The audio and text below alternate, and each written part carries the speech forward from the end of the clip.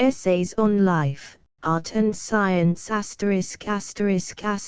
transcribed from the 1908 ACFI filed edition by David Price. Email ccx074@pglaf.org. Essays on Life, Art and Science by Samuel Butler, author of Iruhan Revisited, The Way of All Flesh, etc. Edited by R. Street, Failed, London. ACFI filed 1908. Printed by Ballantine, Hanson & Co. at the Ballantine Press, Edinburgh. Contents: Introduction, Keys, Desiderio.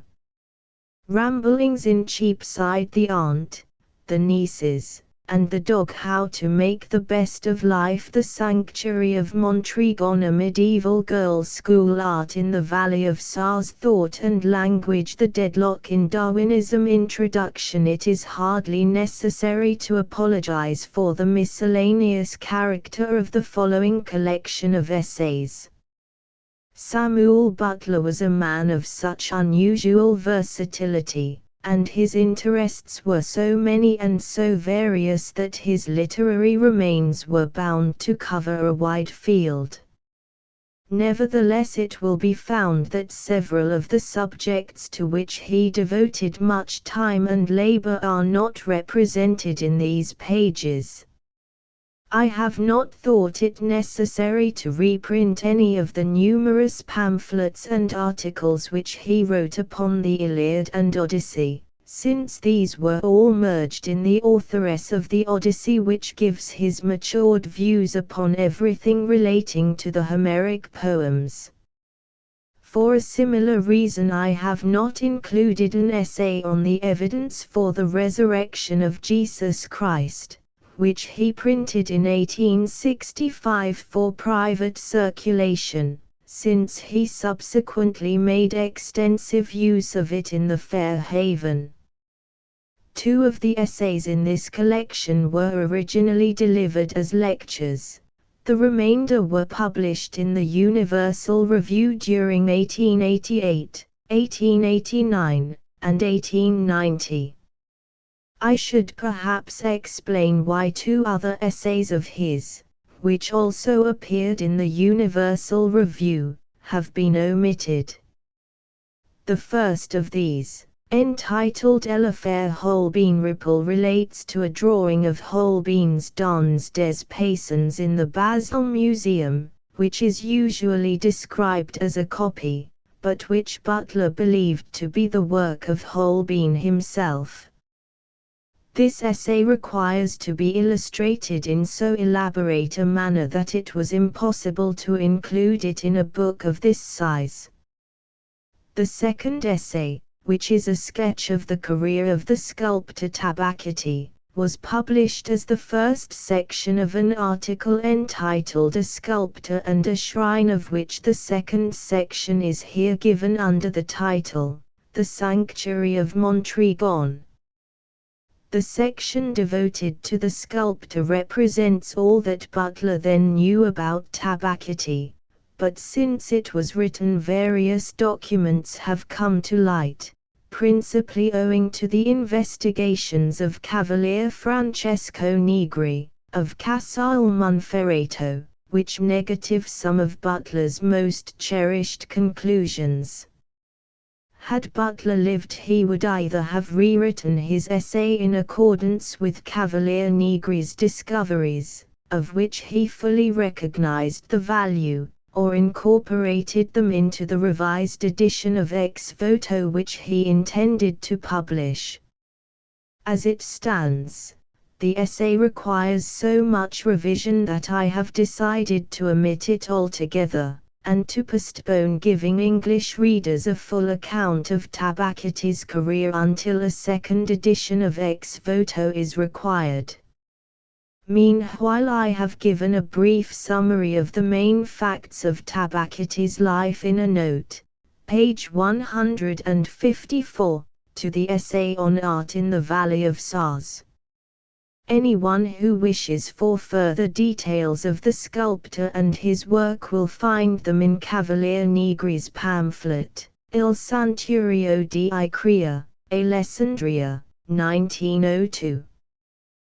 The three essays grouped together under the title of The Deadlock in Darwinism may be regarded as a postscript to Butler's 4 books on evolution, viz., Life and Habit Evolution, Old and New Unconscious Memory and Luck or Cunning. An occasion for the publication of these essays seemed to be afforded by the appearance in 1889 of Mr. Alfred Russel Wallace's Darwinism, and although nearly 14 years have elapsed since they were published in the Universal Review, I have no fear that they will be found to be out of date. How far, indeed, the problem embodied in the deadlock of which Butler speaks is from solution was conclusively shown by the correspondence which appeared in the Times in May 1903, occasioned by some remarks made at University College by Lord Kelvin in moving a vote of thanks to Professor Henslow after his lecture on present-day rationalism. Lord Kelvin's claim for a recognition of the fact that in organic nature scientific thought is compelled to accept the idea of some kind of directive power, and his statement that biologists are coming once more to a firm acceptance of a vital principle, drew from several distinguished men of science retorts heated enough to prove beyond a doubt that the gulf between the two main divisions of evolutionists is as wide today as it was when Butler wrote. It will be well, perhaps, for the benefit of readers who have not followed the history of the theory of evolution during its later developments, to state in a few words what these two main divisions are. All evolutionists agree that the differences between species are caused by the accumulation and transmission of variations, but they do not agree as to the causes to which the variations are due. The view held by the older evolutionists, Buffon, Erasmus Darwin and Lamarck, who have been followed by many modern thinkers, including Herbert Spencer and Butler, is that the variations occur mainly as the result of effort and design. The opposite view, which is that advocated by Mr. Wallace in Darwinism, is that the variations occur merely as the result of chance. The former is sometimes called the theological view, because it recognizes the presence in organic nature of design, whether it be called creative power, directive force, directivity, or vital principle. The latter view, in which the existence of design is absolutely negatived, is now usually described as Weismannism, from the name of the writer who has been its principal advocate in recent years. In conclusion, I must thank my friend Mr. Henry Festing Jones most warmly for the invaluable assistance which he has given me in preparing these essays for publication, in correcting the proofs, and in compiling the introduction and notes. R. Street failed. Quis Desiderio. 1. Like Mr. Wilkie Collins, I, too, have been asked to lay some of my literary experiences before the readers of the Universal Review. It occurred to me that the review must be indeed universal before it could open its pages to one so obscure as myself, but, nothing daunted by the distinguished company among which I was for the first time asked to move, I resolved to do as I was told, and went to the British Museum to see what books I had written. Having refreshed my memory by a glance at the catalogue, I was about to try and diminish the large and ever-increasing circle of my non-readers when I became aware of a calamity that brought me to a standstill, and indeed bids fair, so far as I can see at present, to put an end to my literary existence altogether. I should explain that I cannot write unless I have a sloping desk, and the reading room of the British Museum, where alone I can compose freely, is unprovided with sloping desks. Like every other organism, if I cannot get exactly what I want, I make shift with the next thing to it. True, there are no desks in the reading room, but, as I once heard a visitor from the country say, it contains a large number of very interesting works. I know it was not right, and hope the museum authorities will not be severe upon me if any of them reads this confession, but I wanted a desk, and set myself to consider which of the many very interesting works which a grateful nation places at the disposal of its would-be authors was best suited for my purpose.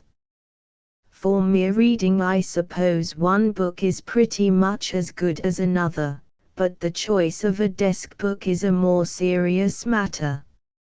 It must be neither too thick nor too thin, it must be large enough to make a substantial support, it must be strongly bound so as not to yield or give, it must not be too troublesome to carry backwards and forwards, and it must live on shelf C, D, or E, so that there need be no stooping or reaching too high. These are the conditions which a really good book must fulfill. Simple, however, as they are, it is surprising how few volumes comply with them satisfactorily. Moreover, being perhaps too sensitively conscientious, I allowed another consideration to influence me, and was sincerely anxious not to take a book which would be in constant use for reference by readers, more especially as, if I did this, I might find myself disturbed by the officials. For weeks I made experiments upon sundry poetical and philosophical works, whose names I have forgotten, but could not succeed in finding my ideal desk, until at length, more by luck than cunning, I happened to light upon Frost's Lives of Eminent Christians, which I had no sooner tried than I discovered it to be the very perfection and ne plus ultra of everything that a book should be. It lived in case number 2008. And I accordingly took at once to sitting in row B, where for the last dozen years or so I have sat ever since. The first thing I have done whenever I went to the museum has been to take down Frost's Lives of Eminent Christians and carry it to my seat. It is not the custom of modern writers to refer to the works to which they are most deeply indebted, and I have never, that I remember, mentioned it by name before, but it is to this book alone that I have looked for support during many years of literary labor, and it is round this to me invaluable volume that all my own have page by page grown up. There is none in the museum to which I have been under anything like such constant obligation, none which I can so ill spare, and none which I would choose so readily if I were allowed to select one single volume and keep it for my own. On finding myself asked for a contribution to the Universal Review, I went, as I have explained, to the museum, and presently repaired to bookcase number 2008 to get my favorite volume. Alas! It was in the room no longer. It was not in use, for its place was filled up already. Besides, no one ever used it but myself. Whether the ghost of the late Mr. Frost has been so eminently unchristian as to interfere, or whether the authorities have removed the book in ignorance of the steady demand which there has been for it on the part of at least one reader, are points I cannot determine. All I know is that the book is gone, and I feel as Wordsworth is generally supposed to have felt when he became aware that Lucy was in her grave, and exclaimed so emphatically that this would make a considerable difference to him, or words to that effect. Now I think of it, Frost's Lives of Eminent Christians was very like Lucy. The one resided at Dovedale in Derbyshire, the other in Great Russell Street, Bloomsbury. I admit that I do not see the resemblance here at this moment, but if I try to develop my perception I shall doubtless ere long find a marvelously striking one. In other respects, however, than mere local habitat the likeness is obvious. Lucy was not particularly attractive either inside or out, no more was Frost's Lives of Eminent Christians. There were few to praise her, and of those few still fewer could bring themselves to like her. Indeed, Wordsworth himself seems to have been the only person who thought much about her one way or the other. In like manner, I believe I was the only reader who thought much one way or the other about Frost's Lives of Eminent Christians, but this in itself was one of the attractions of the book, and as for the grief we respectively felt and feel, I believe my own to be as deep as Wordsworth's, if not more so. I said above, as Wordsworth is generally supposed to have felt, for anyone imbued with the spirit of modern science will read Wordsworth's poem with different eyes from those of a mere literary critic. He will note that Wordsworth is most careful not to explain the nature of the difference which the death of Lucy will occasion to him. He tells us that there will be a difference, but there the matter ends. The superficial reader takes it that he was very sorry she was dead. It is, of course, possible that he may have actually been so, but he has not said this. On the contrary, he has hinted plainly that she was ugly, and generally disliked. She was only like a violet when she was half hidden from the view, and only fair as a star when there were so few stars out that it was practically impossible to make an invidious comparison.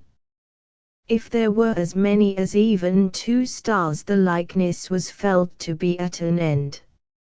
If Wordsworth had imprudently promised to marry this young person during a time when he had been unusually long in keeping to good resolutions, and had afterwards seen someone whom he liked better, then Lucy's death would undoubtedly have made a considerable difference to him, and this is all that he has ever said that it would do. What right have we to put glosses upon the masterly reticence of a poet, and credit him with feelings possibly the very reverse of those he actually entertained? Sometimes, indeed, I have been inclined to think that a mystery is being hinted at more dark than any critic has suspected. I do not happen to possess a copy of the poem, but the writer, if I am not mistaken, says that few could know when Lucy ceased to be. Ceased to be is a suspiciously euphemistic expression, and the words few could know are not applicable to the ordinary peaceful death of a domestic servant such as Lucy appears to have been. No matter how obscure the deceased, any number of people commonly can know the day and hour of his or her demise, whereas in this case we are expressly told it would be impossible for them to do so. Wordsworth was nothing if not accurate, and would not have said that few could know, but that few actually did know, unless he was aware of circumstances that precluded all but those implicated in the crime of her death from knowing the precise moment of its occurrence. If Lucy was the kind of person not obscurely portrayed in the poem, if Wordsworth had murdered her, either by cutting her throat or smothering her, in concert, perhaps, with his friends Southey and Coleridge, and if he had thus found himself released from an engagement which had become irksome to him, or possibly from the threat of an action for breach of promise, then there is not a syllable in the poem with which he crowns his crime that is not alive with meaning. On any other supposition to the general reader it is unintelligible. We cannot be too guarded in the interpretations we put upon the words of great poets. Take the young lady who never loved the dear gazelle, and I don't believe she did. We are apt to think that Moore intended us to see in this creation of his fancy a sweet, amiable, but most unfortunate young woman, whereas all he has told us about her points to an exactly opposite conclusion. In reality, he wished us to see a young lady who had been an habitual complainer from her earliest childhood, whose plants had always died as soon as she bought them, while those belonging to her neighbors had flourished. The inference is obvious, nor can we reasonably doubt that Moore intended us to draw it. If her plants were the very first to fade away, she was evidently the very first to neglect or otherwise maltreat them. She did not give them enough water, or left the door of her furnace open when she was cooking her dinner at the gas stove, or kept them too near the paraffin oil, or other like folly. And as for her temper, see what the gazelles did. As long as they did not know her well they could just manage to exist, but when they got to understand her real character, one after another felt that death was the only course open to it, and accordingly died rather than live with such a mistress. True, the young lady herself said the gazelles loved her, but disagreeable people are apt to think themselves amiable, and in view of the course invariably taken by the gazelles themselves, anyone accustomed to weigh evidence will hold that she was probably mistaken. I must, however, return to Frost's Lives of Eminent Christians. I will leave none of the ambiguity about my words in which Moore and Wordsworth seem to have delighted. I am very sorry the book is gone, and know not where to turn for its successor. Till I have found a substitute I can write no more, and I do not know how to find even a tolerable one. I should try a volume of Migden's complete course of patrology, but I do not like books in more than one volume, for the volumes vary in thickness, and one never can remember which one took. The 4 volumes, however, of Bede in Giles's Anglican Fathers are not open to this objection, and I have reserved them for favorable consideration. Mather's Magnalia might do, but the binding does not please me. Cureton's Corpus Ignationum might also do if it were not too thin. I do not like taking Norton's Genuineness of the Gospels, as it is just possible someone may be wanting to know whether the Gospels are genuine or not, and be unable to find out because I have got Mr. Norton's book.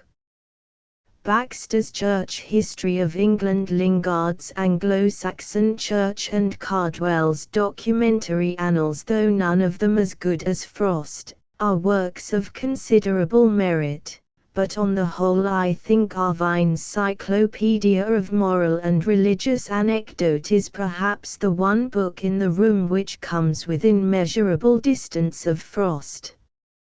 I should probably try this book first, but it has a fatal objection in its too seductive title.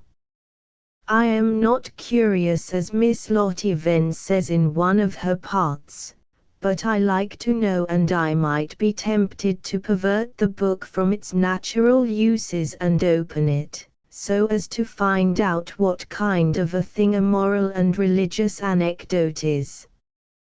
I know, of course, that there are a great many anecdotes in the Bible, but no one thinks of calling them either moral or religious, though some of them certainly seem as if they might fairly find a place in Mr. Irvine's work.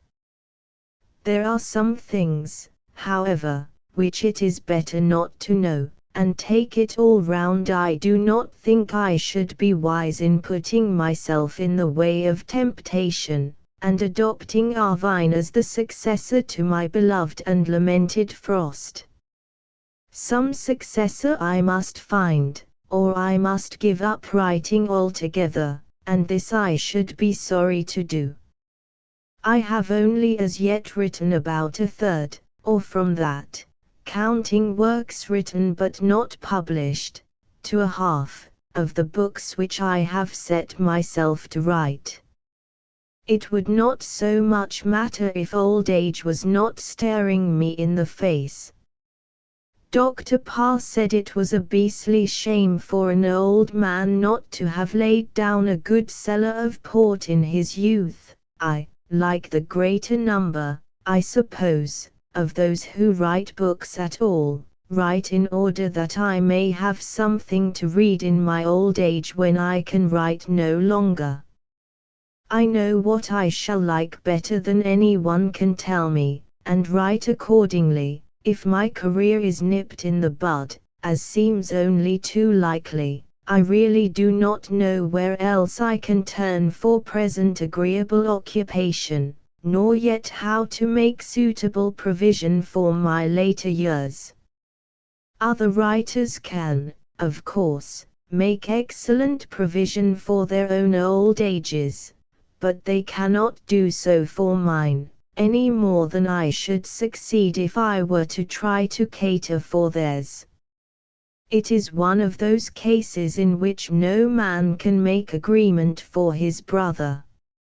I have no heart for continuing this article, and if I had, I have nothing of interest to say. No one's literary career can have been smoother or more unchequered than mine.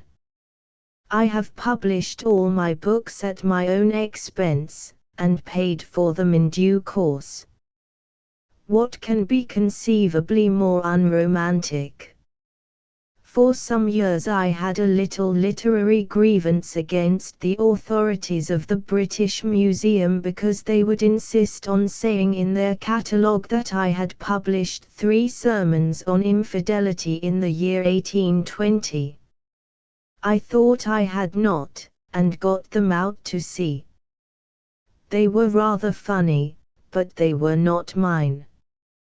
Now, however, this grievance has been removed.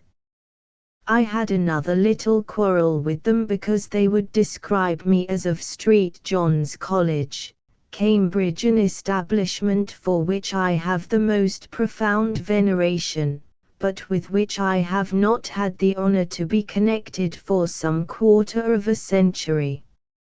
At last they said they would change this description if I would only tell them what I was, for, though they had done their best to find out, they had themselves failed. I replied with modest pride that I was a Bachelor of Arts. I keep all my other letters inside my name, not outside. They mused and said it was unfortunate that I was not a Master of Arts. Could I not get myself made a master? I said I understood that a mastership was an article the university could not do under about £5, and that I was not disposed to go sixpence higher than 3/10. They again said it was a pity, for it would be very inconvenient to them if I did not keep to something between a bishop and a poet. I might be anything I liked in reason, provided I showed proper respect for the alphabet, but they had got me between Samuel Butler, bishop, and Samuel Butler, poet. It would be very troublesome to shift me, and bachelor came before bishop. This was reasonable, so I replied that, under those circumstances, if they pleased, I thought I would like to be a philosophical writer. They embraced the solution, and, no matter what I write now, I must remain a philosophical writer as long as I live, for the alphabet will hardly be altered in my time, and I must be something between bis and po. If I could get a volume of my excellent namesake's Hudibras out of the list of my works, I should be robbed of my last shred of literary grievance, so I say nothing about this, but keep it secret, lest some worse thing should happen to me. Besides, I have a great respect for my namesake, and always say that if Iruhan had been a race horse it would have been got by Hudibras out of analogy. Someone said this to me many years ago, and I felt so much flattered that I have been repeating the remark as my own ever since.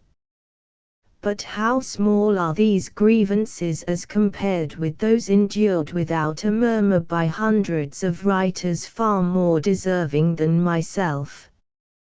When I see the scores and hundreds of workers in the reading room who have done so much more than I have, but whose work is absolutely fruitless to themselves, and when I think of the prompt recognition obtained by my own work, I ask myself what I have done to be thus rewarded. On the other hand, the feeling that I have succeeded far beyond my deserts hitherto, makes it all the harder for me to acquiesce without complaint in the extinction of a career which I honestly believe to be a promising one, and once more I repeat that, unless the museum authorities give me back my Frost, or put a locked clasp on Arvine, my career must be extinguished. Give me back Frost, and, if life and health are spared, I will write another dozen of volumes yet before I hang up my fiddle, if so serious a confusion of metaphors may be pardoned. I know from long experience how kind and considerate both the late and present superintendents of the reading room were and are, but I doubt how far either of them would be disposed to help me on this occasion. Continue, however, to rob me of my Frost, and, whatever else I may do, I will write no more books. Note by Dr. Garnett, British Museum. The Frost has broken up. Mr. Butler is restored to literature. Mr. Moody may make himself easy.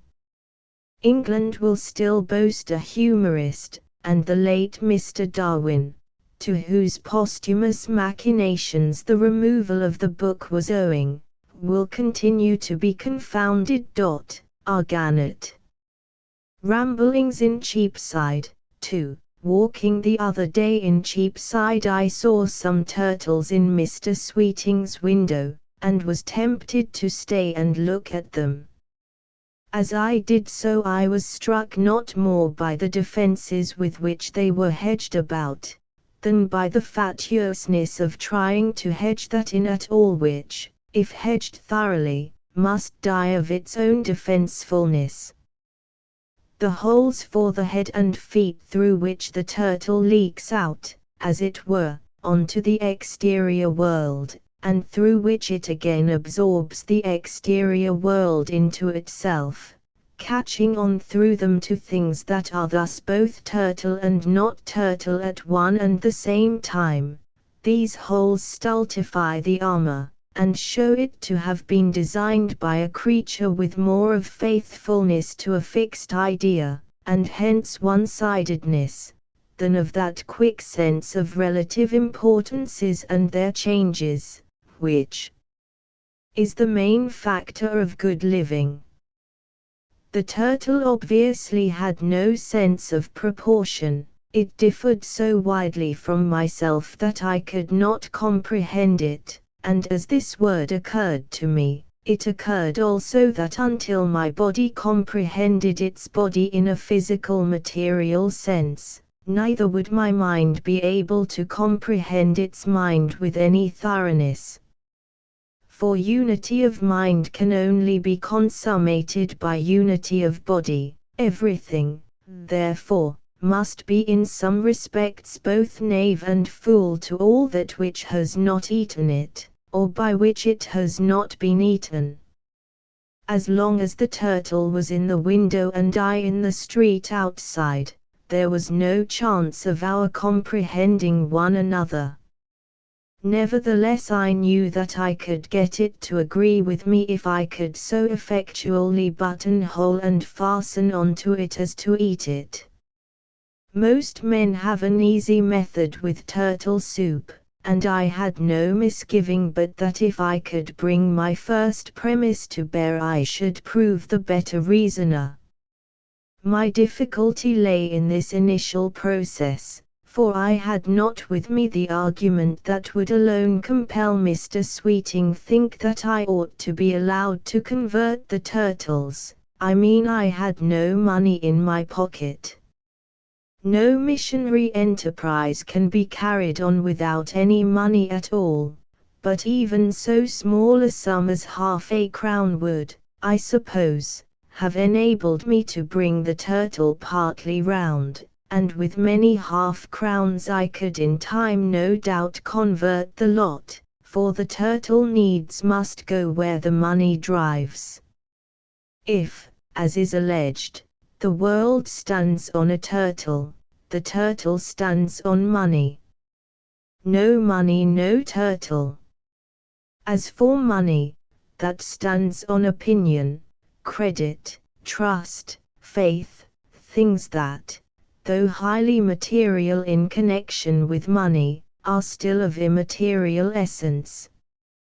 The steps are perfectly plain.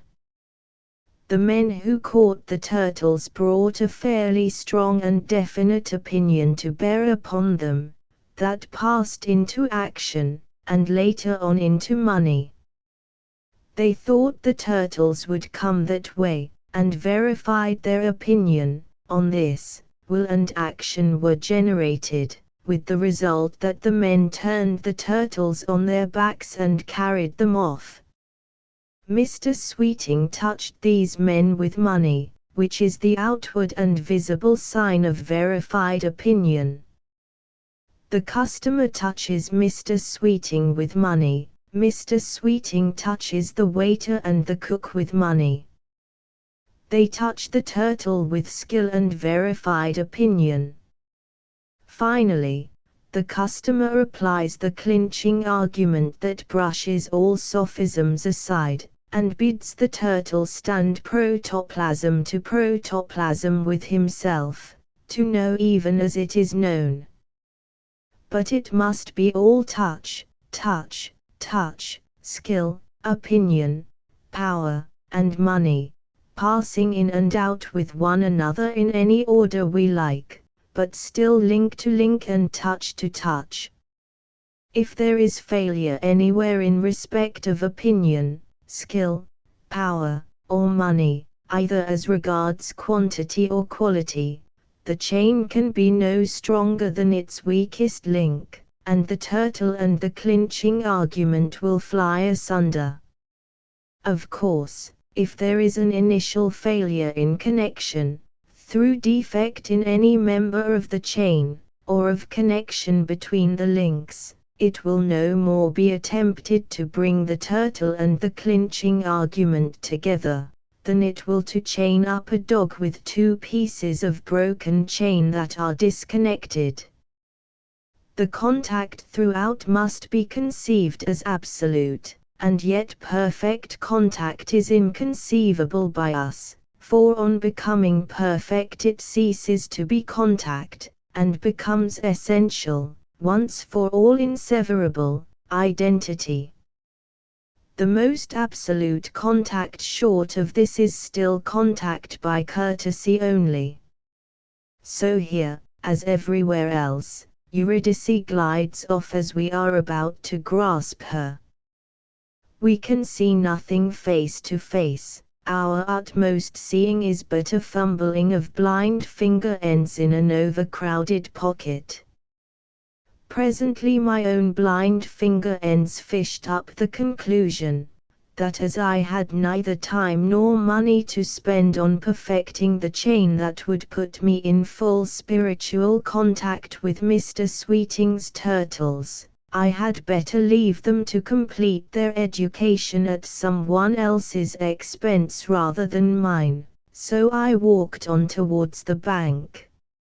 As I did so it struck me how continually we are met by this melting of one existence into another.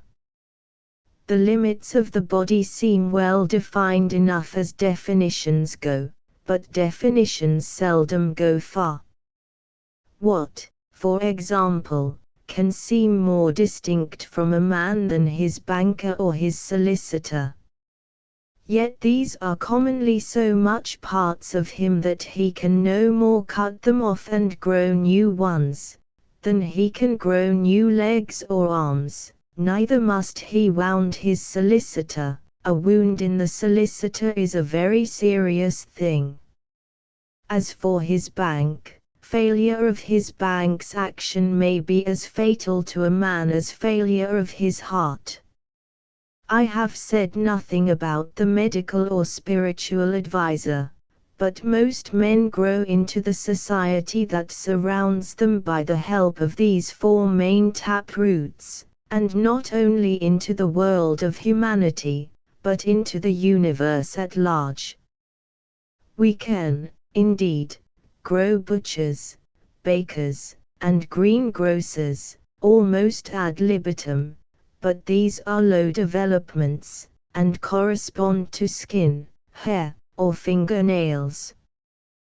Those of us again who are not highly enough organized to have grown a solicitor or banker can generally repair the loss of whatever social organization they may possess as freely as lizards are said to grow new tails, but this with the higher social, as well as organic, developments is only possible to a very limited extent. The doctrine of metempsychosis, or transmigration of souls, a doctrine to which the foregoing considerations are for the most part easy corollaries, crops up no matter in what direction we allow our thoughts to wander. And we meet instances of transmigration of body as well as of soul. I do not mean that both body and soul have transmigrated together, far from it, but that, as we can often recognize a transmigrated mind in an alien body, so we not less often see a body that is clearly only a transmigration, linked onto someone else's new and alien soul. We meet people every day whose bodies are evidently those of men and women long dead, but whose appearance we know through their portraits. We see them going about in omnibuses, railway carriages, and in all public places. The cards have been shuffled, and they have drawn fresh lots in life and nationalities. But anyone fairly well up in medieval and last century portraiture knows them at a glance. Going down once towards Italy I saw a young man in the train whom I recognized, only he seemed to have got younger. He was with a friend, and his face was in continual play, but for some little time I puzzled in vain to recollect where it was that I had seen him before. All of a sudden I remembered he was King Francis I of France. I had hitherto thought the face of this king impossible, but when I saw it in play I understood it. His great contemporary Henry VIII keeps a restaurant in Oxford Street. Falstaff drove one of the St. Gothard diligences for many years, and only retired when the railway was opened. Titian once made me a pair of boots at Vicenza, and not very good ones. At Modena I had my hair cut by a young man whom I perceived to be Raphael. The model who sat to him for his celebrated Madonnas is first lady in a confectionery establishment at Montreal. She has a little motherly pimple on the left side of her nose that is misleading at first, but on examination she is readily recognized. Probably Raphael's model had the pimple too, but Raphael left it out, as he would. Handel, of course, is Madame Patey. Give Madame Patey Handel's wig and clothes, and there would be no telling her from Handel. It is not only that the features and the shape of the head are the same, but there is a certain imperiousness of expression and attitude about Handel which he hardly attempts to conceal in Madame Patey. It is a curious coincidence that he should continue to be such an incomparable renderer of his own music. Pope Julius II was the late Mr. Darwin. Ramses II is a blind woman now, and stands in Holborn, holding a tin mug. I never could understand why I always found myself humming "They oppressed them with burthens" when I passed her, till one day I was looking in Mr. Spooner's window in the Strand, and saw a photograph of Ramses II. Mary Queen of Scots wears surgical boots and is subject to fits, near the Horseshoe in Tottenham Court Road. Michelangelo is a commissionaire. I saw him on board the Glen Rosa, which used to run every day from London to Clacton-on-Sea and back. It gave me quite a turn when I saw him coming down the stairs from the upper deck, with his bronzed face, flattened nose, and with the familiar bar upon his forehead. I never liked Michelangelo, and never shall, but I am afraid of him, and was near trying to hide when I saw him coming towards me. He had not got his commissionaire's uniform on, and I did not know he was one till I met him a month or so later in the Strand. When we got to Blackwall the music struck up and people began to dance. I never saw a man dance so much in my life. He did not miss a dance all the way to Clacton, nor all the way back again, and when not dancing he was flirting and cracking jokes. I could hardly believe my eyes when I reflected that this man had painted the famous Last Judgment and had made all those statues. Dante is, or was a year or two ago, a waiter at Brissago on the Lago Maggiore, only he is better tempered looking, and has a more intellectual expression. He gave me his ideas upon beauty. "Tutto che vero e bello," he exclaimed, with all his old self-confidence. I am not afraid of Dante. I know people by their friends, and he went about with Virgil, so I said with some severity, "No, Dante, il naso della signora Robinson è vero, ma non è bello," and he admitted I was right. Beatrice's name is Tola. She is waitress at a small inn in German Switzerland. I used to sit at my window and hear people call Tola, Tola, Tola 50 times in a forenoon. She was the exact antithesis to Abra. Abra, if I remember, used to come before they called her name, but no matter how often they called Tola, everyone came before she did. I suppose they spelled her name Tola, but to me it sounded Tola. I never, however, met anyone else with this name. She was a sweet, artless little hussy, who made me play the piano to her, and she said it was lovely. Of course I only played my own compositions, so I believed her, and it all went off very nicely. I thought it might save trouble if I did not tell her who she really was, so I said nothing about it. I met Socrates once. He was my muleteer on an excursion which I will not name, for fear it should identify the man. The moment I saw my guide I knew he was somebody, but for the life of me I could not remember who.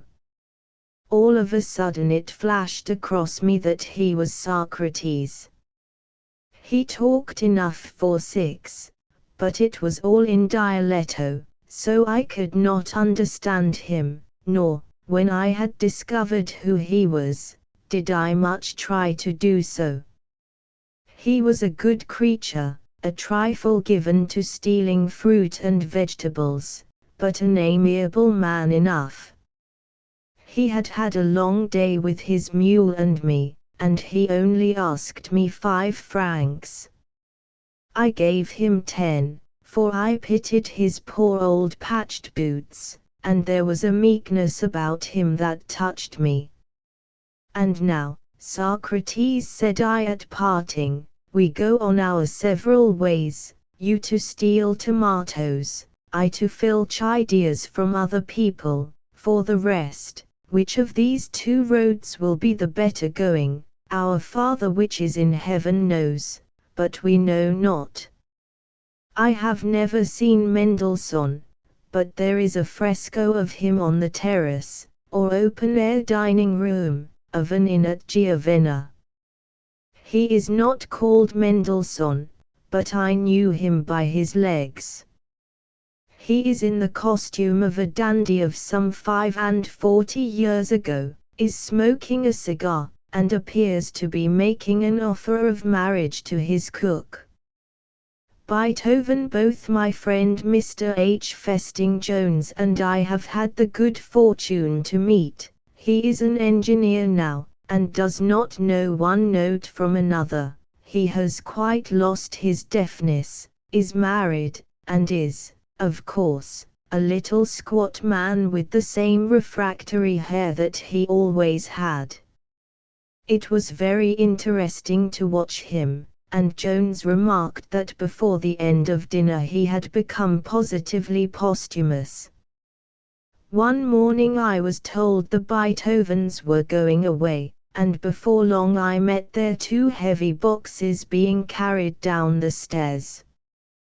The boxes were so squab and like their owners, that I half thought for a moment that they were inside, and should hardly have been surprised to see them spring up like a couple of jacks in the box. "Sono in dentro," said I, with a frown of wonder, pointing to the boxes. The porters knew what I meant, and laughed. But there is no end to the list of people whom I have been able to recognize, and before I had got through it myself, I found I had walked some distance, and had involuntarily paused in front of a second-hand bookstall. I do not like books.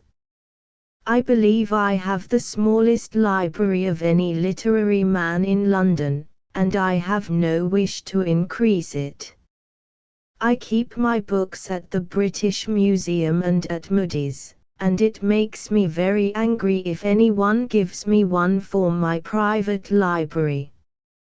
I once heard 2 ladies disputing in a railway carriage as to whether one of them had or had not been wasting money.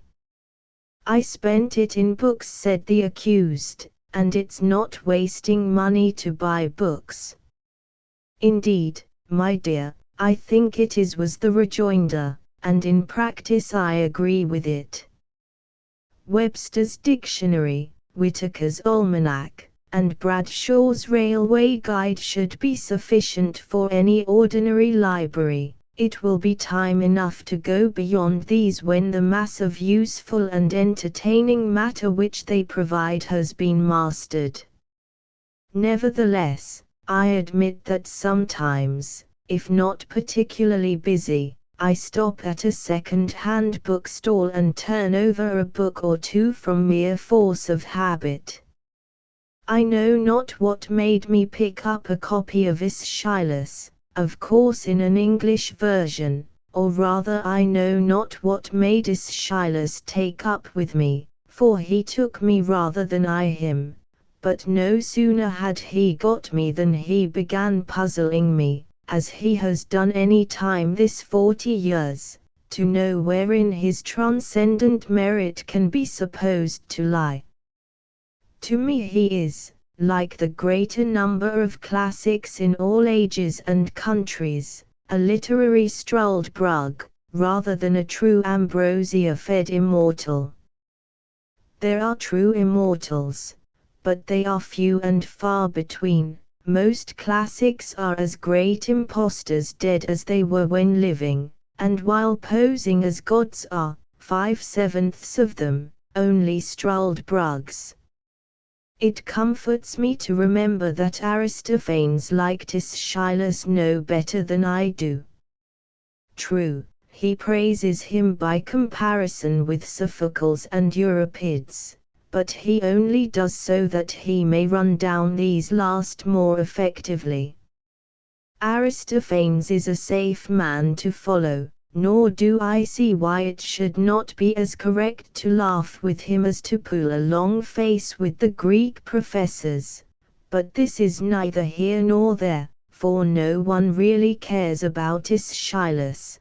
The more interesting question is how he contrived to make so many people for so many years pretend to care about him. Perhaps he married somebody's daughter. If a man would get hold of the public ear, he must pay, marry, or fight. I have never understood that Aeschylus was a man of means, and the fighters do not write poetry. So I suppose he must have married a theatrical manager's daughter, and got his plays brought out that way.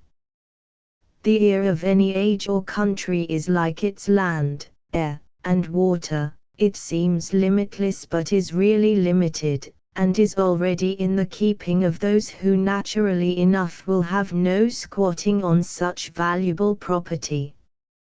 It is written and talked up to as closely as the means of subsistence are bred up to by a teeming population. There is not a square inch of it but is in private hands, and he who would freehold any part of it must do so by purchase, marriage, or fighting, in the usual way, and fighting gives the longest, safest tenure. The public itself has hardly more voice in the question who shall have its ear, than the land has in choosing its owners. It is farmed as those who own it think most profitable to themselves, and small blame to them. Nevertheless, it has a residuum of mulishness which the land has not, and does sometimes dispossess its tenants. It is in this residuum that those who fight place their hope and trust. Or perhaps Aeschylus squared the leading critics of his time. When one comes to think of it, he must have done so, for how is it conceivable that such plays should have had such runs if he had not? I met a lady one year in Switzerland who had some parrots that always travelled with her and were the idols of her life. These parrots would not let anyone read aloud in their presence, unless they heard their own names introduced from time to time. If these were freely interpolated into the text they would remain as still as stones, for they thought the reading was about themselves. If it was not about them, it could not be allowed. The leaders of literature are like these parrots.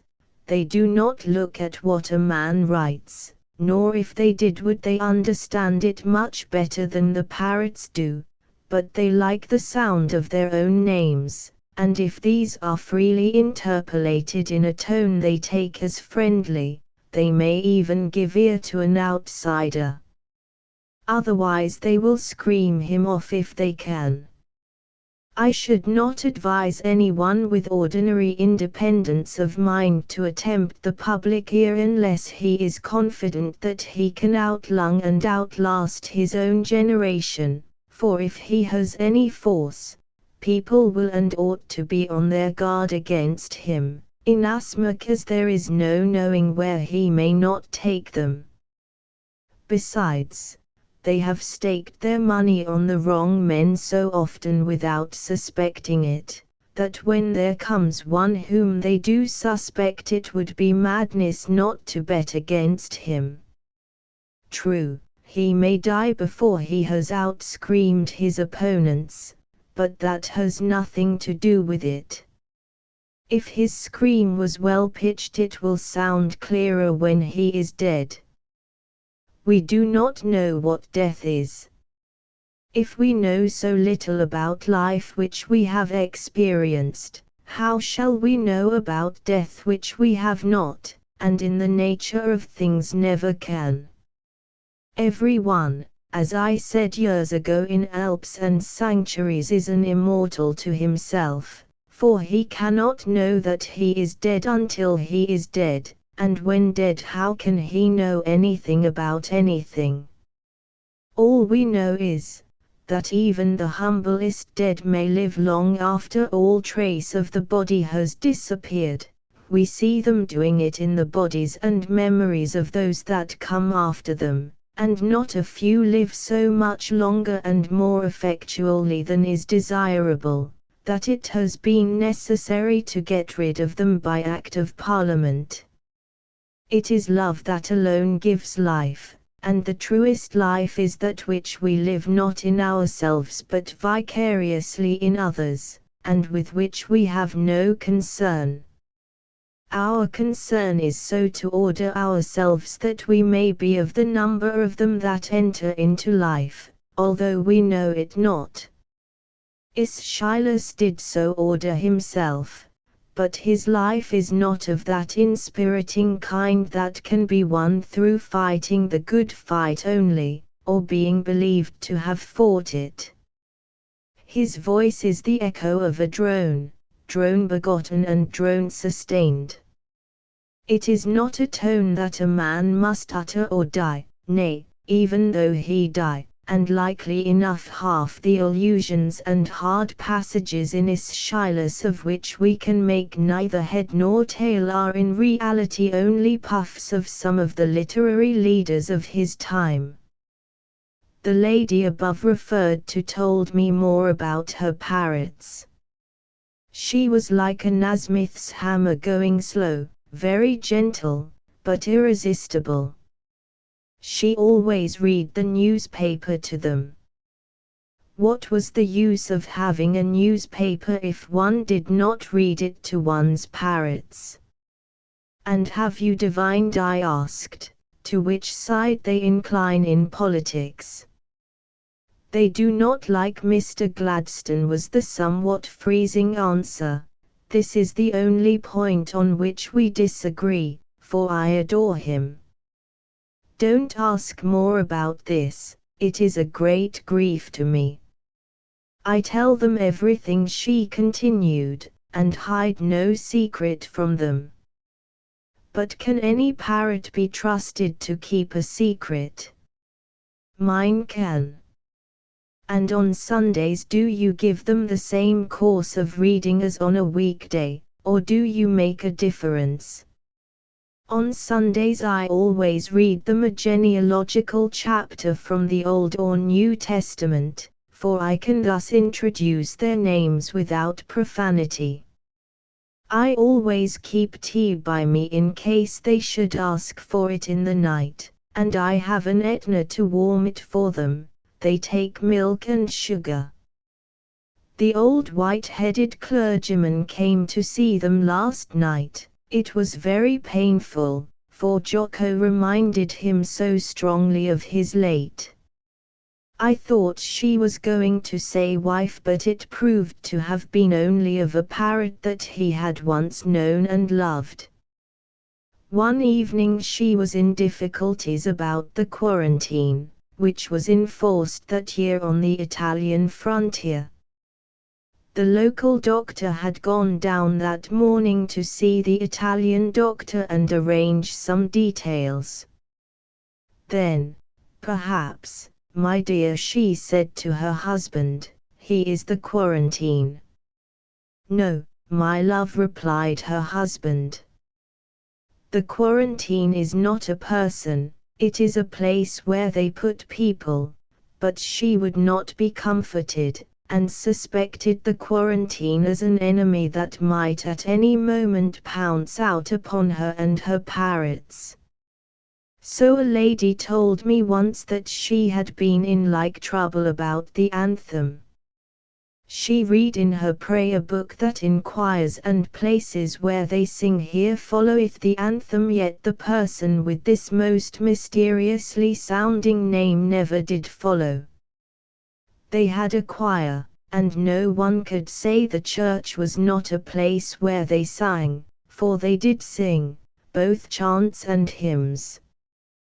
Why, then, this persistent slackness on the part of the anthem, who at this juncture should follow her papa, the rector, into the reading desk? No doubt he would come some day, and then what would he be like? Fair or dark? Tall or short? Would he be bald and wear spectacles like papa, or would he be young and good-looking? Anyhow, there was something wrong, for it was announced that he would follow, and he never did follow, therefore there was no knowing what he might not do next. I heard of the parrots a year or two later as giving lessons in Italian to an English maid. I do not know what their terms were. Alas!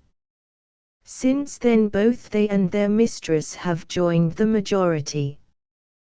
When the poor lady felt her end was near, she desired, and the responsibility for this must rest with her, not me, that the birds might be destroyed, as fearing that they might come to be neglected, and knowing that they could never be loved again as she had loved them. On being told that all was over, she said, "Thank you," and immediately expired.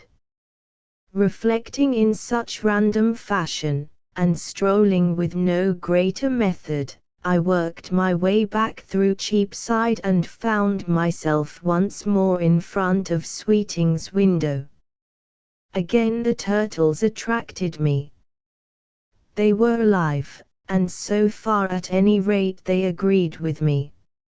Nay, they had eyes, mouths, legs, if not arms, and feet, so there was much in which we were both of a mind, but surely they must be mistaken in arming themselves so very heavily. Any creature on getting what the turtle aimed at would overreach itself and be landed not in safety but annihilation. It should have no communion with the outside world at all, for death could creep in wherever the creature could creep out, and it must creep out somewhere if it was to hook on to outside things. What death can be more absolute than such absolute isolation? Perfect death, indeed, if it were attainable, which it is not, is as near perfect security as we can reach, but it is not the kind of security aimed at by any animal that is at the pains of defending itself. For such want to have things both ways, desiring the livingness of life without its perils, and the safety of death without its deadness, and some of us do actually get this for a considerable time, but we do not get it by plating ourselves with armor as the turtle does. We tried this in the Middle Ages, and no longer mock ourselves with the weight of armor that our forefathers carried in battle. Indeed, the more deadly the weapons of attack become, the more we go into the fight slug-wise. Slugs have ridden their contempt for defensive armor as much to death as the turtles their pursuit of it. They have hardly more than skin enough to hold themselves together. They court death every time they cross the road. Yet death comes not to them more than to the turtle, whose defenses are so great that there is little left inside to be defended.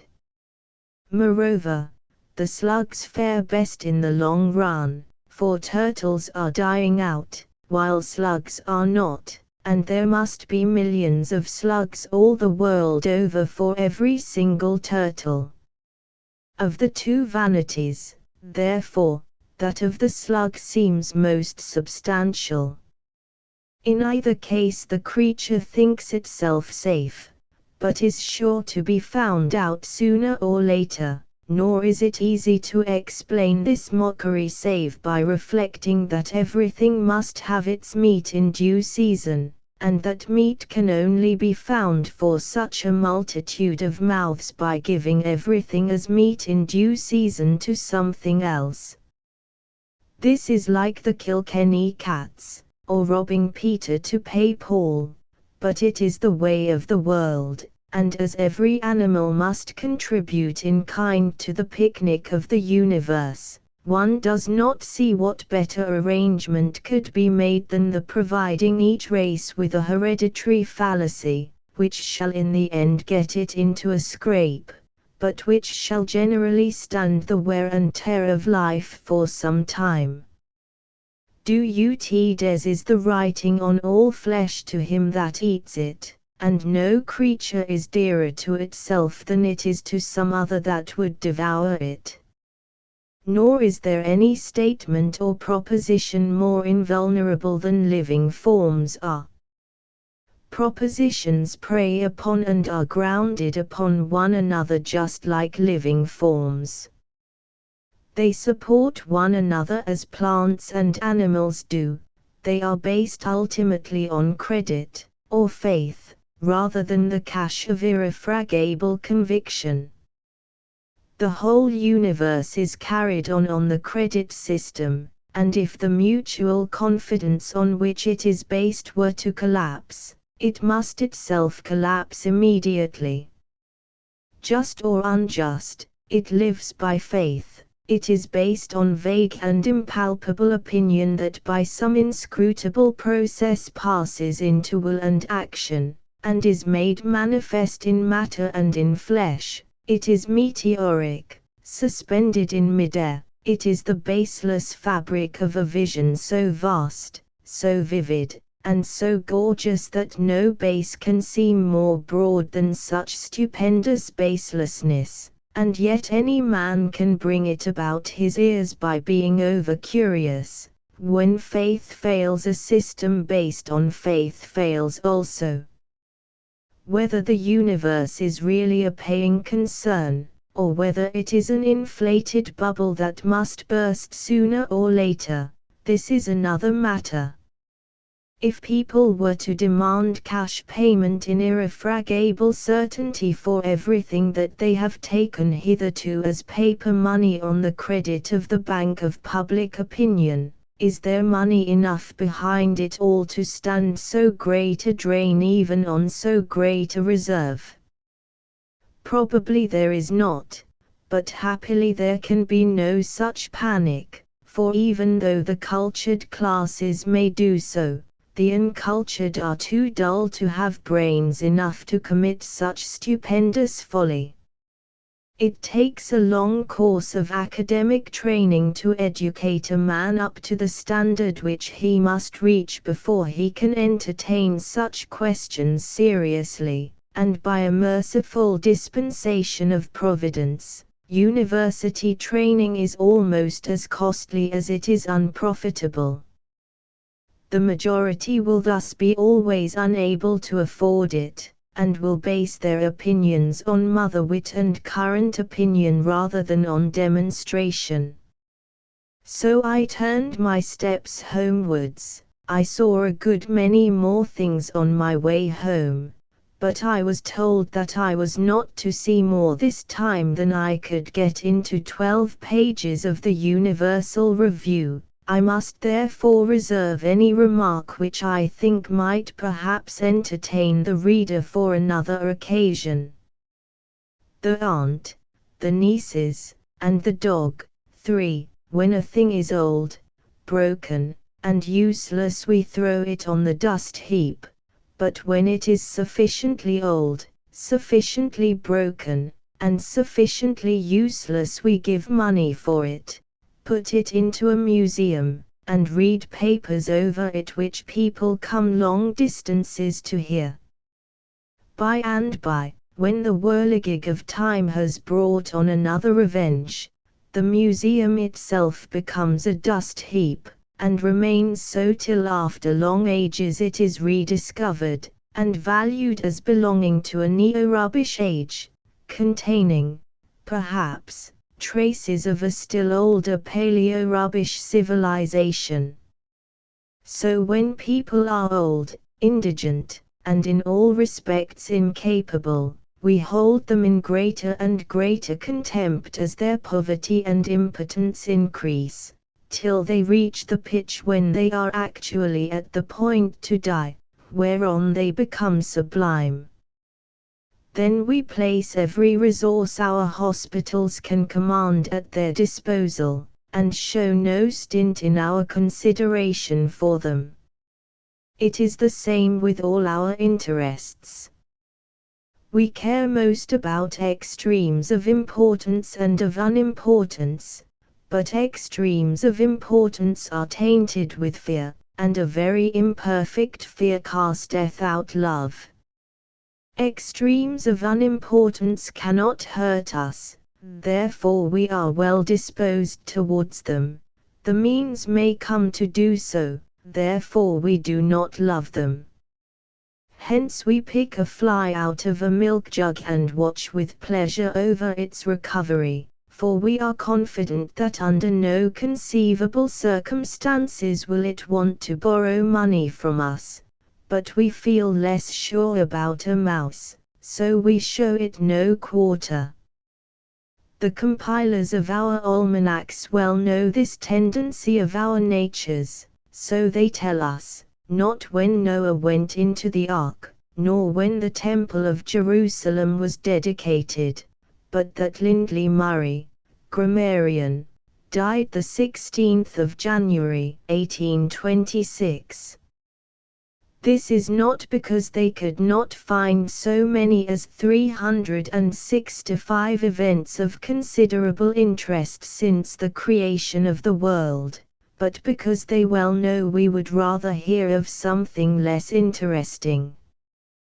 We care most about what concerns us either very closely, or so little that practically we have nothing whatever to do with it.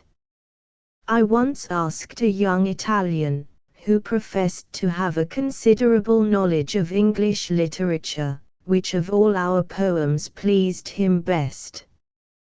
He replied without a moment's hesitation, "Hey diddle diddle, the cat and the fiddle, the cow jumped over the moon, the little dog laughed to see such sport, and the dish ran away with the spoon." He said this was better than anything in Italian. They had Dante and Tasso, and ever so many more great poets, but they had nothing comparable to Hey Diddle Diddle, nor had he been able to conceive how anyone could have written it. Did I know the author's name, and had we given him a statue? On this I told him of the young lady of Harrow who would go to church in a barrow, and plied him with whatever rhyming nonsense I could call to mind, but it was no use. All of these things had an element of reality that robbed them of half their charm, whereas Hey Diddle Diddle had nothing in it that could conceivably concern him.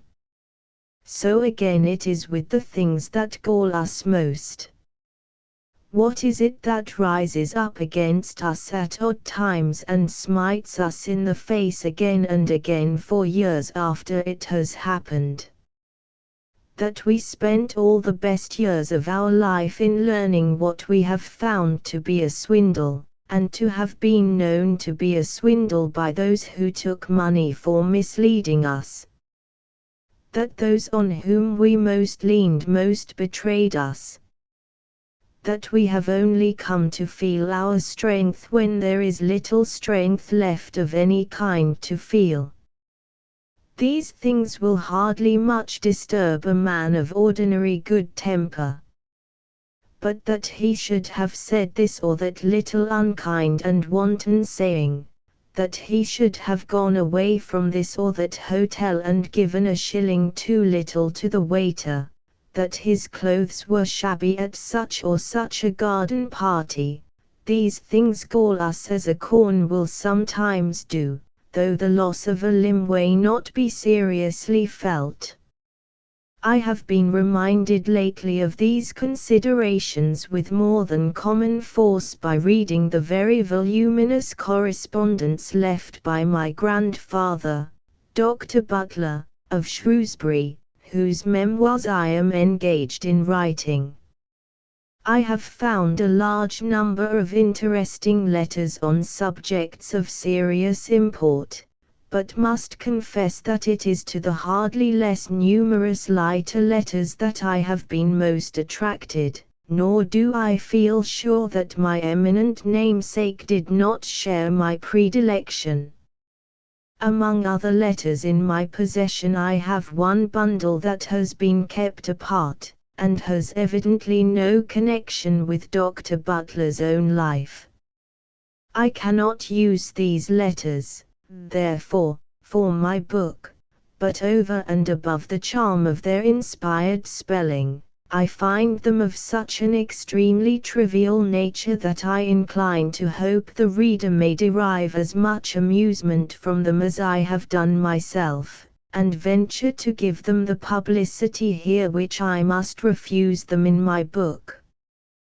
The dates and signatures have, with the exception of Mrs. Newton's, been carefully erased, but I have collected that they were written by the two servants of a single lady who resided at no great distance from London, to two nieces of the said lady who lived in London itself. The aunt never writes, but always gets one of the servants to do so for her. She appears either as your aunt or as she, her name is not given, but she is evidently looked upon with a good deal of awe by all who had to do with her. The letters almost all of them relate to visits either of the aunt to London, or of the nieces to the aunt's home, which, from occasional allusions to hopping, I gather to have been in Kent, Sussex, or Surrey. I have arranged them to the best of my power, and take the following to be the earliest. It has no signature, but is not in the handwriting of the servant who styles herself Elizabeth, or Mrs. Newton.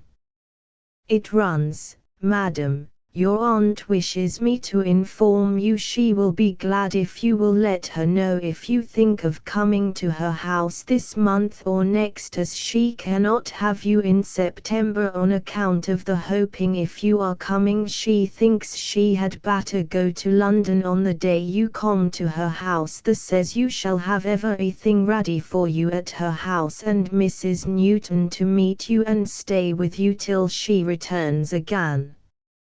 If you are not coming this summer, she will be in London before this month is out and will sleep on the sofa, as she will not be in London more than 2 nights, and she says she will not trouble you on any account, as she will return the same day before she will plague you any more, but she thanks you for asking her to London, but she says she cannot leave the house at present. She say servants are to do for you, as she cannot lodge yours, nor she will not have them in at the house any more to break and destroy her things and beslive her and make up lies by her and scandal as your two did. She says she means to pay for 2 nights and 1 day. She says the people will let her have it if you ask them to let her. You will be so good as to let her know, son, which she is to do, as she says she does not care anything about it.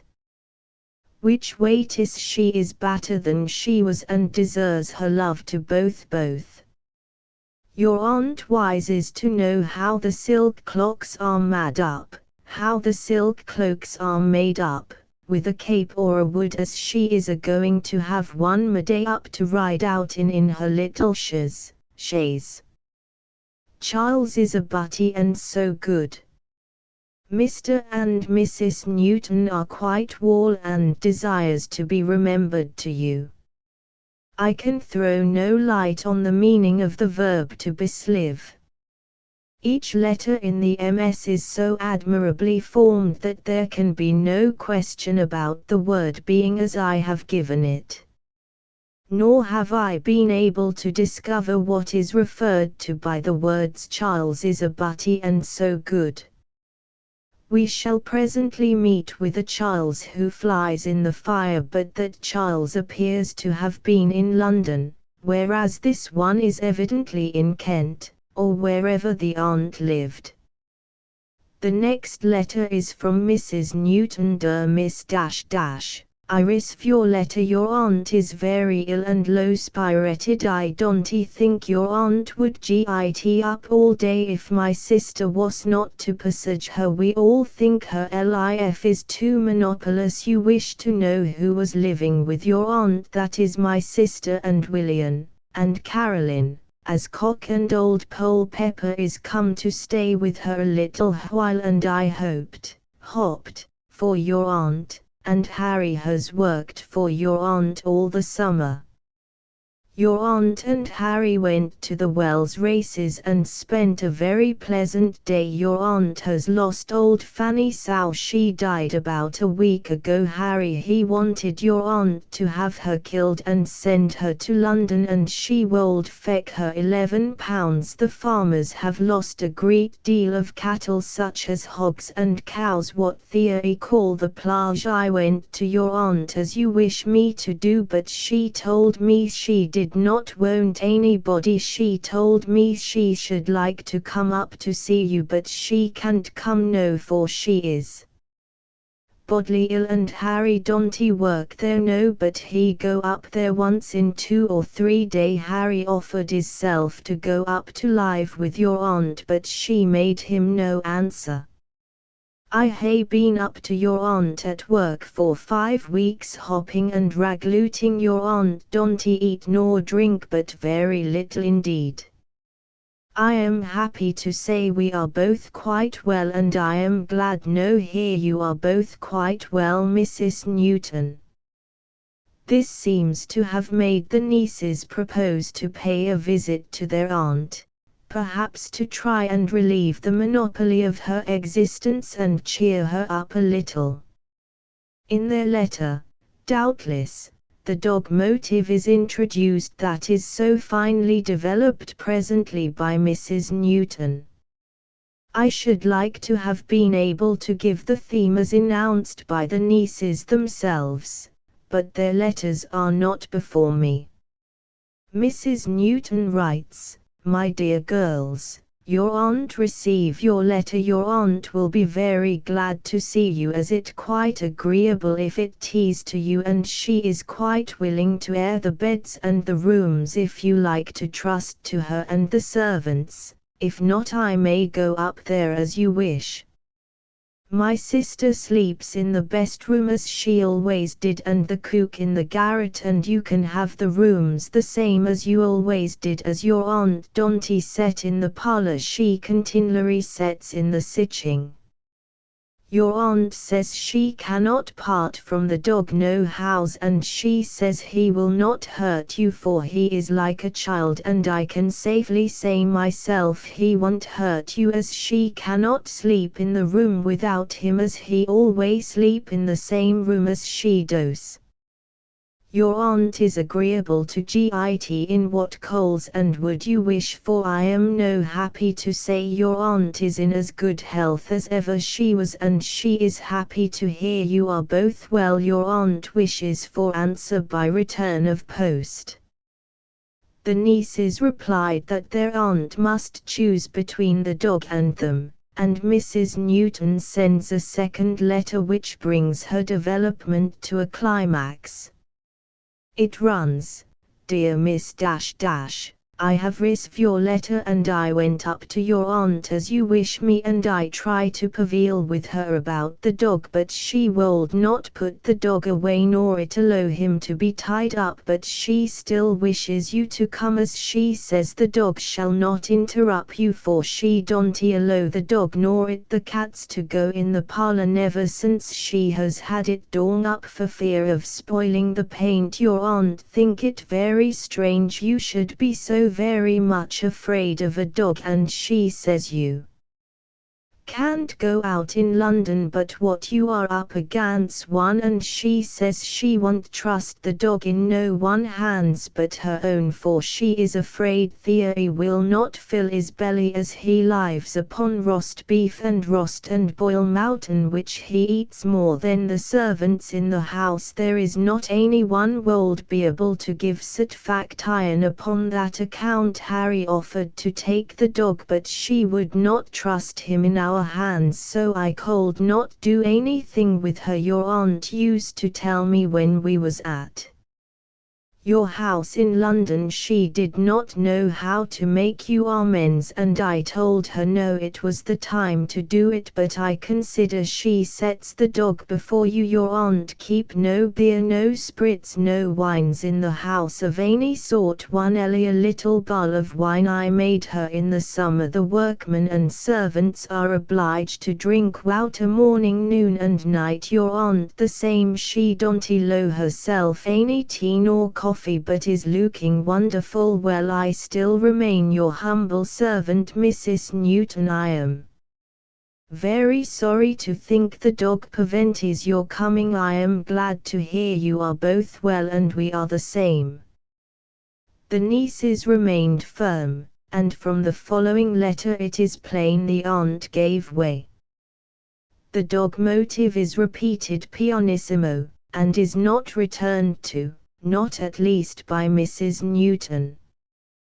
Dear Miss I received your letter on Thursday. I went to your aunt and I see her, and she is agreeable to everything I asked her, and seems so very much pleased to see you both next to sea day, and she has sent for the faggots today, and she will send for the coals tomorrow, and I will go up there tomorrow morning and make the fires and tend to the beds and sleep in it till you come down. Your aunt sends her love to you both, and she is quite well. Your aunt wishes you would write again before you come, as she ma expect ye, and the dog is not to go into the parlour at all. Your aunt kind love to you both, and hopes you won't fail in coming according to promise, Mrs. Newton.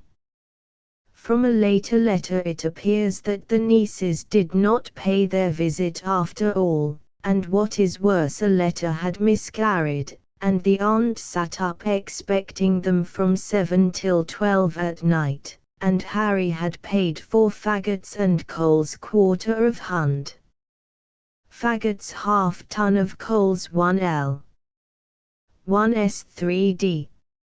Shortly afterwards, however, she again talks of coming up to London herself, and writes through her servant, My dear girls, I receive your kind letter and I am happy to hear you are both well, and I was in hopes of seeing of you both down at my house this spring to stay a while. I am quite well myself in health but very low spirited. I am very sorry to hear the misfortune of poor Charles, and how he come to fly in the fire I cannot think. I should like to know if he is dead or alive, and I shall come to London in August and stay 3 or 4 days if it is agreeable to you. Mrs. Newton has lost her mother-in-law 4-day March, and I hope you send me word whether Charles is dead or alive as soon as possible, and will you send me word what little Betty is, for I cannot make her out. The next letter is a new handwriting, and tells the nieces of their aunt's death in the following terms: Dear Miss It is my most painful duty to inform you that your dear aunt expired this morning comparatively easy as Hannah informs me, and in so doing restored her soul to the custody of him whom she considered to be alone worthy of its care. The doctor had visited her about 5 minutes previously and had applied a blister. You and your sister will, I am sure, excuse further details at present, and believe me with kindest remembrances to remain yours truly, and C. After a few days a lawyer's letter informs the nieces that their aunt had left them the bulk of her not very considerable property, but had charged them with an annuity of £1 a week to be paid to Harry and Mrs. Newton so long as the dog lived. The only other letters by Mrs. Newton are written on paper of a different and more modern size. They leave an impression of having been written a good many years later. I take them as they come. The first is very short. Dear Miss I write to say I cannot possibly come on Wednesday as we have killed a pig. Yours truly, Elizabeth Newton. The second runs: Dear Miss I hope you are both quite well in health and your leg much better. I am happy to say I am getting quite well again. I hope Armandi has reached you safe by this time. I sent a small parcel by Armandi.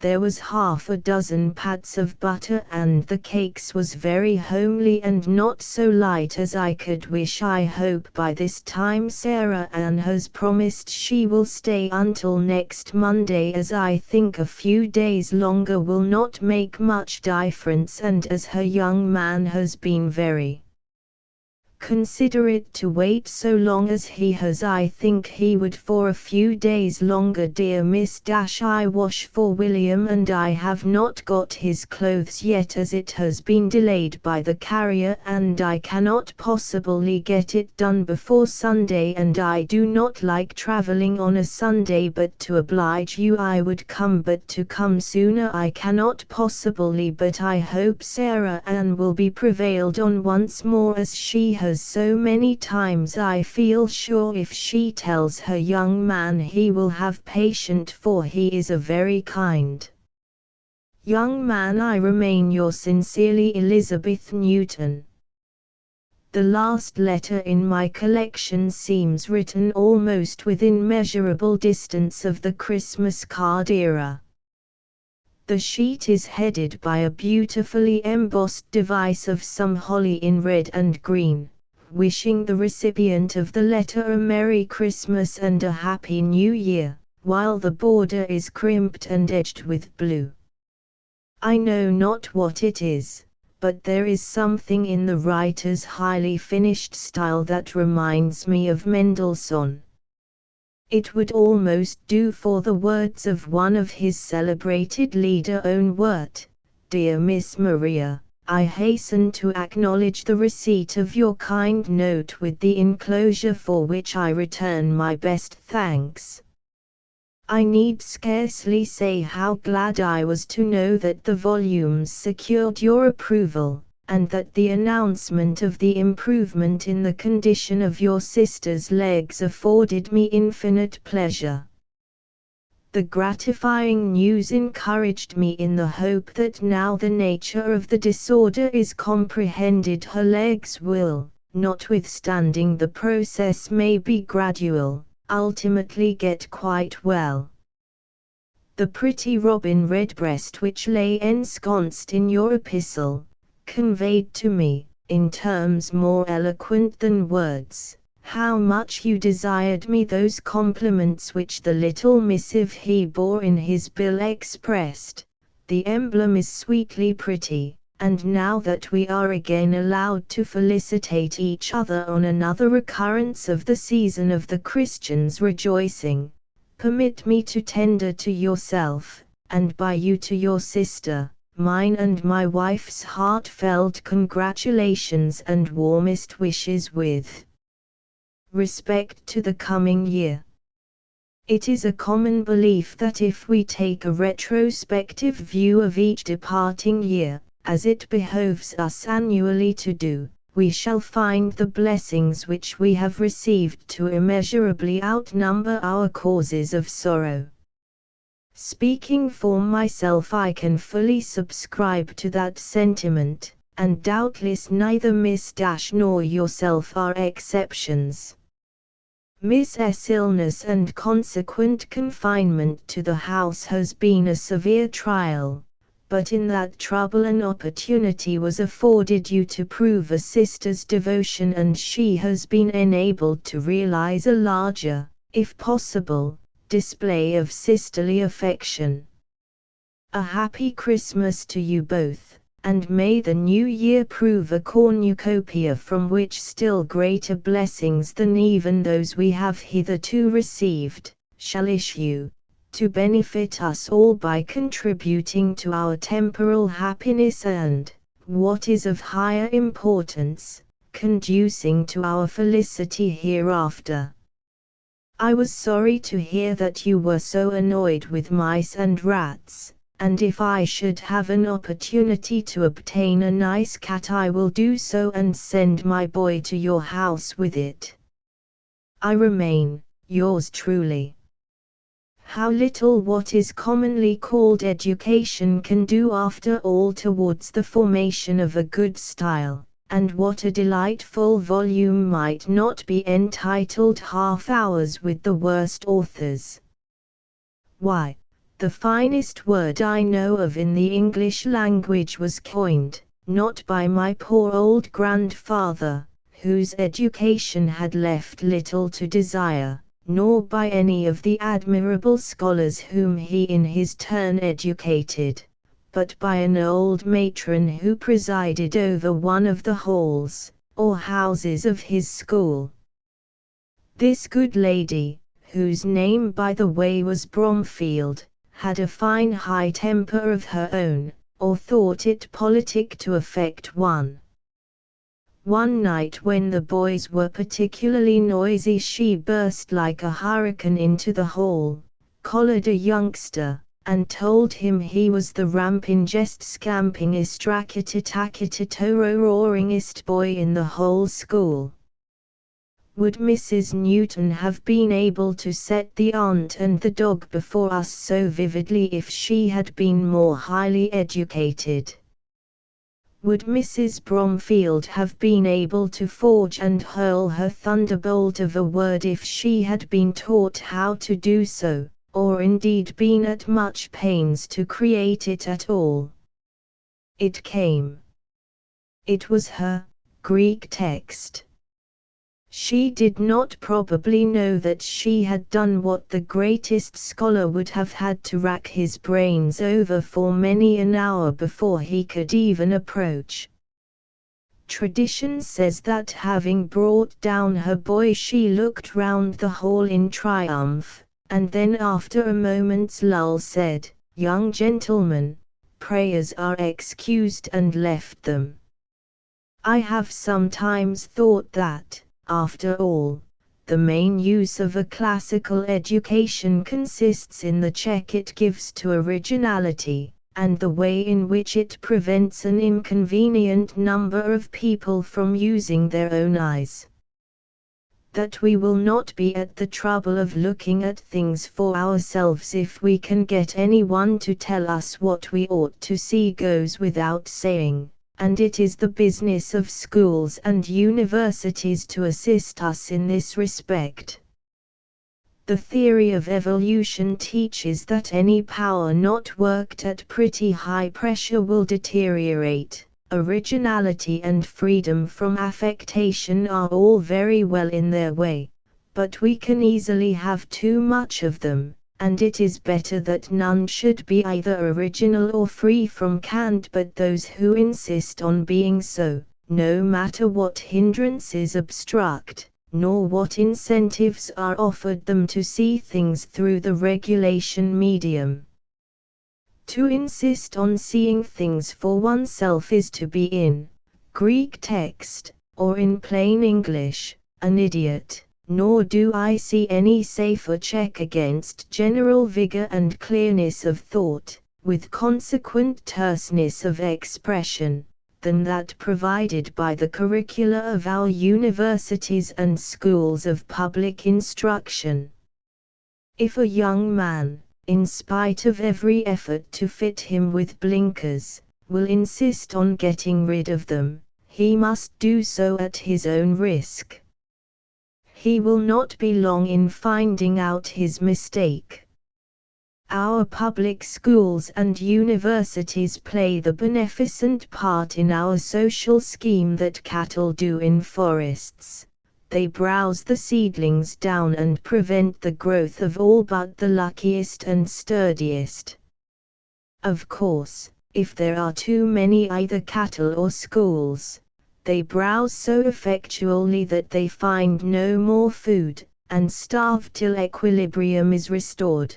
But it seems to be a provision of nature that there should always be these alternate periods, during which either the cattle or the trees are getting the best of it, and, indeed, without such provision we should have neither the one nor the other.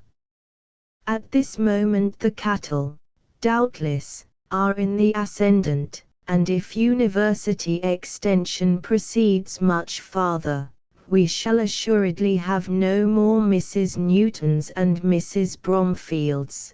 But whatever is best, and, on the whole, I should propose to let things find pretty much their own level.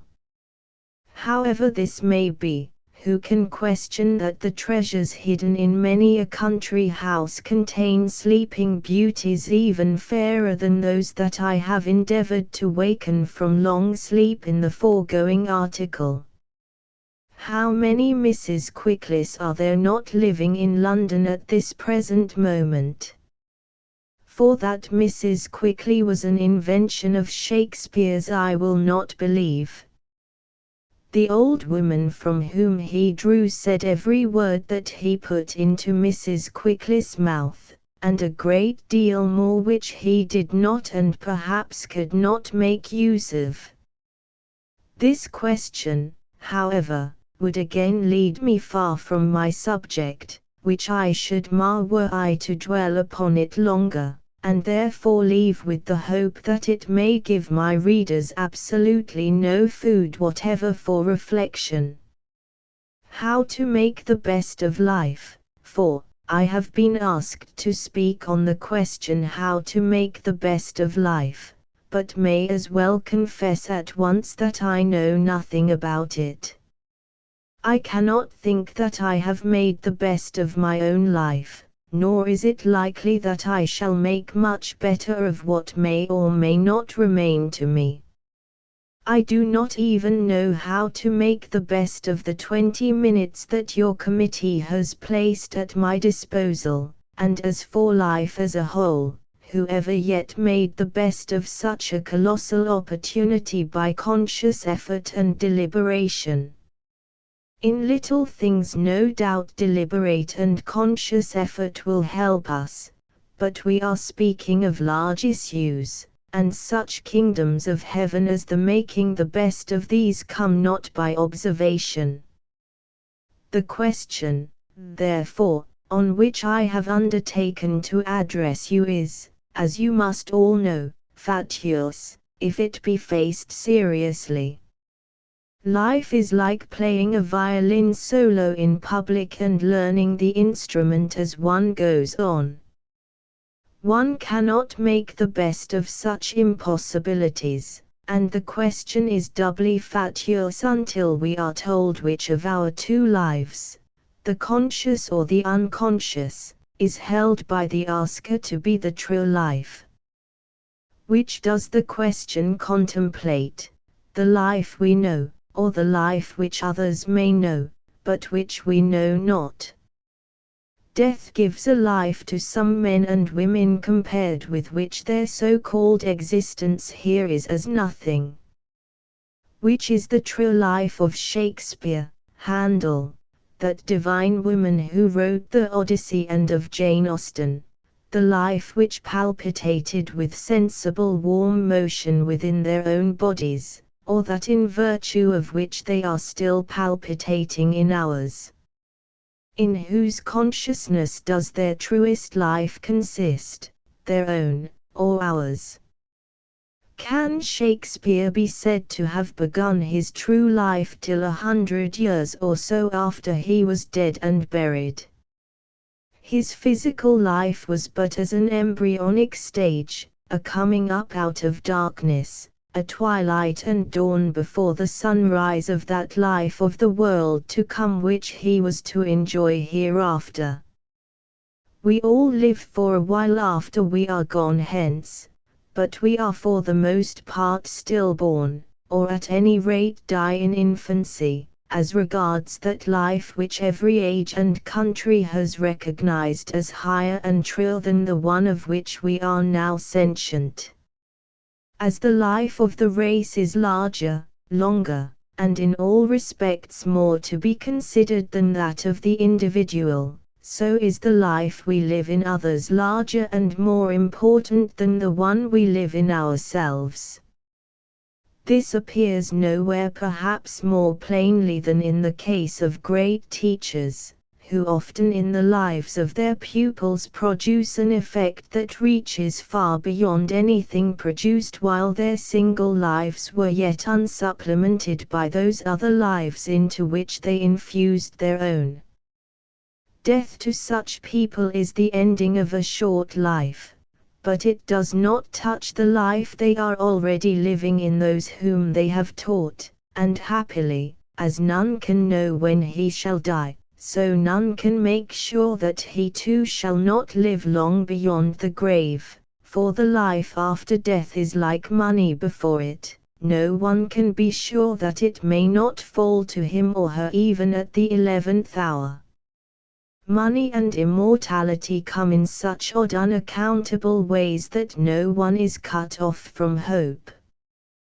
We may not have made either of them for ourselves, but yet another may give them to us in virtue of his or her love, which shall illumine us forever, and establish us in some heavenly mansion whereof we neither dreamed nor shall ever dream. Look at the Doge Laudano Laudani, the old man's smile upon whose face has been reproduced so faithfully in so many lands that it can never henceforth be forgotten. Would he have had 100th part of the life he now lives had he not been linked a while with one of those heaven-sent men who know che cosa e amor? Look at Rembrandt's old woman in our National Gallery. Had she died before she was 83 years old she would not have been living now. Then, when she was 83, immortality perched upon her as a bird on a withered bough. I seem to hear someone say that this is a mockery, a piece of special pleading, a giving of stones to those that ask for bread. Life is not life unless we can feel it, and a life limited to a knowledge of such fraction of our work as may happen to survive us is no true life in other people. Salve it as we may, death is not life any more than black is white. the objection is not so true as it sounds. I do not deny that we had rather not die, nor do I pretend that much even in the case of the most favored few can survive them beyond the grave. It is only because this is so that our own life is possible. Others have made room for us, and we should make room for others in our turn without undue repining. What I maintain is that a not inconsiderable number of people do actually attain to a life beyond the grave which we can all feel forcibly enough, whether they can do so or not, that this life tends with increasing civilization to become more and more potent, and that it is better worth considering, in spite of its being unfelt by ourselves, than any which we have felt or can ever feel in our own persons. Take an extreme case. A group of people are photographed by Edison's new process, say Titian's, Tripoli, and Jenny Lind, with any two of the finest men singers the age has known. Let them be photographed incessantly for half an hour while they perform a scene in Lohengrin. Let all be done stereoscopically. Let them be phonographed at the same time so that their minutest shades of intonation are preserved. Let the slides be colored by a competent artist, and then let the scene be called suddenly into sight and sound, say 100 years hence. Are those people dead or alive? Dead to themselves they are. But while they live so powerfully and so livingly in us, which is the greater paradox, to say that they are alive or that they are dead? To myself it seems that their life in others would be more truly life than their death to themselves is death. Granted that they do not present all the phenomena of life, whoever does so even when he is held to be alive. We are held to be alive because we present a sufficient number of living phenomena to let the others go without saying. Those who see us take the part for the whole here as in everything else, and surely, in the case supposed above, the phenomena of life predominate so powerfully over those of death, that the people themselves must be held to be more alive than dead. Our living personality is, as the word implies, only our mask, and those who still own such a mask as I have supposed have a living personality. Granted again that the case just put is an extreme one, still many a man and many a woman has so stamped him or herself on his work that, though we would gladly have the aid of such accessories as we doubtless presently shall have to the livingness of our great dead, we can see them very sufficiently through the masterpieces they have left us. As for their own unconsciousness, I do not deny it. The life of the embryo was unconscious before birth, and so is the life. I am speaking only of the life revealed to us by natural religion, after death. But as the embryonic and infant life of which we were unconscious was the most potent factor in our afterlife of consciousness, so the effect which we may unconsciously produce in others after death, and it may be even before it on those who have never seen us, is in all sober seriousness our true and more abiding life, and the one which those who would make the best of their sojourn here will take most into their consideration. Unconsciousness is no bar to livingness. Our conscious actions are a drop in the sea as compared with our unconscious ones. Could we know all the life that is in us by way of circulation, nutrition, breathing, waste and repair, we should learn what an infinitesimally small part consciousness plays in our present existence, yet our unconscious life is as truly life as our conscious life, and though it is unconscious to itself, it emerges into an indirect and vicarious consciousness in our other and conscious self, which exists but in virtue of our unconscious self. So we have also a vicarious consciousness in others. The unconscious life of those that have gone before us has in great part molded us into such men and women as we are, and our own unconscious lives will in like manner have a vicarious consciousness in others, though we be dead enough to it in ourselves. If it is again urged that it matters not to us how much we may be alive in others, if we are to know nothing about it, I reply that the common instinct of all who are worth considering gives the lie to such cynicism. I see here present some who have achieved, and others who no doubt will achieve, success in literature. Will one of them hesitate to admit that it is a lively pleasure to her to feel that on the other side of the world someone may be smiling happily over her work, and that she is thus living in that person though she knows nothing about it? Here it seems to me that true faith comes in. Faith does not consist, as the Sunday school pupil said, in the power of believing that which we know to be untrue. It consists in holding fast that which the healthiest and most kindly instincts of the best and most sensible men and women are intuitively possessed of, without caring to require much evidence further than the fact that such people are so convinced. And for my own part I find the best men and women I know unanimous in feeling that life in others, even though we know nothing about it, is nevertheless a thing to be desired and gratefully accepted if we can get it either before death or after.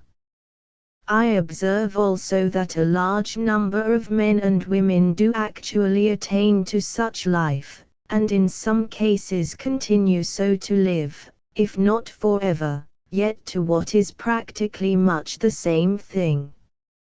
Our life then in this world is, to natural religion as much as to revealed, a period of probation.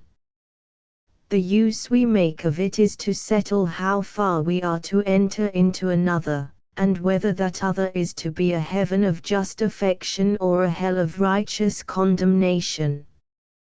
Who, then, are the most likely so to run that they may obtain this veritable prize of our high calling?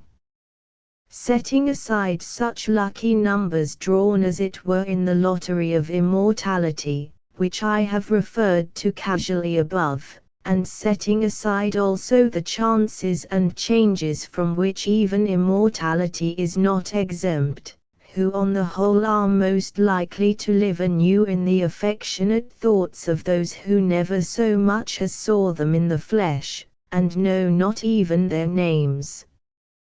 There is a nisus, a straining in the dull dumb economy of things, in virtue of which some, whether they will it and know it or no, are more likely to live after death than others. And who are these? Those who aimed at it as by some great thing that they would do to make them famous.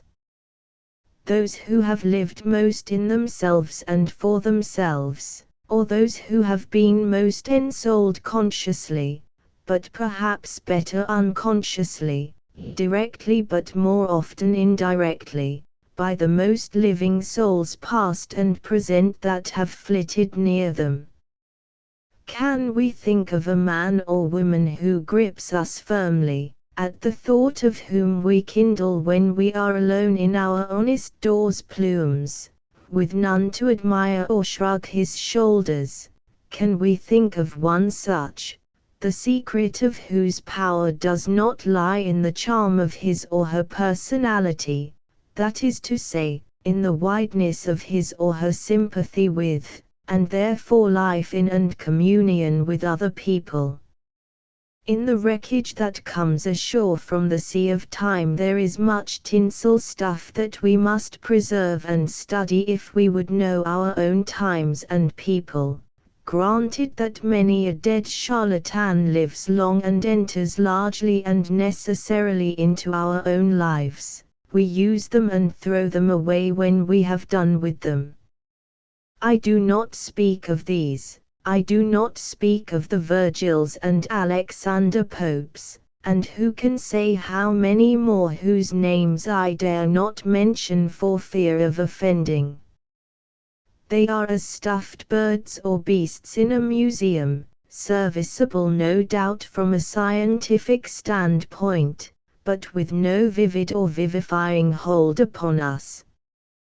They seem to be alive, but are not. I am speaking of those who do actually live in us, and move us to higher achievements though they be long dead, whose life thrusts out our own and overrides it. I speak of those who draw us evermore towards them from youth to age, and to think of whom is to feel at once that we are in the hands of those we love, and whom we would most wish to resemble. What is the secret of the hold that these people have upon us? Is it not that while, conventionally speaking, alive, they most merged their lives in, and were in fullest communion with those among whom they lived? They found their lives in losing them. We never love the memory of anyone unless we feel that he or she was himself or herself a lover. I have seen it urged, again, in querulous accents, that the so-called immortality even of the most immortal is not forever. I see a passage to this effect in a book that is making a stir as I write. I will quote it. The writer says, "So, it seems to me, is the immortality we so glibly predicate of departed artists.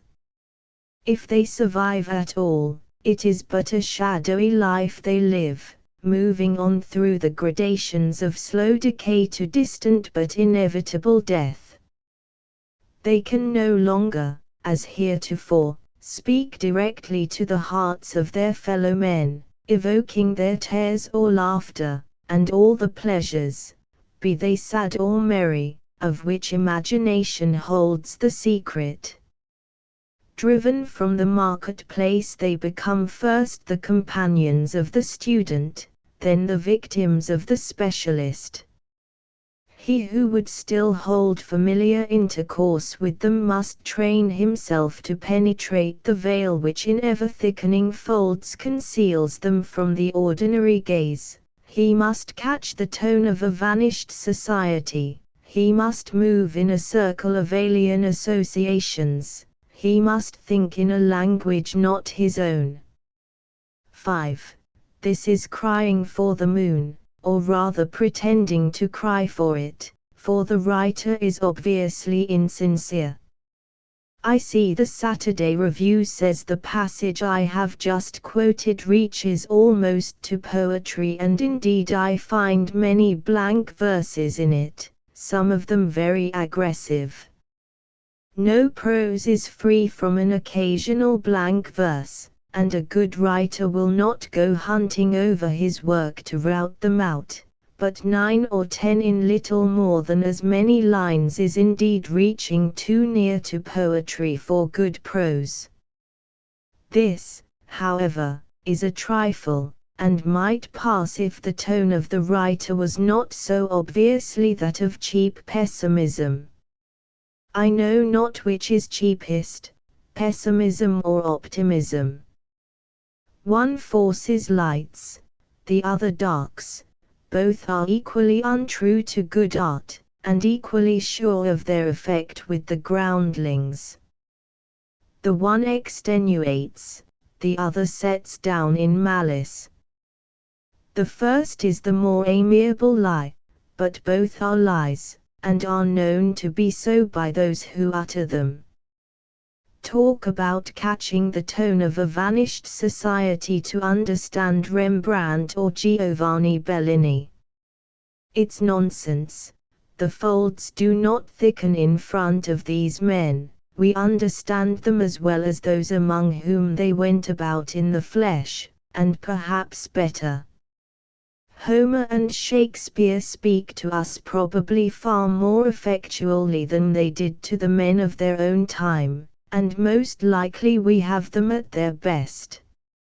I cannot think that Shakespeare talked better than we hear him now in Hamlet or Henry IV. Like enough he would have been found a very disappointing person in a drawing room.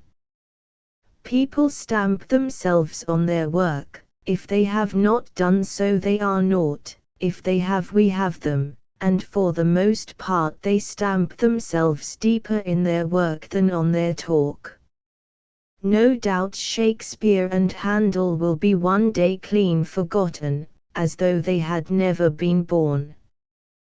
The world will in the end die, mortality therefore itself is not immortal, and when death dies the life of these men will die with it, but not sooner. It is enough that they should live within us and move us for many ages as they have and will. Such immortality, therefore, as some men and women are born to achieve, or have thrust upon them, is a practical if not a technical immortality, and he who would have more let him have nothing. I see I have drifted into speaking rather of how to make the best of death than of life. But who can speak of life without his thoughts turning instantly to that which is beyond it? He or she who has made the best of the life after death has made the best of the life before it. Who cares one straw for any such chances and changes as will commonly befall him here if he is upheld by the full and certain hope of everlasting life in the affections of those that shall come after? If the life after death is happy in the hearts of others, it matters little how unhappy was the life before it. And now I leave my subject, not without misgiving that I shall have disappointed you. But for the great attention which is being paid to the work from which I have quoted above, I should not have thought it well to insist on points with which you are, I doubt not, as fully impressed as I am, but that book weakens the sanctions of natural religion, and minimizes the comfort which it affords us, while it does more to undermine than to support the foundations of what is commonly called belief. Therefore I was glad to embrace this opportunity of protesting. Otherwise I should not have been so serious on a matter that transcends all seriousness. Lord Beaconsfield cut it shorter with more effect. When asked to give a rule of life for the son of a friend he said, "Do not let him try and find out who wrote the letters of Junius." Pressed for further counsel he added, "Nor yet who was the man in the iron mask," and he would say no more. Don't bore people. And yet I am by no means sure that a good many people do not think themselves ill-used unless he who addresses them has thoroughly well bored them, especially if they have paid any money for hearing him. My great namesake said, "Surely the pleasure is as great of being cheated as to cheat, and great as the pleasure both of cheating and boring undoubtedly is." I believe he was right. So I remember a poem which came out some 30 years ago in Punch, about a young lady who went forth in quest to some burden make or burden bear, but which she did not greatly care, O misery! So, again, all the holy men and women who in the Middle Ages professed to have discovered how to make the best of life took care that being bored, if not cheated, should have a large place in their program. Still there are limits, and I close not without fear that I may have exceeded them. The Sanctuary of Montrigon, 6, the only place in the Val Siscia, except Varolo, where I at present suspect the presence of tabacity, 7, is at Montrigon, a little-known sanctuary dedicated to Saint Anne, about 3/4 of a mile south of Borgo Siscia station. The situation is, of course, lovely, but the sanctuary does not offer any features of architectural interest. The sacristan told me it was founded in 1631, and in 1644 Giovanni di Enrico, while engaged in superintending and completing the work undertaken here by himself and Giacomo Ferro, fell ill and died. I do not know whether or no there was an earlier sanctuary on the same site, but was told it was built on the demolition of a stronghold belonging to the Counts of Biandrate. The incidents which it illustrates are treated with even more than the homeliness usual in works of this description when not dealing with such solemn events as the death and passion of Christ. Except when these subjects were being represented, something of the latitude, and even humor, allowed in the old mystery plays was permitted, doubtless from a desire to render the work more attractive to the peasants, who were the most numerous and most important pilgrims. It is not until faith begins to be weak that it fears an occasionally lighter treatment of semi-sacred subjects, and it is impossible to convey an accurate idea of the spirit prevailing at this hamlet of sanctuary without attuning oneself somewhat to the more pagan character of the place. Of irreverence, in the sense of a desire to laugh at things that are of high and serious import, there is not a trace, but at the same time there is a certain unbending of the bow at Montrigon which is not perceivable at Varolo. The first chapel to the left on entering the church is that of the Birth of the Virgin. Saint Anne is sitting up in bed. She is not at all ill. In fact, considering that the Virgin has only been born about 5 minutes, she is wonderful. Still the doctors think it may be perhaps better that she should keep her room for half an hour longer, so the bed has been festooned with red and white paper roses, and the counterpane is covered with bouquets in baskets and in vases of glass and china.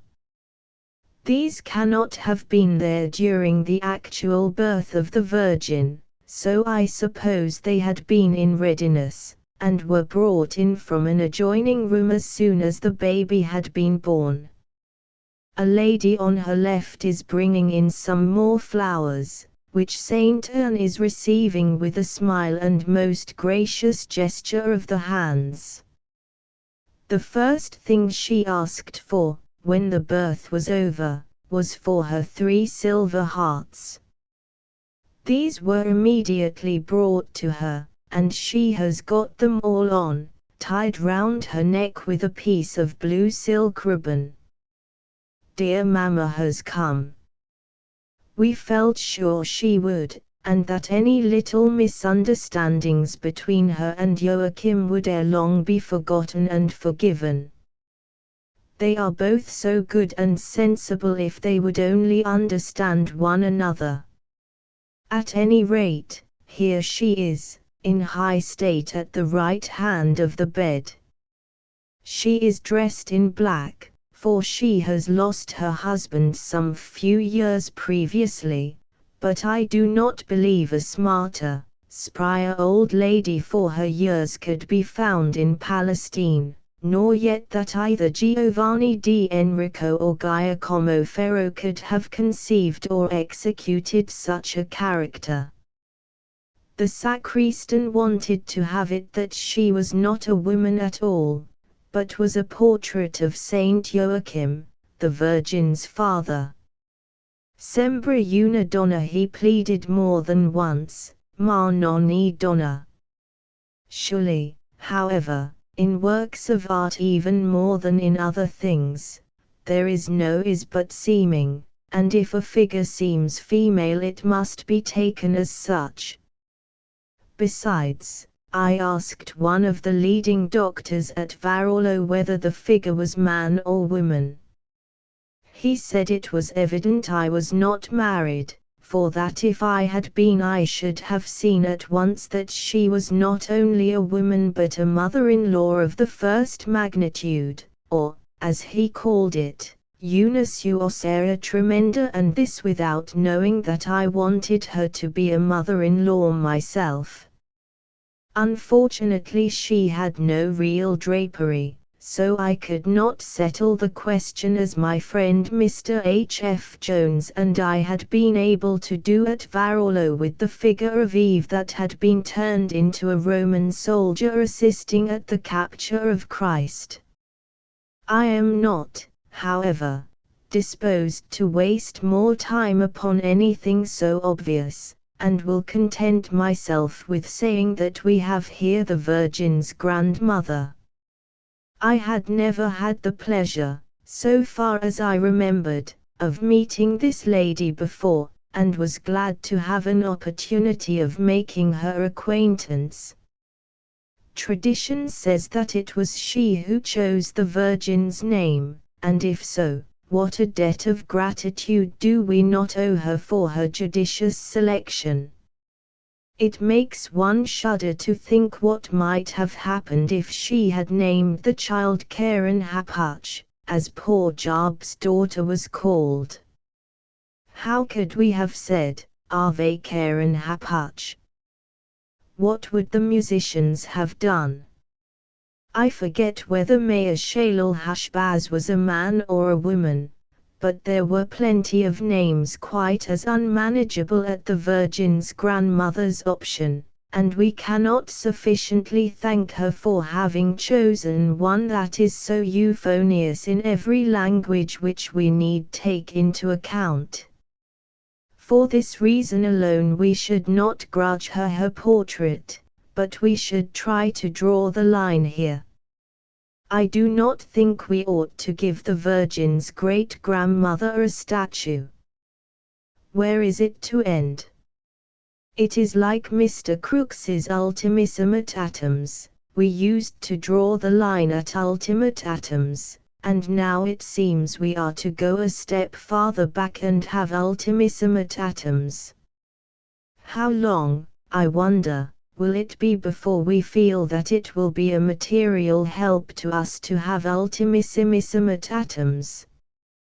Quavers stopped at demi-semi-demi, but there is no reason to suppose that either atoms or ancestresses of the Virgin will be so complacent. I have said that on Saint Anne's left hand there is a lady who is bringing in some flowers. Saint Anne was always passionately fond of flowers. There is a pretty story told about her in one of the Fathers, I forget which, to the effect that when a child she was asked which she liked best, cakes or flowers. She could not yet speak plainly and lisped out, "Oh fowses, pretty fowses," she added, however, with a sigh and as a kind of wistful corollary, "but cakes are very nice." She is not to have any cakes, just now, but as soon as she has done thanking the lady for her beautiful nosegay, she is to have a couple of nice new-laid eggs, that are being brought her by another lady. Valsician women immediately after their confinement always have eggs beaten up with wine and sugar, and one can tell a Valsician birth of the Virgin from a Venetian or a Florentine by the presence of the eggs. I learned this from an eminent Valsician professor of medicine, who told me that, though not according to received rules, the eggs never seemed to do any harm. Here they are evidently to be beaten up, for there is neither spoon nor egg cup, and we cannot suppose that they were hard-boiled. On the other hand, in the Middle Ages Italians never used egg cups and spoons for boiled eggs. The medieval boiled egg was always eaten by dipping bread into the yolk. Behind the lady who is bringing in the eggs is the under-nurse who is at the fire warming a towel. In the foreground we have the regulation midwife holding the regulation baby, who, by the way, was an astonishingly fine child for only 5 minutes old. Then comes the under-nurse, a good buxom creature, who, as usual, is feeling the water in the bath to see that it is of the right temperature. Next to her is the head nurse, who is arranging the cradle. Behind the head nurse is the under-nurse drudge, who is just going out upon some errands. Lastly, for by this time we have got all round the chapel, we arrive at the Virgin's grandmother's bodyguard, a stately, responsible-looking lady, standing in waiting upon her mistress. I put it to the reader, is it conceivable that Saint Joachim should have been allowed in such a room at such a time, or that he should have had the courage to avail himself of the permission, even though it had been extended to him? At any rate, is it conceivable that he should have been allowed to sit on Saint Anne's right hand, laying down the law with a Mary, come up here and a Mary, go down there, and a couple of such unabashed collars as the old lady has put on for the occasion? Moreover, for I may as well demolish this mischievous confusion between Saint Joachim and his mother-in-law once and for all, the merest Theo in hazeology knows that Saint Joachim was not at home when the Virgin was born. He had been hustled out of the temple for having no children, and had fled desolate and dismayed into the wilderness. It shows how silly people are, for all the time he was going, if they had only waited a little, to be the father of the most remarkable person of purely human origin who had ever been born, and such a parent as this should surely not be hurried. The story is told in the frescoes of the chapel of Loreto, only a quarter of an hour's walk from Varolo, and no one can have known it better than D. Enrico. The frescoes are explained by written passages that tell us how, when Joachim was in the desert, an angel came to him in the guise of a fair, civil young gentleman, and told him the Virgin was to be born. Then, later on, the same young gentleman appeared to him again, and bade him in God's name be comforted, and turn again to his content, for the Virgin had been actually born. On which Saint Joachim, who seems to have been of opinion that marriage after all was rather a failure, said that, as things were going on so nicely without him, he would stay in the desert just a little longer, and offered up a lamb as a pretext to gain time. Perhaps he guessed about his mother-in-law, or he may have asked the angel. Of course, even in spite of such evidence as this, I may be mistaken about the Virgin's grandmother's sex, and the sacristan may be right, but I can only say that if the lady sitting by Saint Anne's bedside at Montrigon is the Virgin's father, well, in that case I must reconsider a good deal that I have been accustomed to believe was beyond question. Taken singly, I suppose that none of the figures in the chapel, except the Virgin's grandmother, should be rated very highly.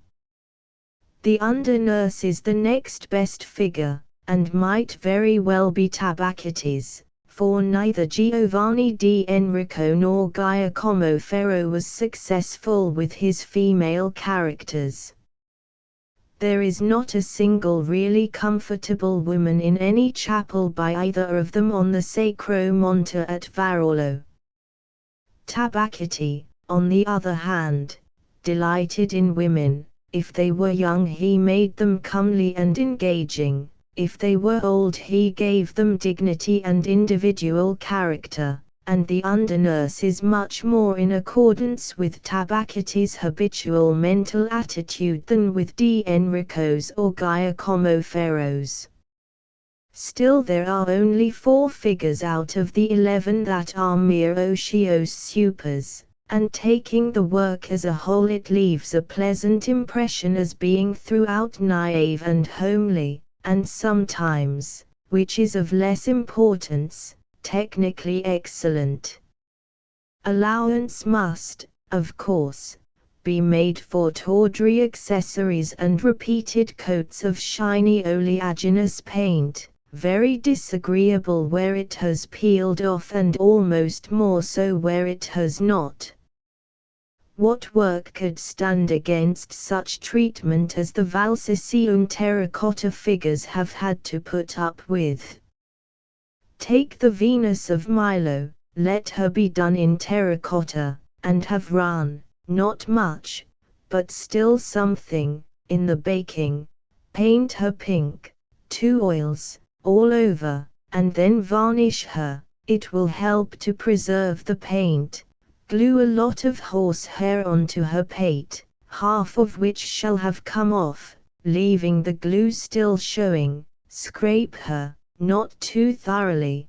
Get the village drawing master to paint her again, and the drawing master in the next provincial town to put a forest background behind her with the brightest emerald green leaves that he can do for the money. Let this painting and scraping and repainting be repeated several times over. Festoon her with pink and white flowers made of tissue paper. Surround her with the cheapest German imitations of the cheapest decorations that Birmingham can produce. Let the night air and winter fogs get at her for 300 years. And how easy, I wonder, will it be to see the goddess who will be still in great part there? True, in the case of the birth of the Virgin Chapel at Montrigon, there is no real hair and no fresco background, but time has had abundant opportunities without these.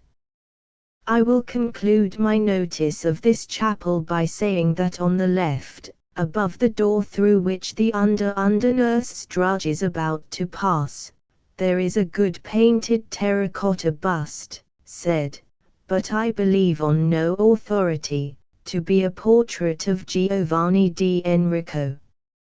Others say that the Virgin's grandmother is Giovanni di Enrico, but this is even more absurd than supposing her to be Saint Joachim. The next chapel to the birth of the Virgin is that of the Sposalizio. There is no figure here which suggests Tabachite, but still there are some very good ones. The best have no taint of Barocco. The man who did them, whoever he may have been, had evidently a good deal of life and go, was taking reasonable pains, and did not know too much. Where this is the case no work can fail to please. Some of the figures have real hair and some terracotta. There is no fresco background worth mentioning. A man sitting on the steps of the altar with a book on his lap, and holding up his hand to another, who is leaning over him and talking to him, is among the best figures. Some of the disappointed suitors who are breaking their wands are also very good.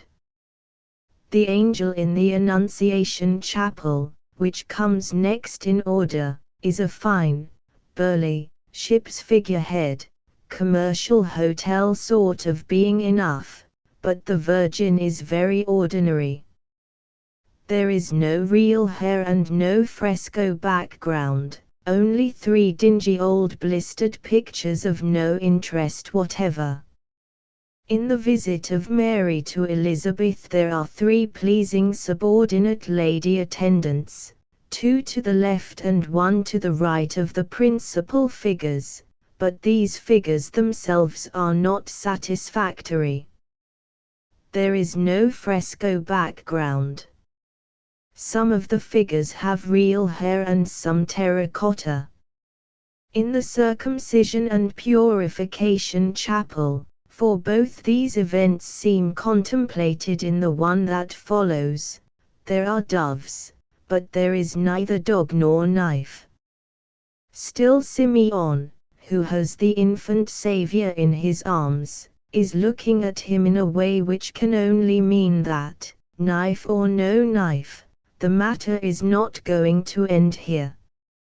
At Varallo they have now got a dreadful knife for the Circumcision Chapel. They had none last winter.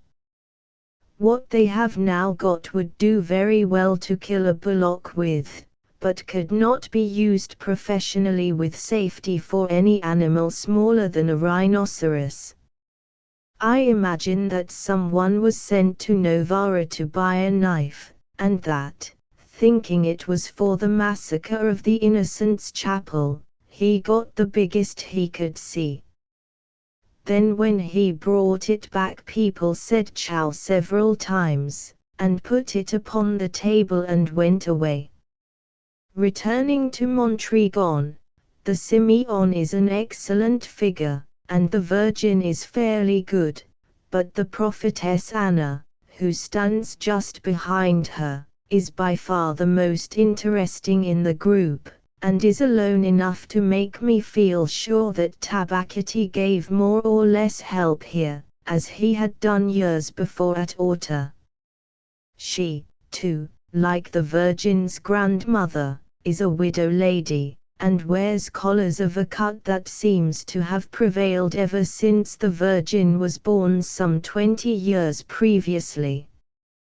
There is a largeness and simplicity of treatment about the figure to which none but an artist of the highest rank can reach, and D. Enrico was not more than a second or third-rate man. The hood is like Handel's truth sailing upon the broad wings of time, a prophetic strain that nothing but the old experience of a great poet can reach. The lips of the prophetess are for the moment closed, but she has been prophesying all the morning, and the people round the wall in the background are in ecstasies at the lucidity with which she has explained all sorts of difficulties that they had never been able to understand till now. They are putting their forefingers on their thumbs and their thumbs on their forefingers, and saying how clearly they see it all and what a wonderful woman Anna is.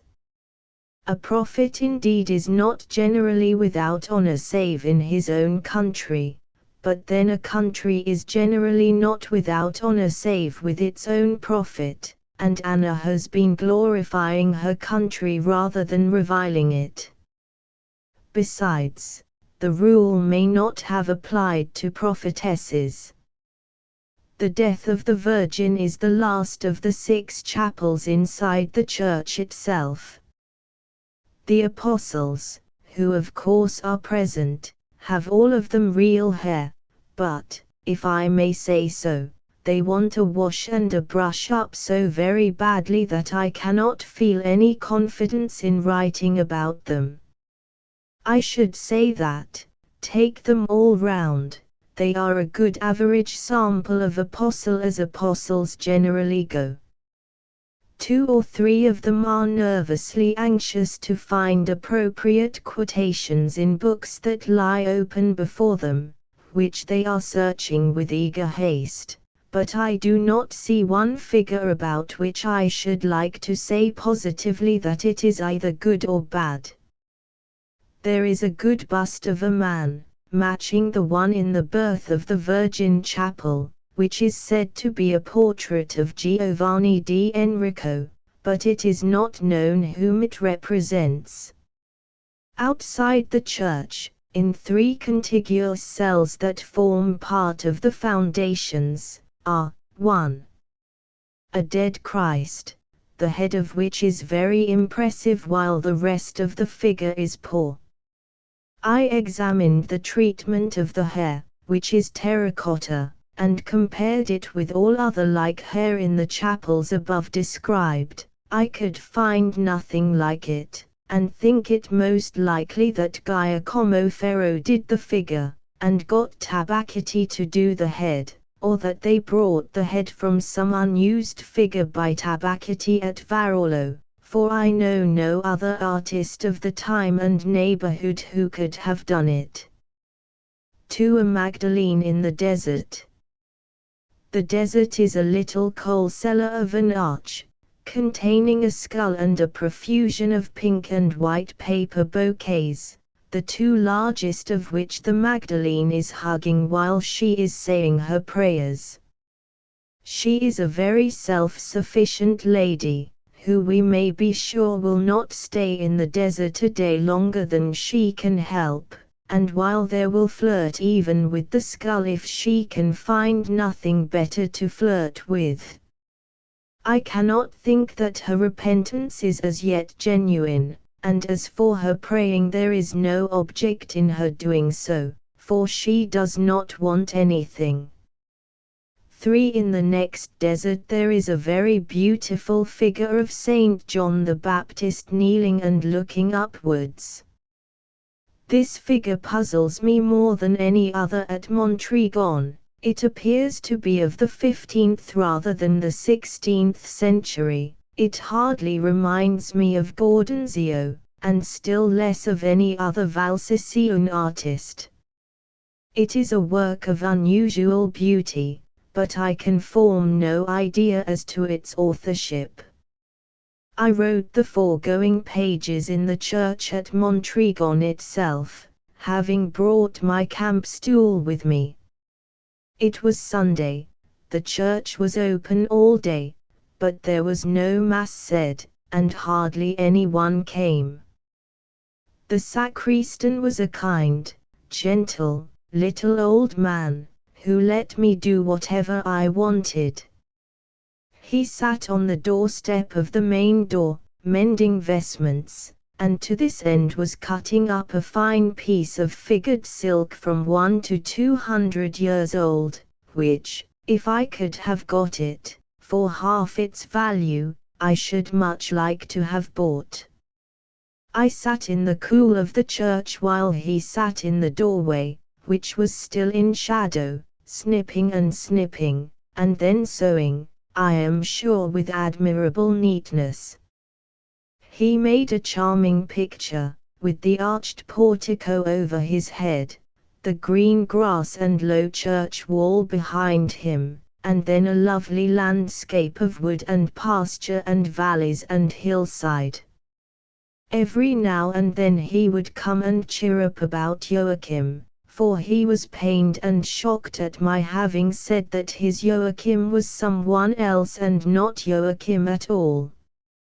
I said I was very sorry, but I was afraid the figure was a woman.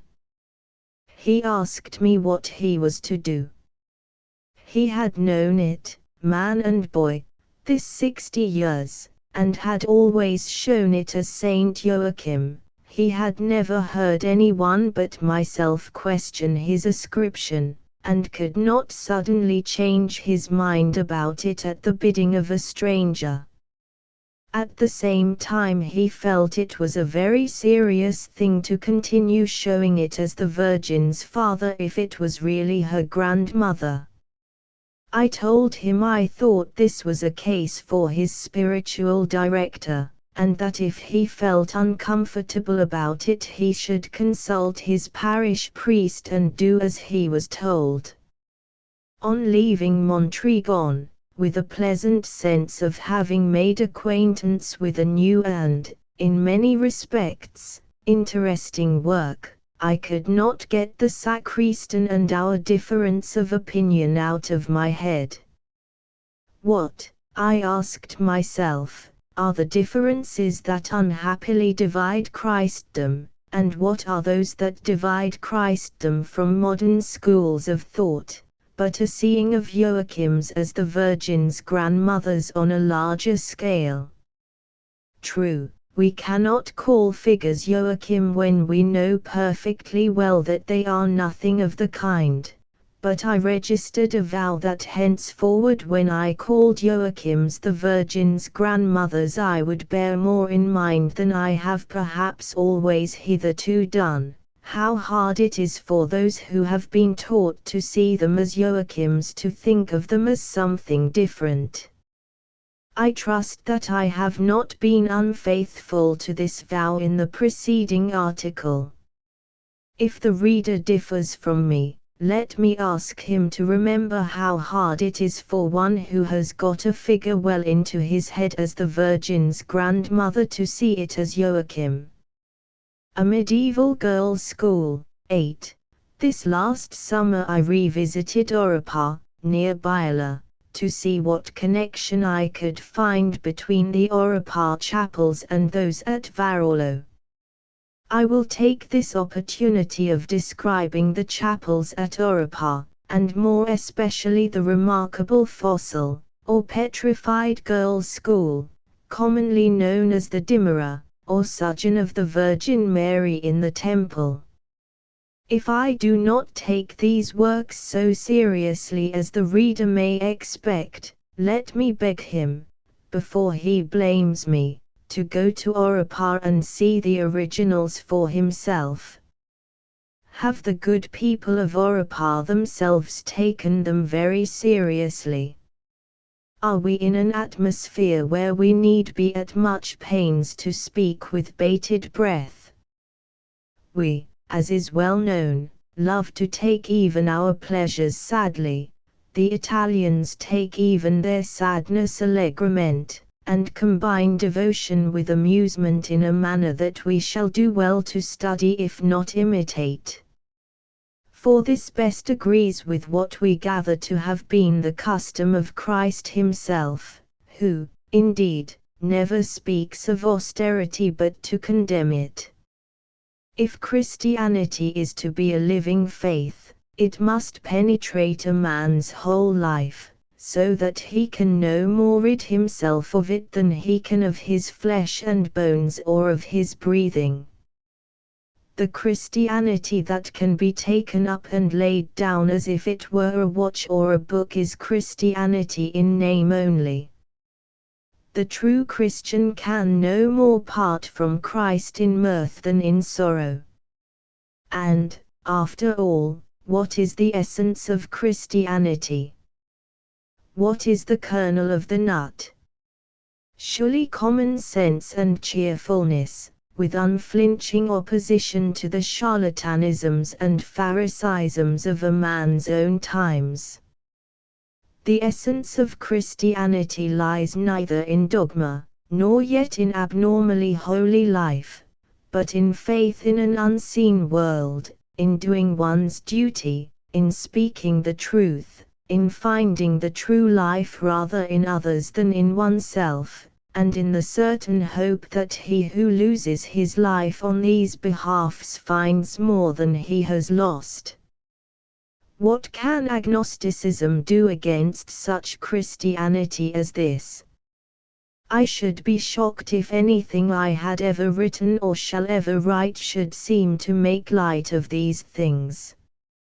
I should be shocked also if I did not know how to be amused with things that amiable people obviously intended to be amusing. The reader may need to be reminded that Europa is among the somewhat infrequent sanctuaries at which the Madonna and Infant Christ are not white, but black. I shall return to this peculiarity of Europa later on, but will leave it for the present. For the general characteristics of the place I must refer the reader to my book, Alps and Sanctuaries. 9. I propose to confine myself here to the 10 or a dozen chapels containing life-sized terracotta figures, painted up to nature, that form one of the main features of the place. At a first glance, perhaps, all these chapels will seem uninteresting. I venture to think, however, that some, if not most of them, though falling a good deal short of the best work at Varallo and Crea, are still in their own way of considerable importance. The first chapel with which we need concern ourselves is numbered 4, and shows the conception of the Virgin Mary. It represents Saint Anna's kneeling before a terrific dragon, or, as the Italians call it, insect about the size of a crystal palace plesiosaur. This insect is supposed to have just had its head badly crushed by Saint Anne, who seems to be begging its pardon. The text ipsa conteret caput tuum is written outside the chapel. The figures have no artistic interest. As regards dragons being called insects, the reader may perhaps remember that the island of Esquiulio, in the Lago di Orta, was infested with insecti, which Esquiulio destroyed, and which appear, in a fresco underneath the church on the island, to have been monstrous and ferocious dragons, but I cannot remember whether their bodies are divided into 3 sections, and whether or no they have exactly 6 legs, without which, I am told, they cannot be true insects. The 5th chapel represents the birth of the Virgin. Having obtained permission to go inside it, I found the date 1715 cut large and deep on the back of one figure before baking, and I imagine that this date covers the whole. There is a Queen Anne feeling throughout the composition, and if we were told that the sculptor and Francis Bird, sculptor of the statue in front of St. Paul's Cathedral, had studied under the same master, we could very well believe it. The apartment in which the Virgin was born is spacious, and in striking contrast to the one in which she herself gave birth to the Redeemer. Saint Anne occupies the center of the composition, in an enormous bed. On her right there is a lady of the George Cruikshank style of beauty, and on the left an older person. Both are gesticulating and impressing upon Saint Anne the enormous obligation she has just conferred upon mankind. They seem also to be imploring her not to overtax her strength, but, strange to say, they are giving her neither flowers nor anything to eat and drink. I know no other birth of the Virgin in which Saint Anne wants so little keeping up. I have explained in my book Ex Voto, 10, but should perhaps repeat here, that the distinguishing characteristic of the birth of the Virgin, as rendered by Valsician artists, is that Saint Anne always has eggs immediately after the infant is born, and usually a good deal more, whereas the Madonna never has anything to eat or drink. The eggs are in accordance with a custom that still prevails among the peasant classes in the Valsesia, where women on giving birth to a child generally are given a sabaglion, an egg beaten up with a little wine, or rum, and sugar. East of Milan the Virgin's mother does not have eggs, and I suppose, from the absence of the eggs at Europa, that the custom above referred to does not prevail in the Bailis district. The Virgin also is invariably washed. Saint John the Baptist, when he is born at all, which is not very often, is also washed, but I have not observed that Saint Elizabeth has anything like the attention paid her that is given to Saint Anne. What, however, is wanting here at Europa in meat and drink is made up in cupids. They swarm like flies on the walls, clouds, cornices, and capitals of columns. Against the right-hand wall are two lady helps, each warming a towel at a glowing fire, to be ready against the baby should come out of its bath, while in the right-hand foreground we have the levatrice, who having discharged her task, and being now so disposed, has removed the bottle from the chimney-piece, and put it near some bread, fruit and a chicken, over which she is about to discuss the confinement with two other gossips.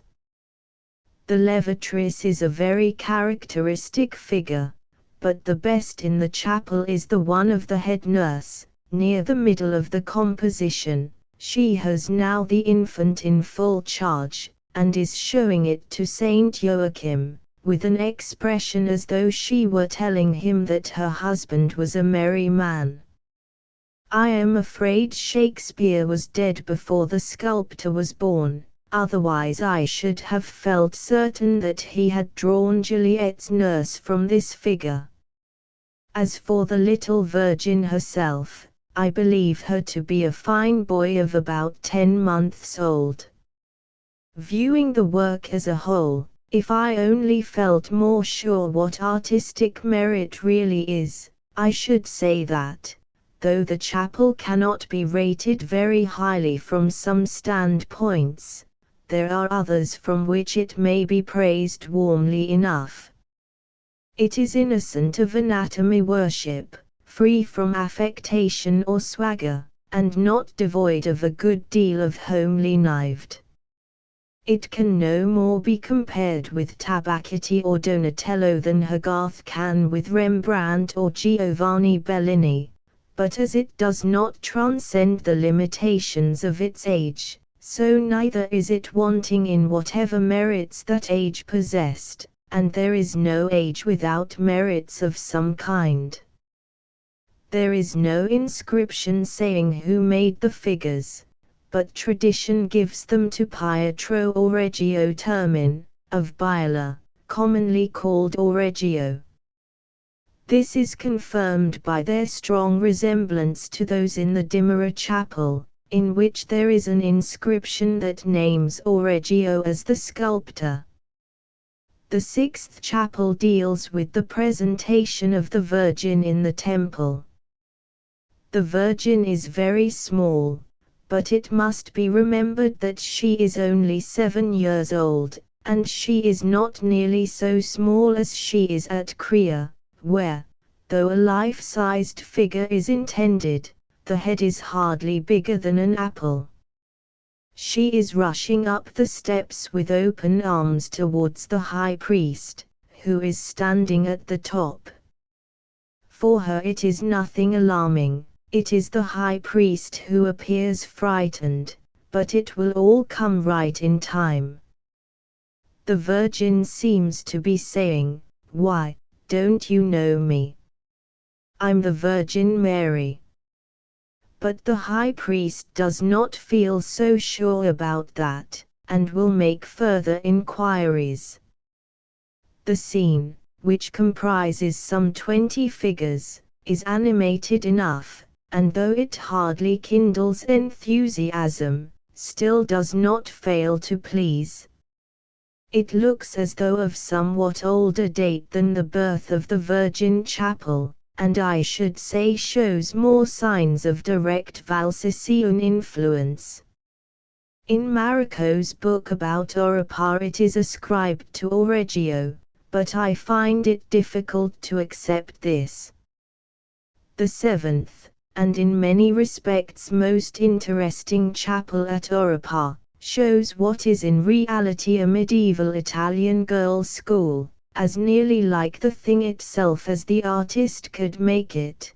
We are expected, however, to see in this the high-class kind of Girton College for young gentlewomen that was attached to the temple at Jerusalem, under the direction of the chief priest's wife, or some one of his near female relatives. Here all well-to-do Jewish young women completed their education, and here accordingly we find the Virgin, whose parents desired she should shine in every accomplishment, and enjoy all the advantages their ample means commanded. I have met with no traces of the Virgin during the years between her presentation in the temple and her becoming head girl at Temple College.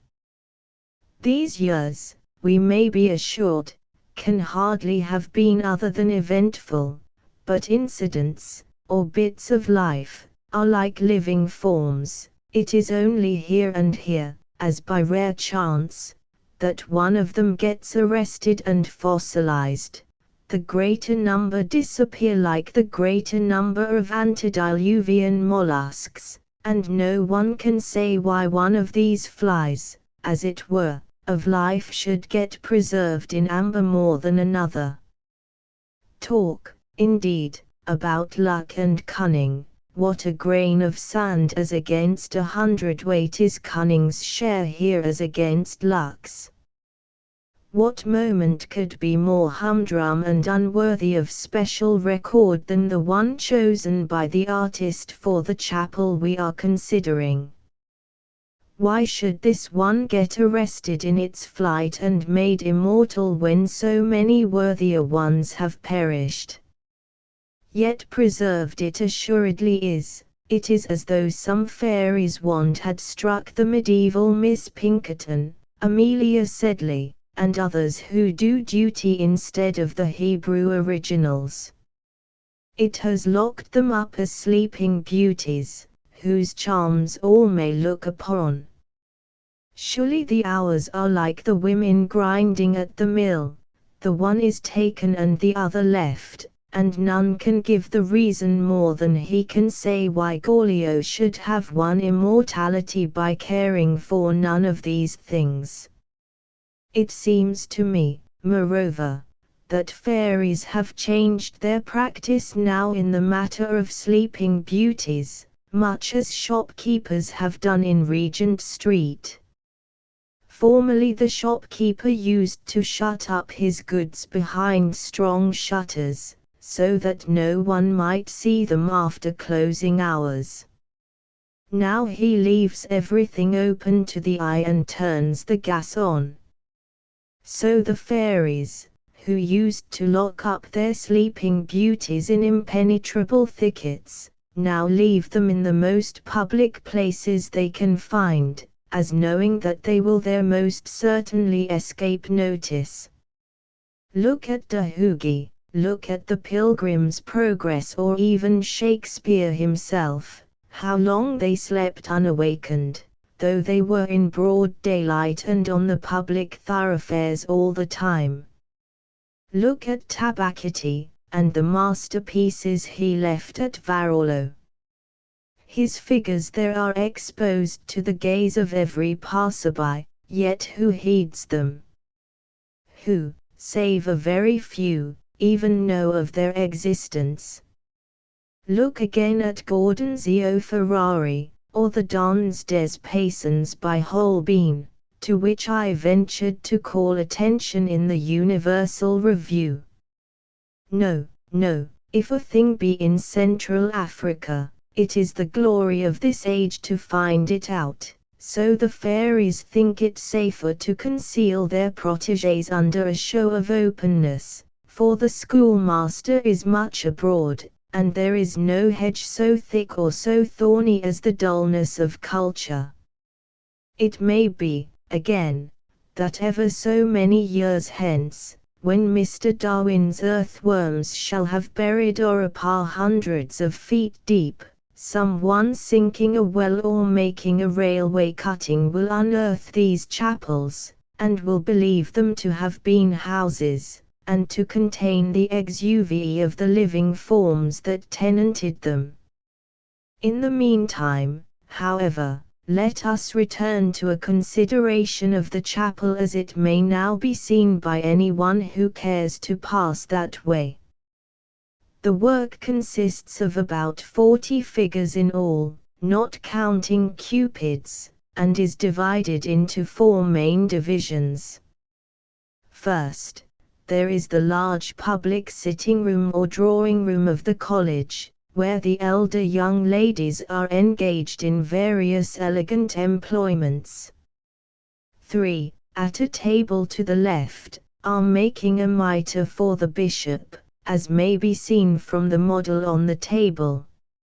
Some are merely spinning or about to spin.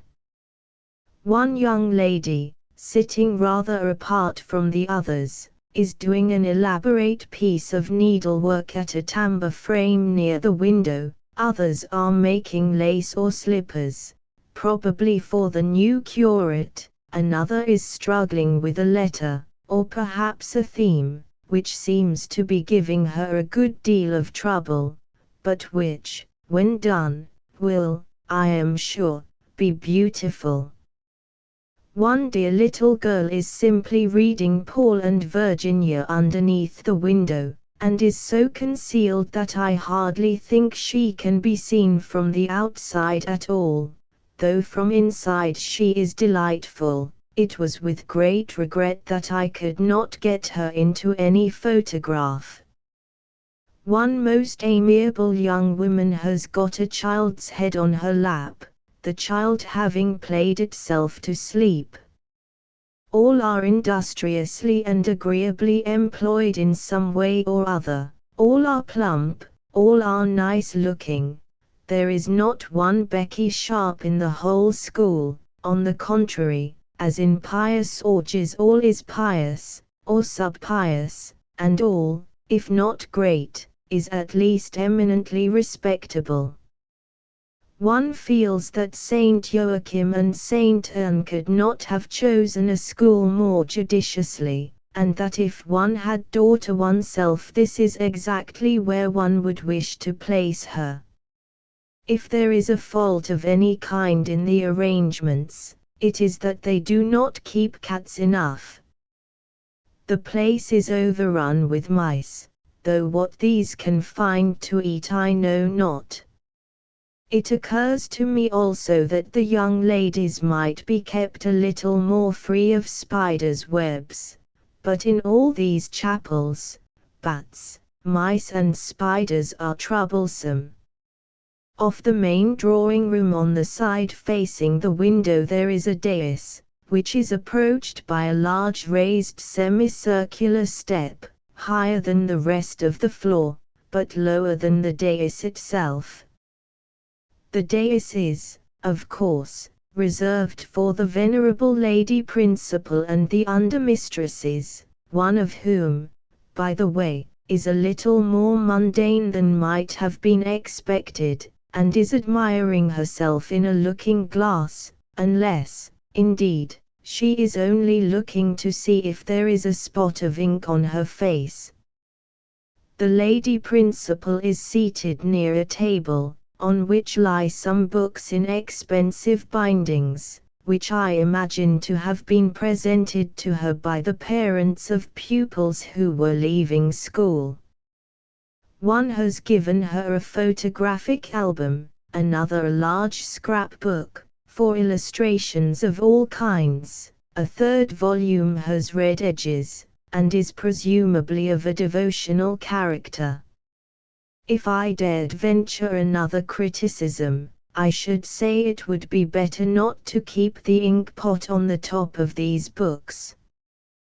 The lady principal is being read to by the monitress for the week, whose duty it was to recite selected passages from the most approved Hebrew writers. She appears to be a good deal outraged, possibly at the faulty intonation of the reader, which she has long tried vainly to correct, or perhaps she has been hearing of the atrocious way in which her forefathers had treated the prophets, and is explaining to the young ladies how impossible it would be, in their own more enlightened age, for a profit to fail of recognition. On the half-dais, as I suppose the large semicircular step between the main room and the dais should be called, we find, first, the monitress for the week, who stands up while she recites, and secondly, the Virgin herself, who is the only pupil allowed a seat so near to the august presence of the lady principal. She is ostensibly doing a piece of embroidery which is stretched on a cushion on her lap, but I should say that she was chiefly interested in the nearest of four pretty little cupids, who are all trying to attract her attention, though they pay no court to any other young lady. I have sometimes wondered whether the obviously scandalized gesture of the lady principal might not be directed at these cupids, rather than at anything the monitress may have been reading, for she would surely find them disquieting. Or she may be saying, "Why, bless me, I do declare the Virgin has got another hamper, and St. Anne's cakes are always so terribly rich." Certainly the hamper is there, close to the Virgin, and the lady principal's action may be well directed at it, but it may have been sent to some other young lady, and be put on the subdais for public exhibition. It looks as if it might have come from Fortnum and Mason's, and I half expected to find a label, addressing it to the Virgin Mary, Temple College, Jerusalem, but if ever there was one the mice have long since eaten it. The Virgin herself does not seem to care much about it, but if she has a fault it is that she is generally a little apathetic. Whose the hamper was, however, is a point we shall never now certainly determine, for the best fossil is worse than the worst living form. Why, alas! Was not Mr. Edison alive when this chapel was made? We might then have had a daily phonographic recital of the conversation, and an announcement might be put outside the chapels, telling us at what hours the figures would speak. On either of side the main room there are two annexes opening out from it. These are reserved chiefly for the younger children, some of whom, I think, are little boys. In the left-hand annex, behind the ladies who are making a mitre, there is a child who has got a cake, and another has some fruit, possibly given them by the Virgin, and a third child is begging for some of it.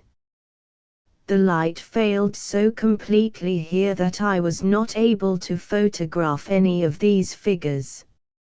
It was a dull September afternoon, and the clouds had settled thick round the chapel, which is never very light, and is nearly 4,000 feet above the sea. I waited till such twilight as made it hopeless that more detail could be got, and a queer ghostly place enough it was to wait in, but after giving the plate an exposure of 50 minutes, I saw I could get no more, and desisted. These long photographic exposures have the advantage that one is compelled to study a work in detail through mere lack of other employment, and that one can take one's notes in peace without being tempted to hurry over them. But even so I continually find I have omitted to note, and have clean forgotten, much that I want later on. In the other annex there are also one or two younger children, but it seems to have been set apart for conversation and relaxation more than any other part of the establishment. I have already said that the work is signed by an inscription inside the chapel, to the effect that the sculptures are by Pietro or Reggio Termini di Butler. It will be seen that the young ladies are exceedingly like one another, and that the artist aimed at nothing more than a faithful rendering of the life of his own times. Let us be thankful that he aimed at nothing less. Perhaps his wife kept a girls' school, or he may have had a large family of fat, good-natured daughters, whose little ways he had studied attentively. At all events, the work is full of spontaneous incident, and cannot fail to become more and more interesting as the age it renders falls farther back into the past. It is to be regretted that many artists, better known men, have not been satisfied with the humbler ambitions of this most amiable and interesting sculptor. If he has left us no labored life studies, he has at least done something for us which we can find nowhere else, which we should be very sorry not to have, and the fidelity of which to Italian life at the beginning of the last century will not be disputed. The 8th chapel is that of the Sposalizio, is certainly not by Oreggio, and I should say was mainly by the same sculptor who did the presentation in the temple. On going inside, I found the figures had come from more than one source. Some of them are constructed so absolutely on Valsiccian principles, as regards technique, that it may be assumed they came from Varolo. Each of these last figures is in 3 pieces, that are baked separately and cemented together afterwards, hence they are more easily transported. No more clay is used than is absolutely necessary, and the off-side of the figure is neglected. They will be found chiefly, if not entirely, at the top of the steps. The other figures are more solidly built, and do not remind me in their business features of anything in the Valsiccia. There was a sculptor, Francesco Sala, of Locarno, doubtless the village a short distance below Varolo, and not the Locarno on the Lago Maggiore, who made designs for some of the Oropa chapels, and some of whose letters are still preserved.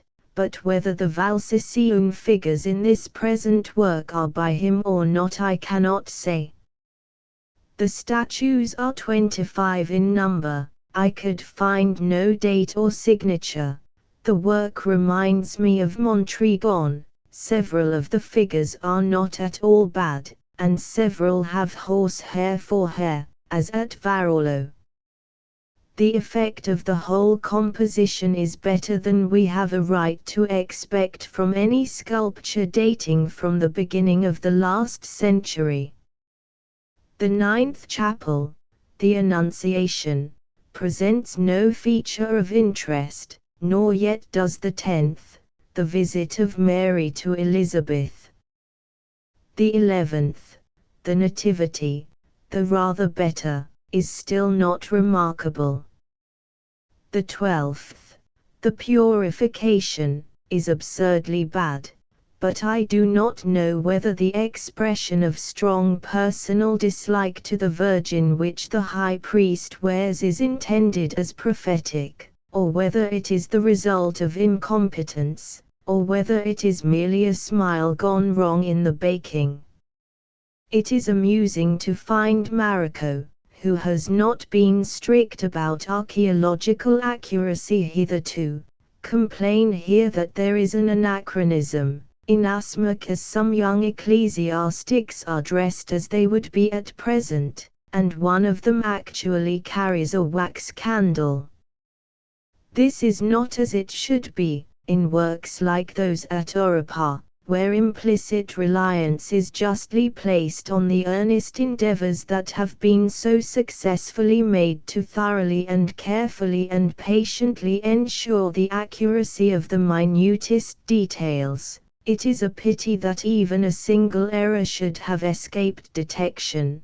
This, however, has most unfortunately happened here, and Mariko feels it his duty to put us on our guard. He explains that the mistake arose from the sculptors having taken both his general arrangement and his details from some picture of the 14th or 15th century, when the value of the strictest historical accuracy was not yet so fully understood. It seems to me that in the matter of accuracy, priests and men of science, whether lay or regular on the one hand, and plain people, whether lay or regular on the other, are trying to play a different game, and fail to understand one another because they do not see that their objects are not the same. The cleric and the man of science, who is only the cleric in his latest development, are trying to develop a throat with two distinct passages, one that shall refuse to pass even the smallest gnat, and another that shall gracefully gulp even the largest camel, whereas we men of the street desire but one throat, and are content that this shall swallow nothing bigger than a pony.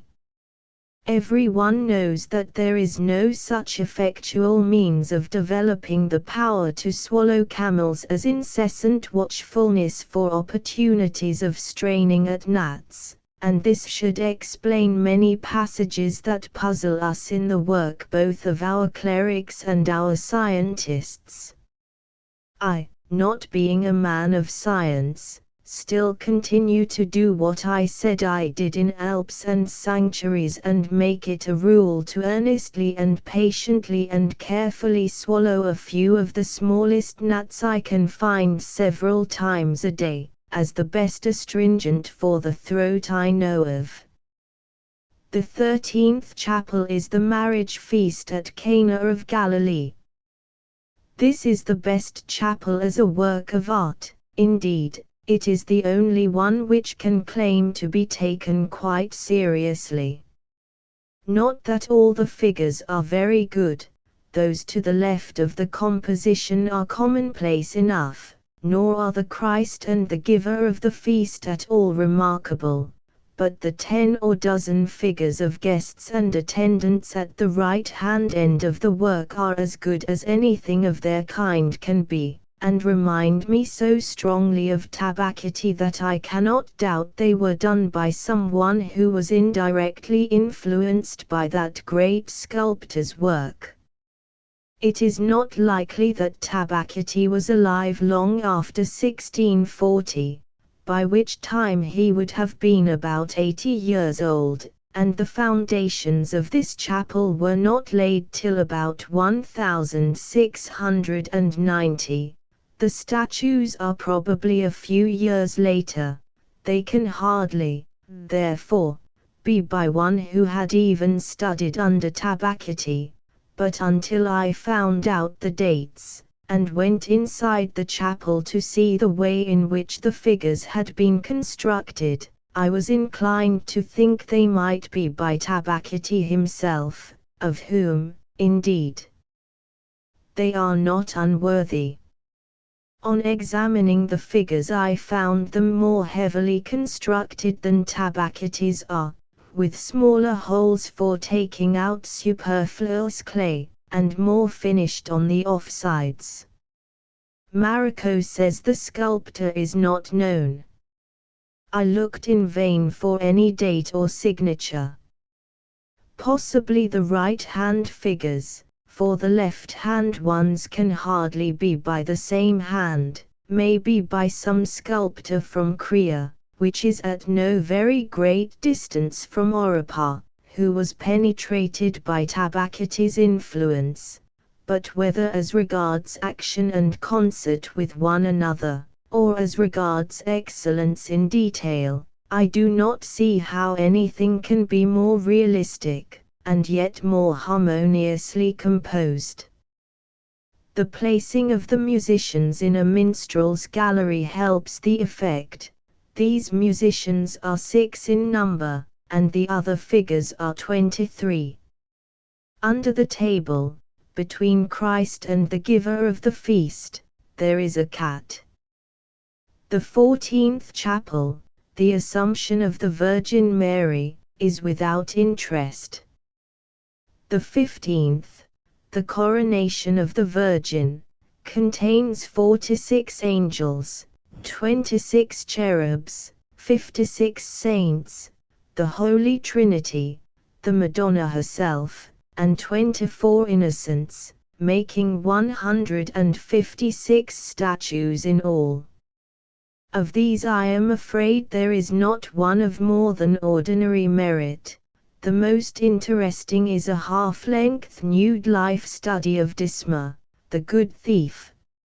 After what had been promised him, it was impossible to exclude him, but it was felt that a half-length nude figure would be as much as he could reasonably expect.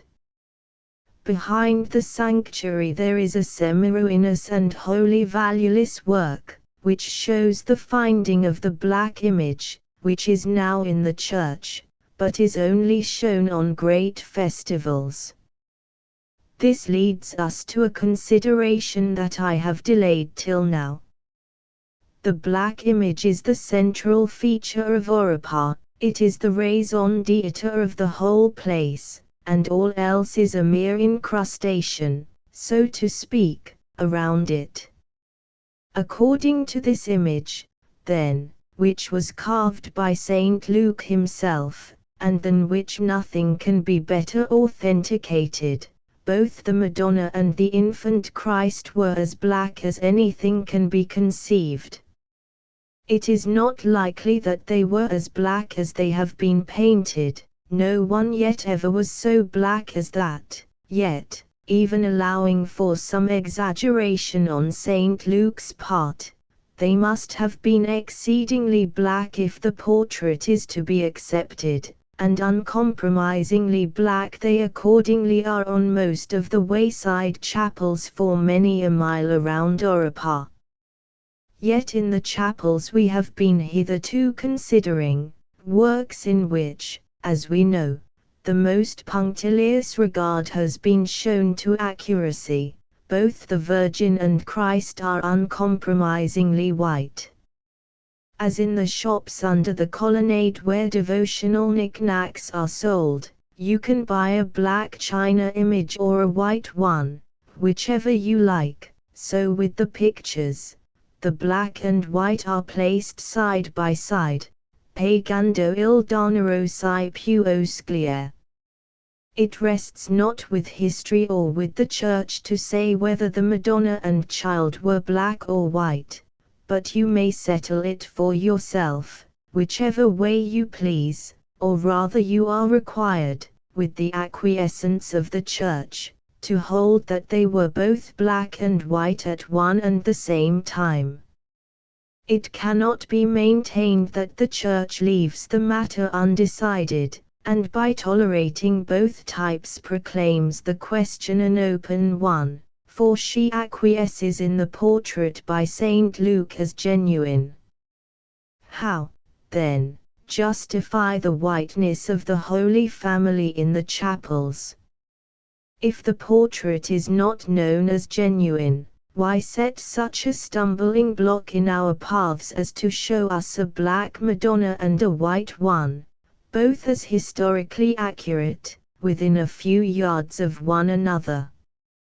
I ask this not in mockery, but as knowing that the Church must have an explanation to give, if she would only give it, and as myself unable to find any, even the most far-fetched, that can bring what we see at Europa, Loreto and elsewhere into harmony with modern conscience, either intellectual or ethical.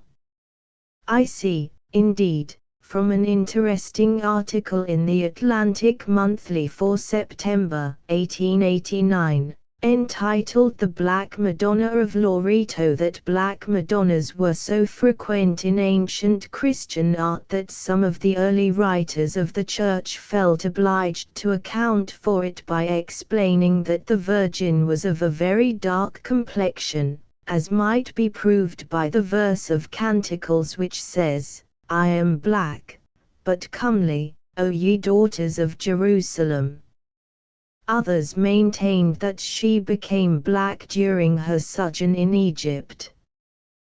Priests of today say that extreme age and exposure to the smoke of countless altar candles have caused that change in complexion which the more naive fathers of the Church attributed to the power of an Egyptian sun.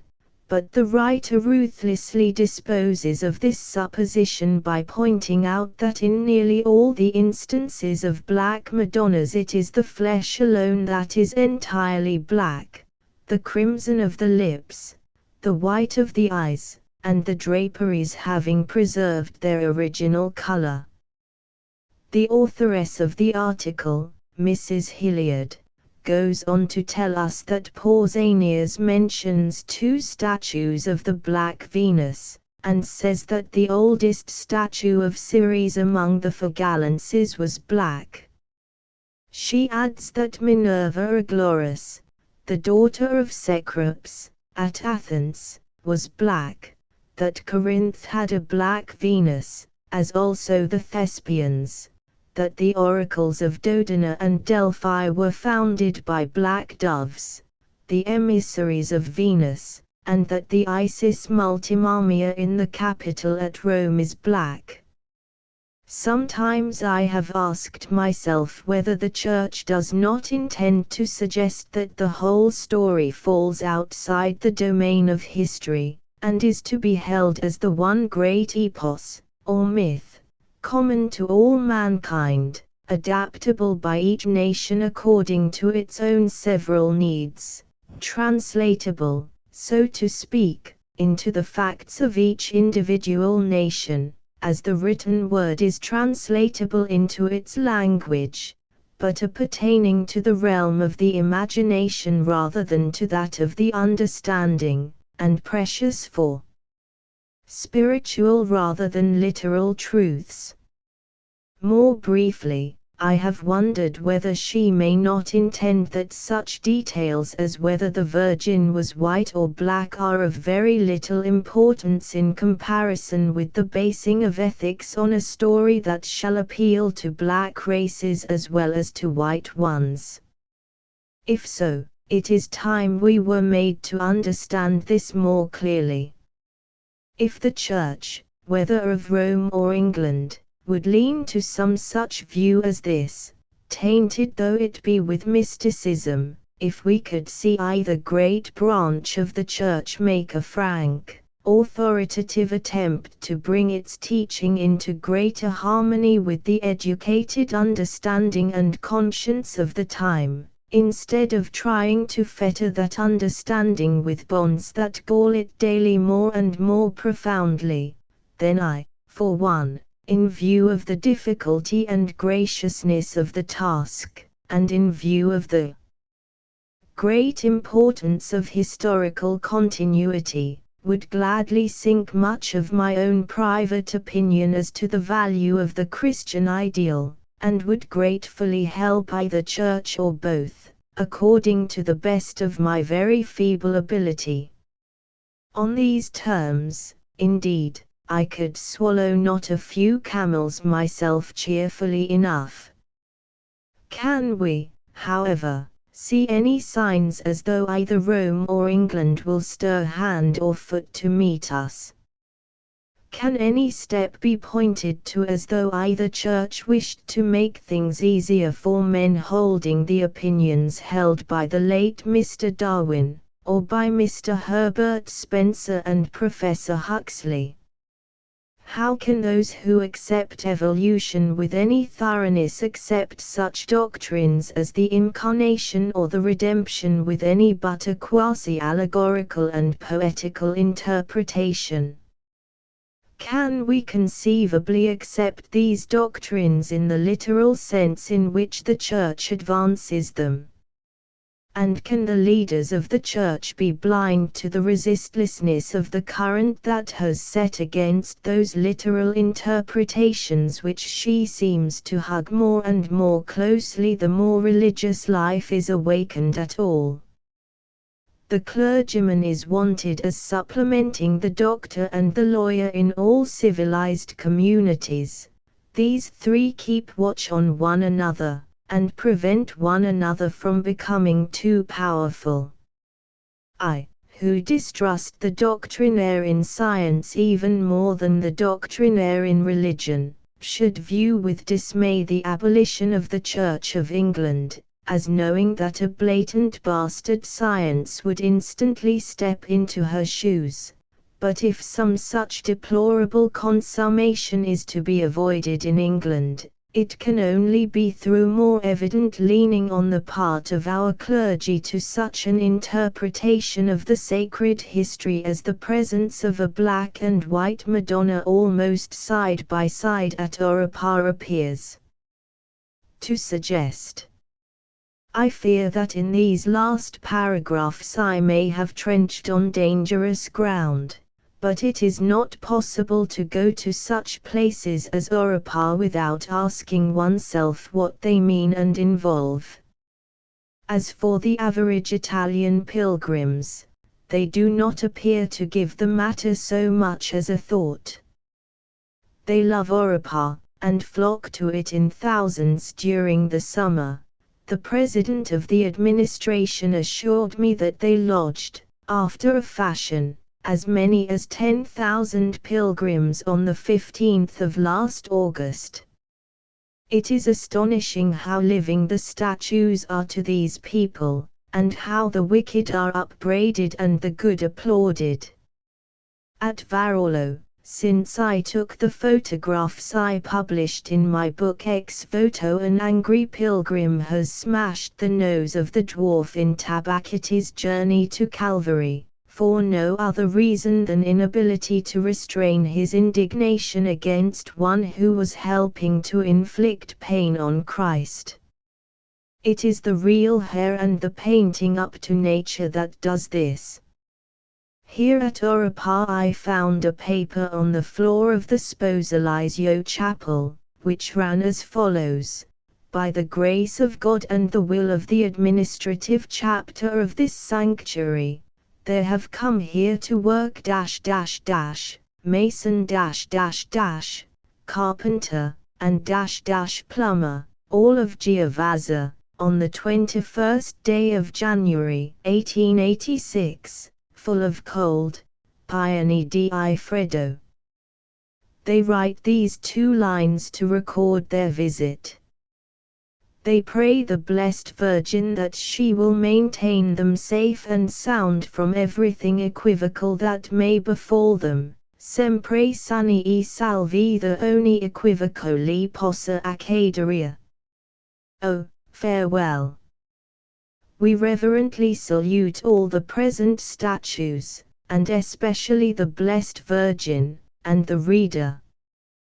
Through the Universal Review, I suppose, all its readers are to consider themselves saluted. At any rate, these good fellows, in the effusiveness of their hearts, actually wrote the above in pencil. I was sorely tempted to steal it, but, after copying it, left it in the chief priest's hands instead. Art in the Valley of Sars, 11. Having been told by Mr. Fortescue, of the British Museum, that there were some chapels at Sarsfi which bore analogy to those at Varolo, described in my book Ex Voto, 12, I went to Sars during this last summer, and venture now to lay my conclusions before the reader.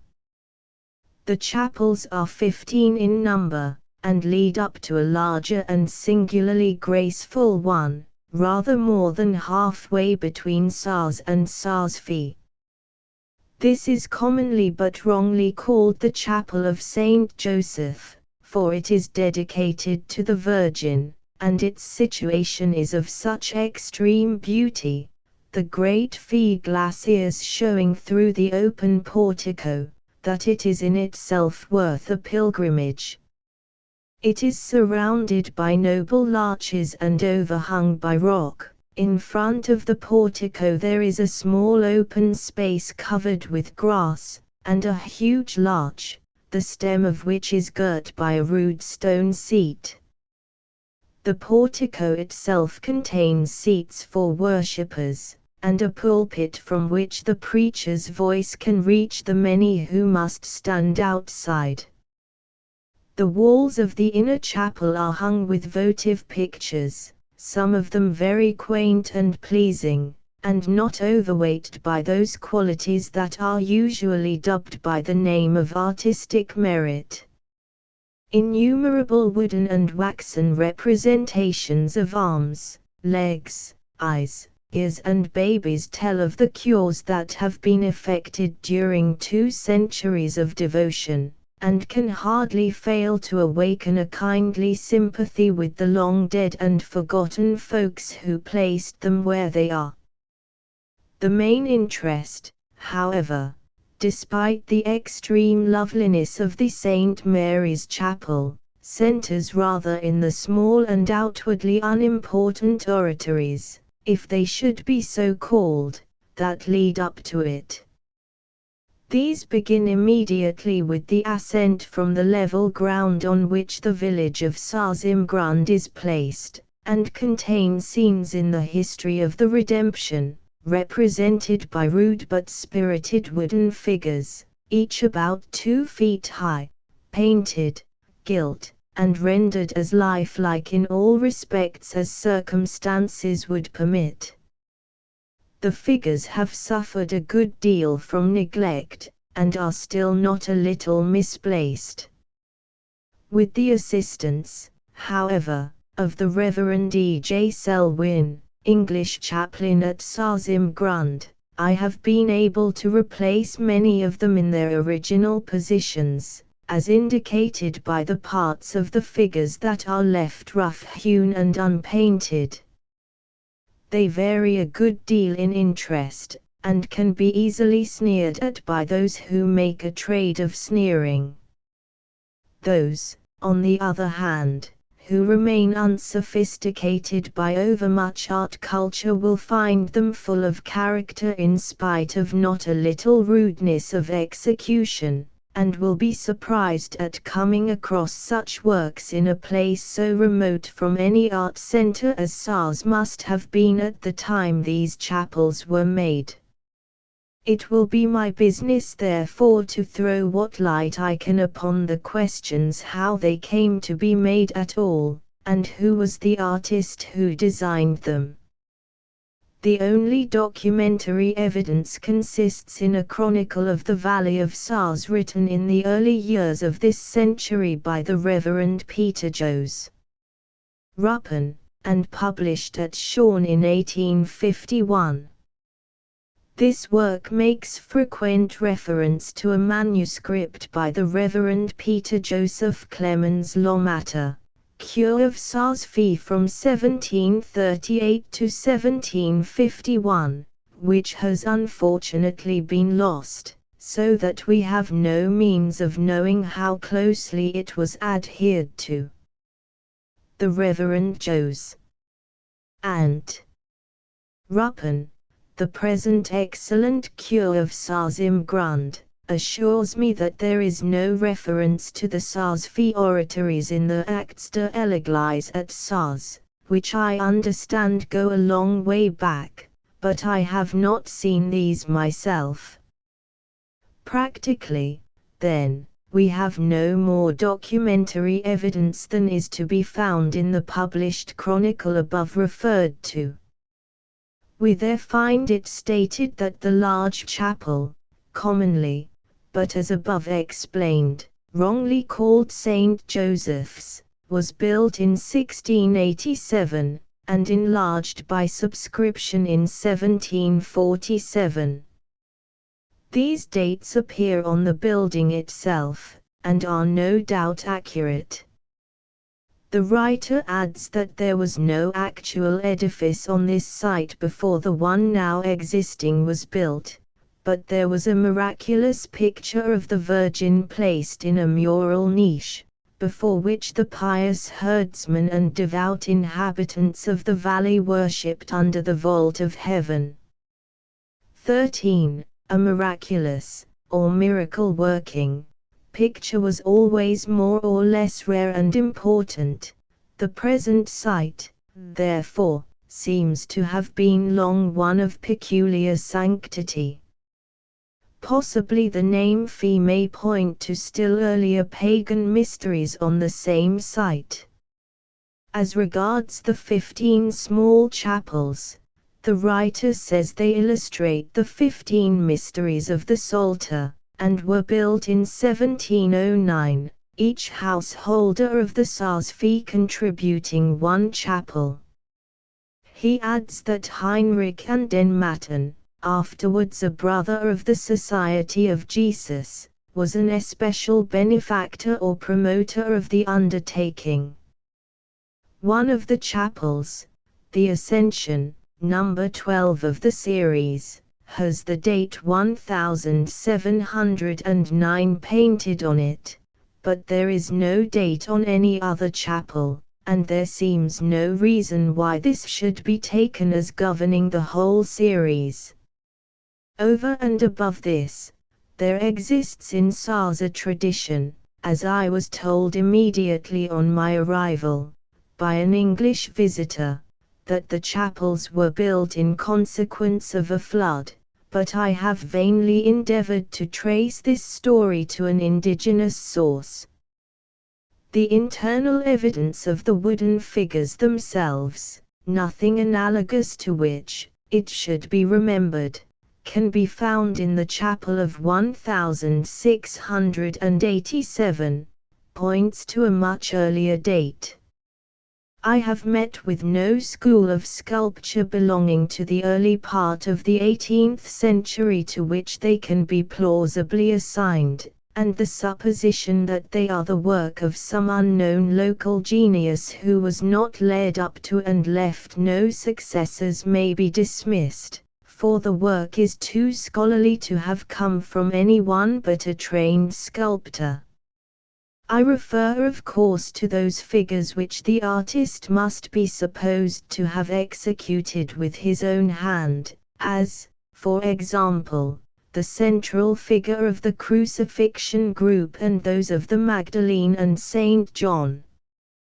The greater number of the figures were probably, as was suggested to me by Mr. Ranshaw, of Louth, executed by a local woodcarver from models in clay and wax furnished by the artist himself. Those who examine the play of line in the hair, mantle, and sleeve of the Magdalene in the Crucifixion group, and contrast it with the greater part of the remaining draperies, will find little hesitation in concluding that this was the case, and will ere long readily distinguish the two hands from which the figures have mainly come. I say mainly because there is at least one other sculptor who may well have belonged to the year 1709, but who fortunately has left us little. Examples of his work may perhaps be seen in the nearest villain with a big hat in the Flagellation Chapel, and in two cherubs in the Assumption of the Virgin.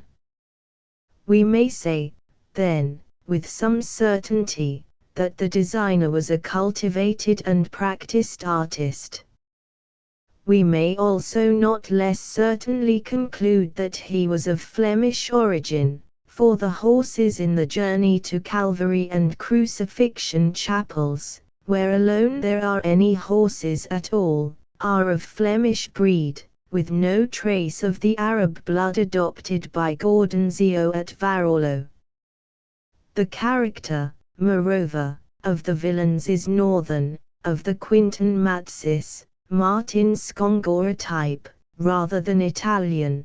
The same sub-Rubensesque feeling which is apparent in more than one chapel at Varolo is not less evident here, especially in the Journey to Calvary and Crucifixion chapels. There can hardly, therefore, be a doubt that the artist was a Fleming who had worked for several years in Italy. It is also evident that he had Tabachetti's work at Varolo well in his mind.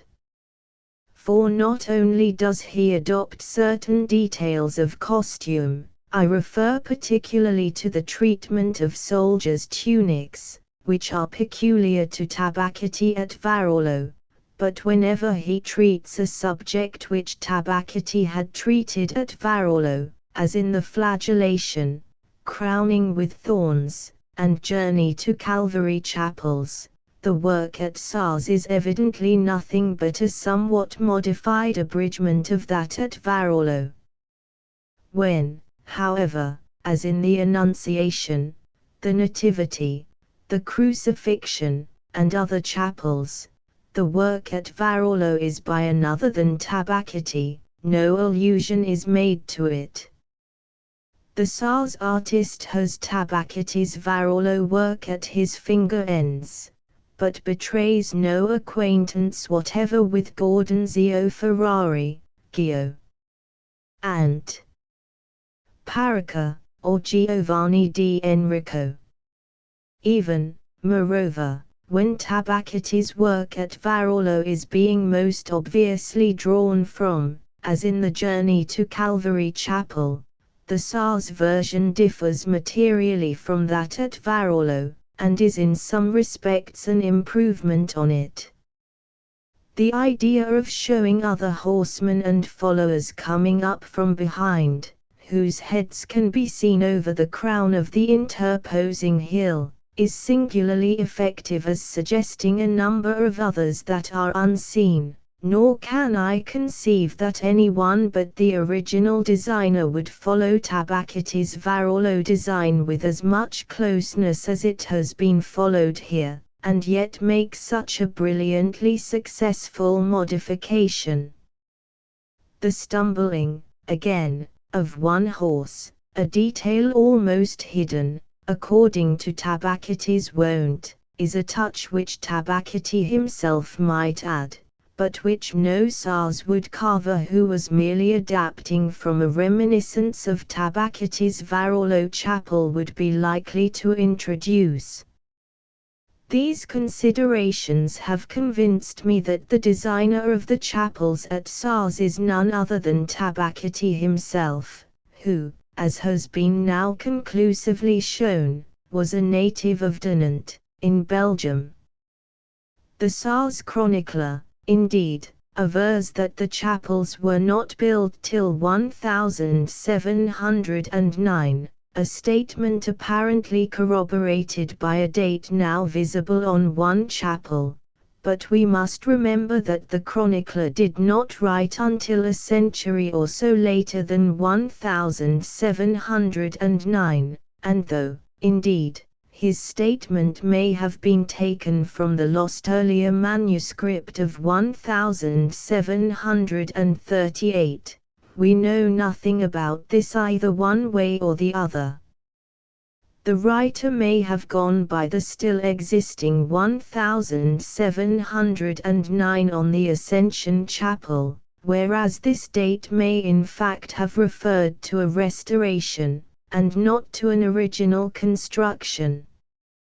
There is nothing, as I have said, in the choice of the chapel on which the date appears, to suggest that it was intended to govern the others. I have explained that the work is isolated and exotic. It is by one in whom Flemish and Italian influences are alike equally predominant, by one who was saturated with Tabacchetti's Varolo work, and who can improve upon it, but over whom the other Varolo sculptors have no power. The style of the work is of the 16th and not of the 18th century, with a few obvious exceptions that suit the year 1709 exceedingly well. Against such considerations as these, a statement made at the beginning of this century referring to a century earlier, and a promiscuous date upon one chapel, can carry but little weight. I shall assume, therefore, henceforward, that we have here groups designed in a plastic material by Tabacchetti, and reproduced in wood by the best local wood sculptor available, with the exception of a few figures cut by the artist himself. We ask, then, at what period in his life did Tabacchetti design these chapels, and what led to his coming to such an out-of-the-way place as Sars at all?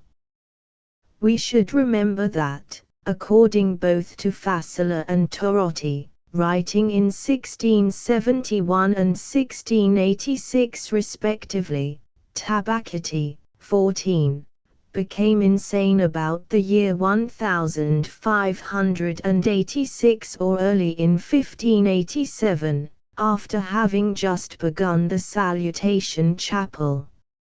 I have explained in ex voto that I do not believe this story.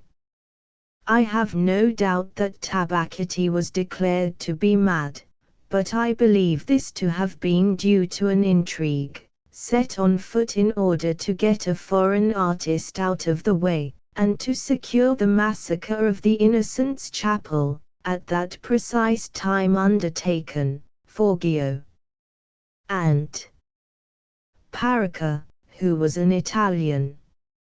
Or he may have been sacrificed in order to facilitate the return of the workers in stucco whom he had superseded on the Sacro Monte. He may have been goaded into some imprudence which was seized upon as a pretext for shutting him up. At any rate, the fact that when in 1587 he inherited his father's property at Dinant, his trustee, he being expressly stated to be expatrié, was dativus appointed not by himself but by the court, lends color to the statement that he was not his own master at the time, for in later kindred deeds, now at Nama, he appoints his own trustee. I suppose, then, that Tabacchetti was shut up in a madhouse at Varolo for a considerable time, during which I can find no trace of him, but that eventually he escaped or was released. Whether he was a fugitive, or whether he was let out from prison, he would in either case, in all reasonable probability, turn his face homeward. If he was escaping, he would make immediately for the Savoy frontier, within which Sars then lay. He would cross the barranca above Fabello, coming down onto Ponte Grande in the Val Anzisca. He would go up the Val Anzisca to Macugniga, and over the Monte Moro, which would bring him immediately to Sars. Sars, therefore, is the nearest and most natural place for him to make for, if he were flying from Varolo, and here I suppose him to have halted. It so happened that on the 9th of September, 1589, there was one of the three great outbreaks of the Matmarxi that have from time to time devastated the valley of Sars. 15. It is probable that the chapels were decided upon in consequence of some grace shown by the miraculous picture of the Virgin, which had mitigated a disaster occurring so soon after the anniversary of her own nativity. Tabacchetti, arriving at this juncture, may have offered to undertake them if the Sars people would give him an asylum.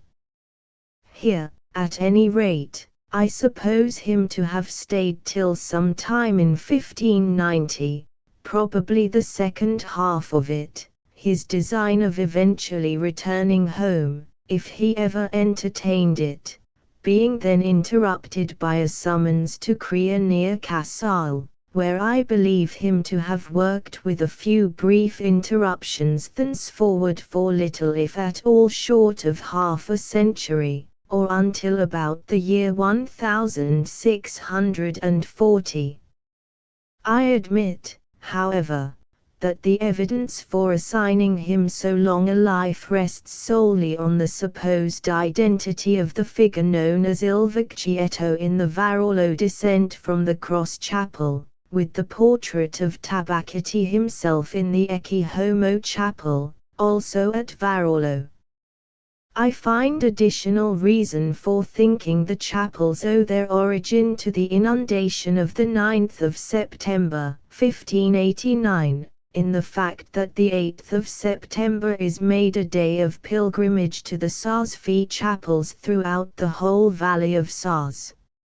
It is true the 8th of September is the festival of the Nativity of the Virgin Mary, so that under any circumstances this would be a great day, but the fact that not only the people of Sars, but the whole valley down to Visp, flock to this chapel on the 8th of September, points to the belief that some special act of grace on the part of the Virgin was vouchsafed on this day in connection with this chapel.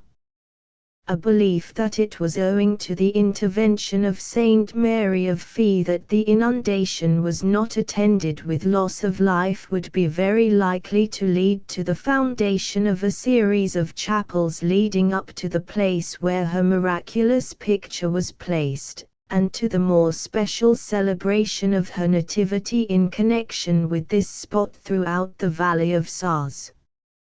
I have discussed the subject with the Reverend Jos. and Ruppen, and he told me he thought the fact that the great feat of the year in connection with the Sars Fee chapels was on the 8th of September pointed rather strongly to the supposition that there was a connection between these and the recorded flood of the 9th of September, 1589. Turning to the individual chapels, they are as follows. 1. The Annunciation. The treatment here presents no more analogy to that of the same subject at Varolo than is inevitable in the nature of the subject. The Annunciation figures at Varolo have proved to be mere draped dummies with wooden heads. Tabacati, even though he did the heads, which he very likely did, would take no interest in the Varolo work with the same subject. The Annunciation, from its very simplicity as well as from the transcendental nature of the subject, is singularly hard to treat, and the work here, whatever it may once have been, is now no longer remarkable. 2. The Salutation of Mary by Elizabeth. This group, again, bears no analogy to the Salutation Chapel at Varolo, in which Tabacati's share was so small that it cannot be considered as in any way his. It is not to be expected, therefore, that the Sars Chapel should follow the Varolo one. The figures, 4 in number, are pleasing and well arranged.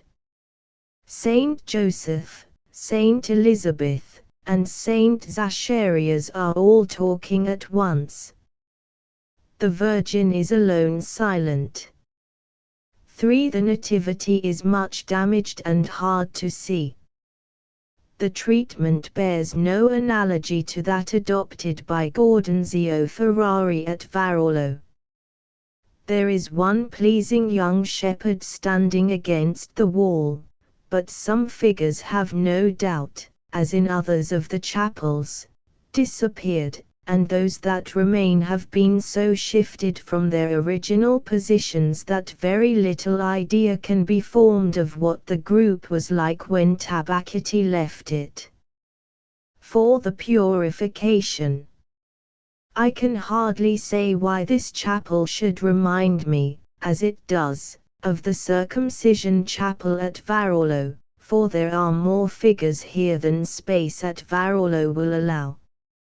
It cannot be pretended that any single figure is of extraordinary merit, but amongst them they tell their story with excellent effect. 2. Those of Saint Joseph and Saint Anna, that doubtless were once more important factors in the drama, are now so much in corners near the window that they can hardly be seen. 5. The Dispute in the Temple. This subject is not treated at Varolo. Here at SARS there are only 6 doctors now, whether or no there were originally more cannot be determined. 6. The agony in the garden. Tabacity had no chapel with this subject at Varolo, and there is no resemblance between the SARS chapel and that by D. Enrico. The figures are no doubt approximately in their original positions, but I have no confidence that I have rearranged them correctly. They were in such confusion when I first saw them that the Reverend E. J. Selwyn and myself determined to rearrange them. They have doubtless been shifted more than once since Tabacity left them. The sleeping figures are all good. St. James is perhaps a little prosaic. One Roman soldier who is coming into the garden with a lantern, and motioning silence with his hand, does duty for the others that are to follow him. I should think more than one of these figures is actually carved in wood by Tabacity, allowance being made for the fact that he was working in a material with which he was not familiar, and which no sculptor of the highest rank has ever found congenial. 7. The flagellation. Tabacity has a chapel with this subject at Varolo, and the SARS group is obviously a descent with modification from his work there. The figure of Christ is so like the one at Varolo that I think it must have been carved by Tabacity himself. The man with the hooked nose, who at Varolo is stooping to bind his rods, is here upright. It was probably the intention to emphasize him in the succeeding scenes as well as this, in the same way as he has been emphasized at Varolo, but his nose got pared down in the cutting of later scenes, and could not easily be added to. The man binding Christ to the column at Varolo is repeated, longo intervallo, here, and the whole work is one inspired by that at Varolo, though no single figure except that of the Christ is adhered to with any very great closeness. I think the nearer malefactor, with a goiter, and wearing a large black hat, is either an edition of the year 1709, or was done by the journeyman of the local sculptor who carved the greater number of the figures. The man stooping down to bind his rods can hardly be by the same hand as either of the 2 black-hatted malefactors, but it is impossible to speak with certainty. The general effect of the chapel is excellent, if we consider the material in which it is executed, and the rudeness of the audience to whom it addresses itself. 8. The crowning with thorns. Here again the inspiration is derived from Tabacity's crowning with thorns at Varolo. The Christs in the 2 chapels are strikingly alike, and the general effect is that of a residuary impression left in the mind of one who had known the Varolo flagellation exceedingly well. 9. Veronica. This and the next succeeding chapels are the most important of the series. Tabacity's journey to Calvary at Varolo is again the source from which the present work was taken, but, as I have already said, it has been modified in reproduction. Mount Calvary is still shown, as at Varolo, towards the left-hand corner of the work, but at SARS it is more towards the middle than at Varolo, so that horsemen and soldiers may be seen coming up behind it, a stroke that deserves the name of genius none the less for the manifest imperfection with which it has been carried into execution. There are only 3 horses fully shown, and 1 partly shown. They are all of the heavy Flemish type adopted by Tabacchetti at Varolo.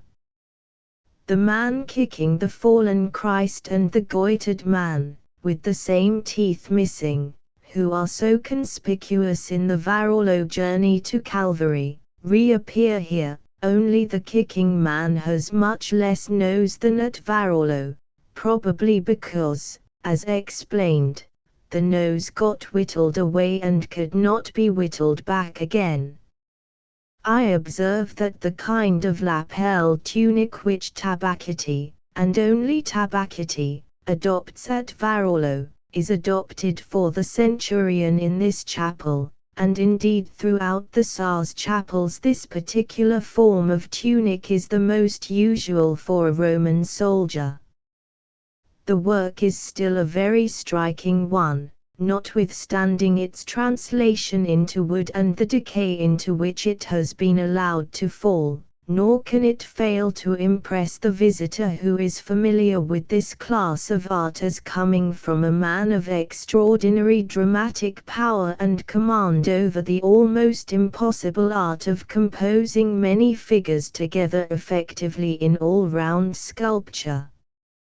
Whether all the figures are even now as Tabacchetti left them I cannot determine, but Mr. Selwyn has restored Simon the Cyrenian to the position in which he obviously ought to stand, and between us we have got the chapel into something more like order.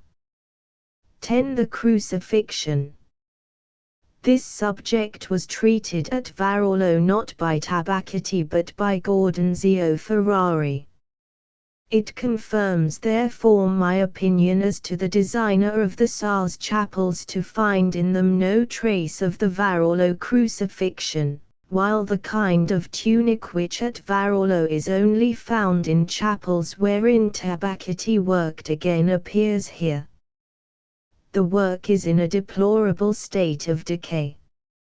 Mr. Selwyn has greatly improved the arrangement of the figures, but even now they are not, I imagine, quite as Tabacchetti left them.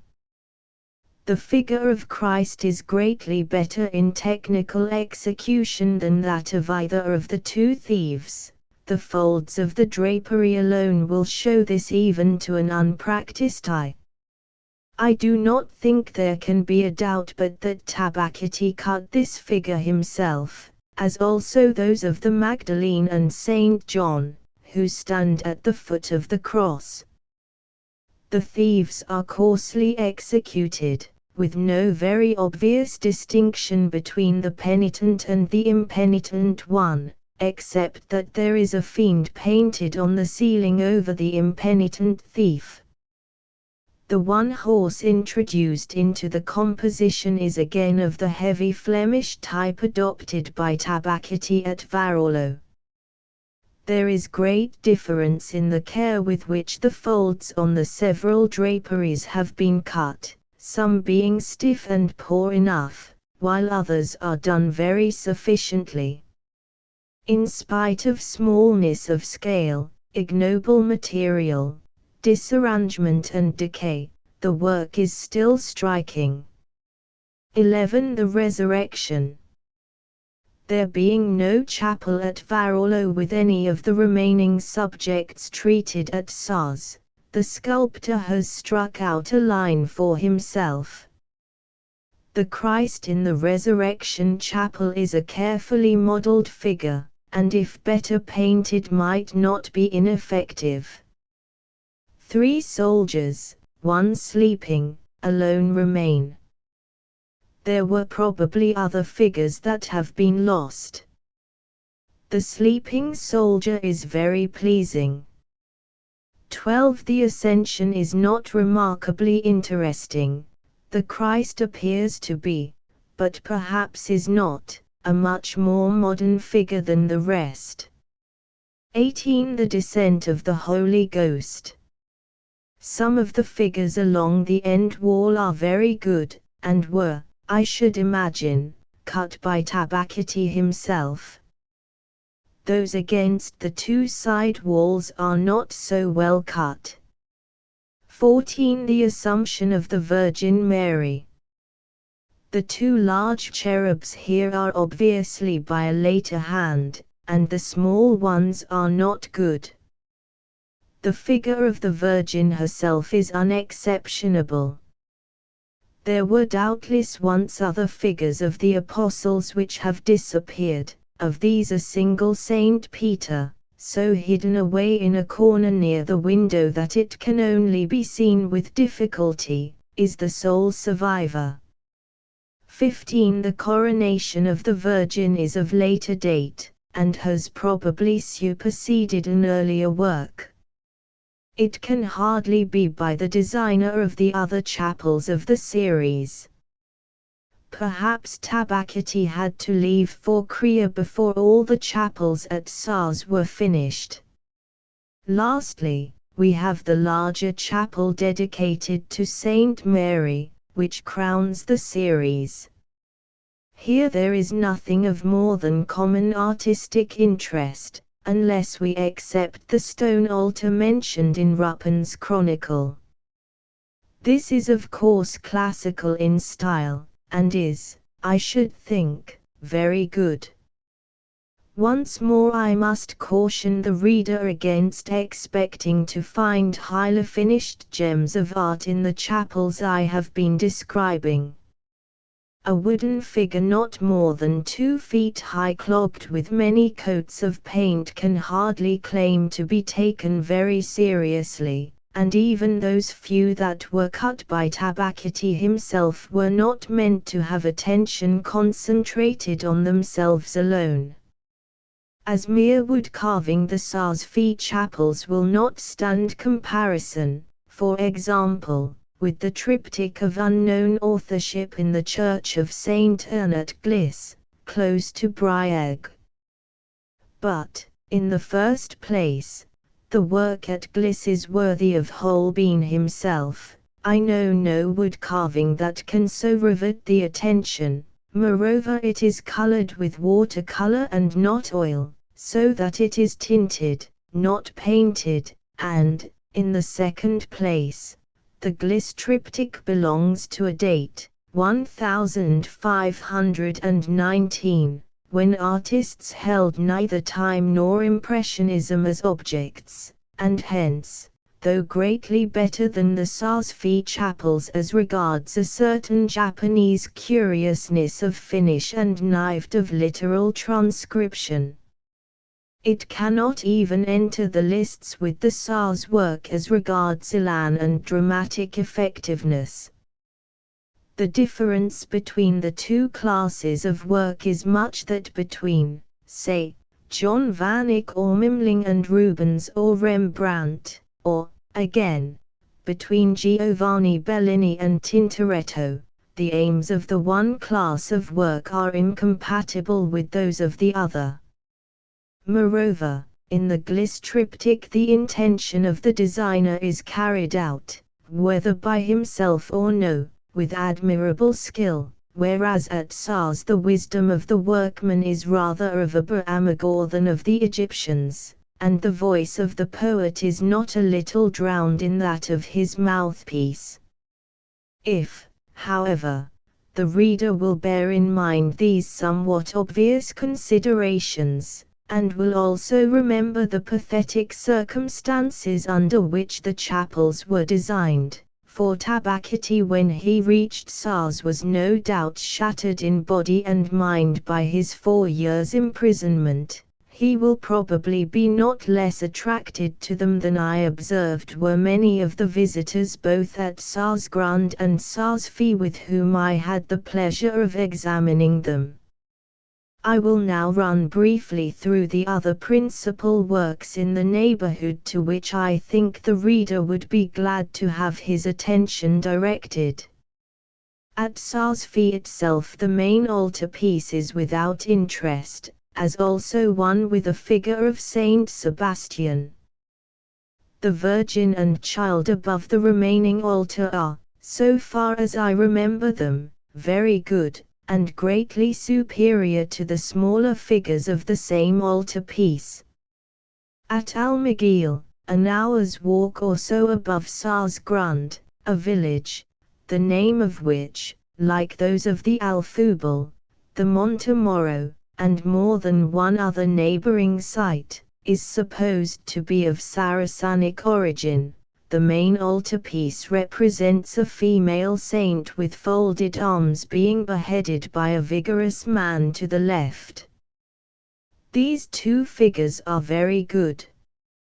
There are two somewhat inferior elders to the right, and the composition is crowned by the Assumption of the Virgin.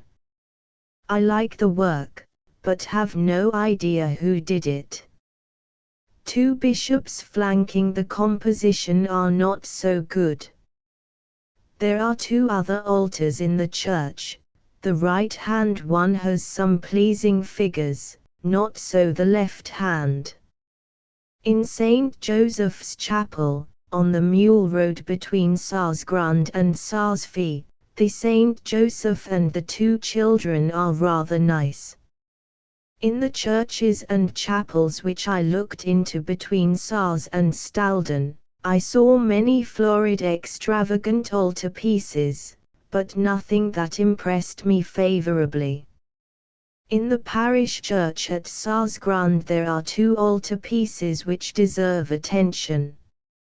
In the one over the main altar the arrangement of the Last Supper in a deep recess halfway up the composition is very pleasing and effective. In that above the right-hand altar of the two that stand in the body of the church there are a number of round lunettes, about 8 inches in diameter, each containing a small but spirited group of wooden figures. I have lost my notes on these altarpieces and can only remember that the main one has been restored, and now belongs to two different dates, the earlier date being, I should imagine, about 1670. A similar treatment of the Last Supper may be found near Briag in the Church of Natus, and no doubt the two altarpieces are by the same man. There are, by the way, two very ambitious altars on either side the main arch leading to the chancel in the church at Natus, of which the one on the south side contains obvious reminiscences of Gordonzio Ferrari's Sto. Maria frescoes at Varolo, but none of the four altarpieces in the two transepts tempted me to give them much attention. As regards the smaller altarpiece at Sarsgrund, analogous work may be found at Cravagliana, halfway between Varolo and Fabello, but this last has suffered through the inveterate habit which Italians have of showing their hatred towards the enemies of Christ by mutilating the figures that represent them. Whether the Sars work is by a Valsician artist who came over to Switzerland, or whether the Cravagliana work is by a Swiss who had come to Italy, I cannot say without further consideration and closer examination than I have been able to give.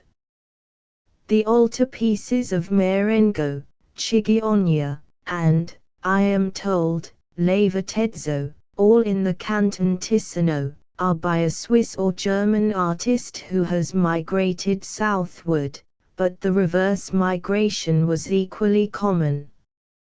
Being in the neighborhood, and wishing to assure myself whether the sculptor of the Sarsfee chapels had or had not come lower down the valley, I examined every church and village which I could hear of as containing anything that might throw light on this point. I was thus led to Vispertimenon, a village some 3 hours above either Visp or Stalden.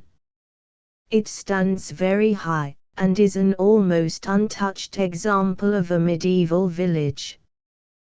The altarpiece of the main church is even more floridly ambitious in its abundance of carving and gilding than the many other ambitious altarpieces with which the Canton Valley abounds.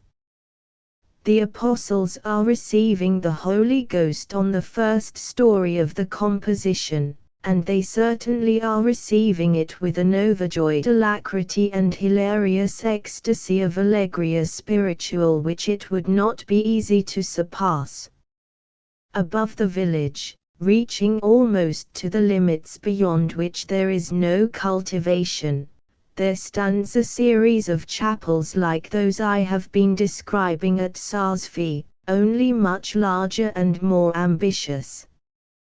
They are 12 in number, including the church that crowns the series. The figures they contain are of wood, so I was assured, but I did not go inside the chapels. They are life-size, and in some chapels there are as many as a dozen figures.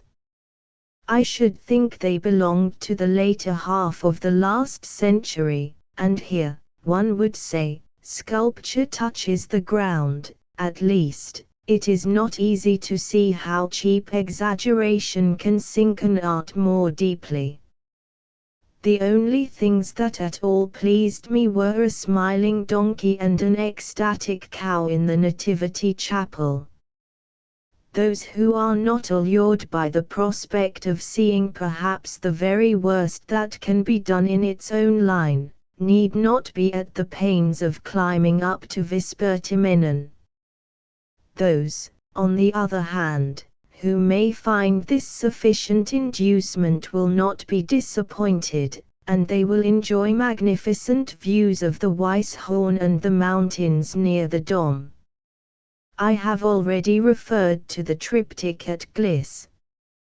This is figured in Wolff's work on Chamonix and the Canton Valley, but a larger and clearer reproduction of such an extraordinary work is greatly to be desired. The small wooden statues above the triptych, as also those above its modern companion in the south transept, are not less admirable than the triptych itself. I know of no other like work in wood, and have no clue whatever as to who the author can have been beyond the fact that the work is purely German and eminently Holbeinesque in character. I was told of some chapels at Reren, 5 or 6 miles lower down the valley than Visp. I examined them, and found they had been stripped of their figures. The few that remained satisfied me that we have had no loss. Above Brieg there are 2 other like series of chapels. I examined the higher and more promising of the 2, but found not one single figure left. I was told by my driver that the other series, close to the Pont Napoleon on the Simplon road, had been also stripped of its figures, and, there being a heavy storm at the time, have taken his word for it that this was so. Thought and Language, 16, 3 well-known writers, Professor Max Muller, Professor Mivart, and Mr. Alfred Russel Wallace have lately maintained that though the theory of descent with modification accounts for the development of all vegetable life, and of all animals lower than man, yet that man cannot, not at least in respect of the whole of his nature, be held to have descended from any animal lower than himself, inasmuch as none lower than man possesses even the germs of language. Reason, it is contended, more especially by Professor Max Muller in his Science of Thought, to which I propose confining our attention this evening, is so inseparably connected with language, that the 2 are in point of fact identical. Hence it is argued that, as the lower animals have no germs of language, they can have no germs of reason, and the inference is drawn that man cannot be conceived as having derived his own reasoning powers and command of language through descent from beings in which no germ of either can be found. The relations therefore between thought and language, interesting in themselves, acquire additional importance from the fact of their having become the battleground between those who say that the theory of descent breaks down with man, and those who maintain that we are descended from some ape-like ancestor long since extinct. The contention of those who refuse to admit man unreservedly into the scheme of evolution is comparatively recent. The great propounders of evolution, Buffon, Erasmus Darwin and Lamarck, not to mention a score of others who wrote at the close of the last and early part of this present century, had no qualms about admitting man into their system. They have been followed in this respect by the late Mr. Charles Darwin, and by the greatly more influential part of our modern biologists, who hold that whatever loss of dignity we may incur through being proved to be of humble origin, is compensated by the credit we may claim for having advanced ourselves to such a high pitch of civilization. This bids us expect still further progress, and glorifies our descendants more than it abases our ancestors.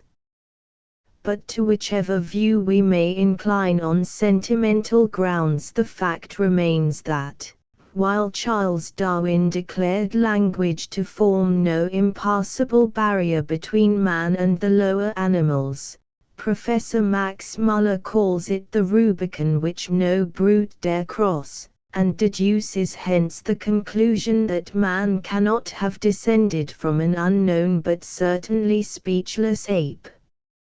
It may perhaps be expected that I should begin a lecture on the relations between thought and language with some definition of both these things, but thought, as Sir William Grove said of motion, is a phenomenon so obvious to simple apprehension, that to define it would make it more obscure.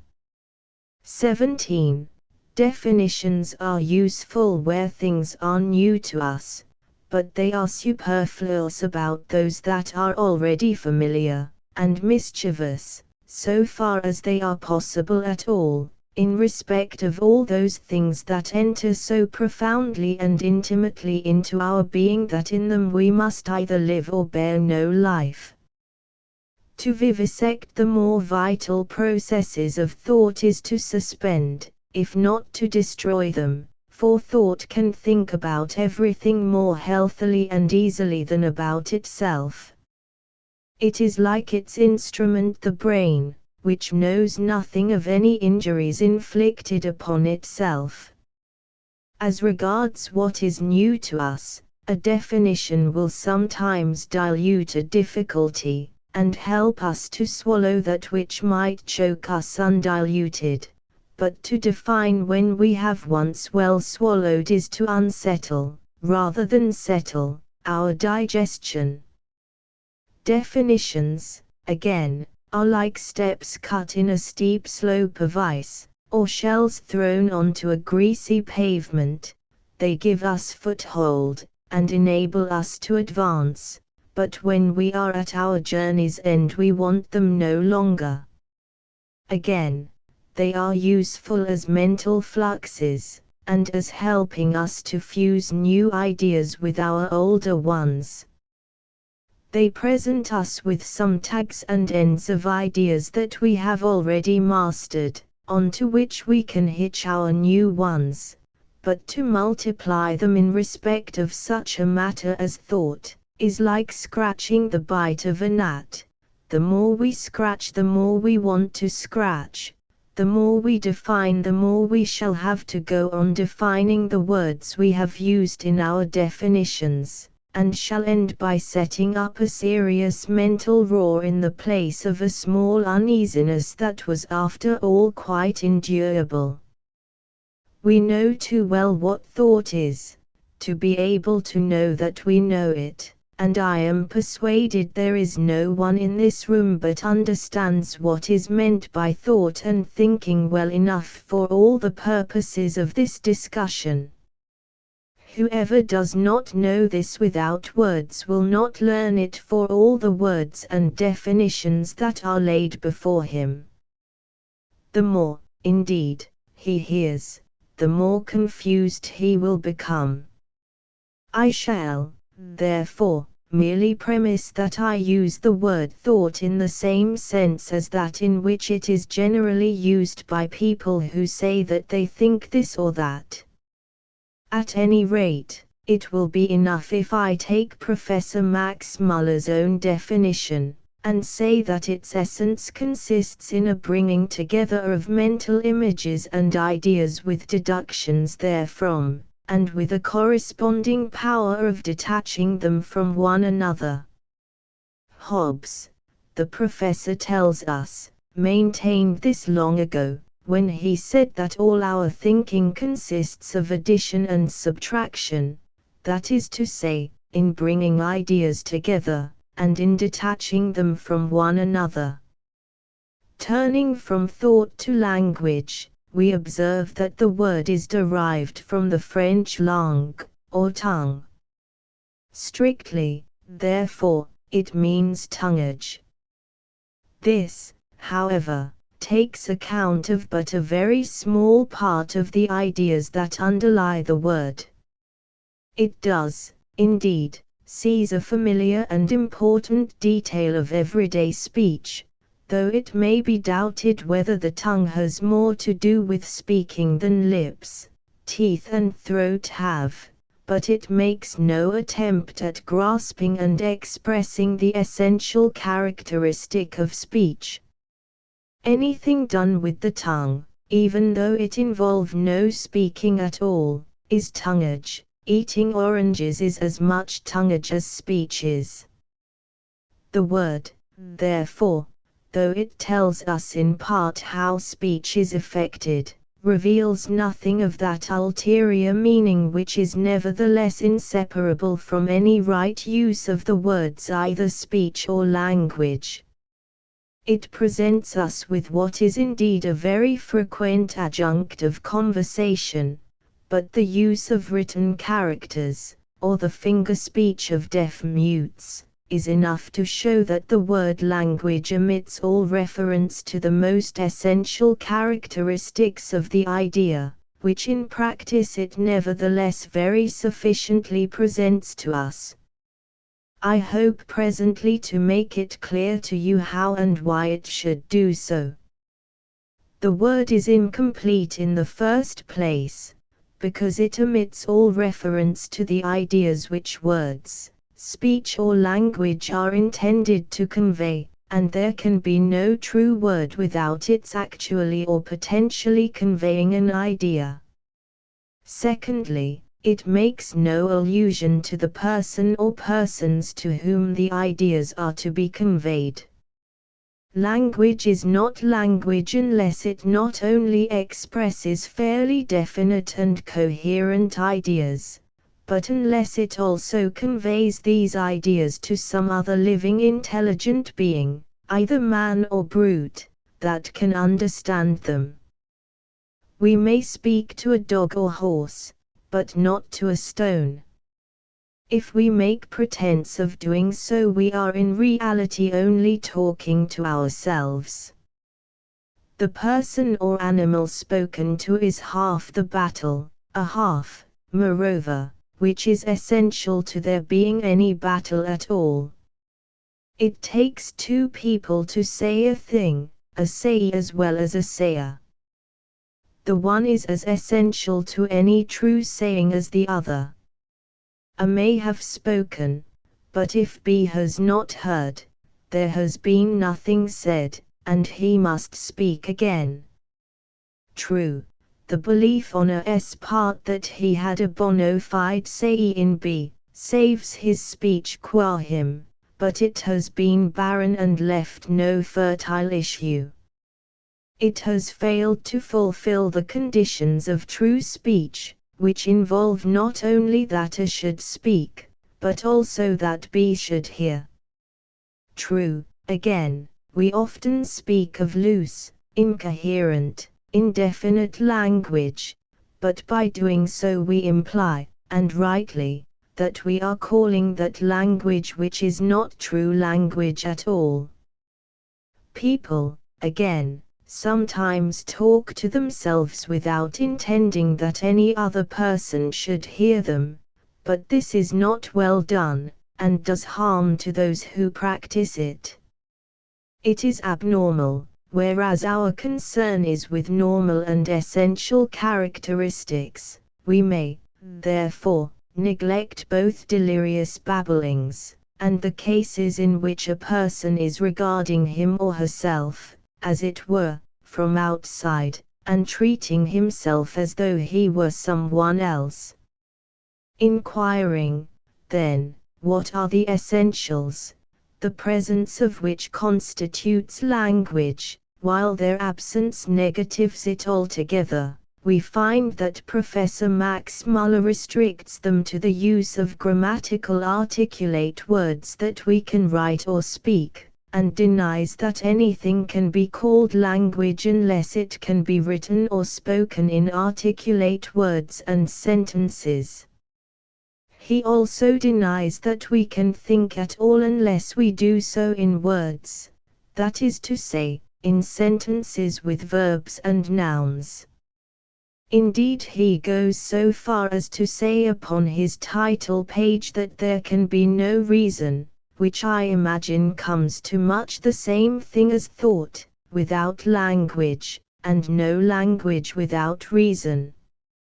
Against the assertion that there can be no true language without reason I have nothing to say.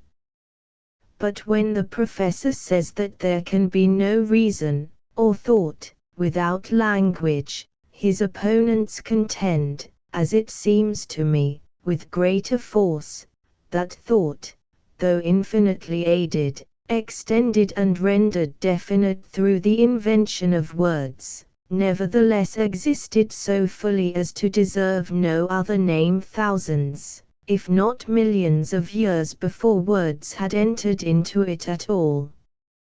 Words, they say, are a comparatively recent invention, for the fuller expression of something that was already in existence. Children, they urge, are often evidently thinking and reasoning, though they can neither think nor speak in words. If you ask me to define reason, I answer as before that this can no more be done than thought, truth or motion can be defined. Who has answered the question, what is truth? Man cannot see God and live. We cannot go so far back upon ourselves as to undermine our own foundations. If we try to do, we topple over, and lose that very reason about which we vainly try to reason. If we let the foundations be, we know well enough that they are there, and we can build upon them in all security. We cannot, then, define reason nor crib, cabin and confine it within a thus far shalt thou go and no further. Who can define heat or cold, or night or day? Yet, so long as we hold fast by current consent, our chances of error for want of better definition are so small that no sensible person will consider them. In like manner, if we hold by current consent or common sense, which is the same thing, about reason, we shall not find the want of an academic definition hinder us from a reasonable conclusion. What nurse or mother will doubt that her infant child can reason within the limits of its own experience, long before it can formulate its reason in articulately worded thought? If the development of any given animal is, as our opponents themselves admit, an epitome of the history of its whole anterior development, surely the fact that speech is an accomplishment acquired after birth so artificially that children who have gone wild in the woods lose it if they have ever learned it, points to the conclusion that man's ancestors only learned to express themselves in articulate language at a comparatively recent period. Granted that they learn to think and reason continually the more and more fully for having done so, will common sense permit us to suppose that they could neither think nor reason at all till they could convey their ideas in words? I will return later to the reason of the lower animals, but will now deal with the question what it is that constitutes language in the most comprehensive sense that can be properly attached to it. I have said already that language, to be language at all, must not only convey fairly definite coherent ideas, but must also convey them to another living being. Whenever two living beings have conveyed and received ideas, there has been language, whether looks or gestures or words spoken or written have been the vehicle by means of which the ideas have traveled. Some ideas crawl, some run, some fly, and in this case words are the wings they fly with, but they are only the wings of thought or of ideas. They are not the thought or ideas themselves, nor yet, as Professor Max Muller would have it, inseparably connected with them. Last summer I was at an inn in Sicily, where there was a deaf and dumb waiter. He had been born so, and could neither write nor read. What had he to do with words or words with him? Are we to say, then, that this most active, amiable and intelligent fellow could neither think nor reason? One day I had had my dinner and had left the hotel. A friend came in, and the waiter saw him look for me in the place I generally occupied. He instantly came up to my friend, and moved his two forefingers in a way that suggested two people going about together. This meant your friend. He then moved his forefingers horizontally across his eyes. This meant, who wears divided spectacles. He made two fierce marks over the sockets of his eyes. This meant, with the heavy eyebrows. He pulled his chin, and then touched his white shirt, to say that my beard was white. Having thus identified me as a friend of the person he was speaking to, and as having a white beard, heavy eyebrows, and wearing divided spectacles, he made a munching movement with his jaws to say that I had had my dinner, and finally, by making two fingers imitate walking on the table, he explained that I had gone away. My friend, however, wanted to know how long I had been gone, so he pulled out his watch and looked inquiringly. The man at once slapped himself on the back, and held up the 5 fingers of one hand, to say it was 5 minutes ago. All this was done as rapidly as though it had been said in words, and my friend, who knew the man well, understood without a moment's hesitation.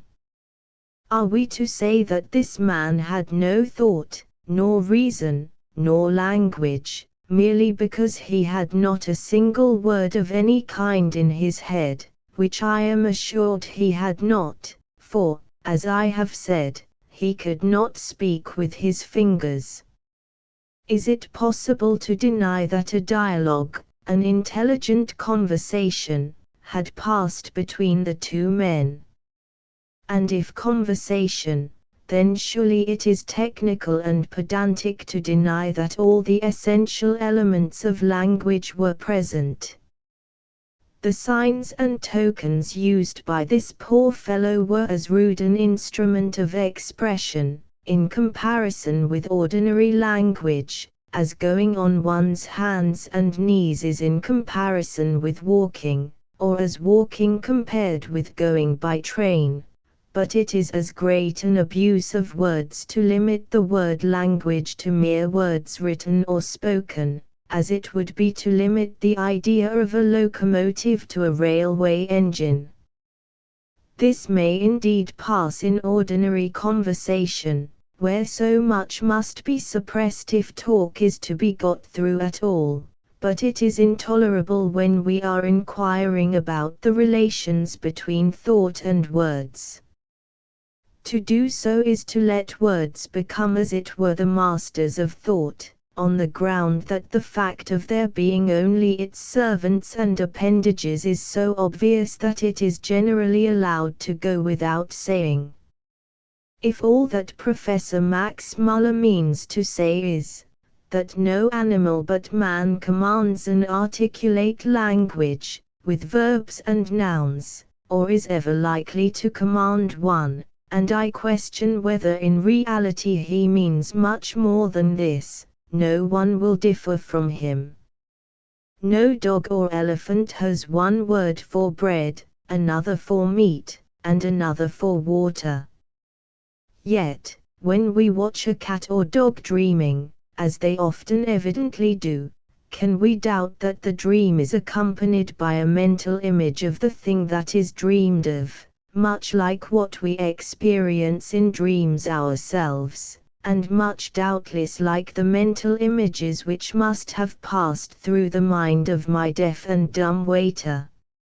If they have mental images in sleep, can we doubt that waking, also, they picture things before their mind's eyes, and see them much as we do, too vaguely indeed to admit of our thinking that we actually see the objects themselves, but definitely enough for us to be able to recognize the idea or object of which we are thinking, and to connect it with any other idea, object, or sign that we may think appropriate. Here we have touched on the second essential element of language. We laid it down, that its essence lay in the communication of an idea from one intelligent being to another, but no ideas can be communicated at all except by the aid of conventions to which both parties have agreed to attach an identical meaning. The agreement may be very informal, and may pass so unconsciously from one generation to another that its existence can only be recognized by the aid of much introspection, but it will be always there. A sayer, a sayee, and a convention, no matter what, agreed upon between them as inseparably attached to the idea which it is intended to convey. These comprise all the essentials of language. Where these are present there is language, where any of them are wanting there is no language. It is not necessary for the sayee to be able to speak and become a sayer. If he comprehends the sayer, that is to say, if he attaches the same meaning to a certain symbol as the sayer does, if he is a party to the bargain whereby it is agreed upon by both that any given symbol shall be attached invariably to a certain idea, so that in virtue of the principle of associated ideas the symbol shall never be present without immediately carrying the idea along with it, then all the essentials of language are complied with, and there has been true speech though never a word was spoken. The lower animals, therefore, many of them, possess a part of our own language, though they cannot speak it, and hence do not possess it so fully as we do. They cannot say bread, meat or water, but there are many that readily learn what ideas they ought to attach to these symbols when they are presented to them. It is idle to say that a cat does not know what the cat's meat man means when he says meat. The cat knows just as well, neither better nor worse than the cat's meat man does, and a great deal better than I myself understand much that is said by some very clever people at Oxford or Cambridge. There is more true employment of language, more bona fide currency of speech, between a sayer and a sayee who understand each other, though neither of them can speak a word, than between a sayer who can speak with the tongues of men and of angels without being clear about his own meaning, and a sayee who can himself utter the same words, but who is only in imperfect agreement with the sayer as to the ideas which the words or symbols that he utters are intended to convey. The nature of the symbols counts for nothing. The gist of the matter is in the perfect harmony between sayer and sayee as to the significance that is to be associated with them. Professor Max Muller admits that we share with the lower animals what he calls an emotional language, and continues that we may call their interjections and imitations language if we like, as we speak of the language of the eyes or the eloquence of mute nature, but he warns us against mistaking metaphor for fact. It is indeed mere metaphor to talk of the eloquence of mute nature, or the language of winds and waves. There is no intercommunion of mind with mind by means of a covenanted symbol, but it is only an apparent, not a real, metaphor to say that two pairs of eyes have spoken when they have signaled to one another something which they both understand. A schoolboy at home for the holidays wants another plate of pudding, and does not like to apply officially for more. He catches the servant's eye and looks at the pudding. The servant understands, takes his plate without a word, and gets him some. Is it metaphor to say that the boy asked the servant to do this? Or is it not rather pedantry to insist on the letter of a bond and deny its spirit, by denying that language passed, on the ground that the symbols covenanted upon and assented to by both were uttered and received by eyes and not by mouth and ears? When the lady drank to the gentleman only with her eyes, and he pledged with his, was there no conversation because there was neither noun nor verb? Eyes are verbs, and glasses of wine are good nouns enough as between those who understand one another. Whether the ideas underlying them are expressed and conveyed by eyage or by tonguage is a detail that matters nothing. But everything we say is metaphorical if we choose to be captious. Scratch the simplest expressions, and you will find the metaphor. Written words are handage, inkage and paperage. It is only by metaphor, or substitution and transposition of ideas, that we can call them language. They are indeed potential language, and the symbols employed presuppose nouns, verbs, and the other parts of speech, but for the most part it is in what we read between the lines that the profounder meaning of any letter is conveyed.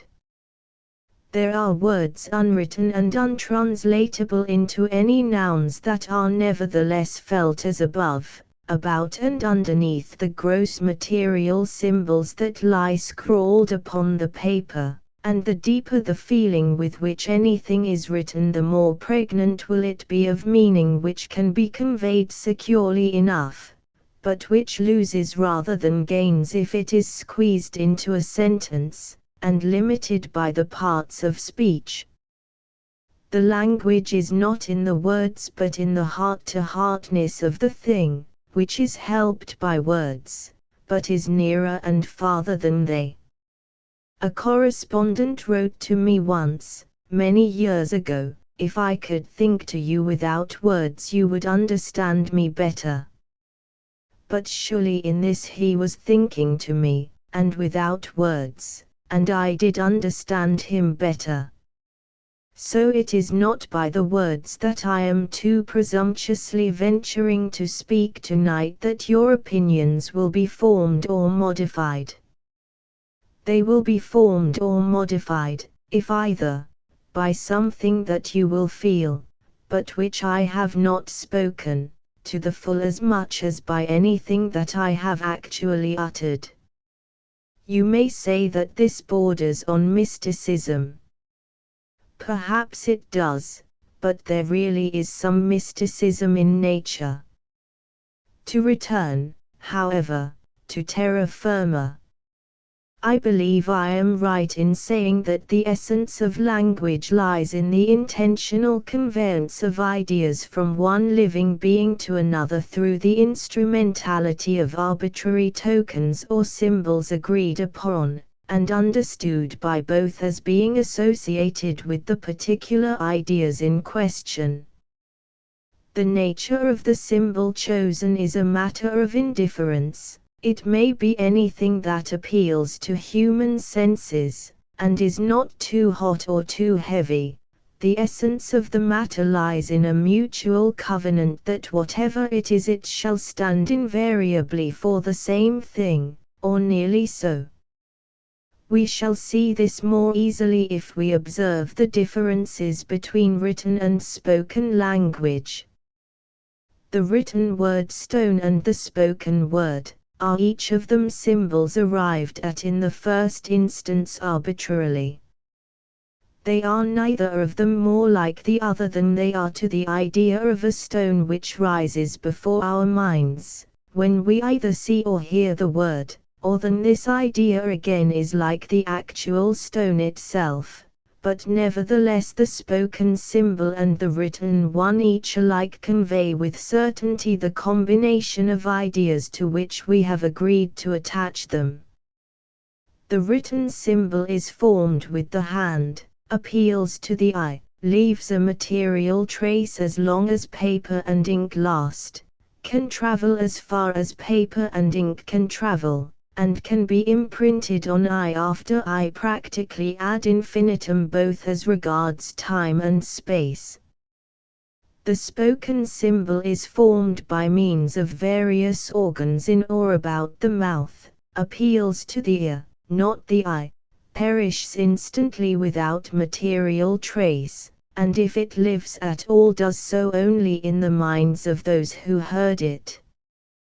The range of its action is no wider than that within which a voice can be heard, and every time a fresh impression is wanted the type must be set up anew. The written symbol extends infinitely, as regards time and space, the range within which one mind can communicate with another. It gives the writer's mind a life limited by the duration of ink, paper, and readers, as against that of his flesh and blood body. On the other hand, it takes longer to learn the rules so as to be able to apply them with ease and security, and even then they cannot be applied so quickly and easily as those attaching to spoken symbols.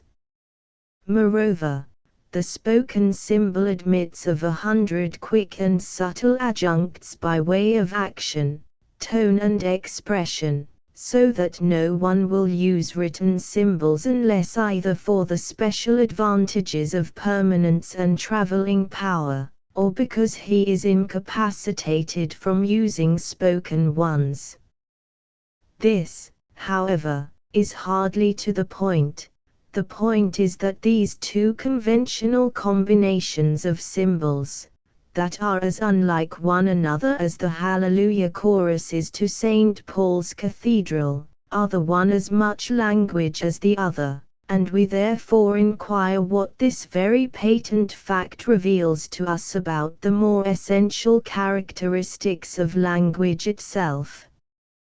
What is the common bond that unites these two classes of symbols that seem at first sight to have nothing in common, and makes the one raise the idea of language in our minds as readily as the other? The bond lies in the fact that both are a set of conventional tokens or symbols, agreed upon between the parties to whom they appeal as being attached invariably to the same ideas, and because they are being made as a means of communion between one mind and another. For a memorandum made for a person's own later use is nothing but a communication from an earlier mind to a later and modified one. It is therefore in reality a communication from one mind to another as much as though it had been addressed to another person. We see, therefore, that the nature of the outward and visible sign to which the inward and spiritual idea of language is attached does not matter. It may be the firing of a gun, it may be an old semaphore telegraph, it may be the movements of a needle, a look, a gesture, the breaking of a twig by an Indian to tell someone that he has passed that way. A twig broken designedly with this end in view is a letter addressed to whomsoever it may concern, as much as though it had been written out in full on bark or paper. It does not matter one straw what it is, provided it is agreed upon in concert, and stuck to. Just as the lowest forms of life nevertheless present us with all the essential characteristics of livingness, and are as much alive in their own humble way as the most highly developed organisms, so the rudest intentional and effectual communication between two minds through the instrumentality of a concerted symbol is as much language as the most finished oratory of Mr. Gladstone. I demur therefore to the assertion that the lower animals have no language, inasmuch as they cannot themselves articulate a grammatical sentence. I do not indeed pretend that when the cat calls upon the tiles it uses what it consciously and introspectively recognizes as language. It says what it has to say without introspection, and in the ordinary course of business, as one of the common forms of courtship. It no more knows that it has been using language than M. Jourdain knew he had been speaking prose, but M. Jourdain's knowing or not knowing was neither here nor there. Anything which can be made to hitch on invariably to a definite idea that can carry some distance, say an inch at the least, and which can be repeated at pleasure, can be pressed into the service of language. Mrs. Bentley, wife of the famous Dr. Bentley of Trinity College, Cambridge, used to send her snuff-box to the college buttery when she wanted beer, instead of a written order. If the snuff-box came, the beer was sent, but if there was no snuff-box there was no beer. Wherein did the snuff-box differ more from a written order, than a written order differs from a spoken one? The snuff-box was for the time being language. It sounds strange to say that one might take a pinch of snuff out of a sentence, but if the servant had helped him or herself to a pinch while carrying it to the buttery, this is what would have been done. For if a snuff-box can say "send me a quart of beer" so efficiently that the beer is sent, it is impossible to say that it is not a bona fide sentence. As for the recipient of the message, the butler did not probably translate the snuff-box into articulate nouns and verbs. As soon as he saw it he just went down into the cellar and drew the beer. And if he thought at all, it was probably about something else.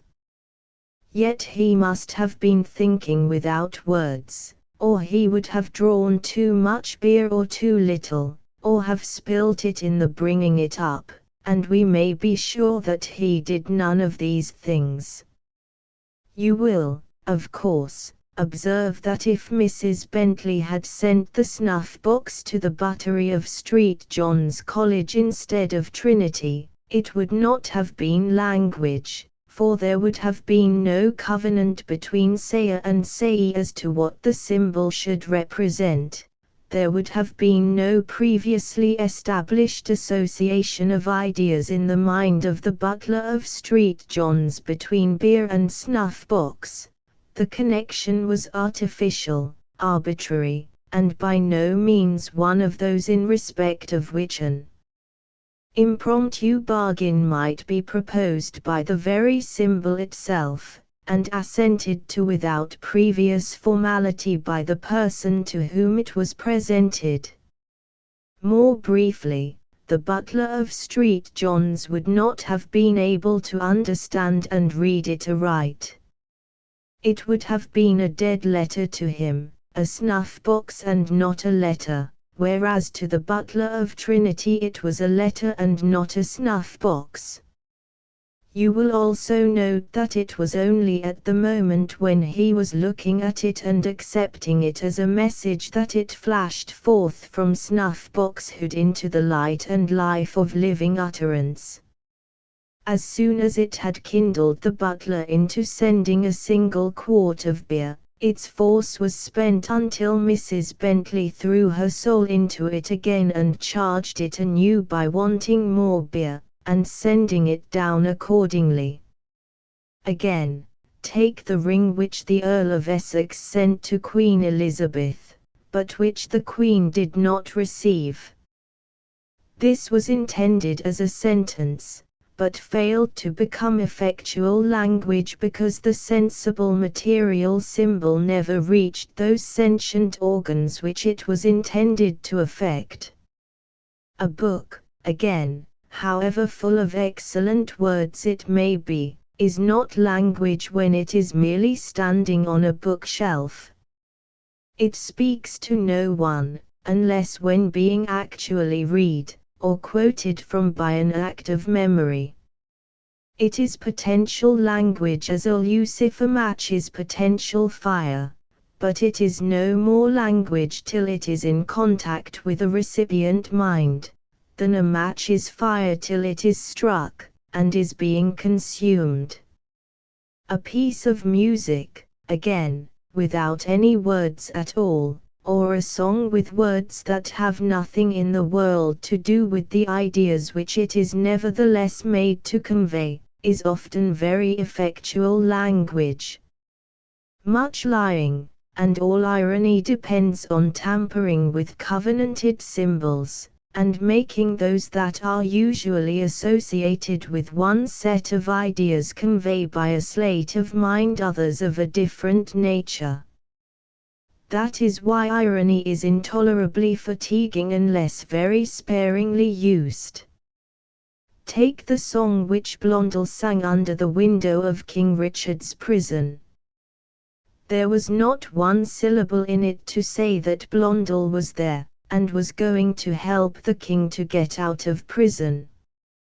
It was about some silly love affair, but it was a letter all the same, and the king made language of what would otherwise have been no language, by guessing the meaning, that is to say by perceiving that he was expected to enter then and there into a new covenant as to the meaning of the symbols that were presented to him, understanding what this covenant was to be, and acquiescing in it. On the other hand, no ingenuity can torture language into being a fit word to use in connection with either sounds or any other symbols that have not been intended to convey a meaning, or again in connection with either sounds or symbols in respect of which there has been no covenant between sayer and sayee. When we hear people speaking a foreign language, we will say Welsh. We feel that though they are no doubt using what is very good language as between themselves, there is no language whatever as far as we are concerned. We call it lingo, not language. The Chinese letters on a tea chest might as well not be there, for all that they say to us, though the Chinese find them very much to the purpose. They are a covenant to which we have been no parties, to which our intelligence has affixed no signature. We have already seen that it is in virtue of such an understood covenant that symbols so unlike one another as the written word stone and the spoken word alike at once raise the idea of a stone in our minds. See how the same holds good as regards the different languages that pass current in different nations. The letters P, I, E, R, R, E convey the idea of a stone to a Frenchman as readily as S, T, O, N, E do to ourselves. And why? Because that is the covenant that has been struck between those who speak and those who are spoken to. Our stone conveys no idea to a Frenchman, nor his Pierre to us, unless we have done what is commonly called acquiring one another's language. To acquire a foreign language is only to learn and adhere to the covenants in respect of symbols which the nation in question has adopted and adheres to. Till we have done this, we neither of us know the rules, so to speak, of the game that the other is playing, and cannot, therefore, play together. But the convention being once known and assented to, it does not matter whether we raise the idea of a stone by the word lapis or by lithos pietra pierre stain or stone. We may choose what symbols written or spoken we choose, and one set, unless they are of unwieldy length, will do as well as another, if we can get other people to choose the same and stick to them. It is the accepting and sticking to them that matters, not the symbols. The whole power of spoken language is vested in the invariableness with which certain symbols are associated with certain ideas. If we are strict in always connecting the same symbols with the same ideas, we speak well, keep our meaning clear to ourselves, and convey it readily and accurately to anyone who is also fairly strict.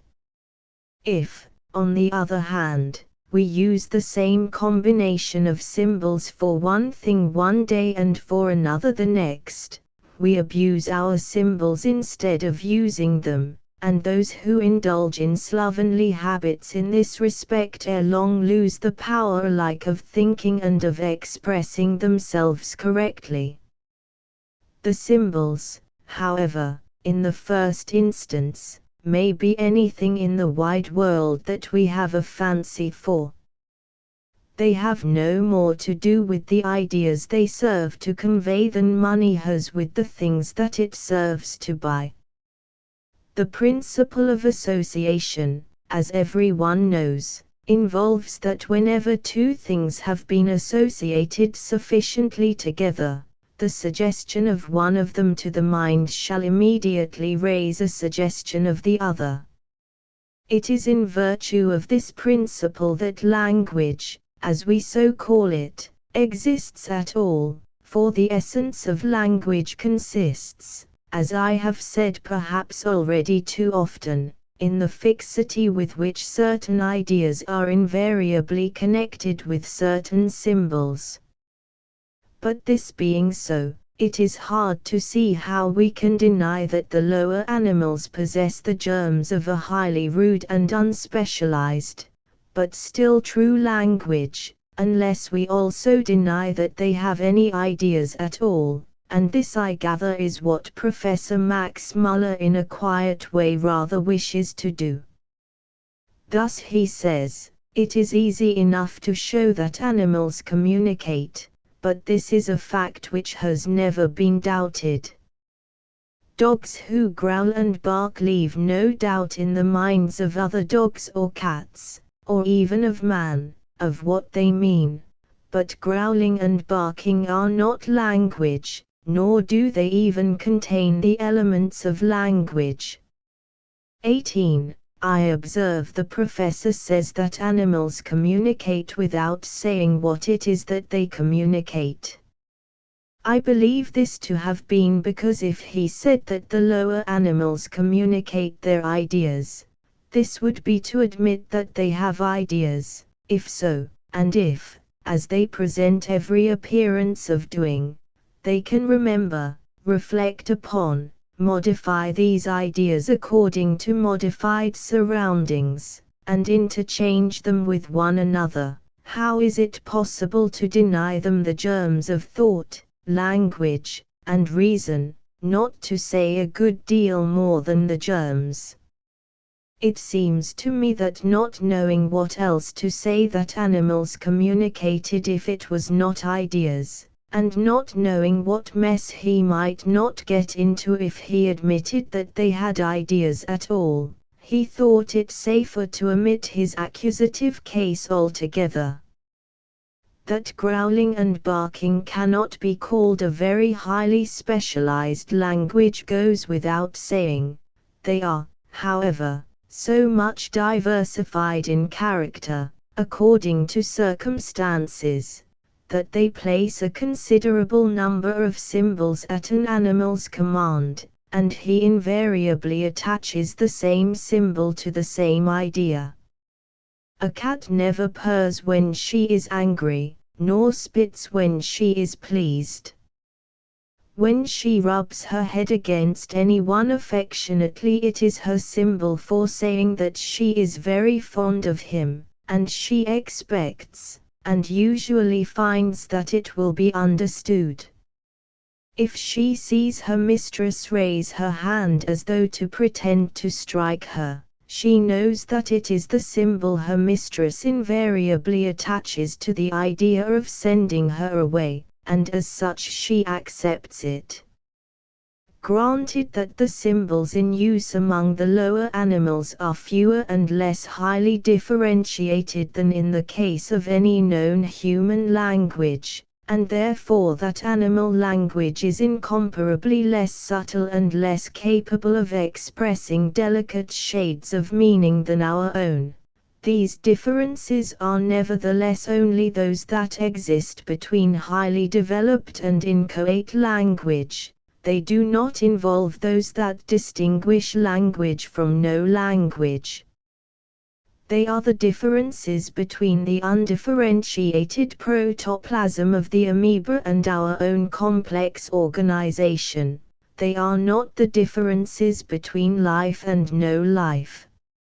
In animal language as much as in human, there is a mind intentionally making use of a symbol accepted by another mind as invariably attached to a certain idea, in order to produce that idea in the mind which it is desired to affect. More briefly, there is a sayer, a sayee, and a covenanted symbol designedly applied.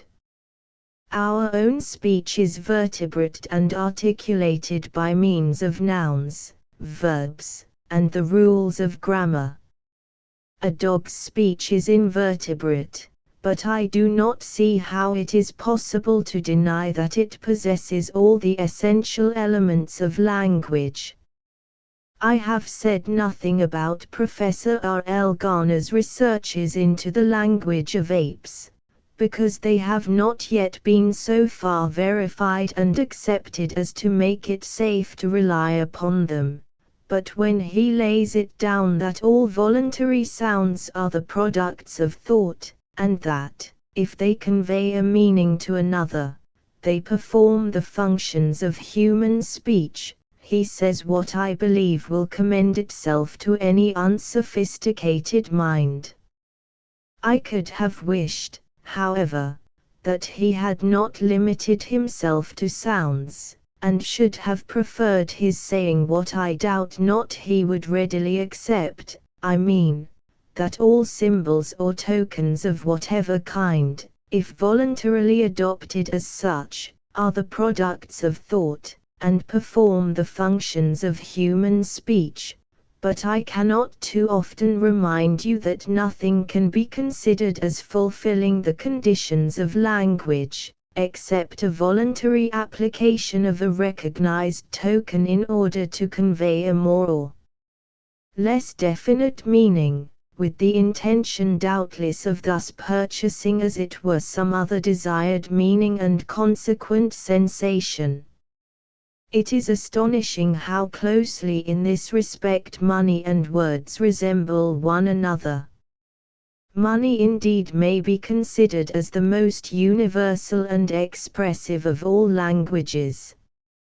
For gold and silver coins are no more money when not in the actual process of being voluntarily used in purchase, than words not so in use are language.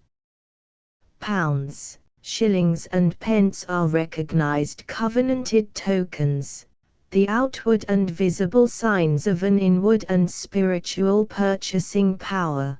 But till in actual use they are only potential money, as the symbols of language, whatever they may be, are only potential language till they are passing between two minds.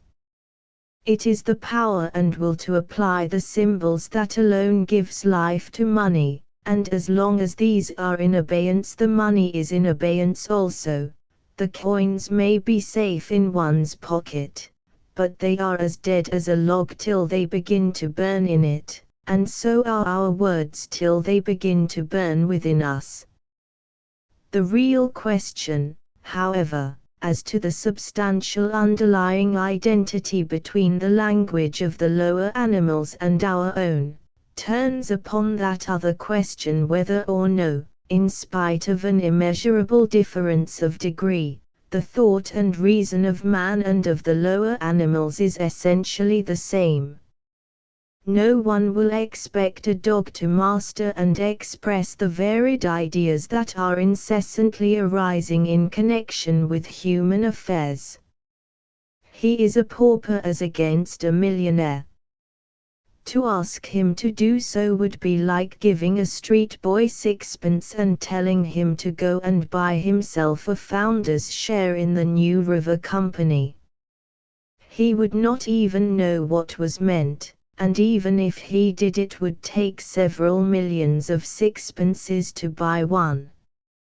It is astonishing what a clever workman will do with very modest tools, or again how far a thrifty housewife will make a very small sum of money go, or again in like manner how many ideas an intelligent brute can receive and convey with its very limited vocabulary, but no one will pretend that a dog's intelligence can ever reach the level of a man's.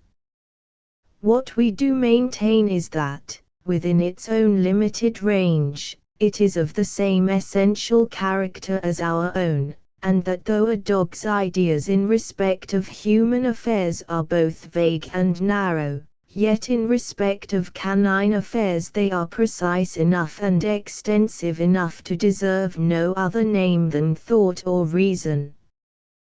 We hold moreover that they communicate their ideas in essentially the same manner as we do, that is to say, by the instrumentality of a code of symbols attached to certain states of mind and material objects, in the first instance arbitrarily, but so persistently, that the presentation of the symbol immediately carries with it the idea which it is intended to convey. Animals can thus receive and impart ideas on all that most concerns them. As my great namesake said some 200 years ago, they know what's what, and that's as high as metaphysic wit can fly. And they not only know what's what themselves, but can impart to one another any new what's whatness that they may have acquired, for they are notoriously able to instruct and correct one another. Against this Professor Max Muller contends that we can know nothing of what goes on in the mind of any lower animal, inasmuch as we are not lower animals ourselves. We can imagine anything we like about what passes in the mind of an animal, he writes. We can know absolutely nothing. 19. It is something to have it in evidence that he conceives animals as having a mind at all, but it is not easy to see how they can be supposed to have a mind, without being able to acquire ideas, and having acquired, to read, mark, learn, and inwardly digest them. Surely the mistake of requiring too much evidence is hardly less great than that of being contented with too little. We, too, are animals, and can no more refuse to infer reason from certain visible actions in their case than we can in our own. If Professor Max Muller's plea were allowed, we should have to deny our right to infer confidently what passes in the mind of anyone not ourselves, inasmuch as we are not that person. We never, indeed, can obtain irrefragable certainty about this or any other matter, but we can be sure enough in many cases to warrant our staking all that is most precious to us on the soundness of our opinion. Moreover, if the professor denies our right to infer that animals reason, on the ground that we are not animals enough ourselves to be able to form an opinion, with what right does he infer so confidently himself that they do not reason? And how, if they present every one of those appearances which we are accustomed to connect with the communication of an idea from one mind to another, can we deny that they have a language of their own, though it is one which in most cases we can neither speak nor understand? How can we say that a sentinel rook, when it sees a man with a gun and warns the other rooks by a concerted note which they all show that they understand by immediately taking flight, should not be credited both with reason and the germs of language? After all, a professor, whether of philology, psychology, biology, or any other ology, is hardly the kind of person to whom we should appeal on such an elementary question as that of animal intelligence and language. We might as well ask a botanist to tell us whether grass grows, or a meteorologist to tell us if it has left off raining. If it is necessary to appeal to anyone, I should prefer the opinion of an intelligent gamekeeper to that of any professor, however learned. The keepers, again, at the zoological gardens, have exceptional opportunities for studying the minds of animals, modified, indeed, by captivity, but still minds of animals. Grooms, again, and dog fanciers, are to the full as able to form an intelligent opinion on the reason and language of animals as any university professor, and so are cats-meat men. I have repeatedly asked gamekeepers and keepers at the zoological gardens whether animals could reason and converse with one another, and have always found myself regarded somewhat contemptuously for having even asked the question. I once said to a friend, in the hearing of a keeper at the zoological gardens, that the penguin was very stupid. The man was furious, and jumped upon me at once. "He's not stupid at all," said he, "he's very intelligent. Who has not seen a cat, when it wishes to go out, raise its forepaws onto the handle of the door, or as near as it can get, and look round, evidently asking someone to turn it for her? Is it reasonable to deny that a reasoning process is going on in the cat's mind, whereby she connects her wish with the steps necessary for its fulfillment, and also with certain invariable symbols which she knows her master or mistress will interpret? Once, in company with a friend, I watched a cat playing with a house fly in the window of a ground floor room. We were in the street, while the cat was inside. When we came up to the window she gave us one searching look, and, having satisfied herself that we had nothing for her, went on with her game. She knew all about the glass in the window, and was sure we could do nothing to molest her, so she treated us with absolute contempt, never even looking at us again. The game was this. She was to catch the fly and roll it round and round under her paw along the window sill, but so gently as not to injure it nor prevent it from being able to fly again when she had done rolling it. It was very early spring, and flies were scarce, in fact there was not another in the whole window. She knew that if she crippled this one, it would not be able to amuse her further, and that she would not readily get another instead, and she liked the feel of it under her paw. It was soft and living, and the quivering of its wings tickled the ball of her foot in a manner that she found particularly grateful, so she rolled it gently along the whole length of the window sill. It then became the fly's turn. He was to get up and fly about in the window, so as to recover himself a little, then she was to catch him again, and roll him softly all along the window sill, as she had done before. It was plain that the cat knew the rules of her game perfectly well, and enjoyed it keenly. It was equally plain that the fly could not make head or tail of what it was all about. If it had been able to do so it would have gone to play in the upper part of the window, where the cat could not reach it. Perhaps it was always hoping to get through the glass, and escape that way. Anyhow, it kept pretty much to the same pane, no matter how often it was rolled. At last, however, the fly, for some reason or another, did not reappear on the pane, and the cat began looking everywhere to find it. Her annoyance when she failed to do so was extreme. It was not only that she had lost her fly, but that she could not conceive how she should have ever come to do so. Presently she noted a small knot in the woodwork of the sill, and it flashed upon her that she had accidentally killed the fly, and that this was its dead body.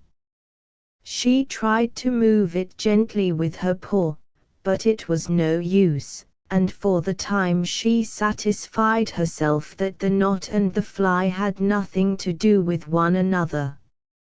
Every now and then, however, she returned to it as though it were the only thing she could think of, and she would try it again. She seemed to say she was certain there had been no knot there before, she must have seen it if there had been, and yet, the fly could hardly have got jammed so firmly into the wood. She was puzzled and irritated beyond measure, and kept looking in the same place again and again, just as we do when we have mislaid something. She was rapidly losing temper and dignity when suddenly we saw the fly reappear from under the cat's stomach and make for the window pane, at the very moment when the cat herself was exclaiming for the 50th time that she wondered where that stupid fly ever could have got to. No man who has been hunting 20 minutes for his spectacles could be more delighted when he suddenly finds them on his own forehead. "So that's where you were," we seemed to hear her say, as she proceeded to catch it, and again began rolling it very softly without hurting it, under her paw. My friend and I both noticed that the cat, in spite of her perplexity, never so much as hinted that we were the culprits.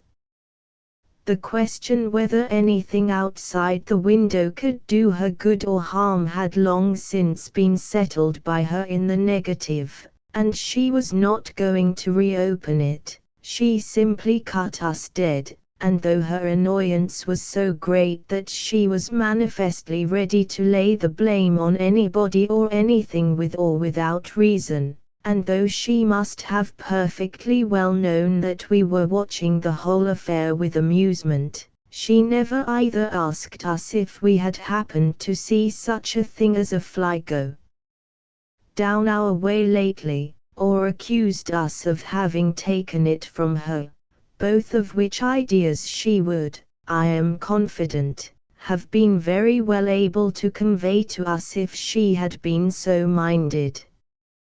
Now what are thought and reason if the processes that were going through this cat's mind were not both one and the other? It would be childish to suppose that the cat thought in words of its own, or in anything like words. Its thinking was probably conducted through the instrumentality of a series of mental images. We so habitually think in words ourselves that we find it difficult to realize thought without words at all. Our difficulty, however, in imagining the particular manner in which the cat thinks has nothing to do with the matter. We must answer the question whether she thinks or no, not according to our own ease or difficulty in understanding the particular manner of her thinking, but according as her action does or does not appear to be of the same character as other action that we commonly call thoughtful. To say that the cat is not intelligent, merely on the ground that we cannot ourselves fathom her intelligence, this, as I have elsewhere said, is to make intelligence mean the power of being understood, rather than the power of understanding. This nevertheless is what, for all our boasted intelligence, we generally do. The more we can understand an animal's ways, the more intelligent we call it, and the less we can understand these, the more stupid do we declare it to be. As for plants, whose punctuality and attention to all the details and routine of their somewhat restricted lines of business is as obvious as it is beyond all praise, we understand the working of their minds so little that by common consent we declare them to have no intelligence at all. Before concluding, I should wish to deal a little more fully with Professor Max Müller's contention that there can be no reason without language, and no language without reason. Surely when two practiced pugilists are fighting, parrying each other's blows, and watching keenly for an unguarded point, they are thinking and reasoning very subtly the whole time, without doing so in words. The machination of their thoughts, as well as its expression, is actual, I mean, effectuated and expressed by action and deed, not words. They are unaware of any logical sequence of thought that they could follow in words as passing through their minds at all. They may perhaps think consciously in words now and again, but such thought will be intermittent, and the main part of the fighting will be done without any internal concomitance of articulated phrases. Yet we cannot doubt that their action, however much we may disapprove of it, is guided by intelligence and reason. Nor should we doubt that a reasoning process of the same character goes on in the minds of two dogs or fighting cocks when they are striving to master their opponents. Do we think in words, again, when we wind up our watches, put on our clothes, or eat our breakfasts? If we do, it is generally about something else. We do these things almost as much without the help of words as we wink or yawn, or perform any of those other actions that we call reflex, as it would almost seem, because they are done without reflection. They are not, however, the less reasonable because wordless. Even when we think we are thinking in words, we do so only in half measure.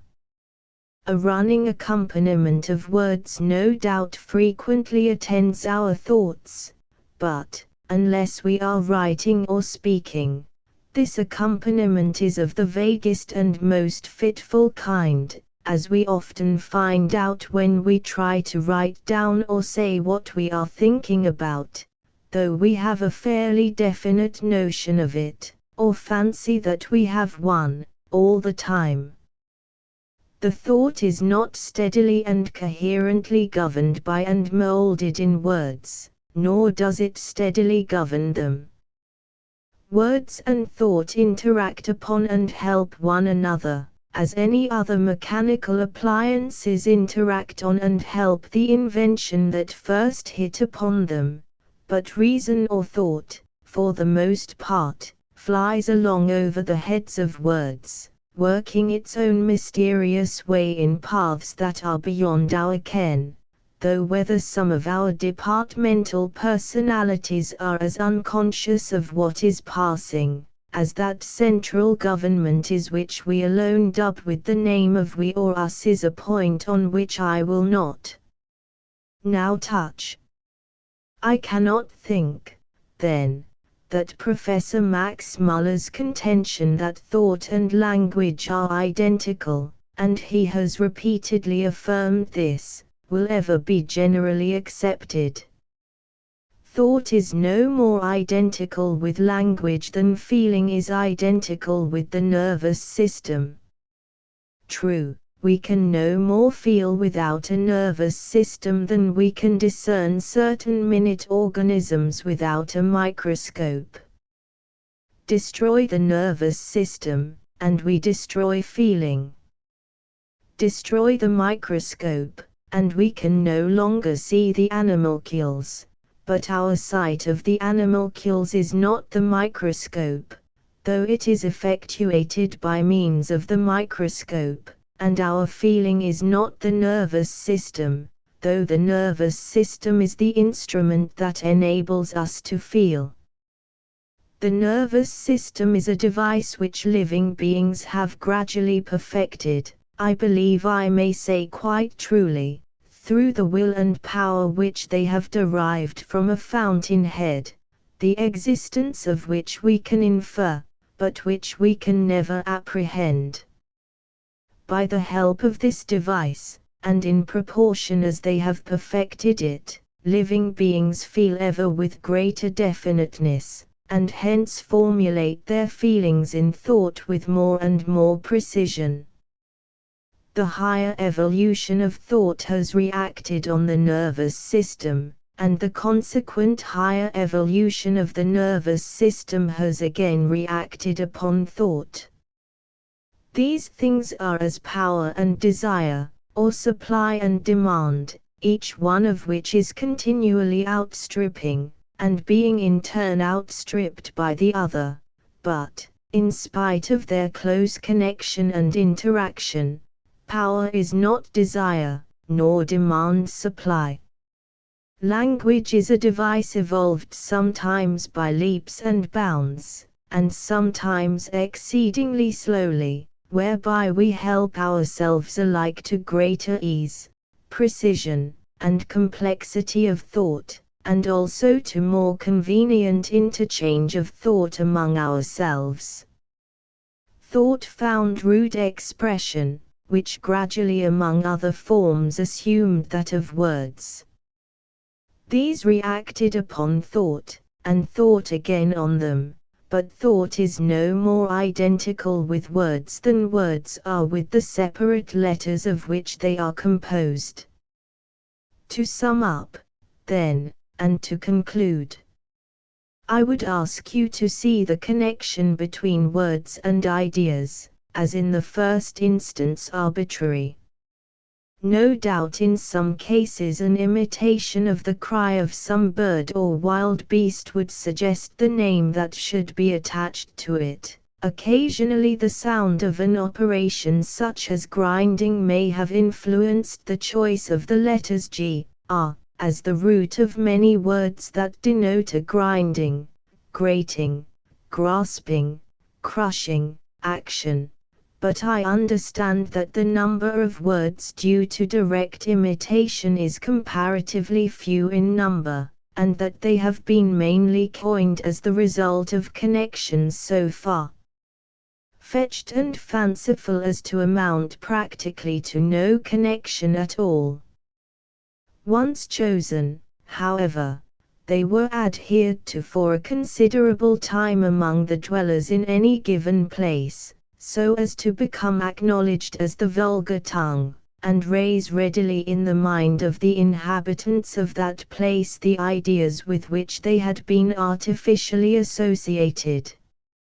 As regards our being able to think and reason without words, the Duke of Argyll has put the matter as soundly as I have yet seen it stated.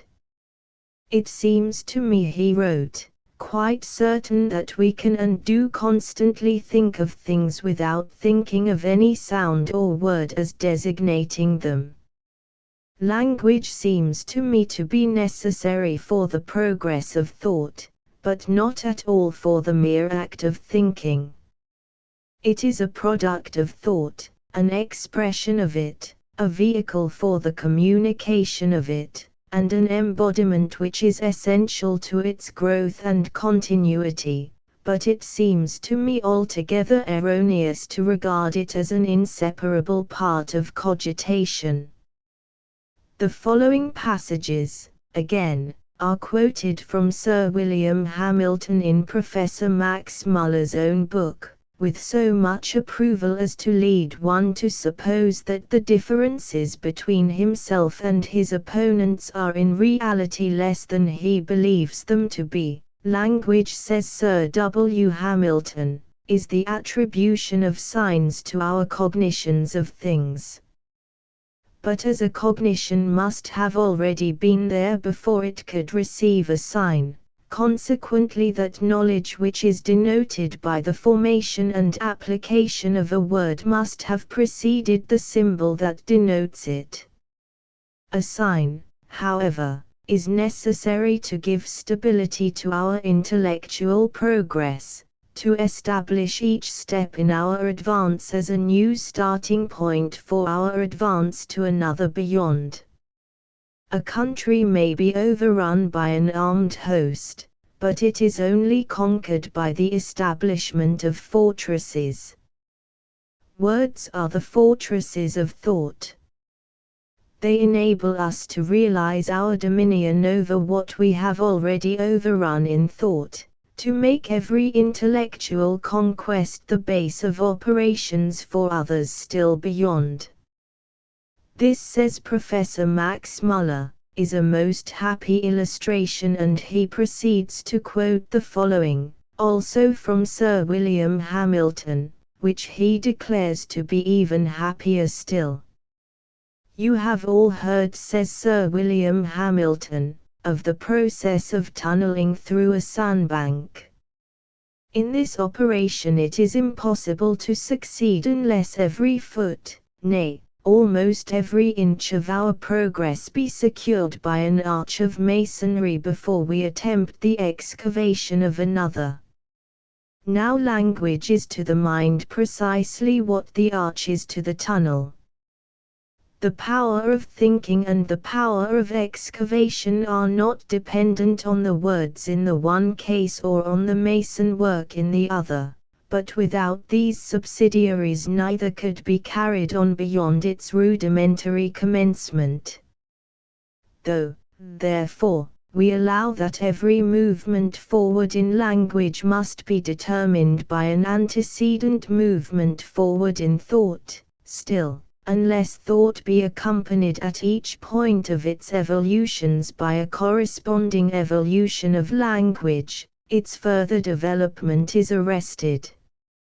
Man has evolved an articulate language, whereas the lower animals seem to be without one. Man, therefore, has far outstripped them in reasoning faculty as well as in power of expression. This, however, does not bar the communications which the lower animals make to one another from possessing all the essential characteristics of language, and as a matter of fact, wherever we can follow them we find such communications effectuated by the aid of arbitrary symbols covenanted upon by the living beings that wish to communicate, and persistently associated with certain corresponding feelings, states of mind, or material objects. Human language is nothing more than this in principle. However much further the principle has been carried in our own case than in that of the lower animals.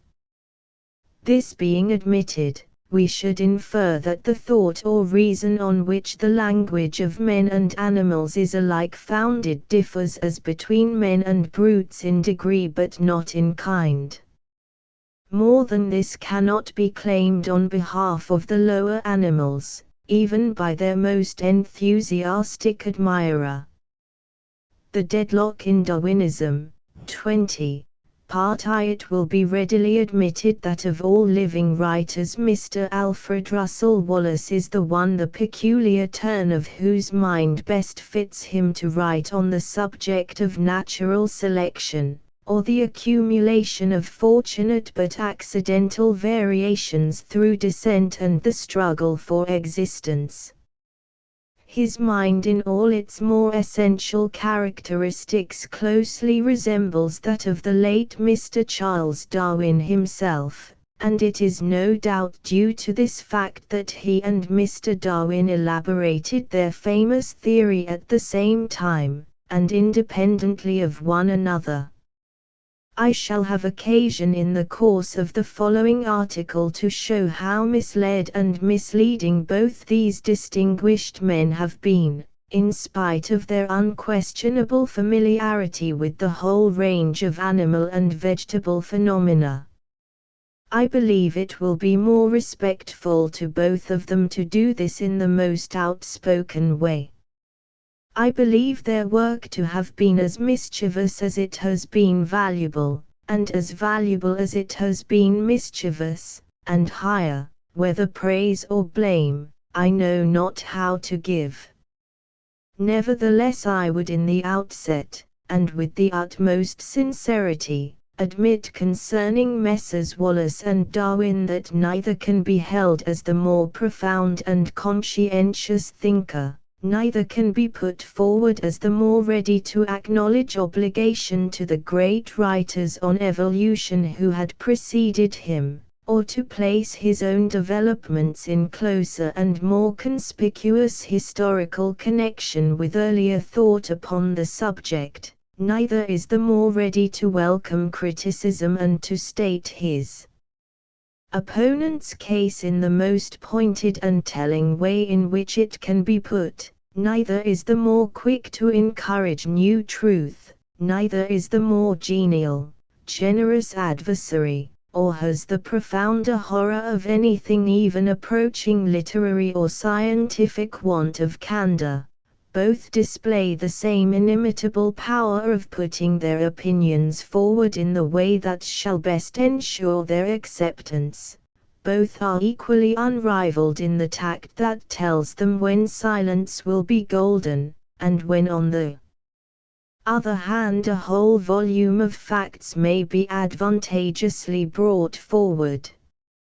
Less than the foregoing tribute both to Messrs. Darwin and Wallace I will not, and more I cannot pay.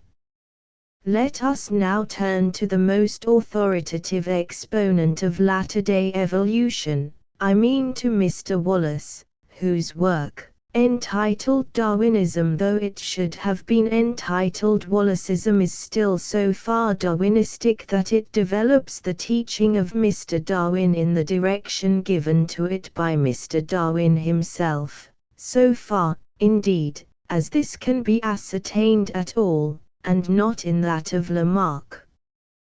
Mr. Wallace tells us, on the first page of his preface, that he has no intention of dealing even in outline with the vast subject of evolution in general, and has only tried to give such an account of the theory of natural selection as may facilitate a clear conception of Darwin's work.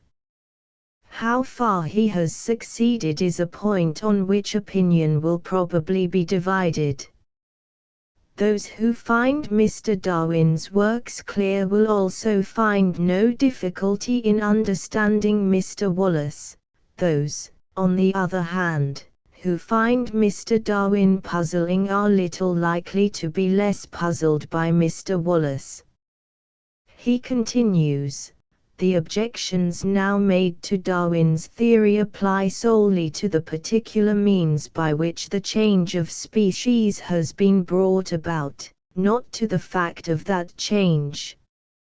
But Darwin's theory, as Mr. Wallace has elsewhere proved that he understands, has no reference to the fact of that change, that is to say, to the fact that species have been modified in course of descent from other species. This is no more Mr. Darwin's theory than it is the reader's or my own. Darwin's theory is concerned only with the particular means by which the change of species has been brought about, his contention being that this is mainly due to the natural survival of those individuals that have happened by some accident to be born most favorably adapted to their surroundings, or, in other words, through accumulation in the common course of nature of the more lucky variations that chance occasionally pervades.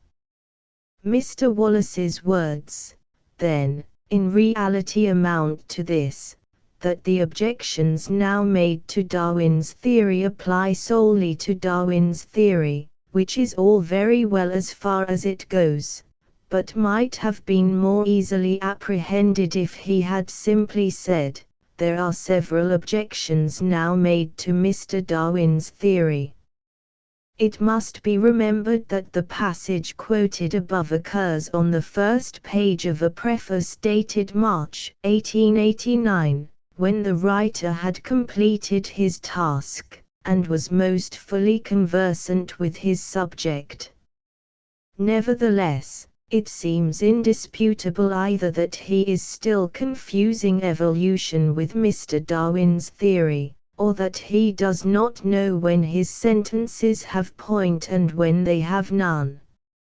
I should perhaps explain to some readers that Mr. Darwin did not modify the main theory put forward, first by Buffon, to whom it indisputably belongs, and adopted from him by Erasmus Darwin, Lamarck, and many other writers in the latter half of the last century and the earlier years of the present.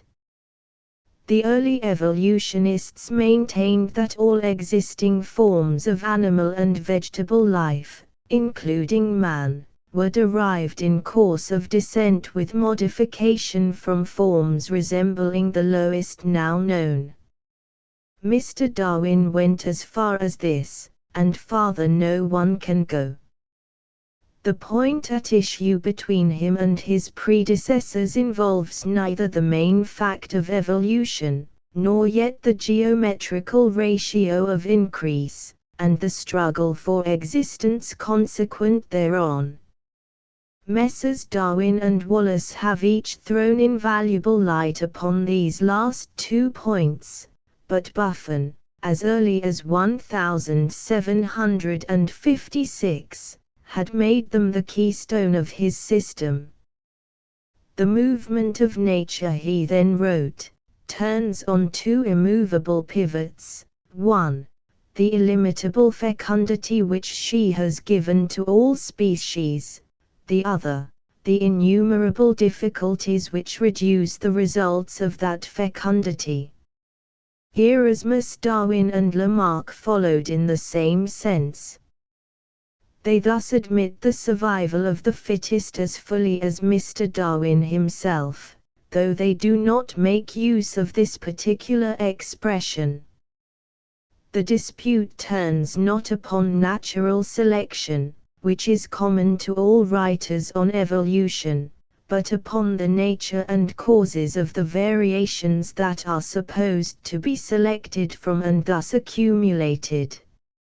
Are these mainly attributable to the inherited effects of use and disuse, supplemented by occasional sports and happy accidents?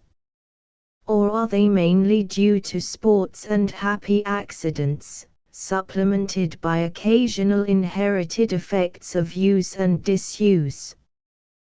The Lamarckian system has all along been maintained by Mr. Herbert Spencer, who, in his Principles of Biology published in 1865, showed how impossible it was that accidental variations should accumulate at all. I am not sure how far Mr. Spencer would consent to being called a Lamarckian pure and simple, nor yet how far it is strictly accurate to call him one. Nevertheless, I can see no important difference in the main positions taken by him and by Lamarck. The question at issue between the Lamarckians, supported by Mr. Spencer and a growing band of those who have risen in rebellion against the Charles Darwinian system on the one hand, and Messrs. Darwin and Wallace with the greater number of our more prominent biologists on the other, involves the very existence of evolution as a workable theory. For it is plain that what nature can be supposed able to do by way of choice must depend on the supply of the variations from which she is supposed to choose. She cannot take what is not offered to her, and so again she cannot be supposed able to accumulate unless what is gained in one direction in one generation, or series of generations, is little likely to be lost in those that presently succeed. Now variations ascribed mainly to use and disuse can be supposed capable of being accumulated, for use and disuse are fairly constant for long periods among the individuals of the same species, and often over large areas. Moreover, conditions of existence involving changes of habit, and thus of organization, come for the most part gradually, so that time is given during which the organism can endeavor to adapt itself in the requisite respects, instead of being shocked out of existence by too sudden change. Variations, on the other hand, that are ascribed to mere chance cannot be supposed as likely to be accumulated, for chance is notoriously inconstant, and would not purvey the variations in sufficiently unbroken succession, or in a sufficient number of individuals, modified similarly in all the necessary correlations at the same time and place to admit of their being accumulated. It is vital therefore to the theory of evolution, as was early pointed out by the late Professor Fleming Jenkin and by Mr. Herbert Spencer, that variations should be supposed to have a definite and persistent principle underlying them, which shall tend to engender similar and simultaneous modification, however small, in the vast majority of individuals composing any species. The existence of such a principle and its permanence is the only thing that can be supposed capable of acting as rudder and compass to the accumulation of variations, and of making it hold steadily on one course for each species, till eventually many havens, far remote from one another, are safely reached. It is obvious that the having fatally impaired the theory of his predecessors could not warrant Mr. Darwin in claiming, as he most fatuously did, the theory of evolution. That he is still generally believed to have been the originator of this theory is due to the fact that he claimed it, and that a powerful literary backing at once came forward to support him. It seems at first sight improbable that those who too zealously urged his claims were unaware that so much had been written on the subject. But when we find even Mr. Wallace himself as profoundly ignorant on this subject as he still either is, or affects to be, there is no limit assignable to the ignorance or affected ignorance of the kind of biologists who would write reviews in leading journals 30 years ago. Mr. Wallace writes, "A few great naturalists, struck by the very slight difference between many of these species, and the numerous links that exist between the most different forms of animals and plants, and also observing that a great many species do vary considerably in their forms, colors and habits, conceived the idea that they might be all produced one from the other." The most eminent of these writers was a great French naturalist, Lamarck, who published an elaborate work, the Philosophie zoologique, in which he endeavored to prove that all animals whatever are descended from other species of animals. He attributed the change of species chiefly to the effect of changes in the conditions of life, such as climate, food, and and especially to the desires and efforts of the animals themselves to improve their condition, leading to a modification of form or size in certain parts, owing to the well-known physiological law that all organs are strengthened by constant use, while they are weakened or even completely lost by disuse. The only other important work dealing with the question was the celebrated Vestiges of Creation, published anonymously, but now acknowledged to have been written by the late Robert Chambers.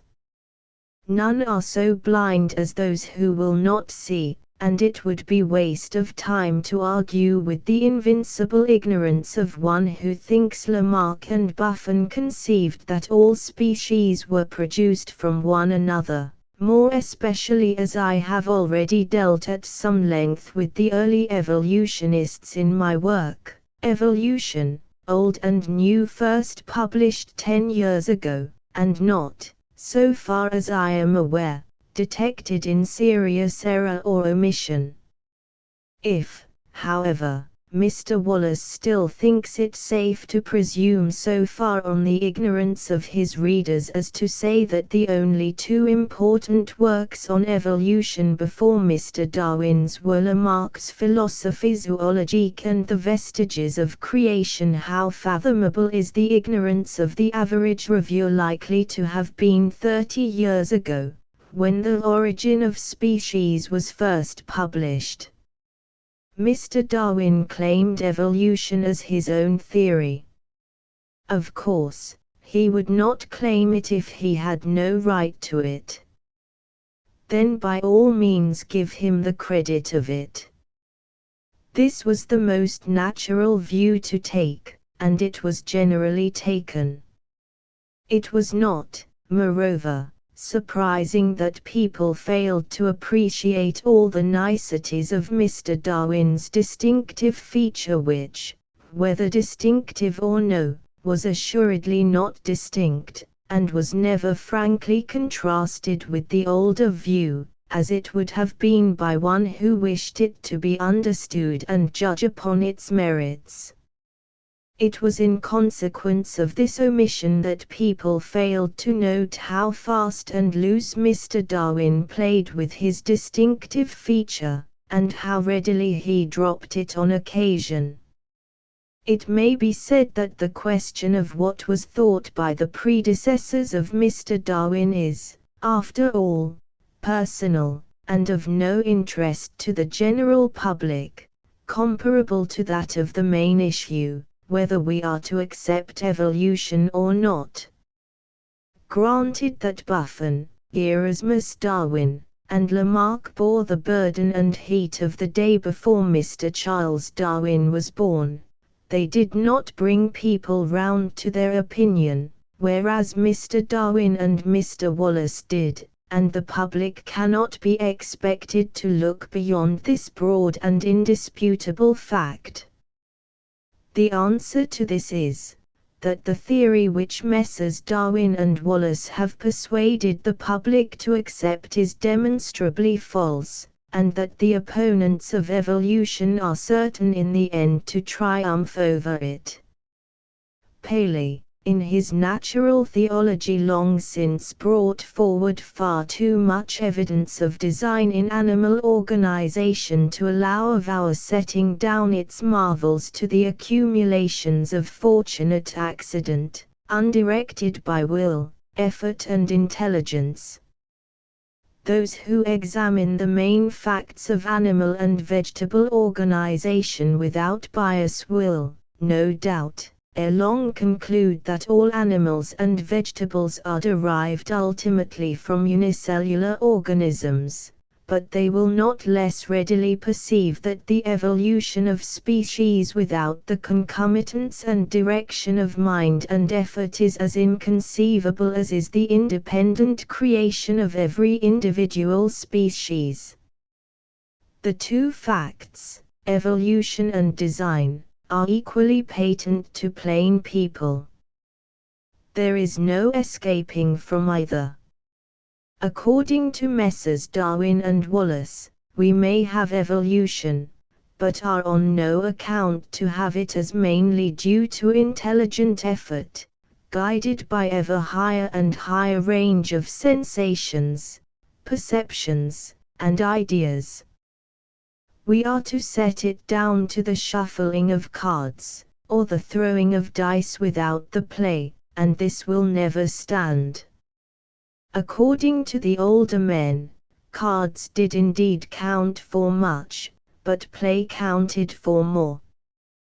They denied the teleology of the time, that is to say, the teleology that saw all adaptation to surroundings as part of a plan devised long ages since by a quasi-anthropomorphic being who schemed everything out much as a man would do, but on an infinitely vaster scale. This conception they found repugnant alike to intelligence and conscience, but, though they do not seem to have perceived it, they left the door open for a design more true and more demonstrable than that which they excluded. By making their variations mainly due to effort and intelligence, they made organic development run on all fours with human progress, and with inventions which we have watched growing up from small beginnings. They made the development of man from the amoeba part and parcel of the story that may be read, though on an infinitely smaller scale, in the development of our most powerful marine engines from the common kettle, or of our finest microscopes from the dewdrop. The development of the steam engine and the microscope is due to intelligence and design, which did indeed utilize chance suggestions, but which improved on these, and directed each step of their accumulation, though never foreseeing more than a step or two ahead, and often not so much as this.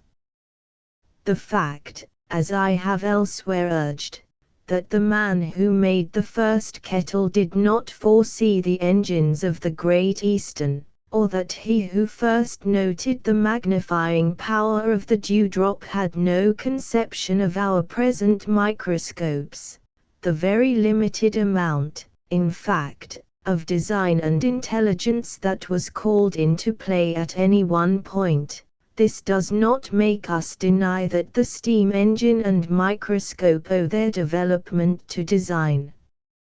If each step of the road was designed, the whole journey was designed, though the particular end was not designed when the journey was begun. And so is it, according to the older view of evolution, with the development of those living organs, or machines, that are born with us, as part of the perambulating carpenter's chest we call our bodies. The older view gives us our design, and gives us our evolution too. If it refuses to see a quasi-anthropomorphic God modeling each species from without as a potter models clay, it gives us God as vivifying and indwelling in all his creatures, he in them, and they in him. If it refuses to see God outside the universe, it equally refuses to see any part of the universe as outside God. If it makes the universe the body of God, it also makes God the soul of the universe. The question at issue, then, between the Darwinism of Erasmus Darwin and the neo-Darwinism of his grandson, is not a personal one, nor anything like a personal one. It not only involves the existence of evolution, but it affects the view we take of life and things in an endless variety of most interesting and important ways. It is imperative, therefore, on those who take any interest in these matters, to place side by side in the clearest contrast the views of those who refer the evolution of species mainly to accumulation of variations that have no other inception than chance, and of that older school which makes design perceive and develop still further the goods that chance provides. But over and above this, which would be in itself sufficient, the historical mode of studying any question is the only one which will enable us to comprehend it effectually. The personal element cannot be eliminated from the consideration of works written by living persons for living persons. We want to know who is who, whom we can depend upon to have no other end than the making things clear to himself and his readers, and whom we should mistrust as having an ulterior aim on which he is more intent than on the furthering of our better understanding.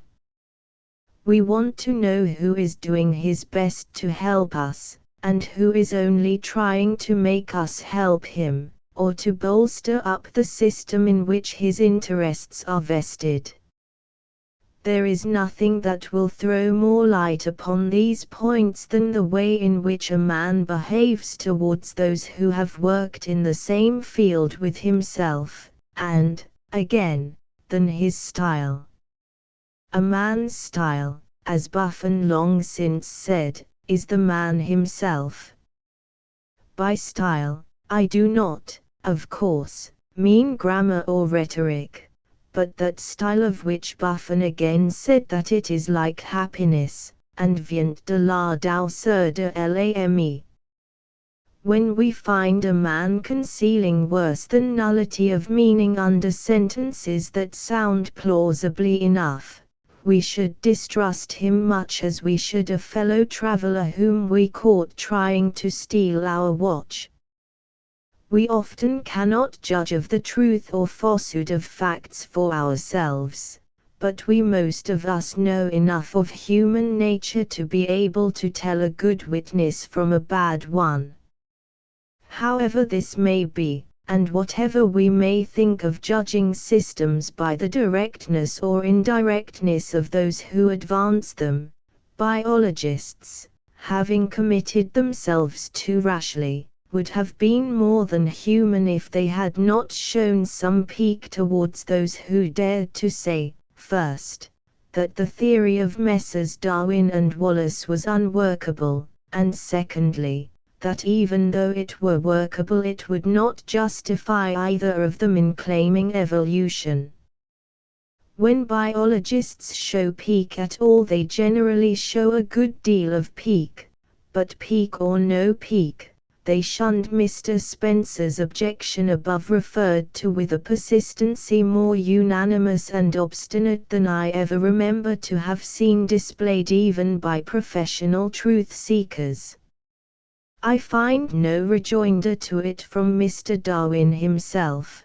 Between 1865, when it was first put forward, and 1882, when Mr. Darwin died, it has been similarly ostracized by all the leading apologists of Darwinism, so far at least as I have been able to observe, and I have followed the matter closely for many years. Mr. Spencer has repeated and amplified it in his recent work, The Factors of Organic Evolution, but it still remains without so much as an attempt at serious answer, for the perfunctory and illusory remarks of Mr. Wallace at the end of his Darwinism cannot be counted as such. The best proof of its irresistible weight is that Mr. Darwin, though maintaining silence in respect to it, retreated from his original position in the direction that would most obviate Mr. Spencer's objection. Yet this objection has been repeatedly urged by the more prominent anti-Charles Darwinian authorities, and there is no sign that the British public is becoming less rigorous in requiring people either to reply to objections repeatedly urged by men of even moderate weight, or to let judgment go by default. As regards Mr. Darwin's claim to the theory of evolution generally, Darwinians are beginning now to perceive that this cannot be admitted, and either say with some hardihood that Mr. Darwin never claimed it, or after a few saving clauses to the effect that this theory refers only to the particular means by which evolution has been brought about, imply forthwith thereafter nonetheless that evolution is Mr. Darwin's theory. Mr. Wallace has done this repeatedly in his recent Darwinism. Indeed, I should be by no means sure that on the first page of his preface, in the passage about Darwin's theory which I have already somewhat severely criticized, he was not intending evolution by Darwin's theory if in his preceding paragraph he had not so clearly shown that he knew evolution to be a theory of greatly older date than Mr. Darwin's. The history of science, well exemplified by that of the development theory, is the history of eminent men who have fought against light and have been worsted. The tenacity with which Darwinians stick to their accumulation of fortuitous variations is on a par with the like tenacity shown by the illustrious Cuvier, who did his best to crush evolution altogether. It always has been thus, and always will be, nor is it desirable in the interests of truth herself that it should be otherwise.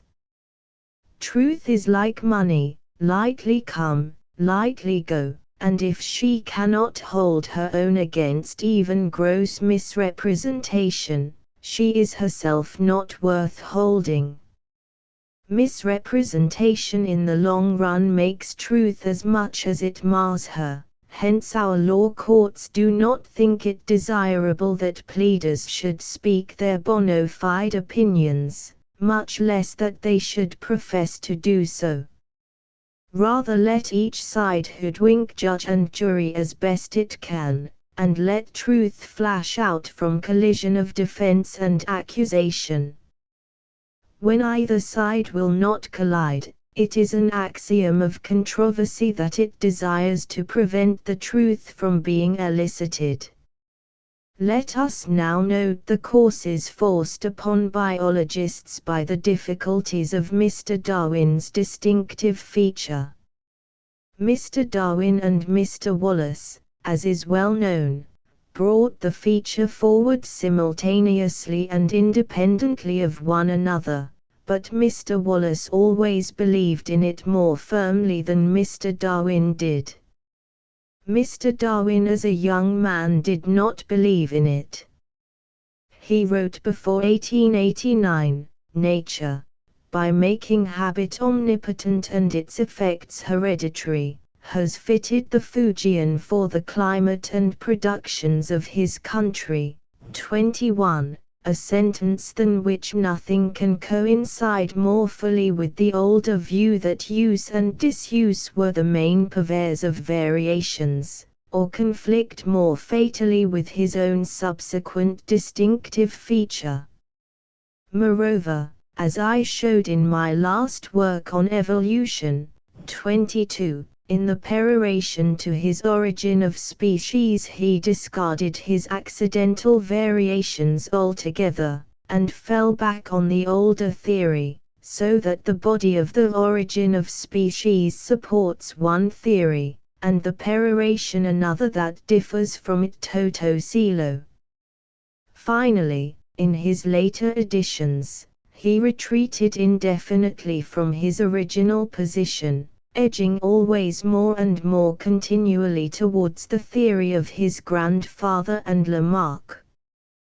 These facts convince me that he was at no time a thoroughgoing Darwinian, but was throughout an unconscious Lamarckian, though ever anxious to conceal the fact alike from himself and from his readers.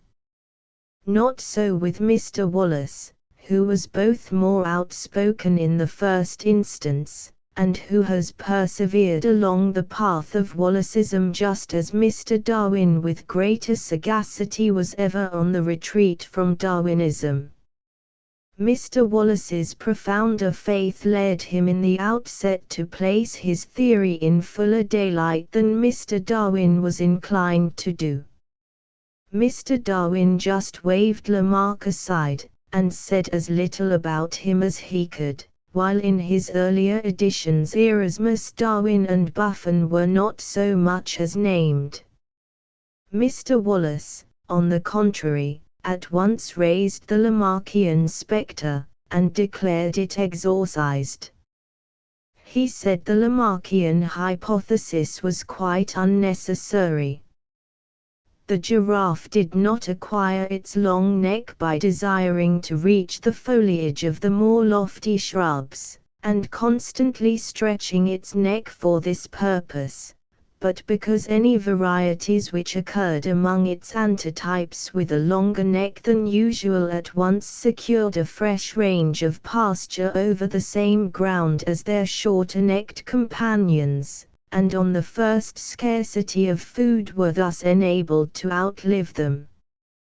23. Which occurred is evidently which happened to occur by some chance or accident unconnected with use and disuse. The word accident is never used, but Mr. Wallace must be credited with this instance of a desire to give his readers a chance of perceiving that according to his distinctive feature evolution is an affair of luck, rather than of cunning.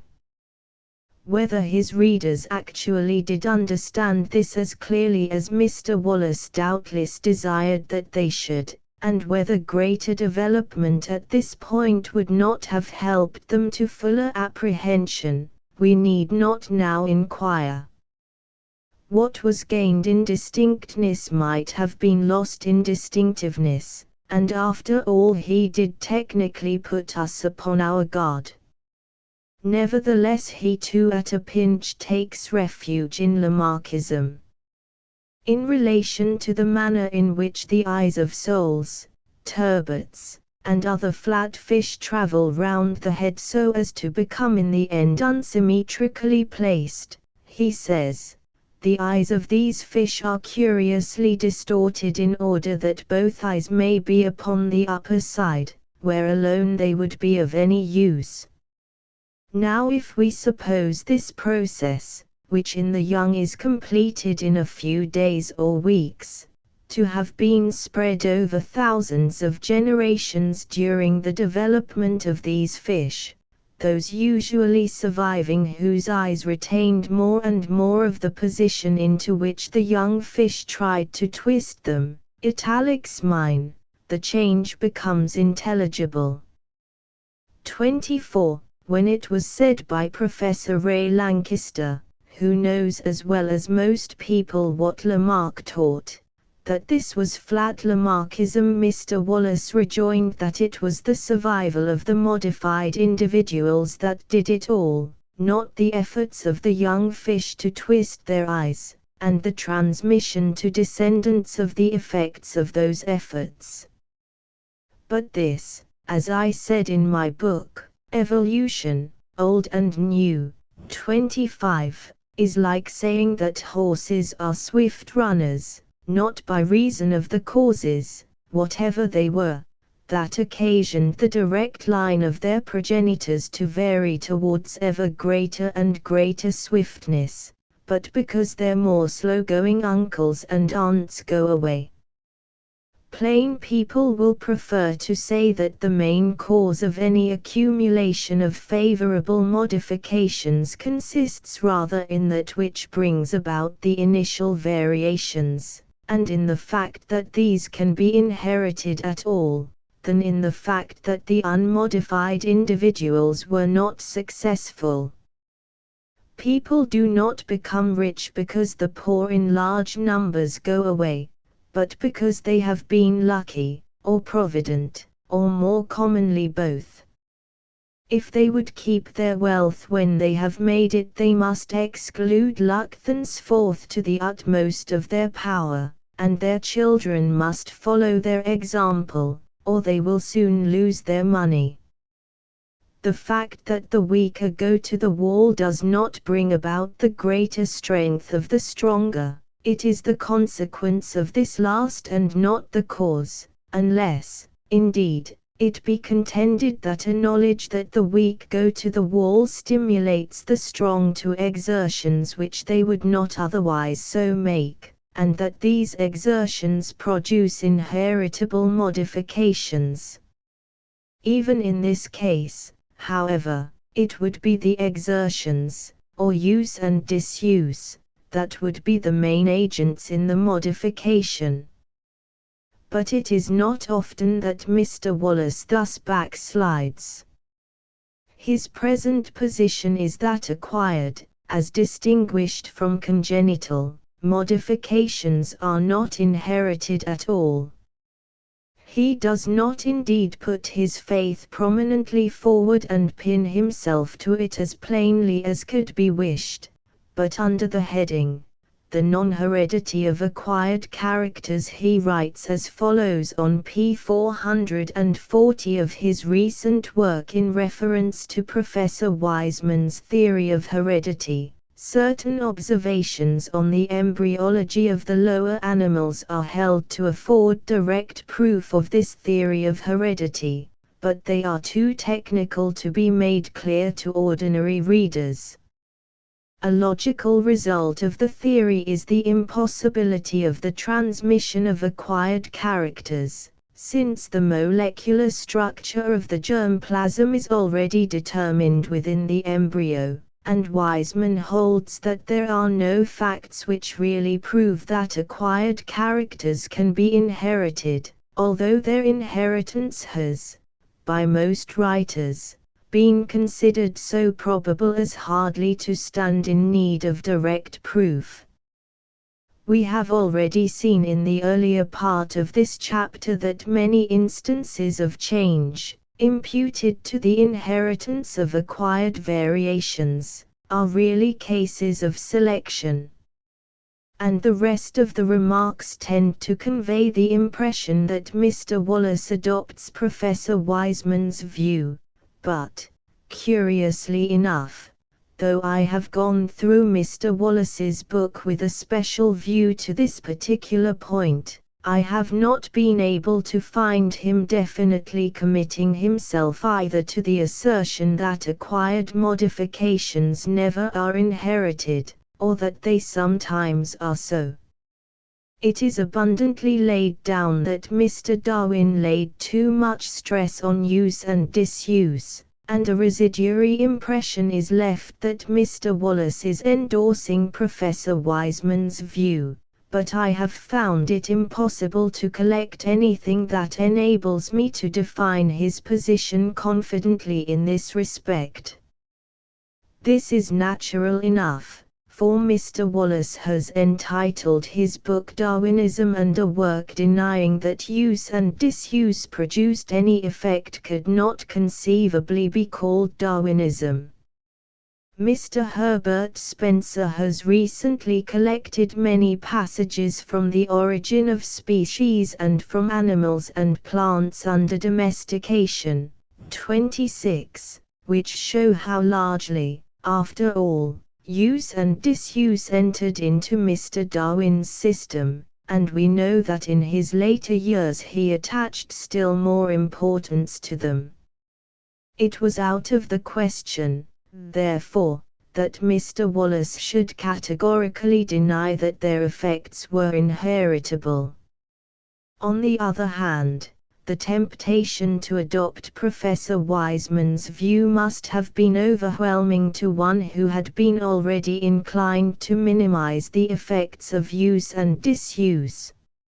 On the whole, one does not see what Mr. Wallace could do, other than what he has done, unless, of course, he changed his title, or had been no longer Mr. Wallace. Besides, thanks to the works of Mr. Spencer, Professor Mivart, Professor Semper, and very many others, there has for some time been a growing perception that the Darwinism of Charles Darwin was doomed. Use and disuse must either do even more than is officially recognized in Mr. Darwin's later concessions, or they must do a great deal less. If they can do as much as Mr. Darwin himself said they did, why should they not do more? Why stop where Mr. Darwin did? And again, where in the name of all that is reasonable did he really stop? He drew no line, and on what principle can we say that so much is possible as effect of use and disuse, but so much more impossible? If, as Mr. Darwin contended, disuse can so far reduce an organ as to render it rudimentary, and in many cases get rid of it altogether, why cannot use create as much as disuse can destroy, provided it has anything, no matter how low in structure, to begin with? Let us know where we stand. If it is admitted that use and disuse can do a good deal, what does a good deal mean? And what is the proportion between the shares attributable to use and disuse and to natural selection respectively? If we cannot be told with absolute precision, let us at any rate have something more definite than the statement that natural selection is the most important means of modification. Mr. Darwin gave us no help in this respect, and worse than this, he contradicted himself so flatly as to show that he had very little definite idea upon the subject at all. Thus in respect to the winglessness of the Madeira beetles he wrote, in some cases we might easily put down to disuse modifications of structure, which are wholly or mainly due to natural selection. Mr. Wollaston has discovered the remarkable fact that 200 beetles, out of the 550 species, but more are now known, inhabiting Madeira, are so far deficient in wings that they cannot fly, and that of the 29 endemic genera no less than 23 have all their species in this condition. Several facts, namely, that beetles in many parts of the world are frequently blown out to sea and perish, that the beetles in Madeira, as observed by Mr. Wollaston, lie much concealed until the wind lulls and the sun shines, that the proportion of wingless beetles is larger on the exposed deserters than in Madeira itself, and especially the extraordinary fact, so strongly insisted on by Mr. Wollaston, that certain large groups of beetles, elsewhere excessively numerous, which absolutely require the use of their wings, are here almost entirely absent. These several considerations make me believe that the wingless condition of so many Madeira beetles is mainly due to the action of natural selection, combined probably with disuse, italics mine. For during many successive generations each individual beetle which flew least, either from its wings having been ever so little less perfectly developed or from indolent habit, will have had the best chance of surviving, from not being blown out to sea, and, on the other hand, those beetles which most readily took to flight would oftenest have been blown to sea, and thus destroyed.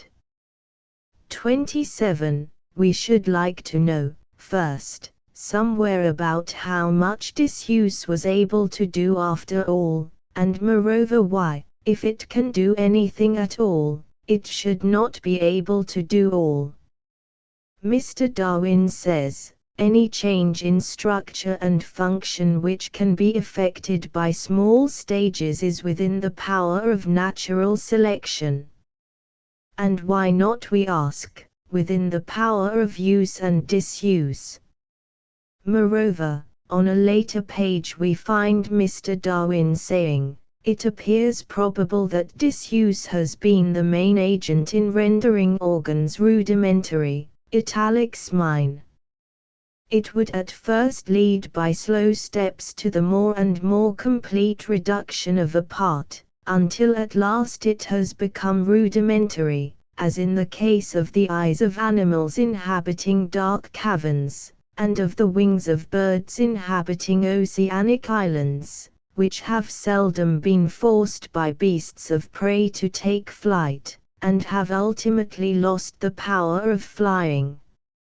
Again, an organ, useful under certain conditions, might become injurious under others, as with the wings of beetles living on small and exposed islands, and in this case natural selection will have aided in reducing the organ, until it was rendered harmless and rudimentary, italics mine.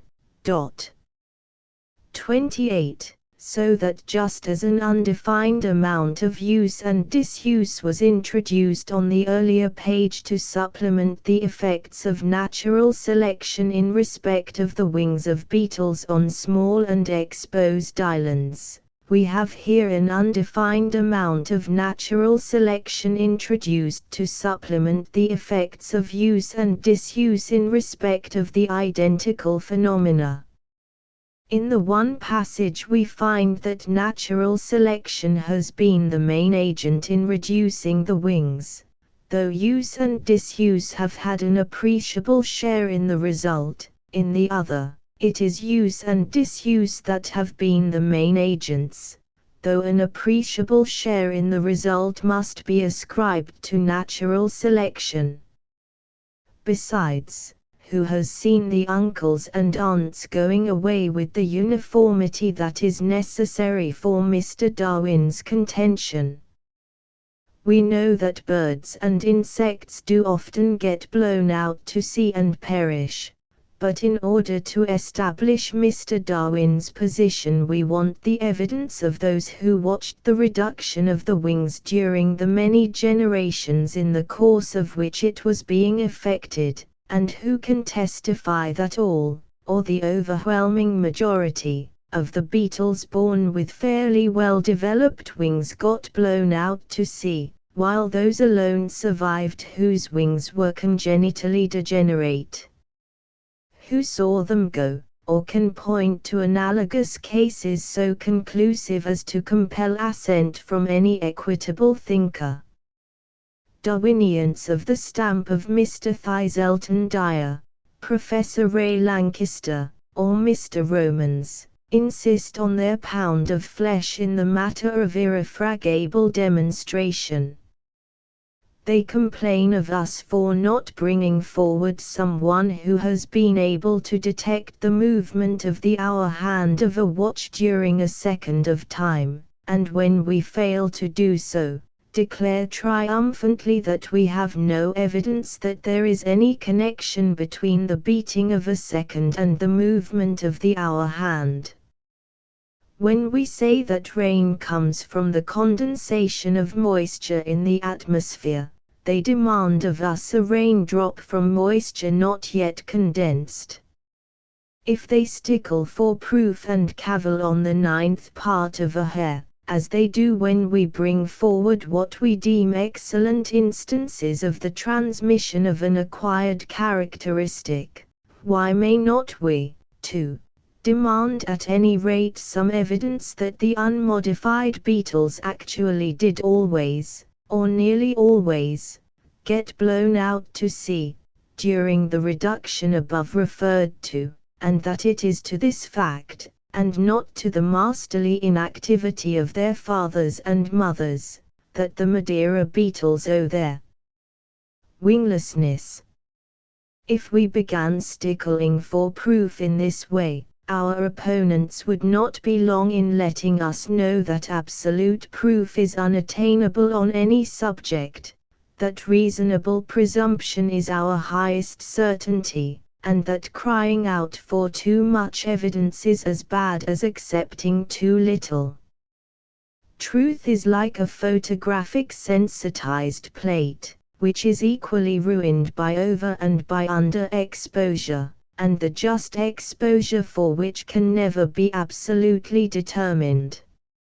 Surely if disuse can be credited with the vast powers involved in Mr. Darwin's statement that it has probably been the main agent in rendering organs rudimentary, no limits are assignable to the accumulated effects of habit, provided the effects of habit, or use and disuse, are supposed, as Mr. Darwin supposed them, to be inheritable at all. Darwinians have at length woke up to the dilemma in which they are placed by the manner in which Mr. Darwin tried to sit on the two stools of use and disuse, and natural selection of accidental variations, at the same time. The knell of Charles Darwinism is rung in Mr. Wallace's present book, and in the general perception on the part of biologists that we must either assign to use and disuse such a predominant share in modification as to make it the feature most proper to be insisted on, or deny that the modifications, whether of mind or body, acquired during a single lifetime, are ever transmitted at all. If they can be inherited at all, they can be accumulated. If they can be accumulated at all, they can be so, for anything that appears to the contrary, to the extent of the specific and generic differences with which we are surrounded. The only thing to do is to pluck them out root and branch. They are as a cancer which, if the smallest fiber be left unexcised, will grow again, and kill any system onto which it is allowed to fasten. Mr. Wallace, therefore, may well be excused if he casts longing eyes towards Weismannism. And what was Mr. Darwin's system? Who can make head or tail of the inextricable muddle in which he left it? The origin of species in its latest shape is the reduction of hedging to an absurdity. How did Mr. Darwin himself leave it in the last chapter of the last edition of The Origin of Species? He wrote, "I have now recapitulated the facts and considerations which have thoroughly convinced me that species have been modified during a long course of descent.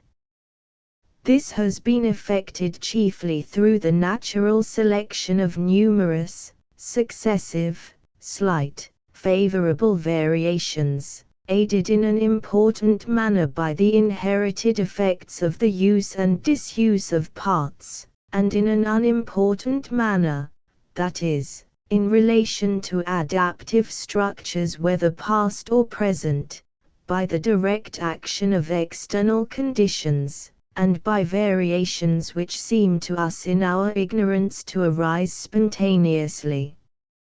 It appears that I formerly underrated the frequency and value of these latter forms of variation, as leading to permanent modifications of structure independently of natural selection.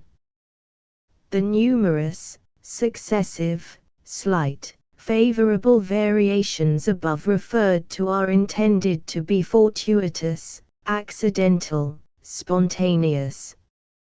It is the essence of Mr. Darwin's theory that this should be so. Mr. Darwin's solemn statement, therefore, of his theory, after he had done his best or his worst with it, is, when stripped of surplusage, as follows: the modification of species has been mainly effected by accumulation of spontaneous variations. It has been aided in an important manner by accumulation of variations due to use and disuse, and in an unimportant manner by spontaneous variations. I do not even now think that spontaneous variations have been very important, but I used once to think them less important than I do now.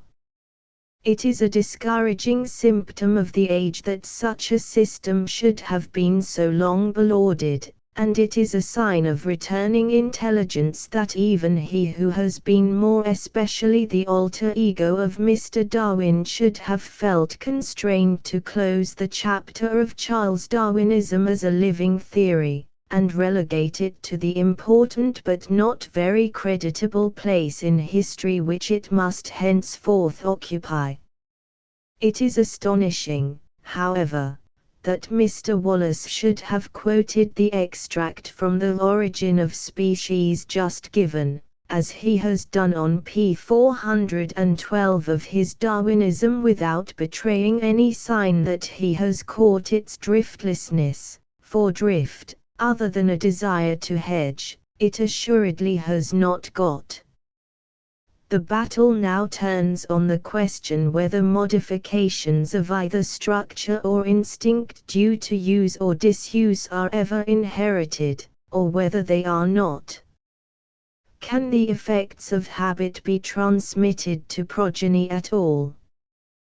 We know that more usually they are not transmitted to any perceptible extent, but we believe also that occasionally, and indeed not infrequently, they are inherited and even intensified. What are our grounds for this opinion? It will be my object to put these forward in the following number of the Universal Review. The Deadlock in Darwinism, Part 2, 29. At the close of my article in last month's number of the Universal Review, I said I would in this month's issue show why the opponents of Charles Darwinism believe the effects of habits acquired during the lifetime of a parent to produce an effect on their subsequent offspring, in spite of the fact that we can rarely find the effect in any one generation, or even in several, sufficiently marked to arrest our attention.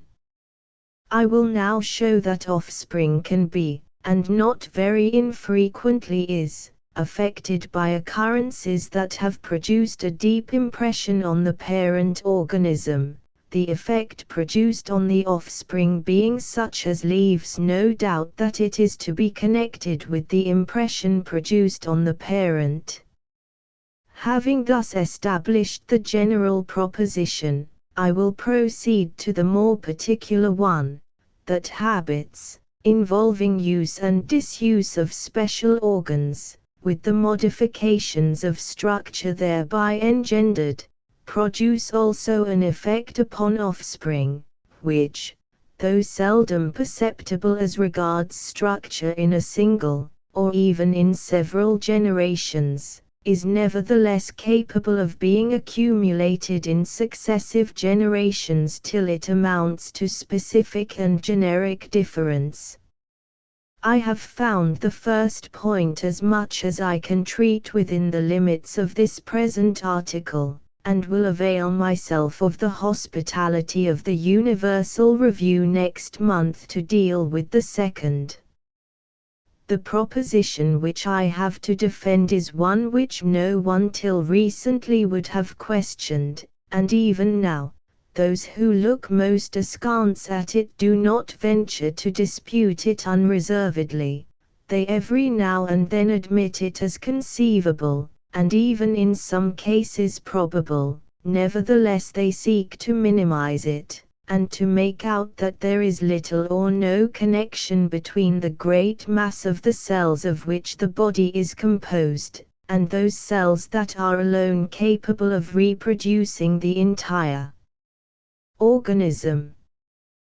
The tendency is to assign to these last a life of their own, apart from, and unconnected with that of the other cells of the body, and to cheapen all evidence that tends to prove any response on their part to the past history of the individual, and hence ultimately of the race. Professor Wiseman is the foremost exponent of those who take this line. He has naturally been welcomed by English Charles Darwinians, for if his view can be sustained, then it can be contended that use and disuse produce no transmissible effect, and the ground is cut from under Lamarck's feet. If, on the other hand, his view is unfounded, the Lamarckian reaction, already strong, will gain still further strength. The issue, therefore, is important, and is being fiercely contested by those who have invested their all of reputation for discernment in Charles Darwinian securities. Professor Wiseman's theory is, that at every new birth a part of the substance which proceeds from parents and which goes to form the new embryo is not used up in forming the new animal, but remains apart to generate the germ cells, or perhaps I should say germ plasm, which the new animal itself will in due course issue. Contrasting the generally received view with his own, Professor Wiseman says that according to the first of these the organism produces germ cells afresh again and again, and that it produces them entirely from its own substance, while by the second the germ cells are no longer looked upon as the product of the parent's body, at least as far as their essential part, the specific germ plasm, is concerned. They are rather considered as something which is to be placed in contrast with the tout ensemble of the cells which make up the parent's body, and the germ cells of succeeding generations stand in a similar relation to one another as a series of generations of unicellular organisms arising by a continued process of cell division. 30. On another page he writes, I believe that heredity depends upon the fact that a small portion of the effective substance of the germ plasm, remains unchanged during the development of the ovum into an organism, and that this part of the germ plasm serves as a foundation from which the germ cells of the new organism are produced. There is, therefore, continuity of the germ plasm from one generation to another. One might represent the germ plasm by the metaphor of a long creeping rootstock from which plants arise at intervals, these latter representing the individuals of successive generations. 31. Mr. Wallace, who does not appear to have read Professor Wiseman's essays themselves, but whose remarks are, no doubt, ultimately derived from the sequel to the passage just quoted from page 266 of Professor Wiseman's book, contends that the impossibility of the transmission of acquired characters follows as a logical result from Professor Wiseman's theory, inasmuch as the molecular structure of the germplasm that will go to form any succeeding generation is already predetermined within the still unformed embryo of its predecessor. And Wiseman continues, Mr. Wallace holds that there are no facts which really prove that acquired characters can be inherited, although their inheritance has, by most writers, been considered so probable as hardly to stand in need of direct proof. 32. Professor Wiseman, in passages too numerous to quote, shows that he recognizes this necessity, and acknowledges that the non-transmission of acquired characters forms the foundation of the views set forth in his book, p. 291. Professor Ray Lankester does not commit himself absolutely to this view, but lends it support by saying, Nature, the 12th of December, 1889. It is hardly necessary to say that it has never yet been shown experimentally that anything acquired by one generation is transmitted to the next, putting aside diseases. Mr. Romans, writing in Nature, the 18th of March, 1890, and opposing certain details of Professor Wiseman's theory, so far supports it as to say that there is the gravest possible doubt lying against the supposition that any really inherited decrease is due to the inherited effects of disuse. The gravest possible doubt should mean that Mr. Romans regards it as a moral certainty that disuse has no transmitted effect in reducing an organ, and it should follow that he holds use to have no transmitted effect in its development. The sequel, however, makes me uncertain how far Mr. Romans intends this, and I would refer the reader to the article which Mr. Romans has just published on Wiseman in the Contemporary Review for this current month. The burden of Mr. Thistleton Dyer's controversy with the Duke of Argyll, see Nature, the 16th of January, 1890, it seek, was that there was no evidence in support of the transmission of any acquired modification. The orthodoxy of science, therefore, must be held as giving at any rate a provisional support to Professor Wiseman, but all of them, including even Professor Wiseman himself, shrink from committing themselves to the opinion that the germ cells of any organisms remain in all cases unaffected by the events that occur to the other cells of the same organism, and until they do this they have knocked the bottom out of their case. From among the passages in which Professor Wiseman himself shows a desire to hedge, I may take the following from page 170 of his book. I am also far from asserting that the germplasm which, as I hold, is transmitted as the basis of heredity from one generation to another, is absolutely unchangeable or totally uninfluenced by forces residing in the organism within which it is transformed into germ cells.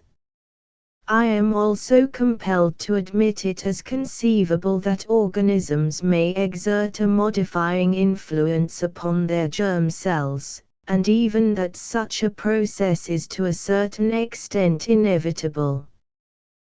The nutrition and growth of the individual must exercise some influence upon its germ cells. Professor Wiseman does indeed go on to say that this influence must be extremely slight, but we do not care how slight the changes produced may be, provided they exist and can be transmitted. On an earlier page, p. 101, he said in regard to variations generally that we should not expect to find them conspicuous. Their frequency would be enough, if they could be accumulated. The same applies here. If stirring events that occur to the somatic cells can produce any effect at all on offspring. A very small effect, provided it can be repeated and accumulated in successive generations, is all that even the most exacting Lamarckian will ask for. Having now made the reader acquainted with the position taken by the leading Charles Darwinian authorities, I will return to Professor Wiseman himself, who declares that the transmission of acquired characters at first sight certainly seems necessary and that it appears rash to attempt to dispense with its aid. He continues, many phenomena only appear to be intelligible if we assume the hereditary transmission of such acquired characters as the changes which we ascribe to the use or disuse of particular organs, or to the direct influence of climate.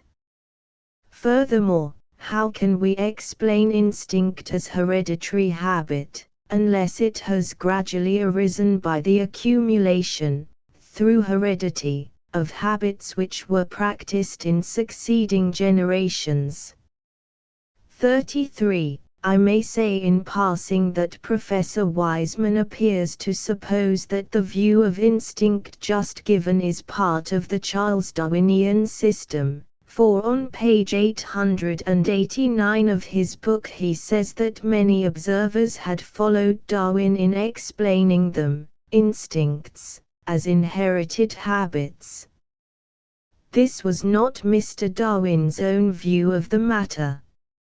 He wrote, if we suppose any habitual action to become inherited, and I think it can be shown that this does sometimes happen, then the resemblance between what originally was a habit and an instinct becomes so close as not to be distinguished.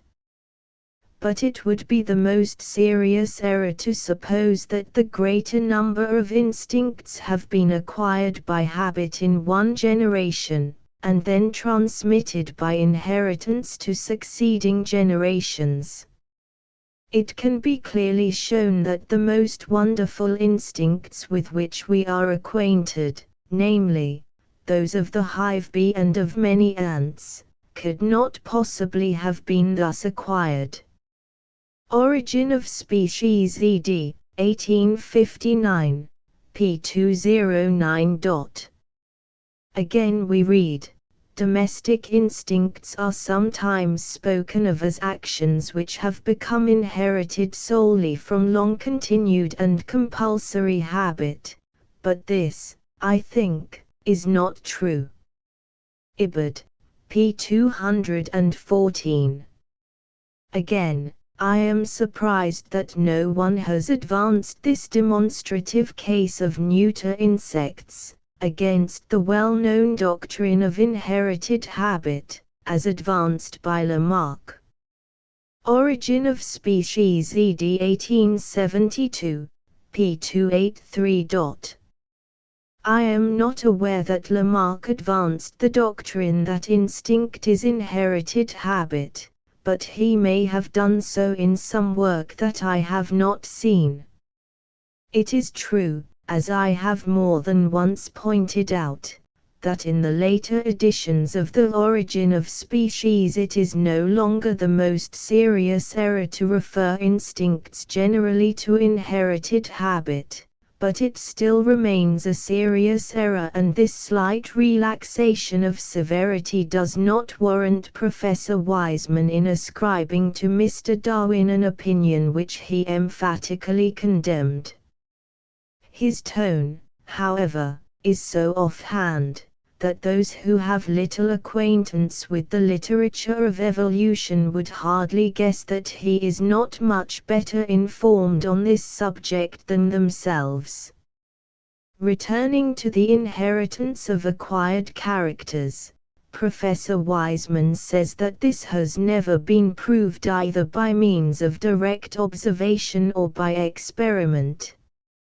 It must be admitted, he writes, that there are in existence numerous descriptions of cases which tend to prove that such mutilations as the loss of fingers, the scars of wounds, and are inherited by the offspring, but in these descriptions the previous history is invariably obscure, and hence the evidence loses all scientific value. The experiments of M. Brown Sequard throw so much light upon the question at issue that I will quote at some length from the summary given by Mr. Darwin in his Variation of Animals and Plants under Domestication. 34. Mr. Darwin writes, with respect to the inheritance of structures mutilated by injuries or altered by disease, it was until lately difficult to come to any definite conclusion. Then follow several cases in which mutilations practiced for many generations are not found to be transmitted. Notwithstanding, continues Mr. Darwin, the above several negative cases, we now possess conclusive evidence that the effects of operations are sometimes inherited. Dr. Brown Sequard gives the following summary of his observations on guinea pigs, and this summary is so important that I will quote the whole. 1. St. Appearance of epilepsy in animals born of parents having been rendered epileptic by an injury to the spinal cord. 2. Nd. Appearance of epilepsy also in animals born of parents having been rendered epileptic by the section of the sciatic nerve. 3. Road. A change in the shape of the ear in animals born of parents in which such a change was the effect of a division of the cervical sympathetic nerve. 4. Partial closure of the eyelids in animals born of parents in which that state of the eyelids had been caused either by the section of the cervical sympathetic nerve or the removal of the superior cervical ganglion.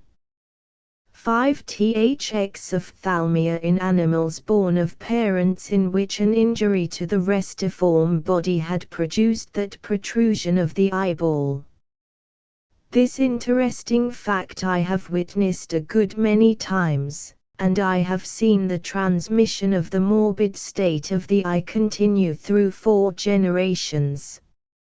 In these animals modified by heredity, the 2 eyes generally protruded, although in the parents usually only one showed exophthalmia, the lesion having been made in most cases only on one of the corpora restiformia. 6. Hematoma and dry gangrene of the ears in animals born of parents in which these ear alterations had been caused by an injury to the restiform body near the nib of the calamus. 7. Absence of 2 toes out of the 3 of the hind leg, and sometimes of the 3, in animals whose parents had eaten up their hind leg toes which had become anesthetic from a section of the sciatic nerve alone, or of that nerve and also of the crural.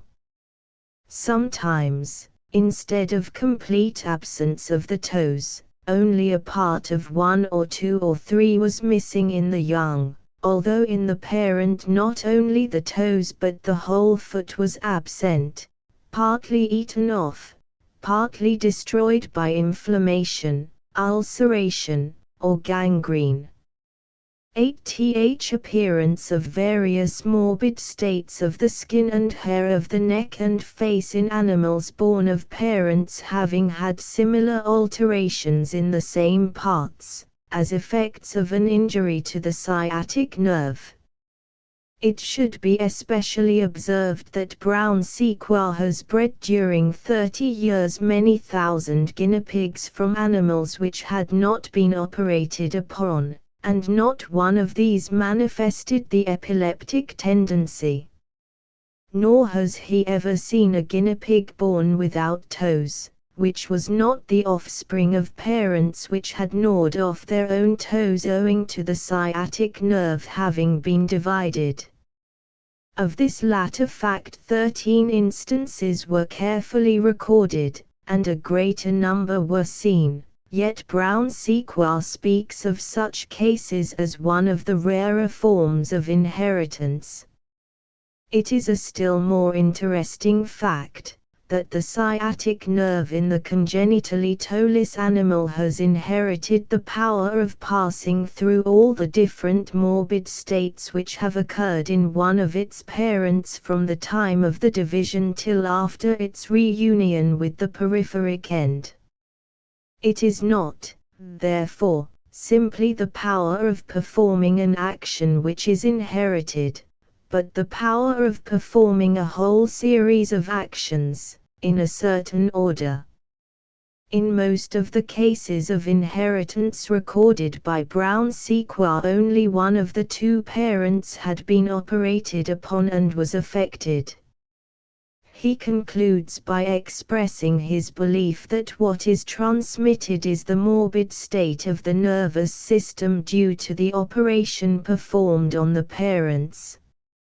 Mr. Darwin proceeds to give other instances of inherited effects of mutilations. With the horse there seems hardly a doubt that exostoses on the legs, caused by too much traveling on hard roads, are inherited. Blumenbach records the case of a man who had his little finger on the right hand almost cut off, and which in consequence grew crooked, and his sons had the same finger on the same hand similarly crooked. A soldier, 15 years before his marriage, lost his left eye from purulent ophthalmia, and his two sons were microphthalmic on the same side. The late Professor Rolliston, whose competence as an observer no one is likely to dispute, gave Mr. Darwin two cases as having fallen under his own notice, one of a man whose knee had been severely wounded, and whose child was born with the same spot marked or scarred, and the other of one who was severely cut upon the cheek, and whose child was born scarred in the same place. Mr. Darwin's conclusion was that the effects of injuries, especially when followed by disease, or perhaps exclusively when thus followed, are occasionally inherited. Let us now see what Professor Wiseman has to say against this. He writes, "The only cases worthy of discussion are the well-known experiments upon guinea pigs conducted by the French physiologist, Brown Sequoia. But the explanation of his results is, in my opinion, open to discussion. In these cases we have to do with the apparent transmission of artificially produced malformations. All these effects were said to be transmitted to descendants as far as the 5th or 6th generation. But we must inquire whether these cases are really due to heredity, and not to simple infection. In the case of epilepsy, at any rate, it is easy to imagine that the passage of some specific organism through the reproductive cells may take place, as in the case of syphilis. We are, however, entirely ignorant of the nature of the former disease. This suggested explanation may not perhaps apply to the other cases, but we must remember that animals which have been subjected to such severe operations upon the nervous system have sustained a great shock, and if they are capable of breeding, it is only probable that they will produce weak descendants, and such as are easily affected by disease. Such a result does not, however, explain why the offspring should suffer from the same disease as that which was artificially induced in the parents. But this does not appear to have been by any means invariably the case. Brown-Sequard himself says, the changes in the eye of the offspring were of a very variable nature, and were only occasionally exactly similar to those observed in the parents. There is no doubt, however, that these experiments demand careful consideration, but before they can claim scientific recognition, they must be subjected to rigid criticism as to the precautions taken, the nature and number of the control experiments, and see up to the present time such necessary conditions have not been sufficiently observed. The recent experiments themselves are only described in short preliminary notices, which, as regards their accuracy, the possibility of mistake, the precautions taken, and the exact succession of individuals affected, afford no data on which a scientific opinion can be founded. pp. 81, 82. The line Professor Wiseman takes, therefore, is to discredit the facts. Yet on a later page we find that the experiments have since been repeated by Obersteiner, who has described them in a very exact and unprejudiced manner, and that the fact, I imagine that Professor Wiseman intends the facts, cannot be doubted. On a still later page, however, we read, if, for instance, it could be shown that artificial mutilation spontaneously reappears in the offspring with sufficient frequency to exclude all possibilities of chance, then such proof, i.e., that acquired characters can be transmitted, would be forthcoming. The transmission of mutilations has been frequently asserted, and has been even recently again brought forward, but all the supposed instances have broken down when carefully examined. p. 390. Here, then, we are told that proof of the occasional transmission of mutilations would be sufficient to establish the fact. But on p. 267 we find that no single fact is known which really proves that acquired characters can be transmitted, for the ascertained facts which seem to point to the transmission of artificially produced diseases cannot be considered as proof. Italics mine. Perhaps, but it was mutilation in many cases that Professor Wiseman practically admitted to have been transmitted when he declared that Obersteiner had verified Brown-Sequard's experiments. That Professor Wiseman recognizes the vital importance to his own theory of the question whether or no mutilations can be transmitted under any circumstances, is evident from a passage on p. 425 of his work, on which he says, "It can hardly be doubted that mutilations are acquired characters. They do not arise from any tendency contained in the germ, but are merely the reaction of the body under certain external influences.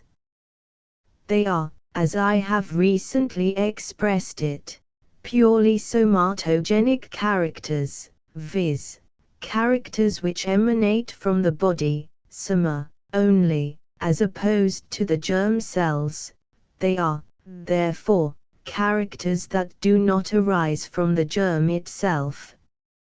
If mutilations must necessarily be transmitted, which no one that I know of has maintained, or even if they might occasionally be transmitted, which cannot, I imagine, be reasonably questioned, a powerful support would be given to the Lamarckian principle, and the transmission of functional hypertrophy or atrophy would thus become highly probable. I have not found any further attempt in Professor Wiseman's book to deal with the evidence adduced by Mr. Darwin to show that mutilations, if followed by diseases, are sometimes inherited, and I must leave it to the reader to determine how far Professor Wiseman has shown reason for rejecting Mr. Darwin's conclusion. I do not, however, dwell upon these facts now as evidence of a transmitted change of bodily form, or of instinct due to use and disuse or habit. What they prove is that the germ cells within the parent's body do not stand apart from the other cells of the body so completely as Professor Wiseman would have us believe, but that, as Professor Heering, of Prague, has aptly said, they echo with more or less frequency and force to the profounder impressions made upon other cells.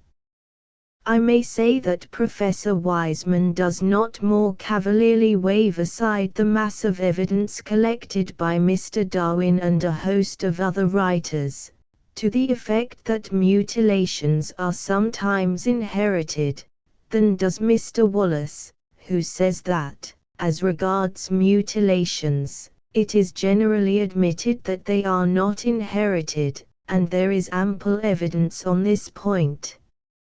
It is indeed generally admitted that mutilations, when not followed by disease, are very rarely, if ever, inherited, and Mr. Wallace's appeal to the ample evidence which he alleges to exist on this head, is much as though he should say that there is ample evidence to show that the days are longer in summer than in winter.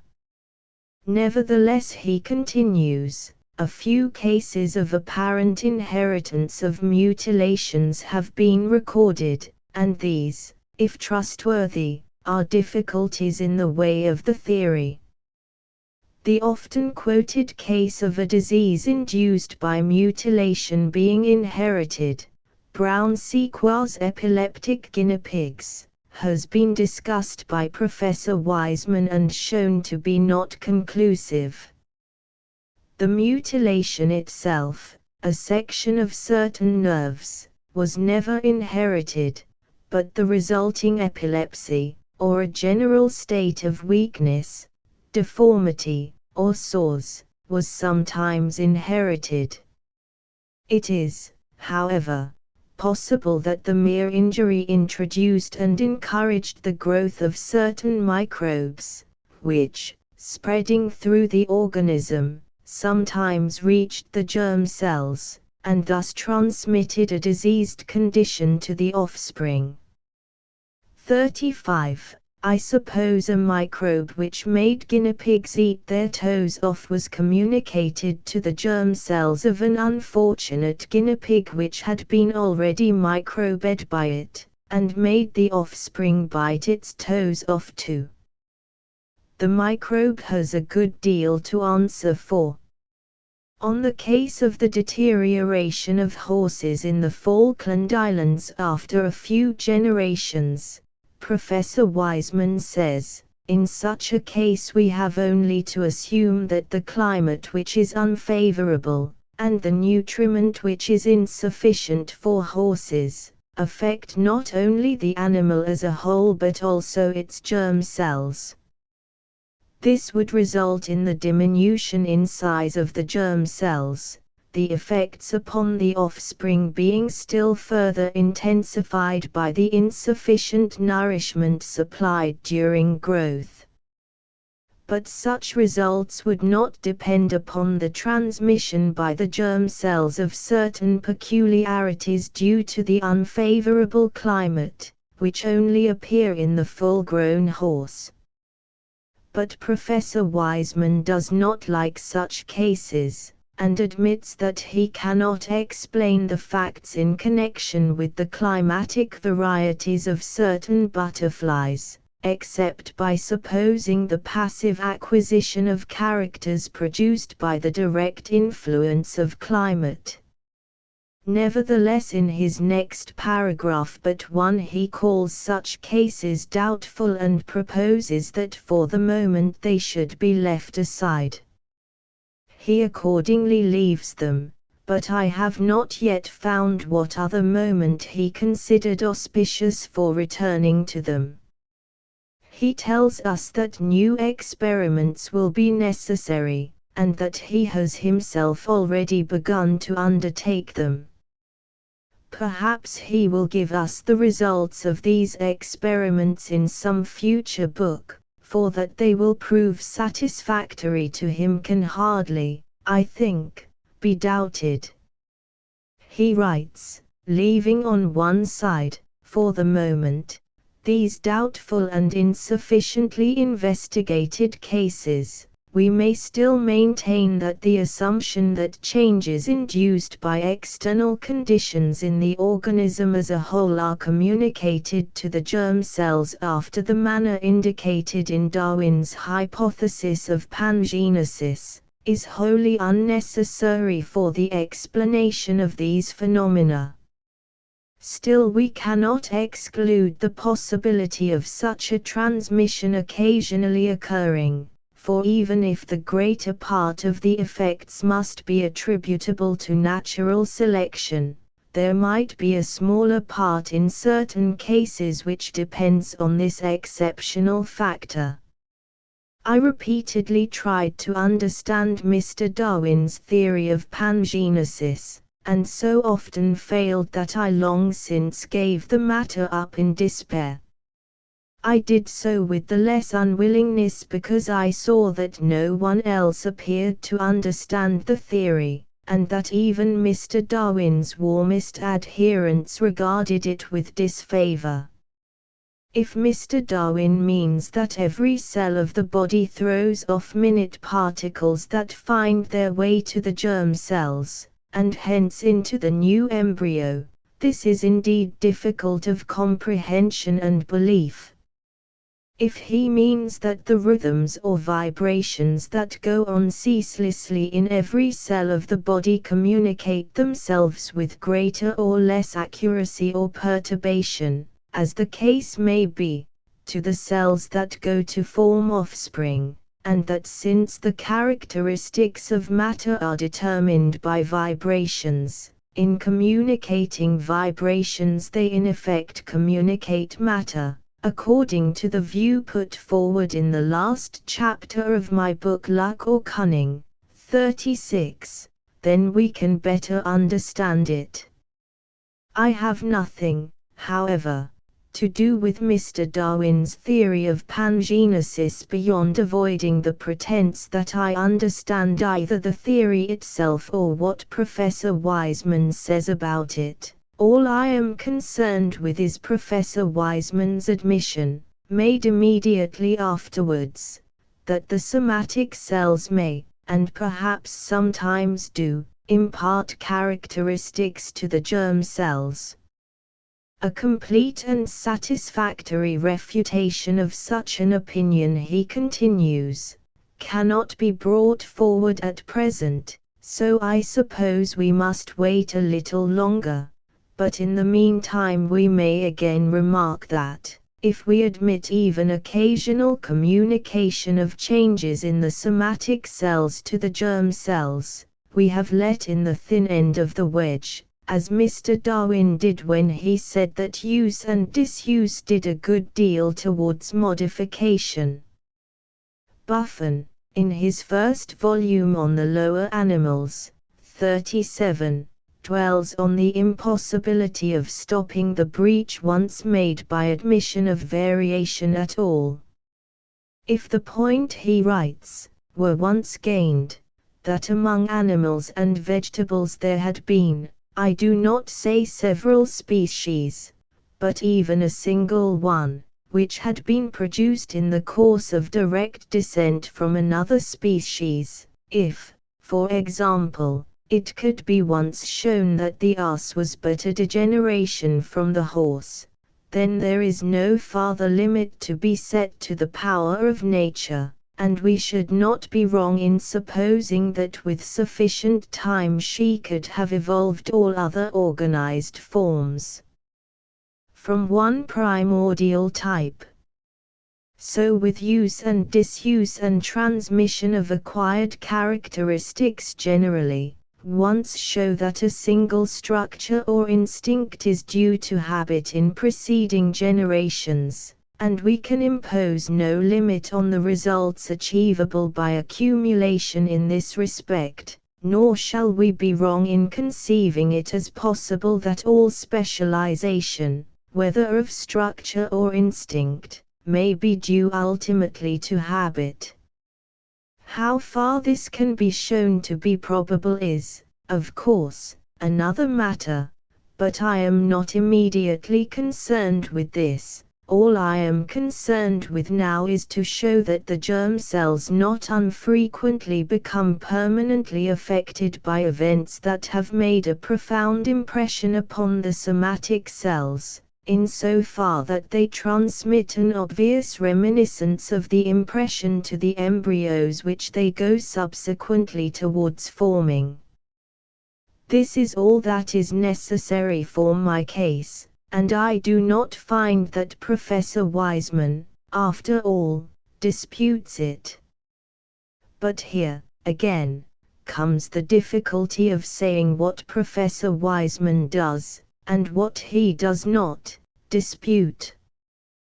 One moment he gives all that is wanted for the Lamarckian contention, the next he denies common sense the bare necessaries of life. For a more exhaustive and detailed criticism of Professor Wiseman's position, I would refer the reader to an admirably clear article by Mr. Sidney H. Vines, which appeared in Nature, the 24th of October, 1889. I can only say that while reading Professor Wiseman's book, I feel as I do when I read those of Mr. Darwin, and of a good many other writers on biology whom I need not name.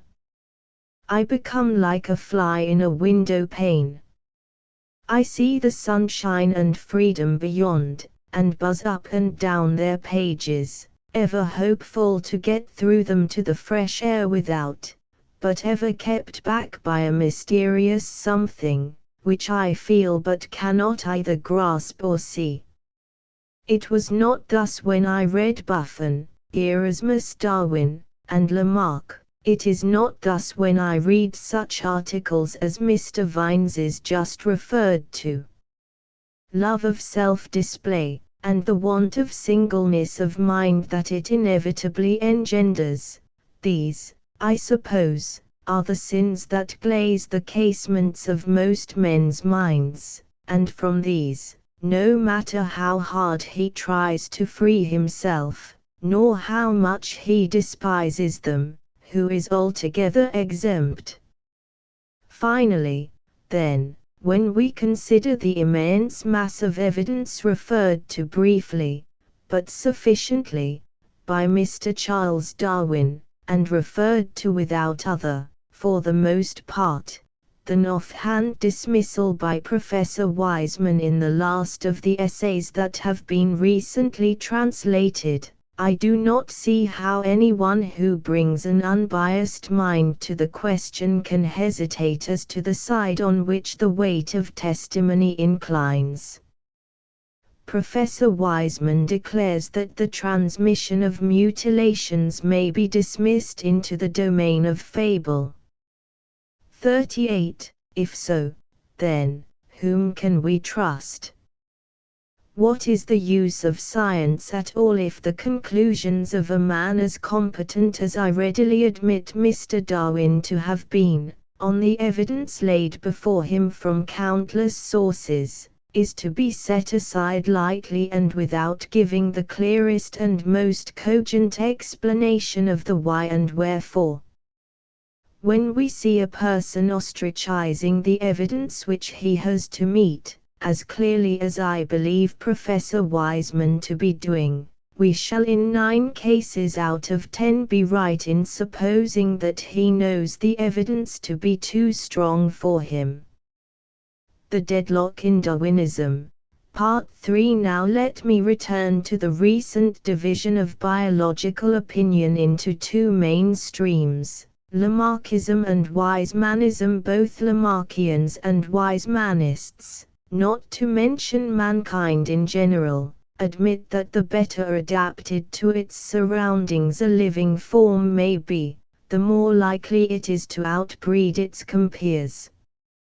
The world at large, again, needs not to be told that the normal course is not unfrequently deflected through the fortunes of war. Nevertheless, according to Lamarckians and Erasmus-Darwinians, habitual effort, guided by ever-growing intelligence, that is to say, by continued increase of power in the matter of knowing our likes and dislikes, has been so much the main factor throughout the course of organic development, that the rest, though not lost sight of, may be allowed to go without saying. According, on the other hand, to extreme Charles Darwinians and Weismannists, habit, effort and intelligence acquired during the experience of any one life goes for nothing. Not even a little fraction of it endures to the benefit of offspring. It dies with him in whom it is acquired, and the heirs of a man's body take no interest therein. To state this doctrine is to arouse instinctive loathing. It is my fortunate task to maintain that such a nightmare of waste and death is as baseless as it is repulsive. The split in biological opinion occasioned by the deadlock to which Charles Darwinism has been reduced, though comparatively recent, widens rapidly. 10 years ago Lamarck's name was mentioned only as a byword for extravagance. Now, we cannot take up a number of nature without seeing how hot the contention is between his followers and those of Weismann.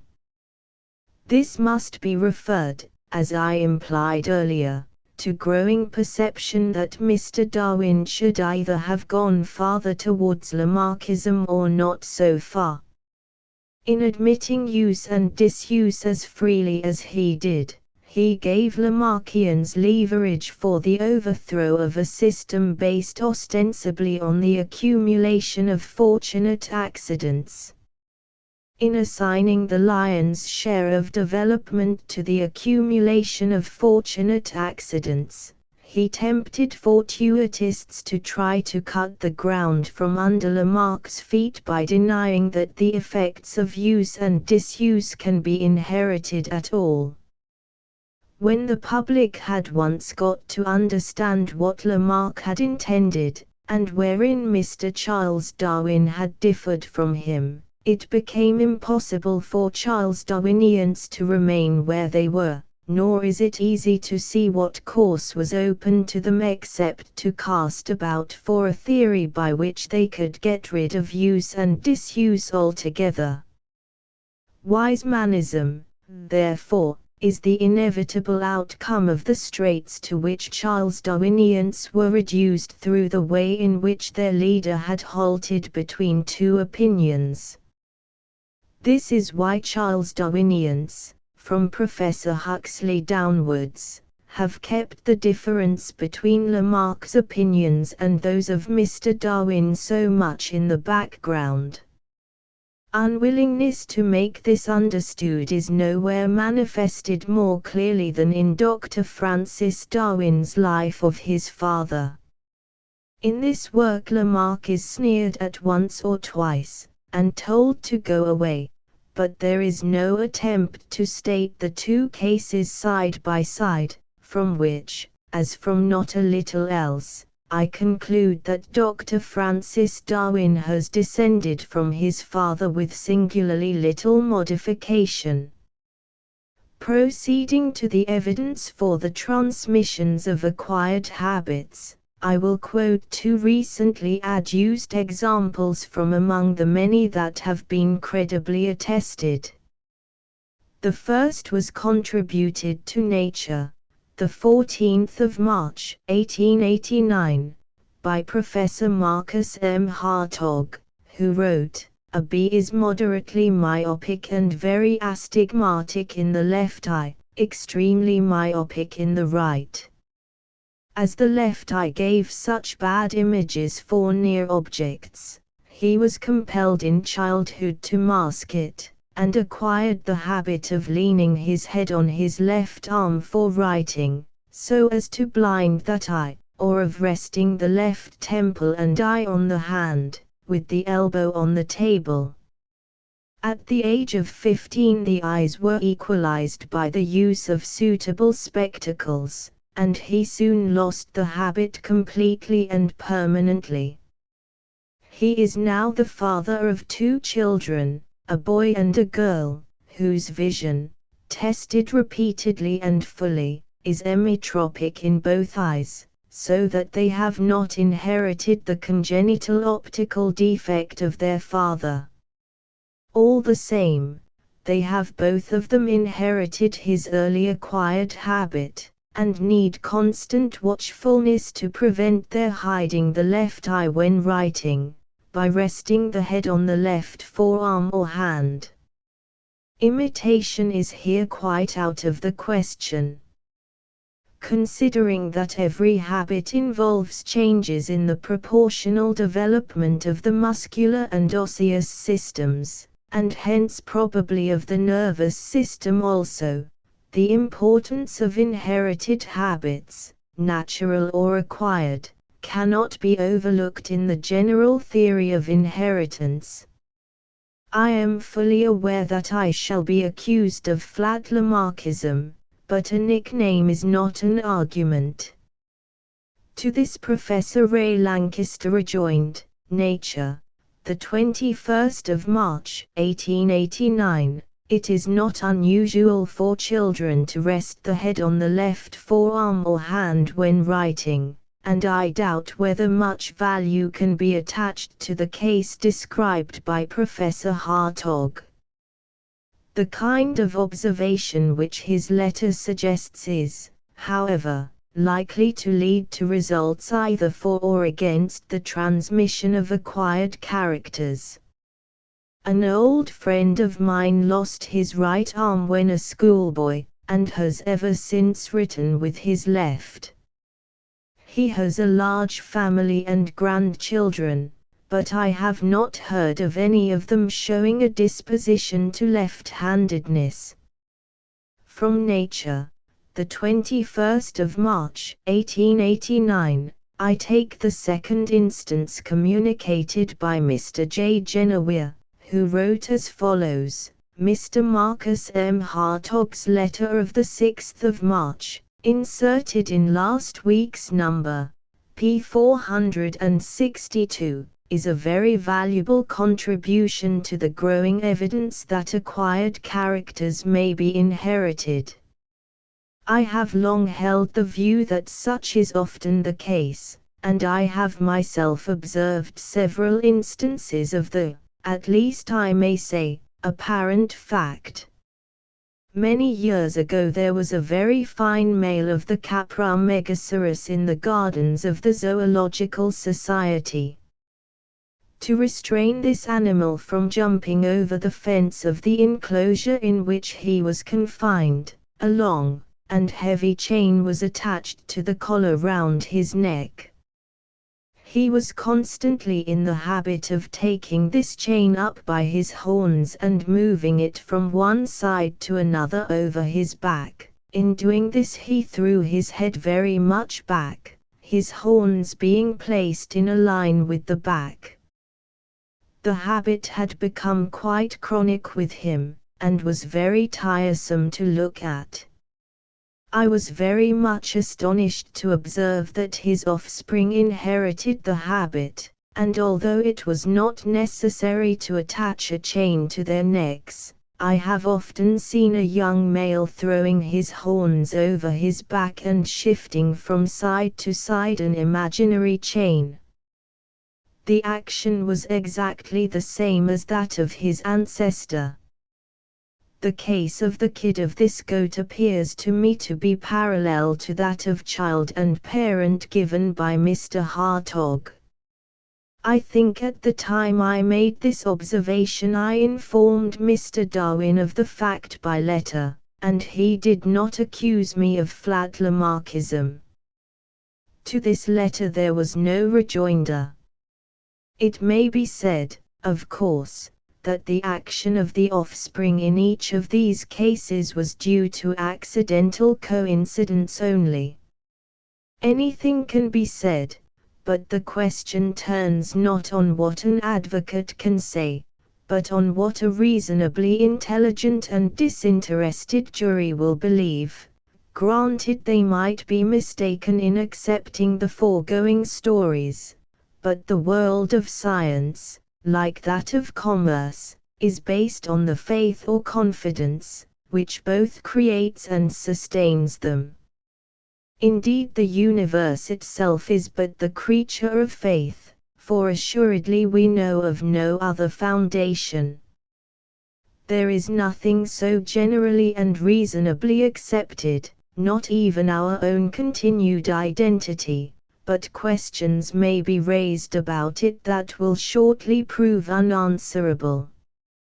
We cannot so test every sixpence given us in change as to be sure that we never take a bad one, and had better sometimes be cheated than reduce caution to an absurdity.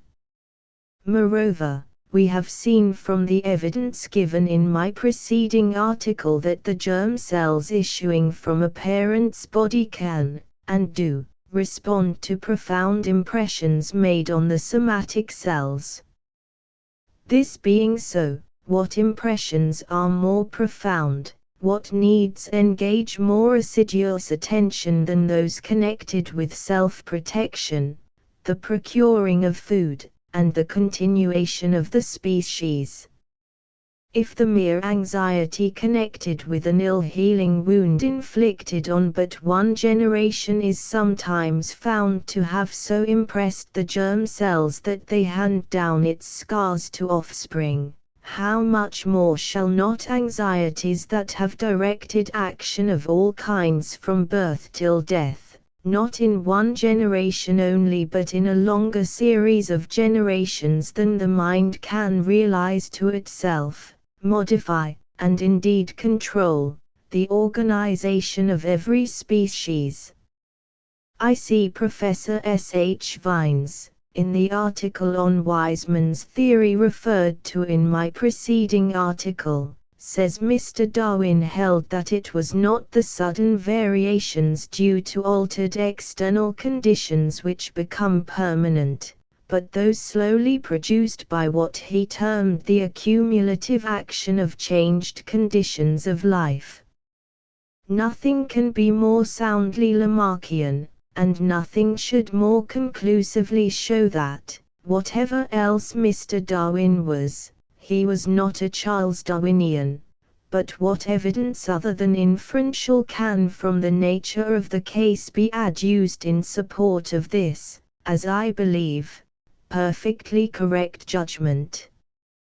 None know better than they who clamor for direct evidence that their master was right in taking the position assigned to him by Professor Vines, that they cannot reasonably look for it.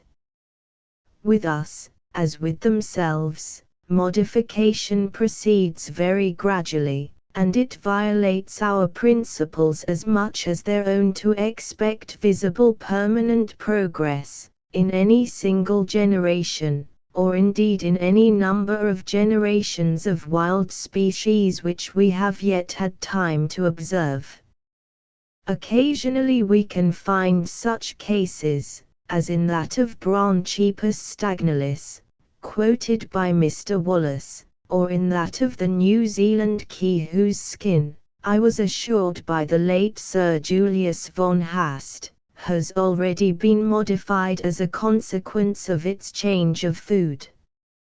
Here we can show that in even a few generations structure is modified under changed conditions of existence, but as we believe these cases to occur comparatively rarely, so it is still more rarely that they occur when and where we can watch them.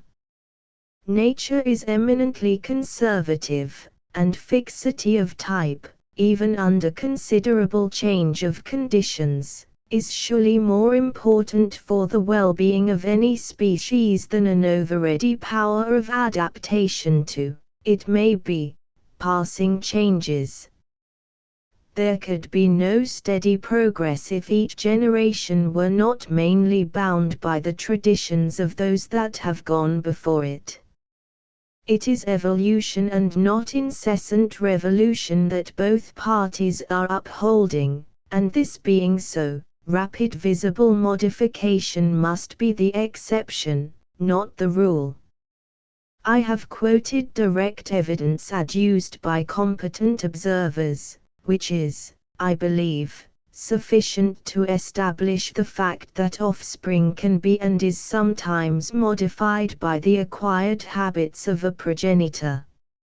I will now proceed to the still more, as it appears to me, cogent proof afforded by general considerations. What, let me ask, are the principal phenomena of heredity? There must be physical continuity between parent, or parents, and offspring, so that the offspring is, as Erasmus Darwin well said, a kind of elongation of the life of the parent.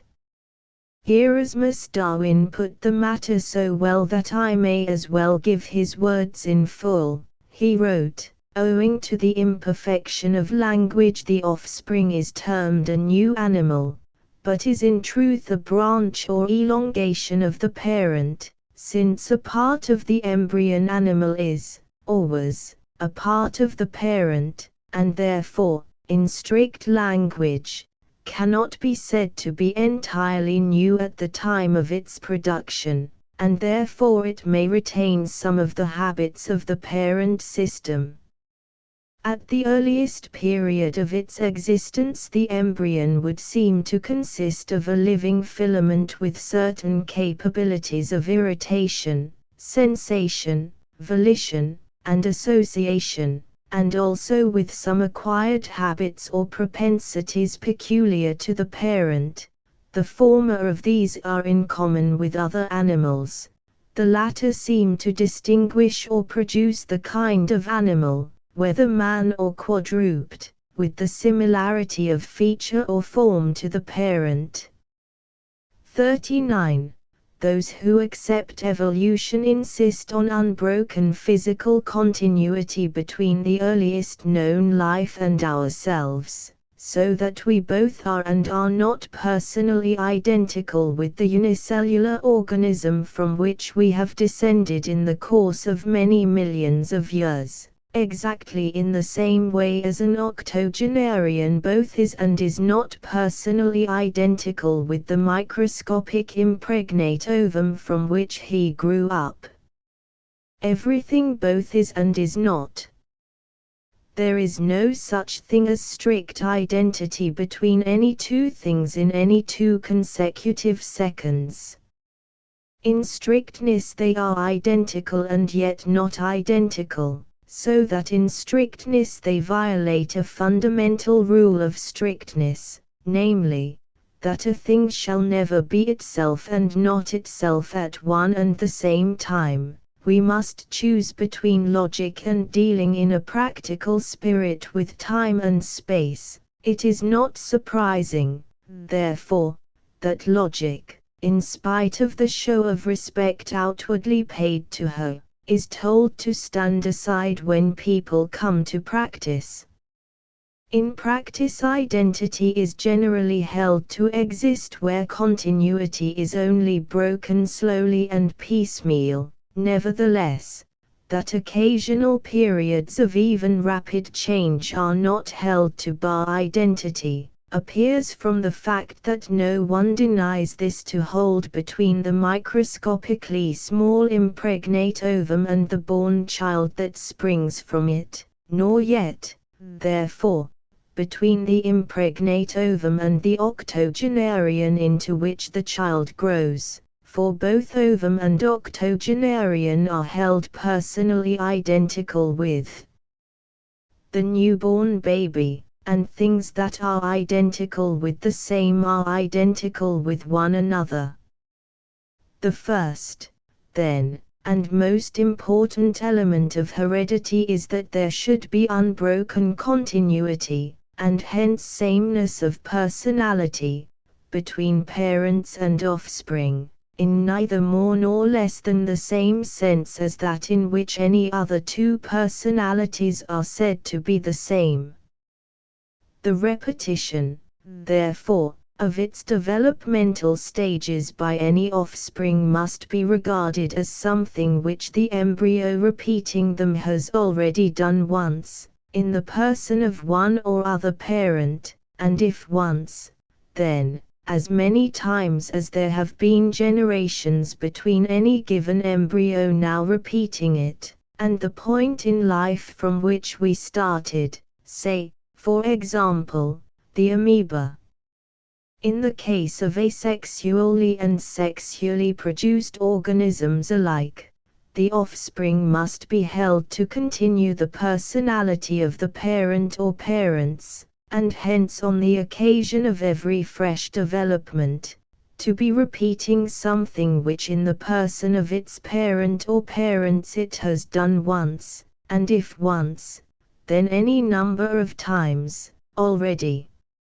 It is obvious, therefore, that the germplasm, or whatever the fancy word for it may be, of any one generation is as physically identical with the germplasm of its predecessor as any two things can be.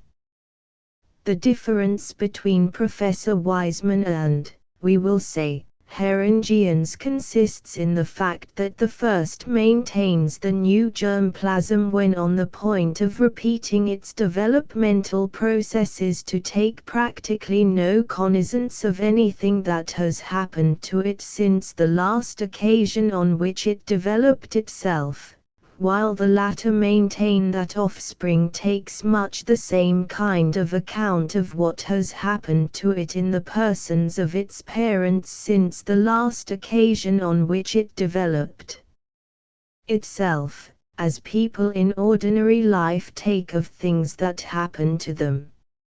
In daily life people let fairly normal circumstances come and go without much heed as matters of course.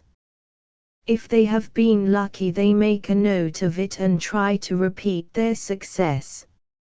If they have been unfortunate but have recovered rapidly they soon forget it. If they have suffered long and deeply they grizzle over it and are scared and scarred by it for a long time.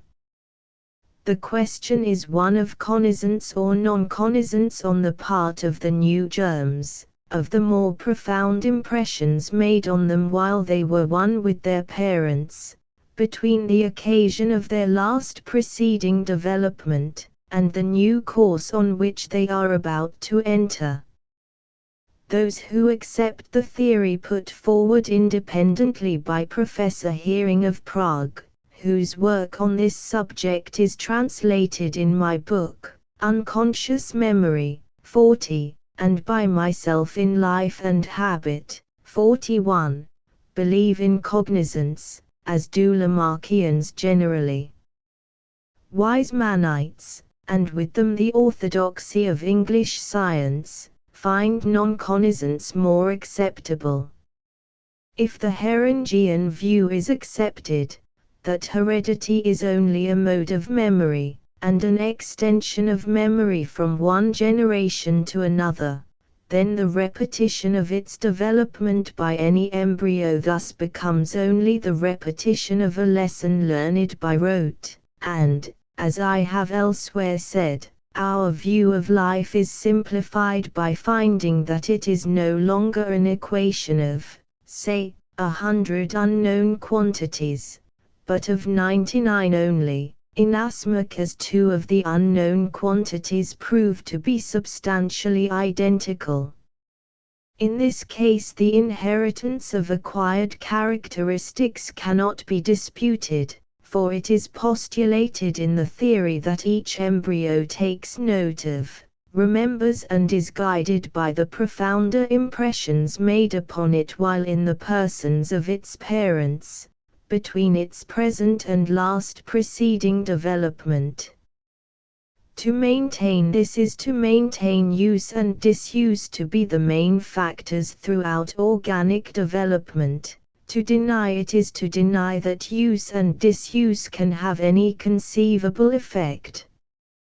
For the detailed reasons which led me to my own conclusions, I must refer the reader to my books, Life and Habit, 42, and Unconscious Memory, the conclusions of which have been often adopted, but never, that I have seen, disputed. A brief resume of the leading points in the argument is all that space will here allow me to give. We have seen that it is a first requirement of heredity that there shall be physical continuity between parents and offspring. This holds good with memory. There must be continued identity between the person remembering and the person to whom the thing that is remembered happened. We cannot remember things that happened to someone else, and in our absence. We can only remember having heard of them. We have seen, however, that there is as much bona fide sameness of personality between parents and offspring up to the time at which the offspring quits the parent's body, as there is between the different states of the parent himself at any two consecutive moments. The offspring, therefore, being one and the same person with its progenitors until it quits them, can be held to remember what happened to them within, of course, the limitations to which all memory is subject, as much as the progenitors can remember what happened earlier to themselves. Whether it does so remember can only be settled by observing whether it acts as living beings commonly do when they are acting under guidance of memory. I will endeavor to show that, though heredity and habit based on memory go about in different dresses, yet if we catch them separately, for they are never seen together, and strip them, there is not a mole nor strawberry mark, nor trick nor leer of the one, but we find it in the other also. What are the moles and strawberry marks of habitual action, or actions remembered and thus repeated? First, the more often we repeat them, the more easily and unconsciously we do them. Look at reading, writing, walking, talking, playing the piano, and see. The longer we have practiced any one of these acquired habits, the more easily, automatically and unconsciously, we perform it. Look, on the other hand, broadly, at the 3 points to which I called attention in Life and Habit: I. That we are most conscious of and have most control over such habits as speech, the upright position, the arts and sciences, which are acquisitions peculiar to the human race, always acquired after birth, and not common to ourselves and any ancestor who had not become entirely human. 2. That we are less conscious of and have less control over eating and drinking, provided the food be normal, swallowing, breathing, seeing, and hearing, which were acquisitions of our pre-human ancestry, and for which we had provided ourselves with all the necessary apparatus before we saw light, but which are still, geologically speaking, recent.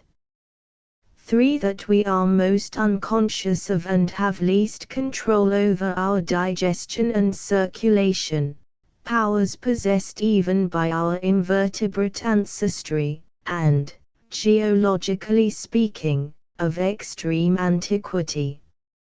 I have put the foregoing very broadly, but enough is given to show the reader the gist of the argument. Let it be noted that disturbance and departure, to any serious extent, from normal practice tends to induce resumption of consciousness even in the case of such old habits as breathing, seeing, and hearing, digestion and the circulation of the blood. So it is with habitual actions in general. Let a player be never so proficient on any instrument, he will be put out if the normal conditions under which he plays are too widely departed from, and will then do consciously, if indeed he can do it at all, what he had hitherto been doing unconsciously.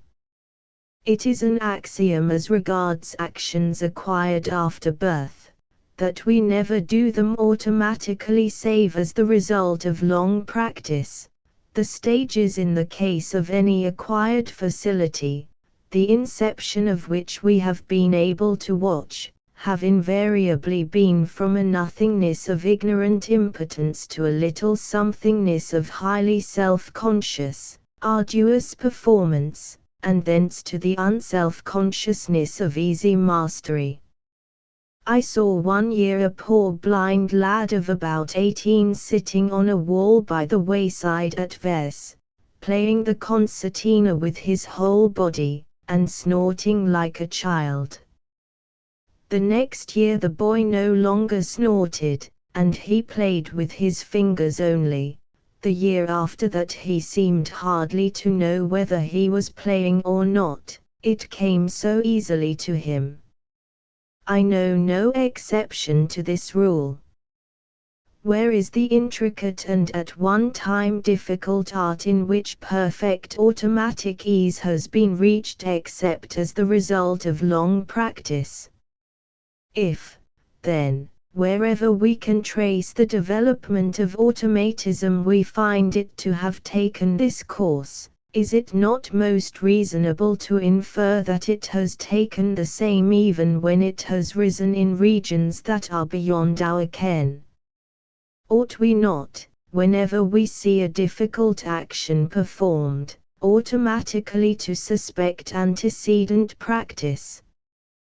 Granted that without the considerations in regard to identity presented above it would not have been easy to see where a baby of a day old could have had the practice which enables it to do as much as it does unconsciously, but even without these considerations it would have been more easy to suppose that the necessary opportunities had not been wanting, than that the easy performance could have been gained without practice and memory. When I wrote Life and Habit, originally published in 1877, I said in slightly different words, shall we say that a baby of a day old sucks, which involves the whole principle of the pump and hence a profound practical knowledge of the laws of pneumatics and hydrostatics, digests, oxygenizes its blood, millions of years before anyone had discovered oxygen, sees and hears, operations that involve an unconscious knowledge of the facts concerning optics and acoustics compared with which the conscious discoveries of Newton are insignificant? Shall we say that a baby can do all these things at once, doing them so well and so regularly without being even able to give them attention, and yet without mistake? And shall we also say at the same time that it has not learned to do them, and never did them before? Such an assertion would contradict the whole experience of mankind. I have met with nothing during the 13 years since the foregoing was published that has given me any qualms about its soundness.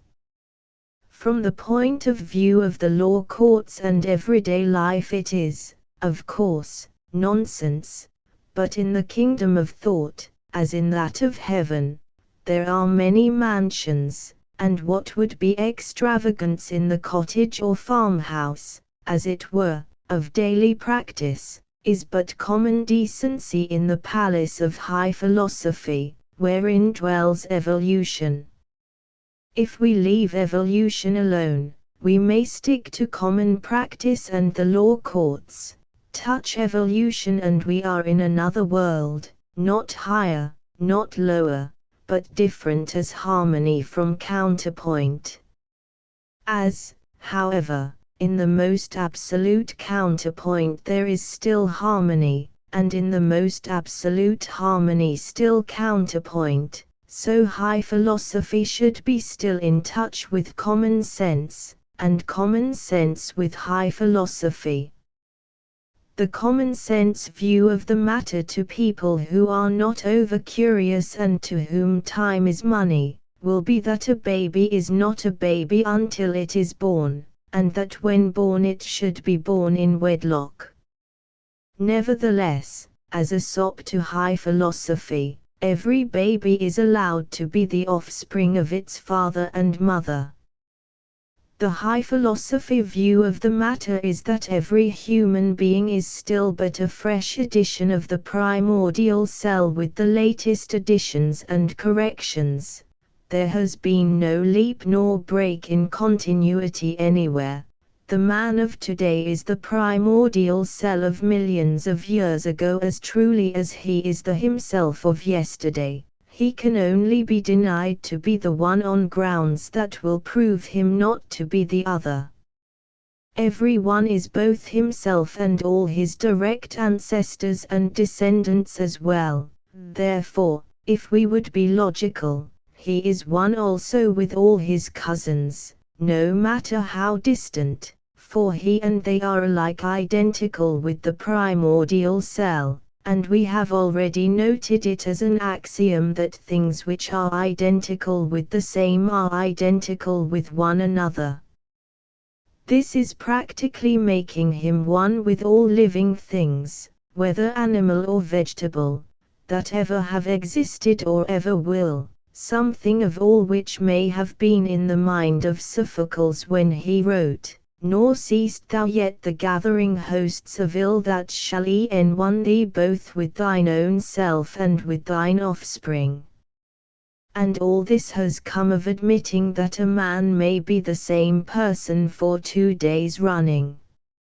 As for sopping common sense, it will be enough to say that these remarks are to be taken in a strictly scientific sense, and have no appreciable importance as regards life and conduct. True, they deal with the foundations on which all life and conduct are based, but like other foundations they are hidden out of sight, and the sounder they are, the less we trouble ourselves about them. What other main common features between heredity and memory may we note besides the fact that neither can exist without that kind of physical continuity which we call personal identity? First, the development of the embryo proceeds in an established order, so must all habitual actions based on memory. Disturb the normal order and the performance is arrested. The better we know God Save the Queen, the less easily can we play or sing it backwards. The return of memory again depends on the return of ideas associated with the particular thing that is remembered. We remember nothing but for the presence of these, and when enough of these are presented to us we remember everything. So, if the development of an embryo is due to memory, we should suppose the memory of the impregnate ovum to revert not to yesterday, when it was in the persons of its parents, but to the last occasion on which it was an impregnate ovum. the return of the old environment and the presence of old associations would at once involve recollection of the course that should be next taken, and the same should happen throughout the whole course of development. The actual course of development presents precisely the phenomena agreeable with this. For fuller treatment of this point I must refer the reader to the chapter on the abeyance of memory in my book Life and Habit already referred to. Secondly, we remember best our last few performances of any given kind, so our present performance will probably resemble some one or other of these. We remember our earlier performances by way of residuum only, but every now and then we revert to an earlier habit. This feature of memory is manifested in heredity by the way in which offspring commonly resembles most its nearer ancestors, but sometimes reverts to earlier ones. Brothers and sisters, each as it were giving their own version of the same story, but in different words, should generally resemble each other more closely than more distant relations. And this is what actually we find. Thirdly, the introduction of slightly new elements into a method already established varies it beneficially. The new is soon fused with the old, and the monotony ceases to be oppressive. But if the new be too foreign, we cannot fuse the old and the new, nature seeming to hate equally too wide a deviation from ordinary practice and none at all. This fact reappears in heredity as the beneficial effects of occasional crossing on the one hand, and on the other, in the generally observed sterility of hybrids. If heredity be an affair of memory, how can an embryo, say of a mule, be expected to build up a mule on the strength of but two mule memories? Hybridism causes a fault in the chain of memory, and it is to this cause that the usual sterility of hybrids must be referred. Fourthly, it requires many repeated impressions to fix a method firmly, but when it has been ingrained into us we cease to have much recollection of the manner in which it came to be so, or indeed of any individual repetition, but sometimes a single impression, if prolonged as well as profound, produces a lasting impression and is liable to return with sudden force, and then to go on returning to us at intervals. As a general rule, however, abnormal impressions cannot long hold their own against the overwhelming preponderance of normal authority.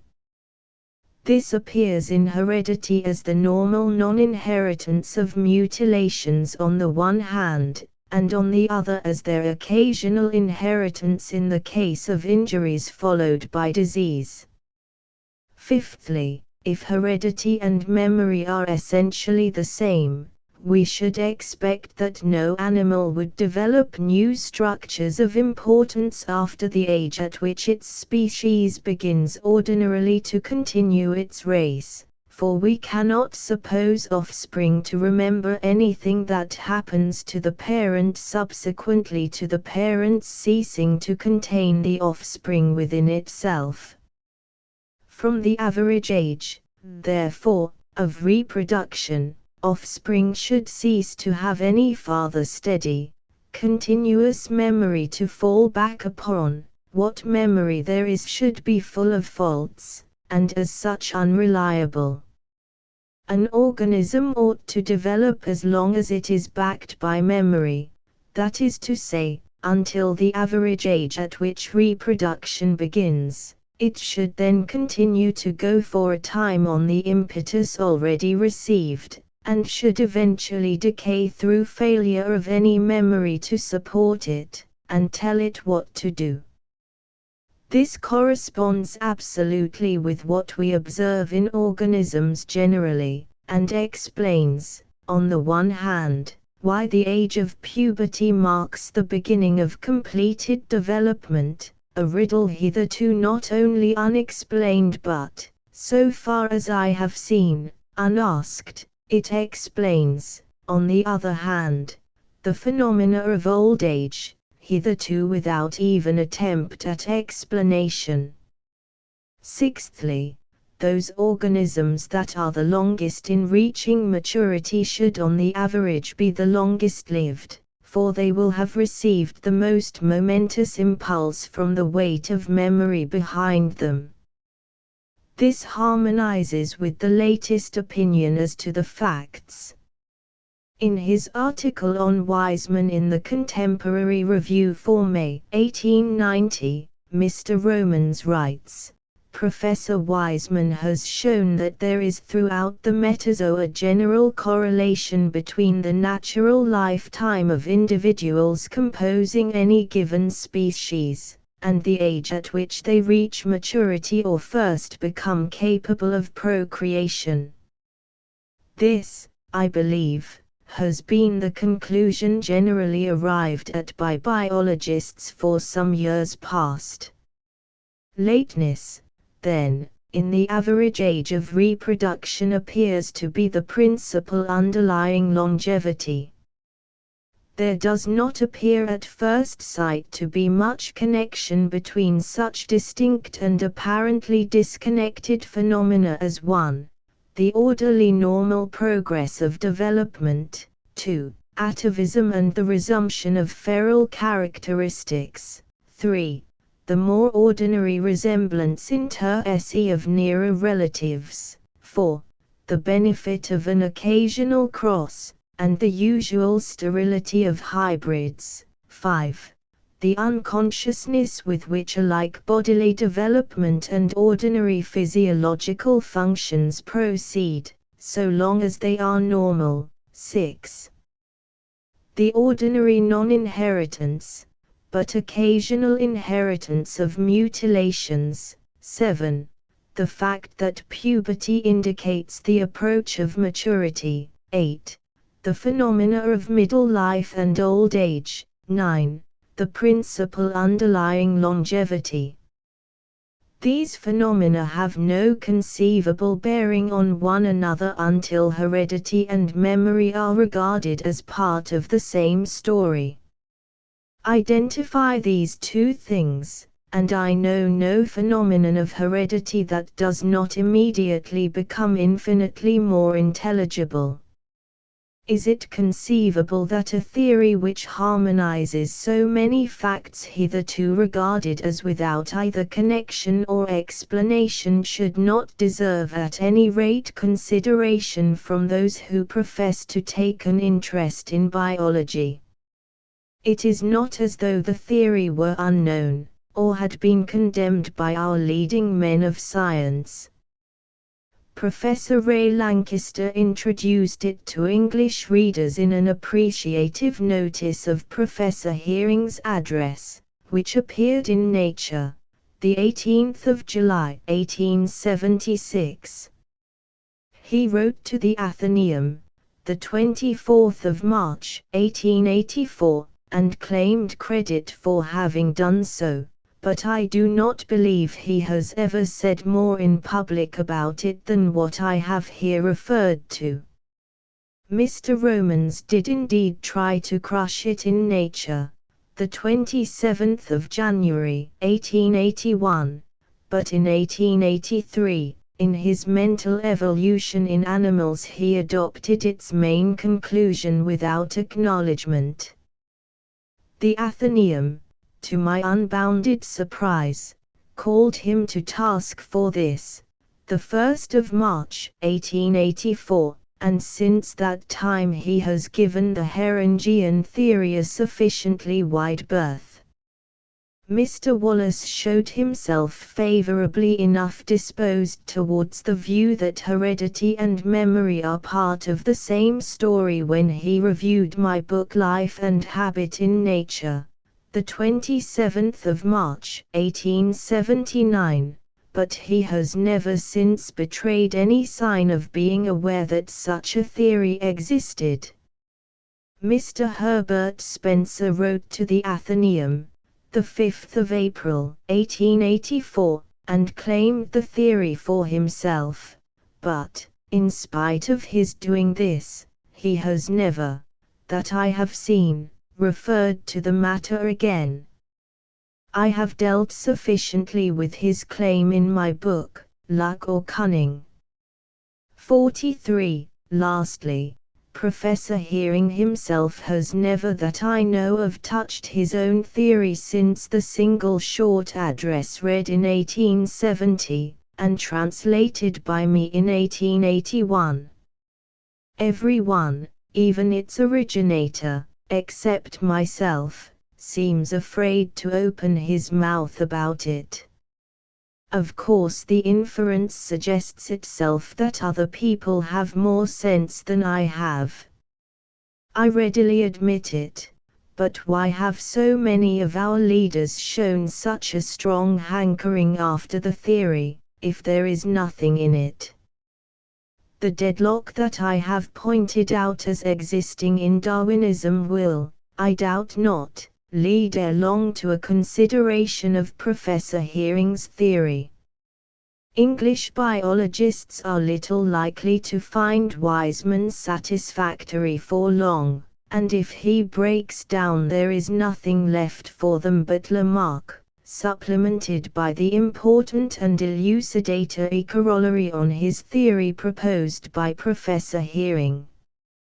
When the time arrives for this to obtain a hearing, it will be confirmed, doubtless, by arguments clearer and more forcible than any I have been able to adduce. I shall then be delighted to resign the championship which till then I shall continue, as for some years past, to have much pleasure in sustaining.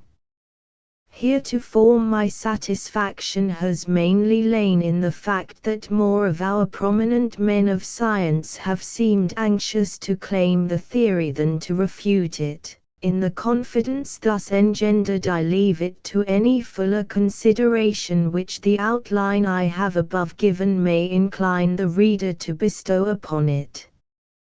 Footnotes: 1. Published in the Universal Review, July 1888. 2. Published in the Universal Review, December 1890. 3.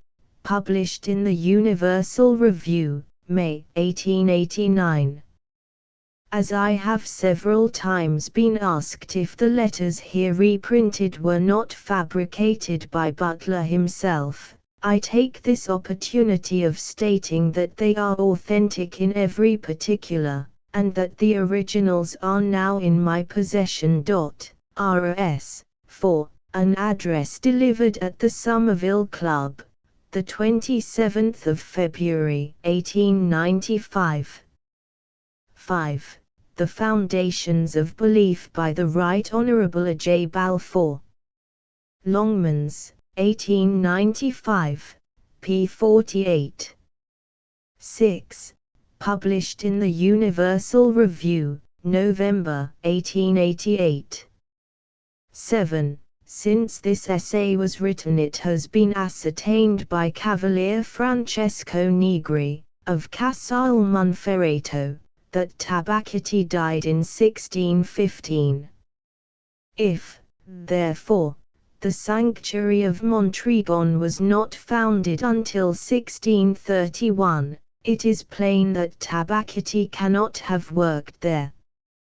All the latest discoveries about Tabacchetti's career will be found in Cavalier Negri's pamphlet Il Santuario di Icrea, Alessandria, 1902. See also note on p. 154. Rs. 8. Published in the Universal Review, December, 1889. 9. Longmans and Company, 1890. 10. Longmans and Company, 1890. 11. Published in the Universal Review, November 1890. 12. Longmans and Company, 1890. 13. M. Ruppen's Words Run, 1687 Verd die Kapelse Hohenstichgebot, 1747 Dirk Zusatzvergrößert und 1755 mit Orgel ausgestattet. Anton Ruppen, ein geschickter Steinauer mit Maurermeisterlichkeit den Kapellebau, und macht darin das kleine Alterlein. Be der Hohenstich war früher kein Gebetshauslein, nur ein wundertätiges Bildlein der Muttergottesstand der in einer Mauer vor dem from Hürten und weil andachtiges Volk unter freiem Himmel beteten. 1709 werden die kleinen Kapellelein die 15 Geheimnis des Salters vorstellend auf dem Wege Hohenstichgebot. Jeder Hochschulter des Viertels verüben am den Bau eins dieser Geheimniskapellen, und ein besonderer Guthater dieser frommen Unternehmung war Heinrich an den Matten, nachher Bruder der Geistlichschaft Jesu. 14. The story of Tabachetti's incarceration is very doubtful. Cavalier F. Negri, to whose book on Tabachetti and his work at Kriya I have already referred the reader, does not mention it.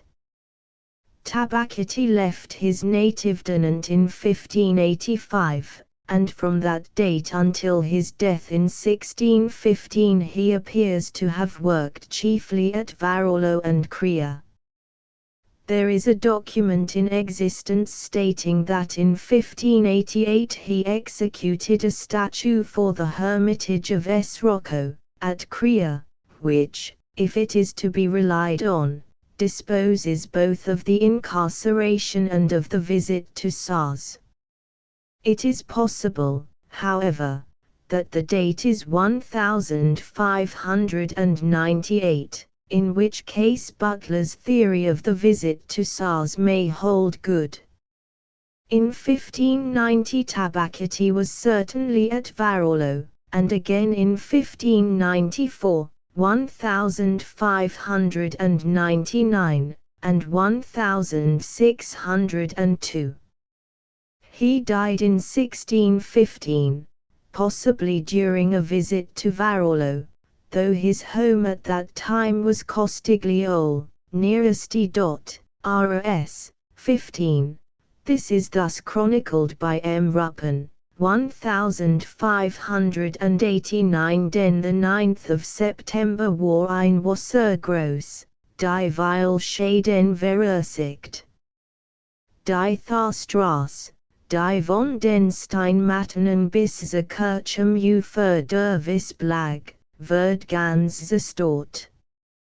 Man wird zwungen ein Neustrasse in einiger Entfernung vom Wasser durch einen alten Fassweg auszuhauen welch via und eine halben Viertel durchlaufte, oder sich und nein Solbriet soilt. p. 43. 16. A lecture delivered at the Working Men's College in Great Ormond Street the 15th of March, 1890, rewritten and delivered again at the Somerville Club, the 13th of February, 1894. 17. Correlation of Forces, Longmans, 1874, p. 15. 18. 3 Lectures on the Science of Language Longmans, 1889, p. 4. 19. Science of Thought Longmans, 1887, p. 9. 20. Published in the Universal Review, April, May, and June, 1890. 21. Voyages of the Adventure and Beagle 3. p. 237. 22. Luck, or cunning, as the main means of organic modification. Longmans, pp. 179, 180. 23. Journals of the Proceedings of the Linnean Society, Zoology, Volume 3, 1859, p. 61. 24. Darwinism, Macmillan, 1889, p. 129. 25. Longmans, 1890, p. 376. 26. See Nature, 6 March, 1890. 27. Origin of Species 6th edition, 1888, volume I p. 168. 28. Origin of Species 6th edition, 1888, volume 2. p. 261. 29. Mr. J. T. Cunningham, of the Marine Biological Laboratory, Plymouth, has called my attention to the fact that I have ascribed to Professor Ray Lankester a criticism on Mr. Wallace's remarks upon the eyes of certain fiat fish, which Professor Ray Lankester was, in reality, only adopting, with full acknowledgement, from Mr. Cunningham. Mr. Cunningham has left it to me whether to correct my omission publicly or not, but he would so plainly prefer my doing so that I consider myself bound to insert this note. Curiously enough, I find that in my book Evolution Old and New I gave what Lamarck actually said upon the eyes of flatfish, and having been led to return to the subject, I may as well quote his words. He wrote, "Need, always occasioned by the circumstances in which an animal is placed, and followed by sustained efforts at gratification, can not only modify an organ, that is to say, augment or reduce it, but can change its position when the case requires its removal. Ocean fishes have occasion to see what is on either side of them, and have their eyes accordingly placed on either side of their head. Some fishes, however, have their abode near coasts on submarine banks and inclinations, and are thus forced to flatten themselves as much as possible in order to get as near as they can to the shore. In this situation they receive more light from above than from below, and find it necessary to pay attention to whatever happens to be above them.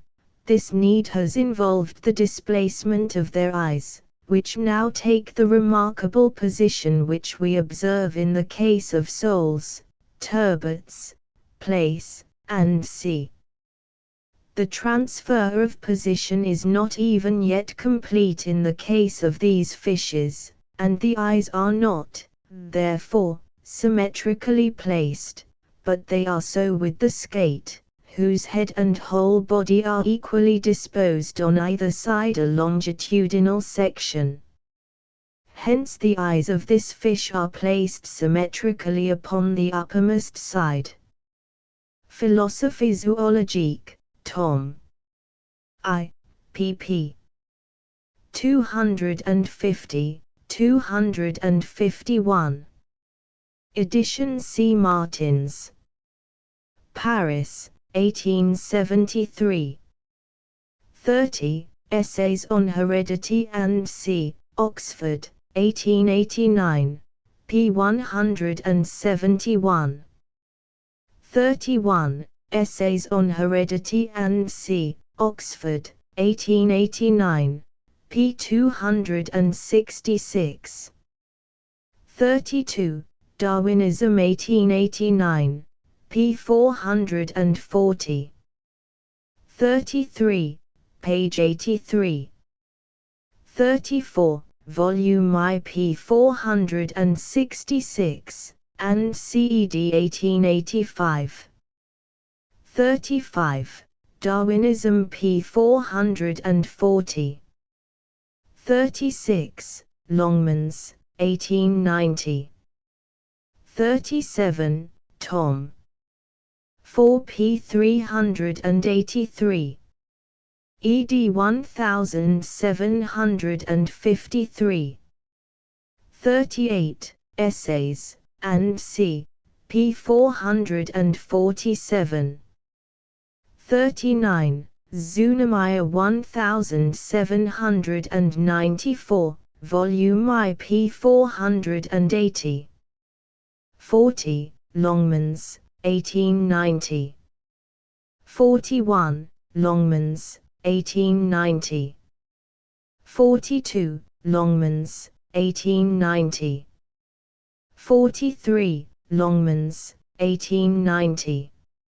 Asterisk asterisk asterisk. End of the Project Gutenberg ebook Essays on Life, Art and Science asterisk asterisk asterisk. Updated editions will replace the previous one, the old editions will be renamed.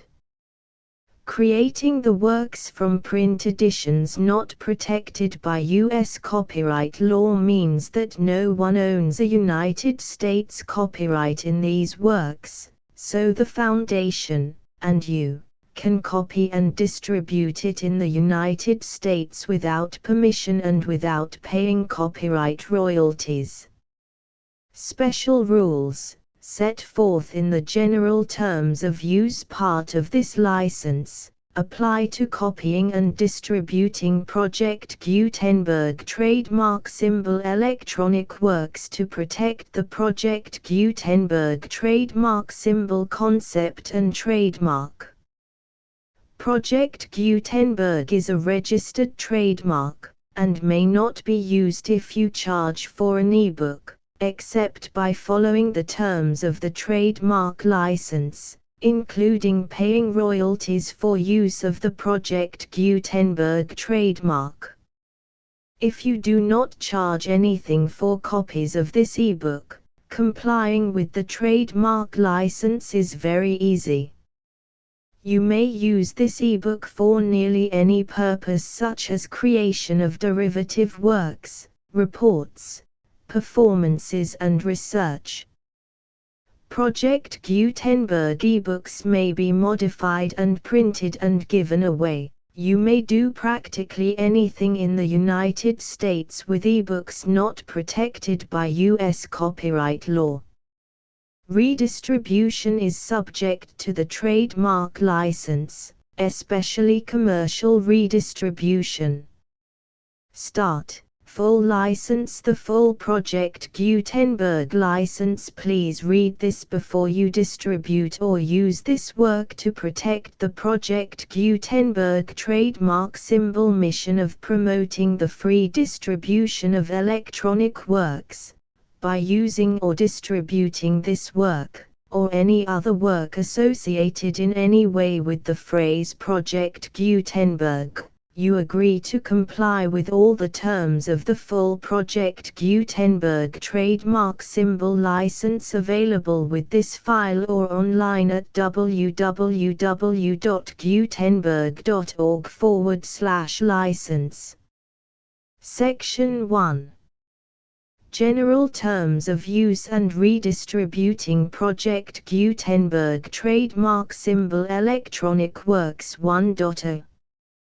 By reading or using any part of this Project Gutenberg trademark symbol electronic work, you indicate that you have read, understand, agree to and accept all the terms of this license and intellectual property, trademark/copyright, agreement.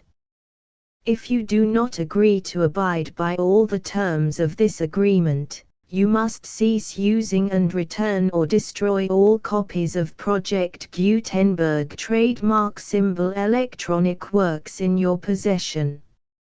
If you paid a fee for obtaining a copy of or access to a Project Gutenberg trademark symbol electronic work and you do not agree to be bound by the terms of this agreement, you may obtain a refund from the person or entity to whom you paid the fee as set forth in paragraph 1.e.8. 1.b Project Gutenberg is a registered trademark. It may only be used on or associated in any way with an electronic work by people who agree to be bound by the terms of this agreement. There are a few things that you can do with most Project Gutenberg trademark symbol electronic works even without complying with the full terms of this agreement. See paragraph 1.c below. There are a lot of things you can do with Project Gutenberg trademark symbol electronic works if you follow the terms of this agreement and help preserve free future access to Project Gutenberg trademark symbol electronic works. See paragraph 1.e below.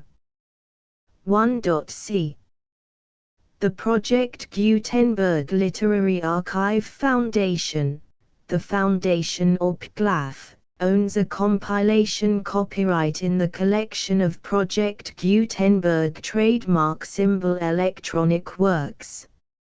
Nearly all the individual works in the collection are in the public domain in the United States.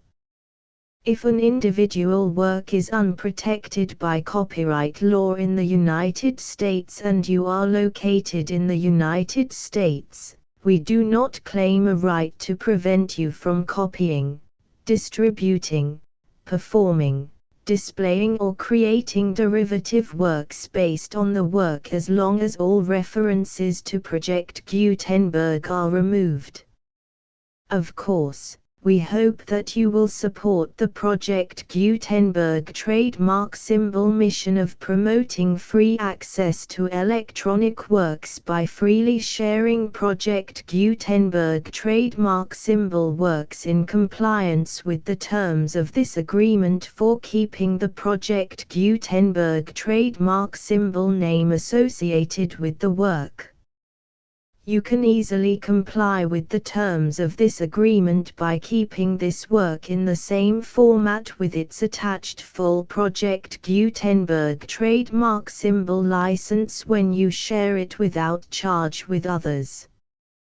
1.d The copyright laws of the place where you are located also govern what you can do with this work.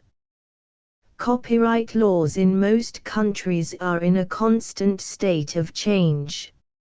If you are outside the United States, check the laws of your country in addition to the terms of this agreement before downloading, copying, displaying, performing, distributing or creating derivative works based on this work or any other Project Gutenberg trademark symbol work.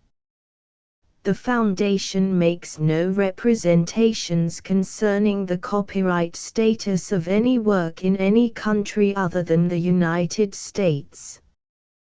1.e Unless you have removed all references to Project Gutenberg.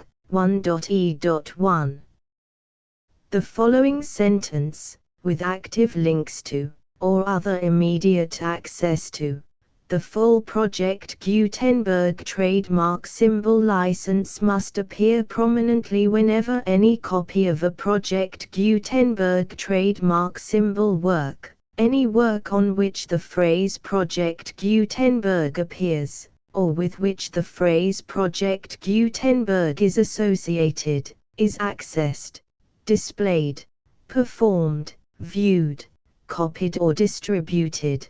This ebook is for the use of anyone anywhere in the United States and most other parts of the world at no cost and with almost no restrictions whatsoever. You may copy it, give it away or reuse it under the terms of the Project Gutenberg license included with this ebook or online at www.gutenberg.org. If you are not located in the United States, you will have to check the laws of the country where you are located before using this ebook. 1.e.2 If an individual Project Gutenberg trademark symbol electronic work is derived from texts not protected by U.S. copyright law, does not contain a notice indicating that it is posted with permission of the copyright holder, the work can be copied and distributed to anyone in the United States without paying any fees or charges. If you are redistributing or providing access to a work with the phrase Project Gutenberg associated with or appearing on the work, you must comply either with the requirements of paragraphs 1.e.1 through 1.e.7 or obtain permission for the use of the work and the Project Gutenberg trademark symbol trademark as set forth in paragraphs 1.e.8 or 1.e.9. 1.e.3 If an individual Project Gutenberg trademark symbol electronic work is posted with the permission of the copyright holder, your use and distribution must comply with both paragraphs 1.e.1 through 1.e.7 and any additional terms imposed by the copyright holder. Additional terms will be linked to the Project Gutenberg trademark symbol license for all works posted with the permission of the copyright holder found at the beginning of this work. 1.e.4 Do not unlink or detach or remove the full Project Gutenberg trademark symbol license terms from this work, or any files containing a part of this work or any other work associated with Project Gutenberg trademark symbol.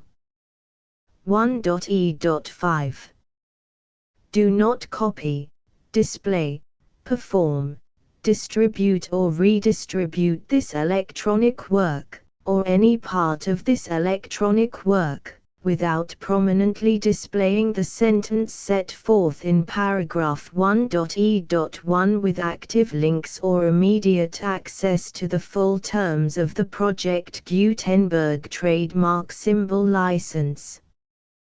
1.e.6 You may convert to and distribute this work in any binary, compressed, marked up, non-proprietary or proprietary form, including any word processing or hypertext form.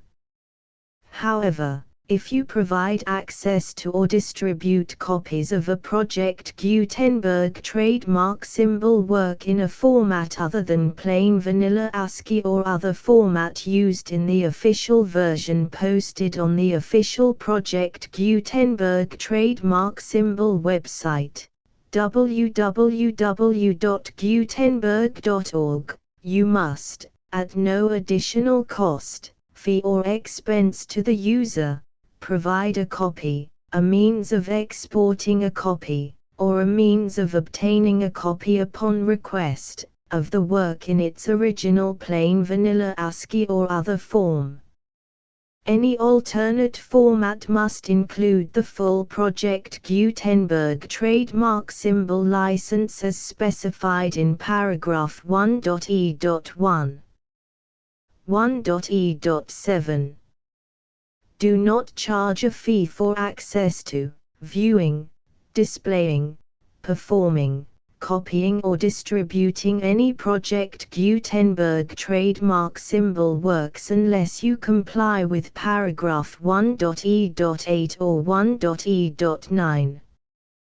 1.e.8 You may charge a reasonable fee for copies of or providing access to or distributing Project Gutenberg trademark symbol electronic works provided that, You pay a royalty fee of 20% of the gross profits you derive from the use of Project Gutenberg trademark symbol works calculated using the method you already use to calculate your applicable taxes.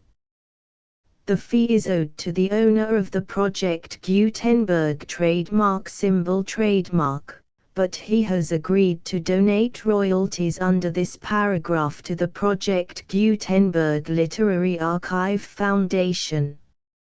Royalty payments must be paid within 60 days following each date on which you prepare, or are legally required to prepare, your periodic tax returns. Royalty payments should be clearly marked as such and sent to the Project Gutenberg Literary Archive Foundation at the address specified in Section 4. Information about donations to the Project Gutenberg Literary Archive Foundation.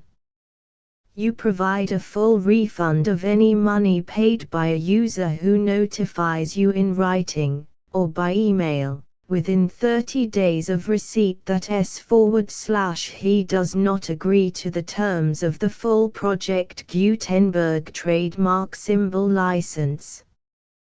You must require such a user to return or destroy all copies of the works possessed in a physical medium and discontinue all use of and all access to other copies of Project Gutenberg trademark symbol works.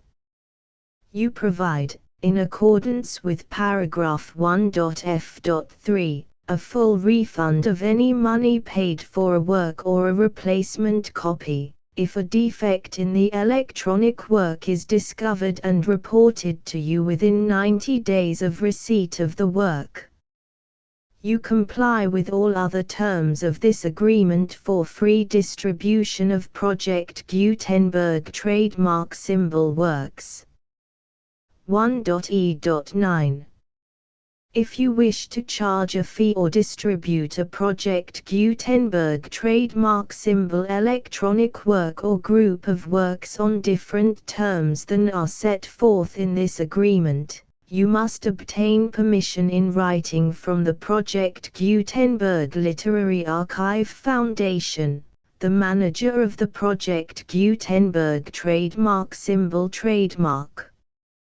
Contact the Foundation as set forth in Section 3 below. 1.f1.f.1 Project Gutenberg volunteers and employees expend considerable effort to identify, do copyright research on, transcribe and proofread works not protected by U.S. copyright law in creating the Project Gutenberg trademark symbol collection. Despite these efforts, Project Gutenberg trademark symbol electronic works, and the medium on which they may be stored, may contain defects such as, but not limited to, incomplete, inaccurate or corrupt data, transcription errors, a copyright or other intellectual property infringement, a defective or damaged disk or other medium, a computer virus, or computer codes that damage or cannot be read by your equipment. 1.f.2 Limited warranty, disclaimer of damages, except for the right of replacement or refund described in paragraph 1.f.3, the Project Gutenberg Literary Archive Foundation, the owner of the Project Gutenberg trademark symbol trademark, and any other party distributing a Project Gutenberg trademark symbol electronic work under this agreement, disclaim all liability to you for damages, costs and expenses, including legal fees. You agree that you have no remedies for negligence, strict liability, breach of warranty or breach of contract except those provided in paragraph 1.f.3.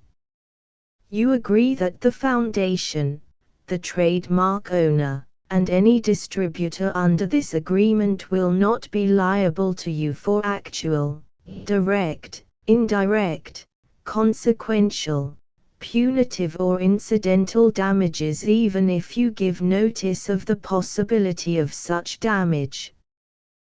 1.f.3 Limited right of replacement or refund. If you discover a defect in this electronic work within 90 days of receiving it, you can receive a refund of the money, if any, you paid for it by sending a written explanation to the person you received the work from. If you received the work on a physical medium, you must return the medium with your written explanation. The person or entity that provided you with the defective work may elect to provide a replacement copy in lieu of a refund. If you received the work electronically, the person or entity providing it to you may choose to give you a second opportunity to receive the work electronically in lieu of a refund. If the second copy is also defective, you may demand a refund in writing without further opportunities to fix the problem. 1.f.4 Except for the limited right of replacement or refund set forth in paragraph 1.f.3, this work is provided to you as is, with no other warranties of any kind, express or implied, including but not limited to warranties of merchantability or fitness for any purpose. 1.f.5 Some states do not allow disclaimers of certain implied warranties or the exclusion or limitation of certain types of damages. If any disclaimer or limitation set forth in this agreement violates the law of the state applicable to this agreement, the agreement shall be interpreted to make the maximum disclaimer or limitation permitted by the applicable state law. The invalidity or unenforceability of any provision of this agreement shall not void the remaining provisions. 1.f.6 Indemnity. You agree to indemnify and hold the foundation, the trademark owner, any agent or employee of the foundation, anyone providing copies of Project Gutenberg trademark symbol electronic works in accordance with this agreement, and any volunteers associated with the production, promotion and distribution of Project Gutenberg trademark symbol electronic works, harmless from all liability, costs and expenses, including legal fees, that arise directly or indirectly from any of the following which you do or cause to occur. A. Distribution of this or any Project Gutenberg trademark symbol work. B. Alteration, modification, or additions or deletions to any Project Gutenberg trademark symbol work, and c. Any defect you cause. Section 2. Information about the mission of Project Gutenberg trademark symbol. Project Gutenberg trademark symbol is synonymous with the free distribution of electronic works in formats readable by the widest variety of computers, including obsolete, old, middle-aged and new computers. It exists because of the efforts of hundreds of volunteers and donations from people in all walks of life. Volunteers and financial support to provide volunteers with the assistance they need are critical to reaching Project Gutenberg trademark symbol's goals and ensuring that the Project Gutenberg trademark symbol collection will remain freely available for generations to come. In 2001, The Project Gutenberg Literary Archive Foundation was created to provide a secure and permanent future for Project Gutenberg trademark symbol and future generations. To learn more about the Project Gutenberg Literary Archive Foundation and how your efforts and donations can help, see sections 3 and 4 and the Foundation information page at www.gutenberg.org. Section 3. Information about the Project Gutenberg Literary Archive Foundation. The Project Gutenberg Literary Archive Foundation is a non-profit 501(c)(3) educational corporation organized under the laws of the state of Mississippi and granted tax-exempt status by the Internal Revenue Service. The Foundation's IN or Federal Tax Identification Number is 64-6221541. Contributions to the Project Gutenberg Literary Archive Foundation are tax-deductible to the full extent permitted by U.S. federal laws and your state's laws. The Foundation's business office is located at 809 North 1500 West, Salt Lake City, UT 84116, 801-596-1887. Email contact links and up-to-date contact information can be found at the Foundation's website and official page at www.gutenberg.org/contact section 4. Information about donations to the Project Gutenberg Literary Archive Foundation. Project Gutenberg trademark symbol depends upon and cannot survive without widespread public support and donations to carry out its mission of increasing the number of public domain and licensed works that can be freely distributed in machine-readable form accessible by the widest array of equipment including outdated equipment.